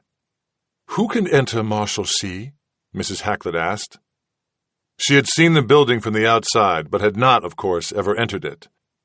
Indeed, it was impossible that she ever do so. In the face of criminality, a high-born woman sniffed and looked away. "Can you enter the prison?" "Nay, madam," Richard said. "Your husband has posted his special guard. They'd sight me at once and bar my way." "Then who can?" "A woman," Richard said. Food and necessary personal articles were brought to prisoners by friends and relatives. It was ordinary custom.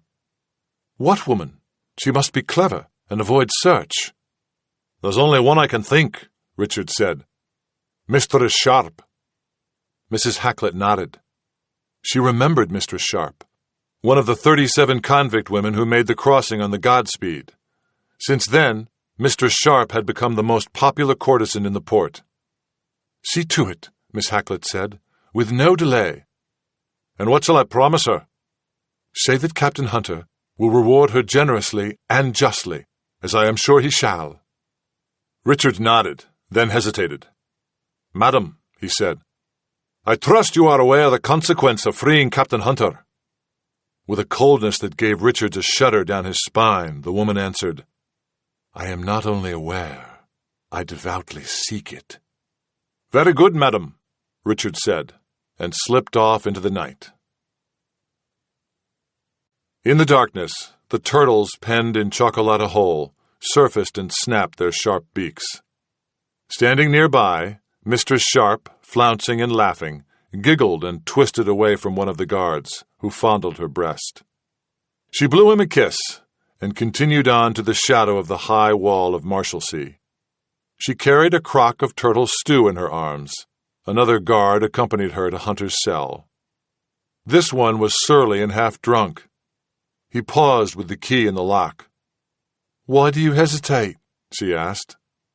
"What lock was ever opened without a lusty turning?" he asked, leering. "The lock is better for proper oiling," she leered back. "Aye, lady, and for a proper key as well." "I judge you to have the key," she said. "But for the lock, well, that must wait the proper time. Leave me a few minutes with this hungry dog, and then we shall have ourselves a turning such as you will not forget." The guard chuckled and unlocked the door. She went in. The door was locked behind her, and the guard remained. "A few minutes with this man," she said, "as decency permits." "'Tis not allowed." "Who cares for that?" she said, and licked her lips hungrily at the guard. He smiled back at her and walked away. As soon as he was gone, she set down the pot of stew on the floor and faced Hunter. Hunter did not recognize her, but he was hungry, and the smell of the turtle stew was strong and agreeable. "You are most kind," he said. "You hardly know," she replied, and in a quick gesture lifted her skirts from the hem, pulling up to her waist.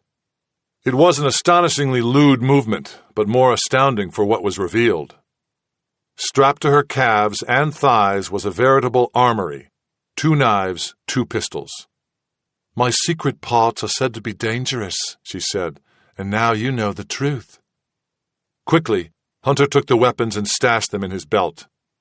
"Do not, sir, discharge prematurely." "You may count upon my staying power." "How long may I count?" "To 100, Hunter said, "and there's a promise." She looked back in the direction of the guard. "I shall hold you to your word at another time," she said. "In the meanwhile, shall I be raped?" "I think it best," Hunter said, and flung her to the ground. She squealed and screamed, and the guard came running. He saw the import of the scene in a moment, and hastily unlocked the door, running into the room. "You damnable pirate!" he growled, and then the knife in Hunter's fist was buried in his neck, and he staggered back, clutching at the blade beneath his chin. He pulled it free and blood gushed out, a hissing fountain, and then he collapsed and died. "Quickly, lady," Hunter said, helping Anne Sharp to her feet. All around them, the men jailed in Marshalsea were silent. They had heard, and they were utterly quiet. Hunter went around, opening cell doors. Then he gave the keys to the men and let them finish the task. "How many guards at the gates?" he asked Anne Sharp. "I saw 4, she said, "and another dozen on the ramparts." This presented a problem for Hunter. The guards were English, and he had no stomach for killing them. "We must have a ruse," he said. "Call the captain to you." She nodded and stepped out into the courtyard. Hunter remained behind in the shadows.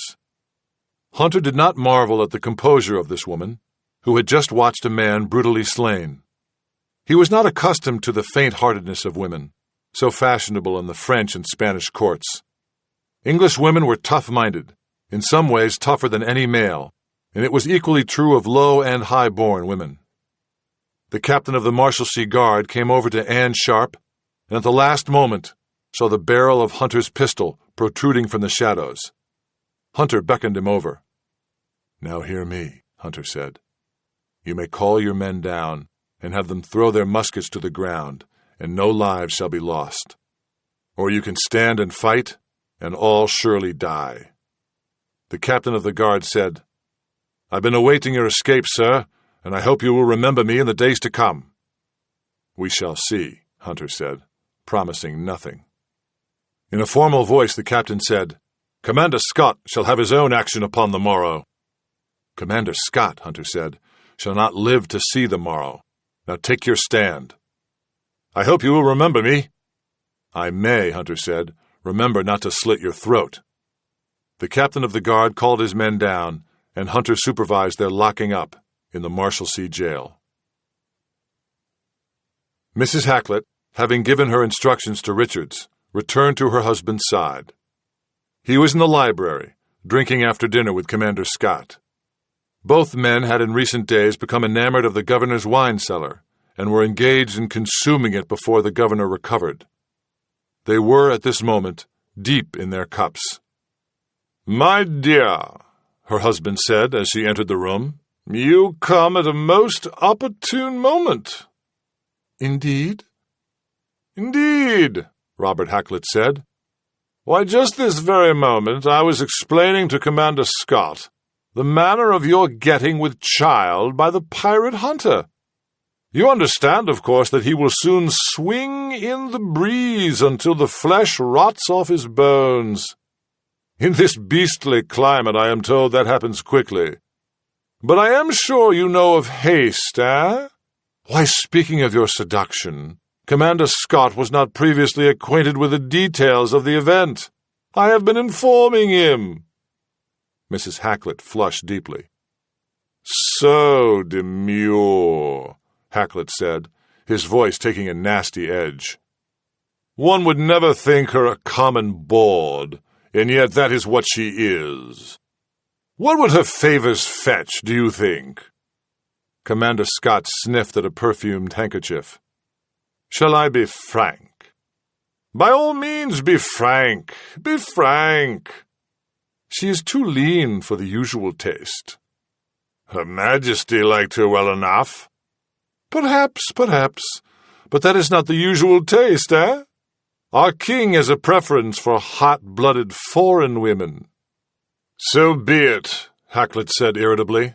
"What would she fetch?" "I should think she would fetch not above, well, considering she has tasted the royal lancet, perhaps more, but in no case above 100 reales. Mrs. Hackett, very red, turned to leave. "I shall attend no more of this." "On the contrary," her husband said, leaping from his chair and barring her way, "you shall attend a good deal more.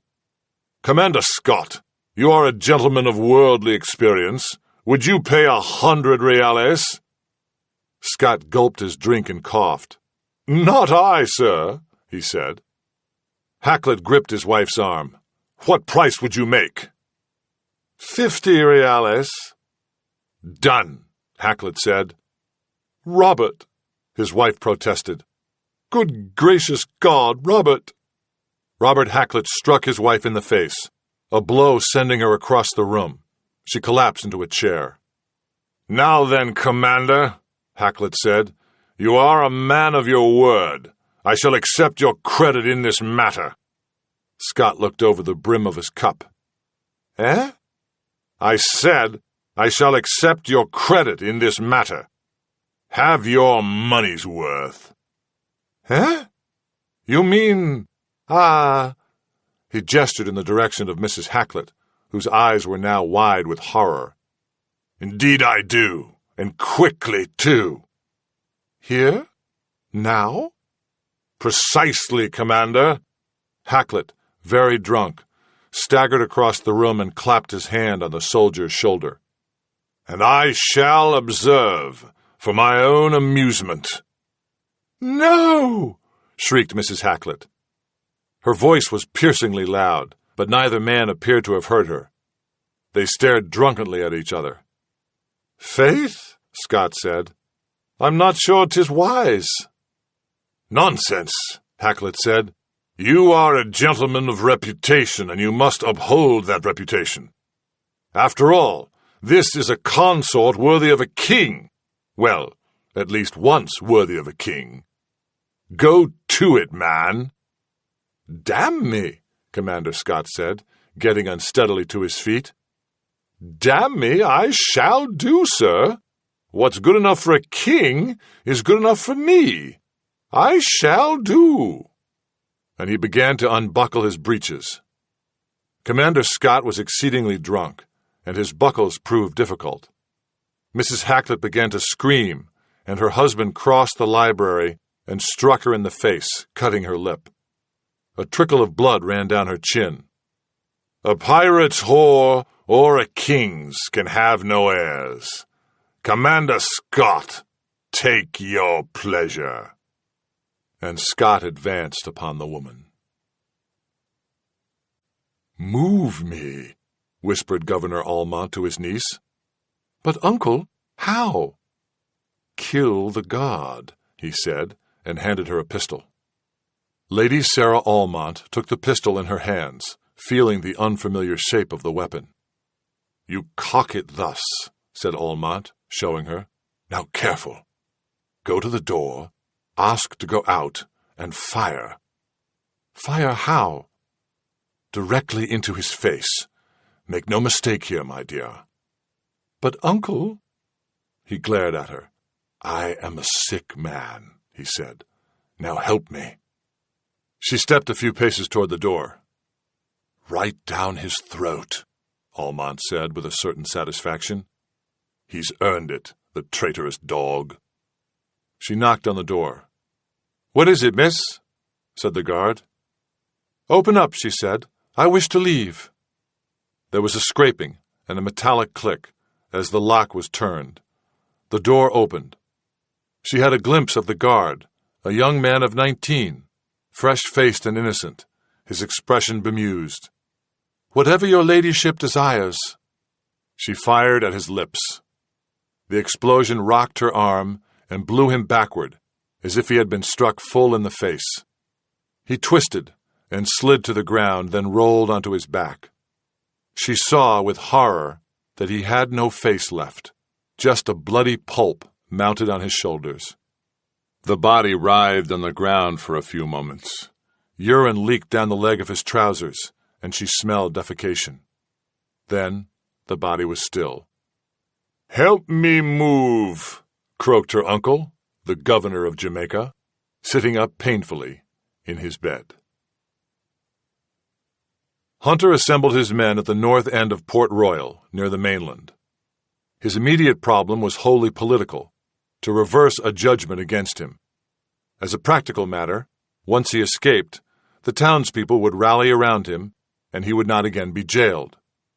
But equally practical was the question of his response to unjust treatment, for Hunter's reputation within the town was at stake.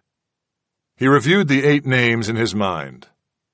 Hacklet, Scott, Lewisham, the judge of the Admiralty, Foster and Poorman, the merchants, Lieutenant Dodson, James Phipps, merchant captain, and last but not least, Sanson. Each of these men had acted with the full knowledge of the injustice. Each stood to profit from the confiscation. The laws of the privateers were solid enough. Such chicanery inevitably meant death and confiscation of the share. But at the same time, he would be obliged to kill several highly placed members of the town. That would be easy enough, but he might have a bad time of it later, if Sir James did not survive unscathed. If Sir James were worth his salt, he would have long since escaped to safety. Hunter would have to trust to that, he decided. And in the meantime, he would have to kill those who had crossed him. Shortly before dawn, he ordered all his men into the Blue Hills north of Jamaica, telling them to remain there for 2 days. Then, alone, he returned to the town. Chapter 36. Foster, a prosperous silk merchant, owned a large house on Pembroke Street, northeast of the dockyards. Hunter slipped in through the back, passing the separate kitchen block. He made his way upstairs to the master bedroom on the second floor. He found Foster asleep in bed with his wife. Hunter awoke him by pressing a pistol lightly against his nostrils. Foster, a fattish man of 50, snorted and sniffed and rolled away. Hunter jammed the pistol barrel up one nostril. Foster blinked and opened his eyes. He sat up in bed, not saying a word. "Be still," his wife muttered sleepily. "You toss so." Yet she did not wake up. Hunter and Foster stared at each other. Foster looked from the pistol to Hunter and back again. Finally, Foster raised a finger in the air and gently eased out of bed. His wife still slept. In his nightgown, Foster padded across the room to a chest. "I shall pay you well," he whispered. "See here, look." He opened a false compartment and withdrew a sack of gold, very heavy. "There is more, Hunter. I shall pay you whatever you want." Hunter said nothing. Foster, in his nightshirt, extended his arm with the sack of gold. His arm trembled. "Please," he whispered. "Please, please." He got down on his knees. "Please, Hunter, I pray you, please." Hunter shot him in the face. The body was knocked back, the legs thrown up in the air, the bare feet kicking space. In the bed nearby, the wife never awoke, but turned sleepily and groaned. Hunter picked up the sack of gold and left as silently as he had come. Poorman, belying his name, was a rich trader in silver and pewter. His house was on High Street. Hunter found him asleep at a table in the kitchen, a half-empty bottle of wine before him. Hunter took a kitchen knife and slashed both Poorman's wrists. Poorman awoke groggily, saw Hunter, and then saw the blood pouring over the table. He raised his bleeding hands but could not move them. The tendons had all been cut, and the hands flopped lifelessly, rag-doll fingers, already turning grayish-white. He let his arms drop again to the table. He watched the blood pool on the wood and drip through the cracks to the floor. He looked back at Hunter. His face was curious, his expression confused. "I would have paid," he said hoarsely. "I would have done what you... He stood up from the table, weaving dizzily, holding his injured arms bent at the elbows. In the silence of the room, the blood spattered with an odd loudness on the ground. "I would have..." Poorman began, and then rocked back and fell flat on the floor. Ye, he said, fainter and fainter. Hunter turned away, not waiting for the man to die. He went back into the night air and slipped silently through the dark streets of Port Royal. He encountered Lieutenant Dodson by accident. The soldier was singing a song, stumbling drunk through the streets with 2 whores at his side. Hunter saw him at the end of the High Street and turned back, slipping down Queen Street, turning east on Howell Alley, just in time to meet Dodson at the corner. "Who goes there?" Dodson demanded, speaking loudly. "Know you that there is a curfew? Begone, else I shall clap you in the Marshalsea." In shadow, Hunter said, "I have just come from there." "Eh?" Dodson said, tilting his head toward the voice. "What means your churlish speech? I shall have you know—" "Hunter!" shrieked the whores, and they both fled. Deprived of their support, Dodson fell drunkenly down into the mud. "Damn you for uncertain quim," he grunted, and struggled to get up. "Look at my uniform now. Damn you all!" He was covered in mud and manure. He had already gotten to his knees when the words of the women suddenly reached his alcohol-fogged brain. "Hunter?" he asked softly. "You are Hunter?" Hunter nodded in the shadows. "Then I shall arrest you for the scoundrel and pirate that you are," Dodson said. But before he could get back to his feet, Hunter kicked him in the stomach and sent him sprawling. "Ow!" Dodson said. "You hurt me, damn you!" They were the last words he spoke. Hunter gripped the soldier by the neck and pressed his face into the mud and dung of the street, holding the squirming body, which struggled with increasing force and finally, toward the end, with violent wrenchings and twistings, until at last it did not move. Hunter stepped back, gasping for breath with the exertion. He looked around the dark, deserted town. A marching patrol of 10 militiamen went by. He stepped back into the shadows until they had passed. 2 whores came by. "Are you Hunter?" one asked, with no sign of fear. He nodded. "Bless you," she said. "You come see me, and you'll have your way without a farthing spent." She laughed. Giggling, the 2 women disappeared into the night. He stood inside the Black Boar Tavern. There were 50 people there, but he saw only James Phipps, dapper and handsome, drinking with several other merchantmen. Phipps's companions immediately slipped away, showing aspects of terror on their faces. But Phipps himself, after an initial shock, took on a hearty manner. "Hunter!" he said, grinning broadly. "Damn my eyes, but you have done what we all knew you would. A round for everyone, I say, to celebrate your new freedom." There was utter silence in the Black Boar. No one spoke. No one moved. "Come now," Phipps said loudly. "I call for a round in honor of Captain Hunter. A round!" Hunter moved forward, toward Phipps's table. His soft footsteps on the dirt floor of the tavern were the only sound in the room. Phipps eyed Hunter uneasily. "Charles," he said, "Charles, this stern countenance does not become you. It is time to be merry." "Is it?" "Charles, my friend," Phipps said, "you surely understand I bear you no ill will. I was forced to appear on the tribunal. It was all the work of Hacklet and Scott, I swear it. I had no choice.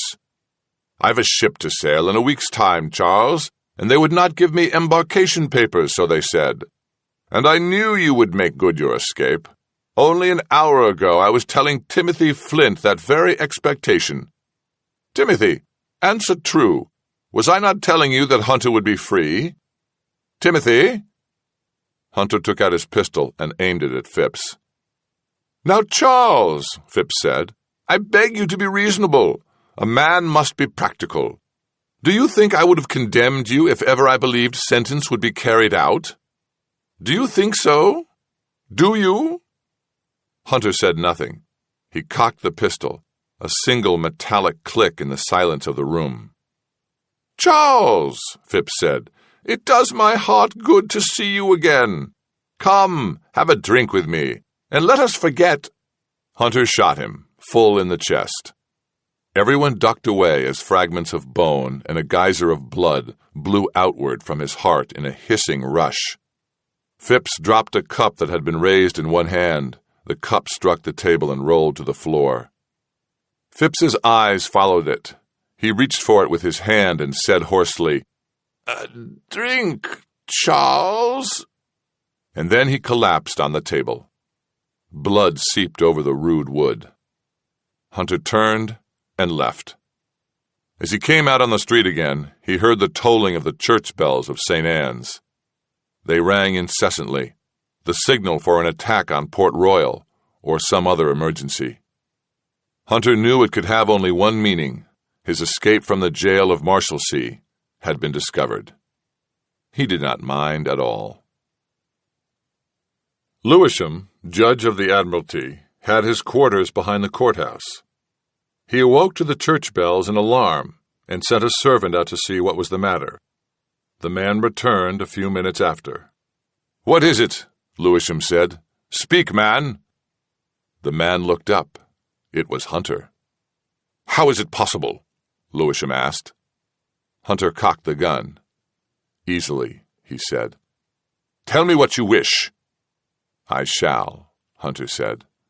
And he told him. Commander Scott, drowsy with drink, lay sprawled on a couch in the library of the governor's mansion. Mr. Hacklet and his mistress had long since retired. He awoke to the church bells and instantly knew what had happened. He felt a terror unlike any he had ever known. Moments later, one of his guard burst into the room with the news. Hunter had escaped. All the pirates were vanished, and Poorman, Foster, Phipps, and Dodson were all dead. "Get my horse," Scott commanded, and hastily arranged his disarrayed clothing. He emerged at the front of the governor's mansion, looked around cautiously, and jumped on his stallion. He was unhorsed a few moments later and flung rudely to the cobblestones no more than 100 yards from the governor's mansion. A contingent of vagabonds led by Richards, the governor's manservant, and directed by Hunter, that scoundrel, clapped him in irons and took him away to Marshalsea, to await trial. The nerve of the ruffians! Hacklet awoke to the tolling of the church bells and also guessed their meaning. He leapt out of bed, ignoring his wife, who had lain the whole night, wide awake, staring at the ceiling, listening to his drunken snores. She was in pain, and she had been badly humiliated. Hacklet went to the chamber door and called to Richards. "What has transpired?" "Hunter escaped," Richards said flatly. "Dodson and Poorman and Phipps are all dead, perhaps more." "And the man is still loose?" "I do not know," Richards said, pointedly failing to add, "Your Excellency." "Dear God," Hacklet said. "Bolt the doors, call the guard, alert Commander Scott." "Commander Scott left some few minutes past." "Left? Dear God," Hacklet said, and slammed the chamber door, locking it. He turned back to the bed. "Dear God," he said. "Dear God, we shall all be murdered by that pirate." "Not all," his wife said, pointing a pistol at him. Her husband kept a brace of loaded pistols by the bed, and she now held them aimed at him, one in each hand. "Emily," Hacklet said, "don't be a fool. This is no time for your silliness. The man is a vicious killer." "Come no closer," she said. He hesitated. "You jest." "I do not." Hacklet looked at his wife and the pistol she held. He was not himself skilled with weapons, but he knew from limited experience that a pistol was extremely difficult to fire with accuracy. He did not feel fear so much as irritation. "Emily, you are being a damnable fool." "Stay," she commanded. "Emily, you are a bitch and a whore, but you are not, I'll wager, a murderer, and I will have—" She fired one gun. The room filled with smoke. Hacklet cried aloud in terror, and several moments passed before both husband and wife realized that he had not been hit. Hacklet laughed, mostly in relief. "As you see," he said, "it is no simple matter. Now give me the pistol, Emily." He came quite close before she fired again, hitting him in the groin. The impact was not powerful. Hacklet remained standing. He took another step, coming so near her that he could almost touch her. "I have always hated you," he said in a conversational tone. "From the first day that I met you. Do you remember? I said to you, 'Good day, madam,' and you said to me—" He broke off into a coughing fit, and collapsed on the ground, doubled over in pain. Blood was now seeping from his waist.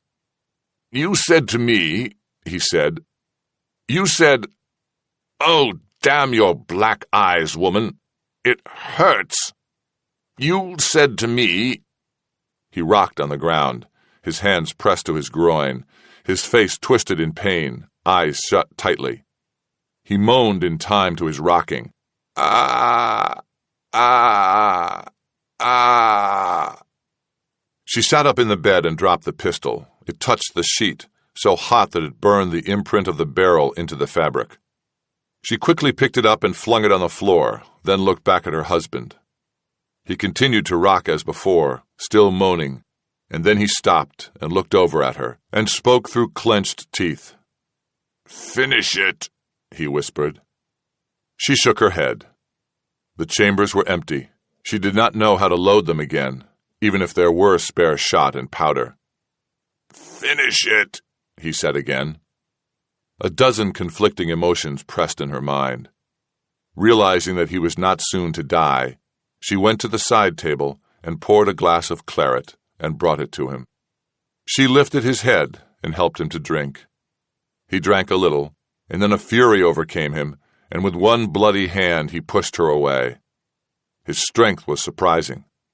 She fell back, with a red imprint of a flat hand on her nightdress. "Damn you for a king's bitch," he whispered, and took up his rocking again. He was now absorbed in his pain, and seemed to have lost any sense that she was there. She got to her feet, poured a glass of wine for herself, sipped it, and watched. She was still standing there when Hunter entered the room half an hour later.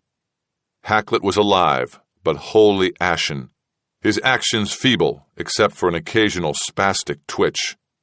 He lay in an enormous pool of blood. Hunter took out his pistol and moved toward Hacklet. "No," she said. He hesitated, then stepped away. "Thank you for your kindness," Mrs. Hacklet said. Chapter 37. On October 21st, 1665, the conviction of Charles Hunter and his crew on a charge of piracy and robbery was summarily overturned by Lewisham, Judge of the Admiralty, meeting in closed session with Sir James Almont, newly restored Governor of the Jamaica Colony. In the same session, Commander Edwin Scott, Chief Officer of the garrison of Fort Charles, was convicted of high treason and sentenced to be hanged the following day. A confession in his own handwriting was obtained on the promise of commutation of sentence. Once the letter was written, an unknown officer shot Scott to death in his cell in Fort Charles. The officer was never apprehended. For Captain Hunter, now the toast of the town, one final problem remained: André Sasson. The Frenchman was nowhere to be found, and it was reported that he had fled into the inland hills. Hunter put out the word that he would pay well for any news of Sasson, and by mid-afternoon he had a surprising report. Hunter had stationed himself publicly in the Black Boar, and soon enough an old bawdy woman came to see him. Hunter knew her. She ran a whoring house. Her name was Simmons. She approached him nervously. "Speak up, woman," he said, and he called for a glass of Kill Devil to ease her fears. "Well, sir," she said, drinking the liquor, "a week past, a man of the name of Carter comes to Port Royal, desperate ill." "Is this John Carter, a seaman?" "The same." "Speak on," Hunter said. "He says he has been picked up by an English packet boat from St. Kitts. They had spotted a fire on a small uninhabited quay, and pausing to investigate, had found this Carter marooned, and brought him thence." "Where is he now?" "Oh, he has fled, he has. He's terrified of meeting with Sasson, the Frenchy villain. He's in the hills now, but he told me his story right enough." Hunter said, "And that is?" The bawdy woman told the story quickly. Carter was aboard the sloop Cassandra, carrying part of the galleon treasure under Sasson's command. There had been a fierce hurricane, in which the ship was wrecked on the inner reef of an island, and most of the crew killed. Sanson had gathered the others together and had salvaged the treasure, which he directed them to bury on the island. Then they had all built a longboat with the flotsam of the wrecked sloop. And then, Carter had reported, Sanson had killed them all, 12 men, and set sail alone. Carter had been badly wounded, but somehow survived and lived to return home and tell his story. And he said further that he did not know the name of the island, nor the exact location of the treasure, but that Sanson had scratched a map on a coin, which he then hung around his neck. Hunter listened to the story in silence, thanked the woman, and gave her a coin for her trouble. More than ever now, he wanted to find Sanson. He sat in the Black Boar and patiently listened to every person with a rumor of the Frenchman's whereabouts. There were at least a dozen stories. Sanson had gone to Port Morant. Sanson had fled to Inagua. Sanson had gone into hiding in the hills. When finally the truth came, it was stunning. Enders burst into the tavern. "Captain, he's on board the galleon." "What?" "Aye, sir. There were 6 of us set as guard. He killed 2 and sent the rest in the boat to tell you." "Tell me what?" "Either you arrange his pardon and discard openly your feud with him, or he'll sink the ship, Captain. Sink her at anchor. He must have your word by nightfall, Captain." Hunter swore. He went to the window of the tavern and looked out at the harbor. El Trinidad rode lightly at anchor, but she was moored well offshore in deep water, too deep to salvage any treasure if she were sunk.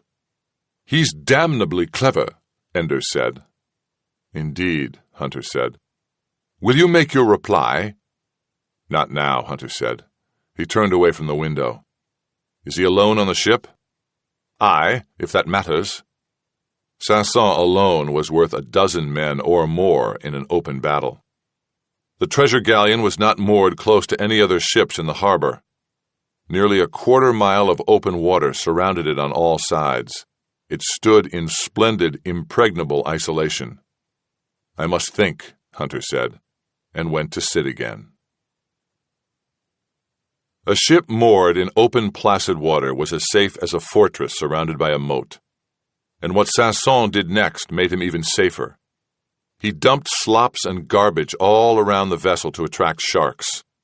There were plenty of sharks in the harbor anyway, so that swimming to El Trinidad was a form of suicide. Nor could any boat approach the ship without being easily spotted. Therefore, the approach must be open and apparently harmless. But an open longboat gave no opportunity for hiding. Hunter scratched his head. He paced the floor of the Black Boar and then, still restless, he went out into the street. There he saw a water-spouter, a common conjurer of the day, sprouting streams of multicolored water from his lips. Conjuring was forbidden in the Massachusetts colony as tending to promote the work of the devil. For Hunter, it had an odd fascination. He watched the water-spouter for several moments as he drank and spewed different kinds of water one after another. Finally, he went up to the man. "I want to know your secrets." "Many a fine woman in the court of King Charles has said as much, and offered more than you have offered." "I offer you," Hunter said, "your life." And he pressed a loaded pistol in his face. "You'll not bully me," the conjurer said. "I fancy I will." And a few moments later, he was back in the conjurer's tent, hearing the details of his exploits. "Things are not as they seem," said the conjurer. "Show me," Hunter said. The conjurer explained that before a performance, he swallowed a pill confected of the gall of a heifer and baked wheat flour. "This cleanses my stomach, you see." "I do. Go on." "Next, I take a mixture of Brazil nuts and water, boiled until it is dark red in color. I swallow this before I work." "Go on." "Then I wash the glasses with white vinegar." "Go on." "And some glasses not so washed." "Go on." Then the water-spouter explained, he drank water from clean glasses and regurgitated the contents of his stomach, producing glasses of bright red claret. In other glasses, which had a coating of vinegar, the same liquid became beer of a dark brown color. Drinking and regurgitating more water produced a lighter red color, which was called sherry. "There's no more trick to it than that," said the conjurer. "Things are not as they seem, and that's an end to it," he sighed. "It's all in directing attention to the wrong place." Hunter thanked the man and went off to search for Enders. "Do you know the woman who enabled our release from Marshalsea?" "Anne Sharp is her name." "Find her," Hunter said, "and get for the longboat crew 6 of the best men you can muster." "Why, Captain?" "We are going to pay a visit to Saint-Saëns." Chapter 38. André Saint-Saëns, the lethal, powerful Frenchman, was not accustomed to the sensation of fear, and he did not feel afraid as he saw the longboat put out from shore. He observed the boat carefully. From a distance, he could see 6 oarsmen and 2 people sitting in the bow, but he could not discern who they were. He expected some ruse. The Englishman Hunter was crafty, and he would use his craft if he could. Saint-Saëns knew that he was not clever, as Hunter was. His own talents were more animal, more directly physical. And yet he was confident that there was no trick Hunter could play upon him. It was, very simply, impossible. He was alone on this ship, and he would remain alone, safely, until night fell. But he would have his freedom by dusk, or he would destroy the ship. And he knew Hunter would never let the ship be destroyed. He had fought too hard and suffered too much for that treasure. He would do anything to keep it, even to the point of releasing Saint-Saëns. The Frenchman was confident. He peered at the approaching longboat. As it came nearer, he saw that Hunter himself stood in the prow, along with some woman. What could be the meaning of this? His head ached to wonder what Hunter had planned. Yet in the end, he contented himself with the reassurance that no trick was possible. Hunter was clever, but there was a limit to cleverness. And Hunter must know that even from a distance he could be picked off as quickly and simply as a man brushes a fly from his sleeve. Saint-Saëns could kill him now if he wished, but there was no reason. All he wanted was his freedom and a pardon. For that, he needed Hunter alive. The longboat came closer, and Hunter waved cheerfully. "Saint-Saëns, you French pig!" he called. Saint-Saëns waved back, grinning. "Hunter, you English pox of a sheep!" He shouted with a joviality that he did not feel at all. His tension was considerable, and increased as he realized how casually Hunter was behaving. The longboat pulled alongside El Trinidad. Saint-Saëns leaned over slightly, showing them the crossbow. But he did not want to lean too far, though he was eager for a look inside the boat. "Why are you here, Hunter?" "I have brought you a present. May we come aboard?" "You two only," Saint-Saëns said, and stepped back from the railing. He quickly ran to the opposite side of the ship to see if another longboat was approaching from another direction. He saw nothing but calm water and the rippling fins of cruising sharks. Turning back, he heard the sound of 2 people clambering up the side of the ship. He aimed his crossbow as a woman appeared. She was young and damnably pretty. She smiled at him, almost shyly, and stepped to one side as Hunter came on deck.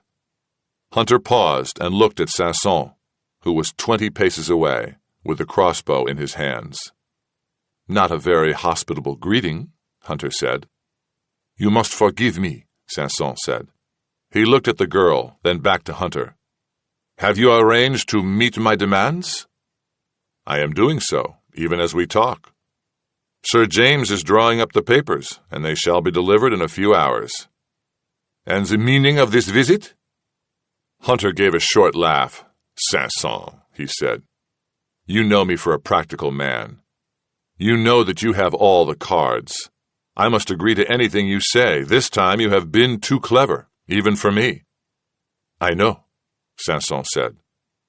"Some day," Hunter said, his eyes narrowing, "I shall find you and kill you. I promise you that. But for now, you have won." "This is a trick," Saint-Saëns said.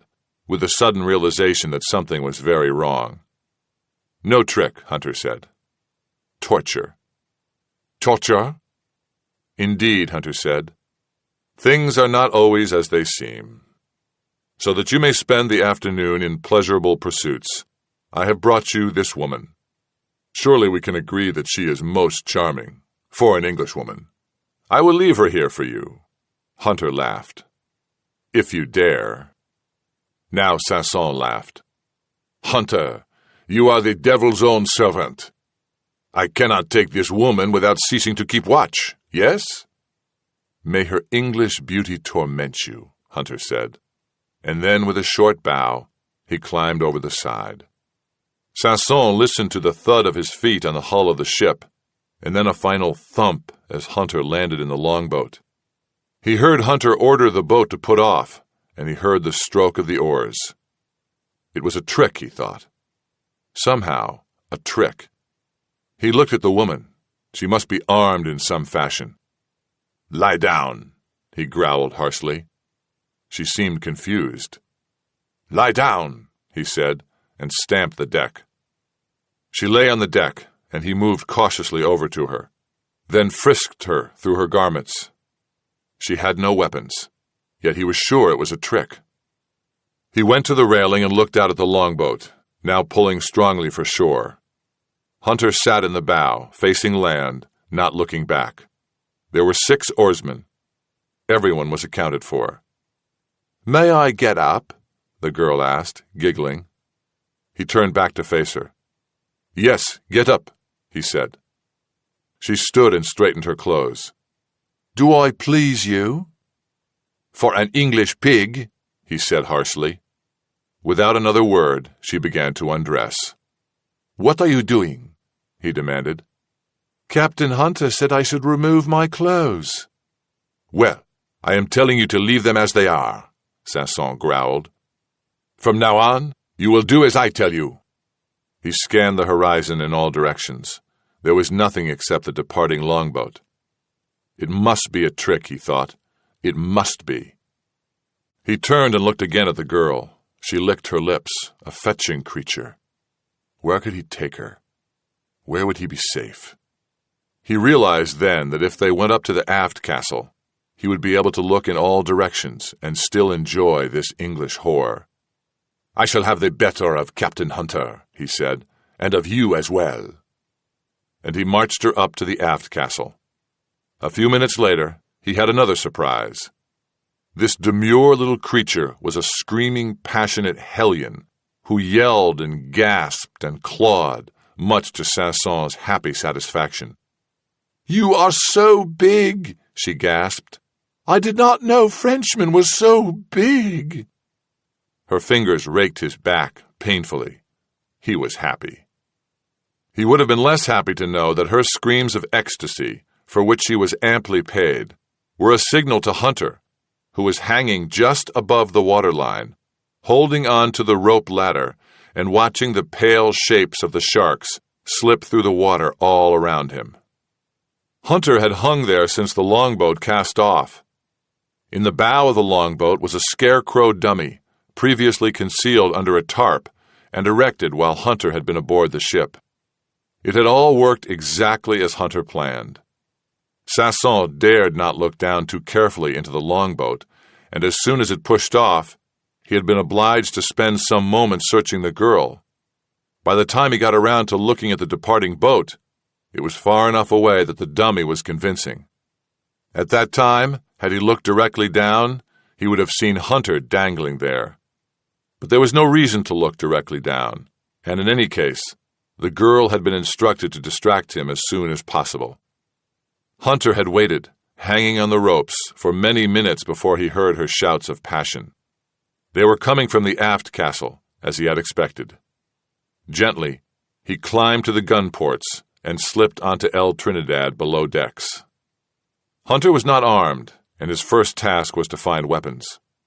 He moved forward to the armory and found a short dagger and a brace of pistols, which he loaded and carefully wadded. Then he picked up a crossbow, bending his back to the metal and cocking it. Only then did he move up the gangway to the main deck. There, He paused. Looking aft, he saw Sanson standing with the girl. She was arranging her clothing. Sanson was scanning the horizon. He had spent only a few minutes in lusty action, but it had been a fatal few minutes. He watched Sanson climb down to the waist of the galleon and pace the decks. He looked over one side, then the other side, and then he stopped. He looked again. Hunter knew what he was seeing. He was seeing the wet marks on the hull that Hunter's clothing had left in an erratic pattern moving up the side of the ship to the gun ports. Sanson spun. "You bitch!" he shouted, and fired his crossbow at the girl still on the castle. In the heat of the moment, he missed her. She shrieked and ran below. Sanson started after her, then seemed to think better of it. He paused and reloaded the crossbow. Then he waited, listening. There was the sound of the girl's running feet, and then a bulkhead door slammed. Hunter guessed she had locked herself into one of the aft cabins. She would be safe enough for the moment. Sanson moved to the center of the deck and stood by the mainmast. "Hunter!" he called. "Hunter, I know you are here." And then he laughed. For now, the advantage was his. He stood by the mast, knowing that he was out of range of any pistol from any direction, and he waited. He circled the mast cautiously, his head turning in slow, even motions. He was perfectly alert, perfectly aware. He was prepared for any tactic. Hunter was illogical. He fired both his pistols. One shot splintered the mainmast, and the other struck Sanson in the shoulder. The Frenchman grunted, but he hardly seemed to notice the injury. He spun and fired the crossbow, and the arrow streaked past Hunter, burying itself in the wood of the companionway. Hunter scrambled down the steps, hearing Sanson running after him. He had a glimpse of Sanson, both pistols out, charging forward. Hunter stepped behind the companionway ladder and held his breath. He saw Sanson running down, directly over his head, hastening down the ladder. Sanson reached the gun deck, his back to Hunter, and then Hunter said in a cold voice, "Stand there." Sanson did not stand. He spun and discharged both pistols. The balls whistled over Hunter's head as he crouched near the ground. Now he stood, holding the crossbow ready. "Things are not always as they seem," he said. Sanson grinned, raising his arms. "Hunter, my friend, I am without defense." "Go up," Hunter said, his voice flat. Sanson began to climb the steps, still holding his hands out. Hunter saw that he had a dagger at his belt. His left hand began to drop toward it. "Don't." The left hand froze. "Up." Sanson went up, with Hunter following him. "I will still have you, my friend," Sanson said. "You will have only a shaft up your bumhole," Hunter promised. Both men came onto the main deck. Sanson backed toward the mast. "We must talk. We must be reasonable." "Why?" Hunter said. "Because I have hidden half the treasure. Look here," Sanson said, fingering a gold coin about his neck. "Here I have marked where the treasure is located. The treasure from the Cassandra. Does that not interest you?" "It does." "Well then, we have a reason to negotiate." "You tried to kill me," Hunter said, holding the crossbow steady. "Would you not try the same, in my place?" "No." "Of course you would," Sanson said. "It is sheer impudence to deny it." "Perhaps I would," Hunter said. "There is no love lost between us. I would not have crossed you." "You would if you could." "No," Hunter said. "I have something like honor." At that moment, from behind him, a female voice squealed, "Oh, Charles, you got him!" Hunter turned fractionally to look at Anne Sharp, and in that moment, Sanson lunged. Hunter fired automatically. With a whoosh, the crossbow arrow was released. It shot across the deck, catching Sanson in the chest, lifting him off his feet and pinning him to the mainmast, where he swung his arms and twitched. "You have done me wrong," Sanson said, with blood dripping from his lips. Hunter said, "I was fair." Then Sanson died, his head slumping on his chest. Hunter plucked out the crossbow arrow, and the body fell to the ground. Then he pulled the gold coin with the treasure map etched in its surface from around Sanson's neck. While Anne Sharp watched, with her hand covering her mouth, Hunter dragged the body to the side of the ship and pushed it overboard. It floated on the water. The sharks circled it warily. Then one came forward, tugged at the flesh, tore away a piece. Then another, and another. The water churned and foamed blood. It lasted only a few minutes, and then the color dissipated, and the surface was still, and Hunter looked away. Epilogue. According to his own memoirs, Life Among the Privateers of the Caribbean Sea, Charles Hunter searched for Sanson's treasure during all of the year 1666, but never found it. The gold coin did not have a map scratched on its surface. Instead, there was a funny series of triangles and numbers which Hunter was never able to decipher. Sir James Almond returned to England with his niece, Lady Sarah Almond. Both perished in London's Great Fire of 1666. Mrs. Robert Haklett remained in Port Royal until 1686, when she died of syphilis. Her son, Edgar, became a merchant of substance in the Carolina colony. In turn, his son, James Charles Haklett Hunter, was governor of the Carolina colony in 1777, when he urged that the colony side with the northern insurgents against the English army under the command of General Howe in Boston. Mistress Anne Sharp returned to England in 1671 as an actress. By that time, women's parts were no longer played by boys, as they had been earlier in the century. Mistress Sharp became the second most famous woman from the Indies in all Europe. The most famous, of course, being Madame de Maintenon, mistress of Louis XIV, who had been born on Guadeloupe. Anne Sharp died in 1704, after a life of what she herself described as delicious notoriety.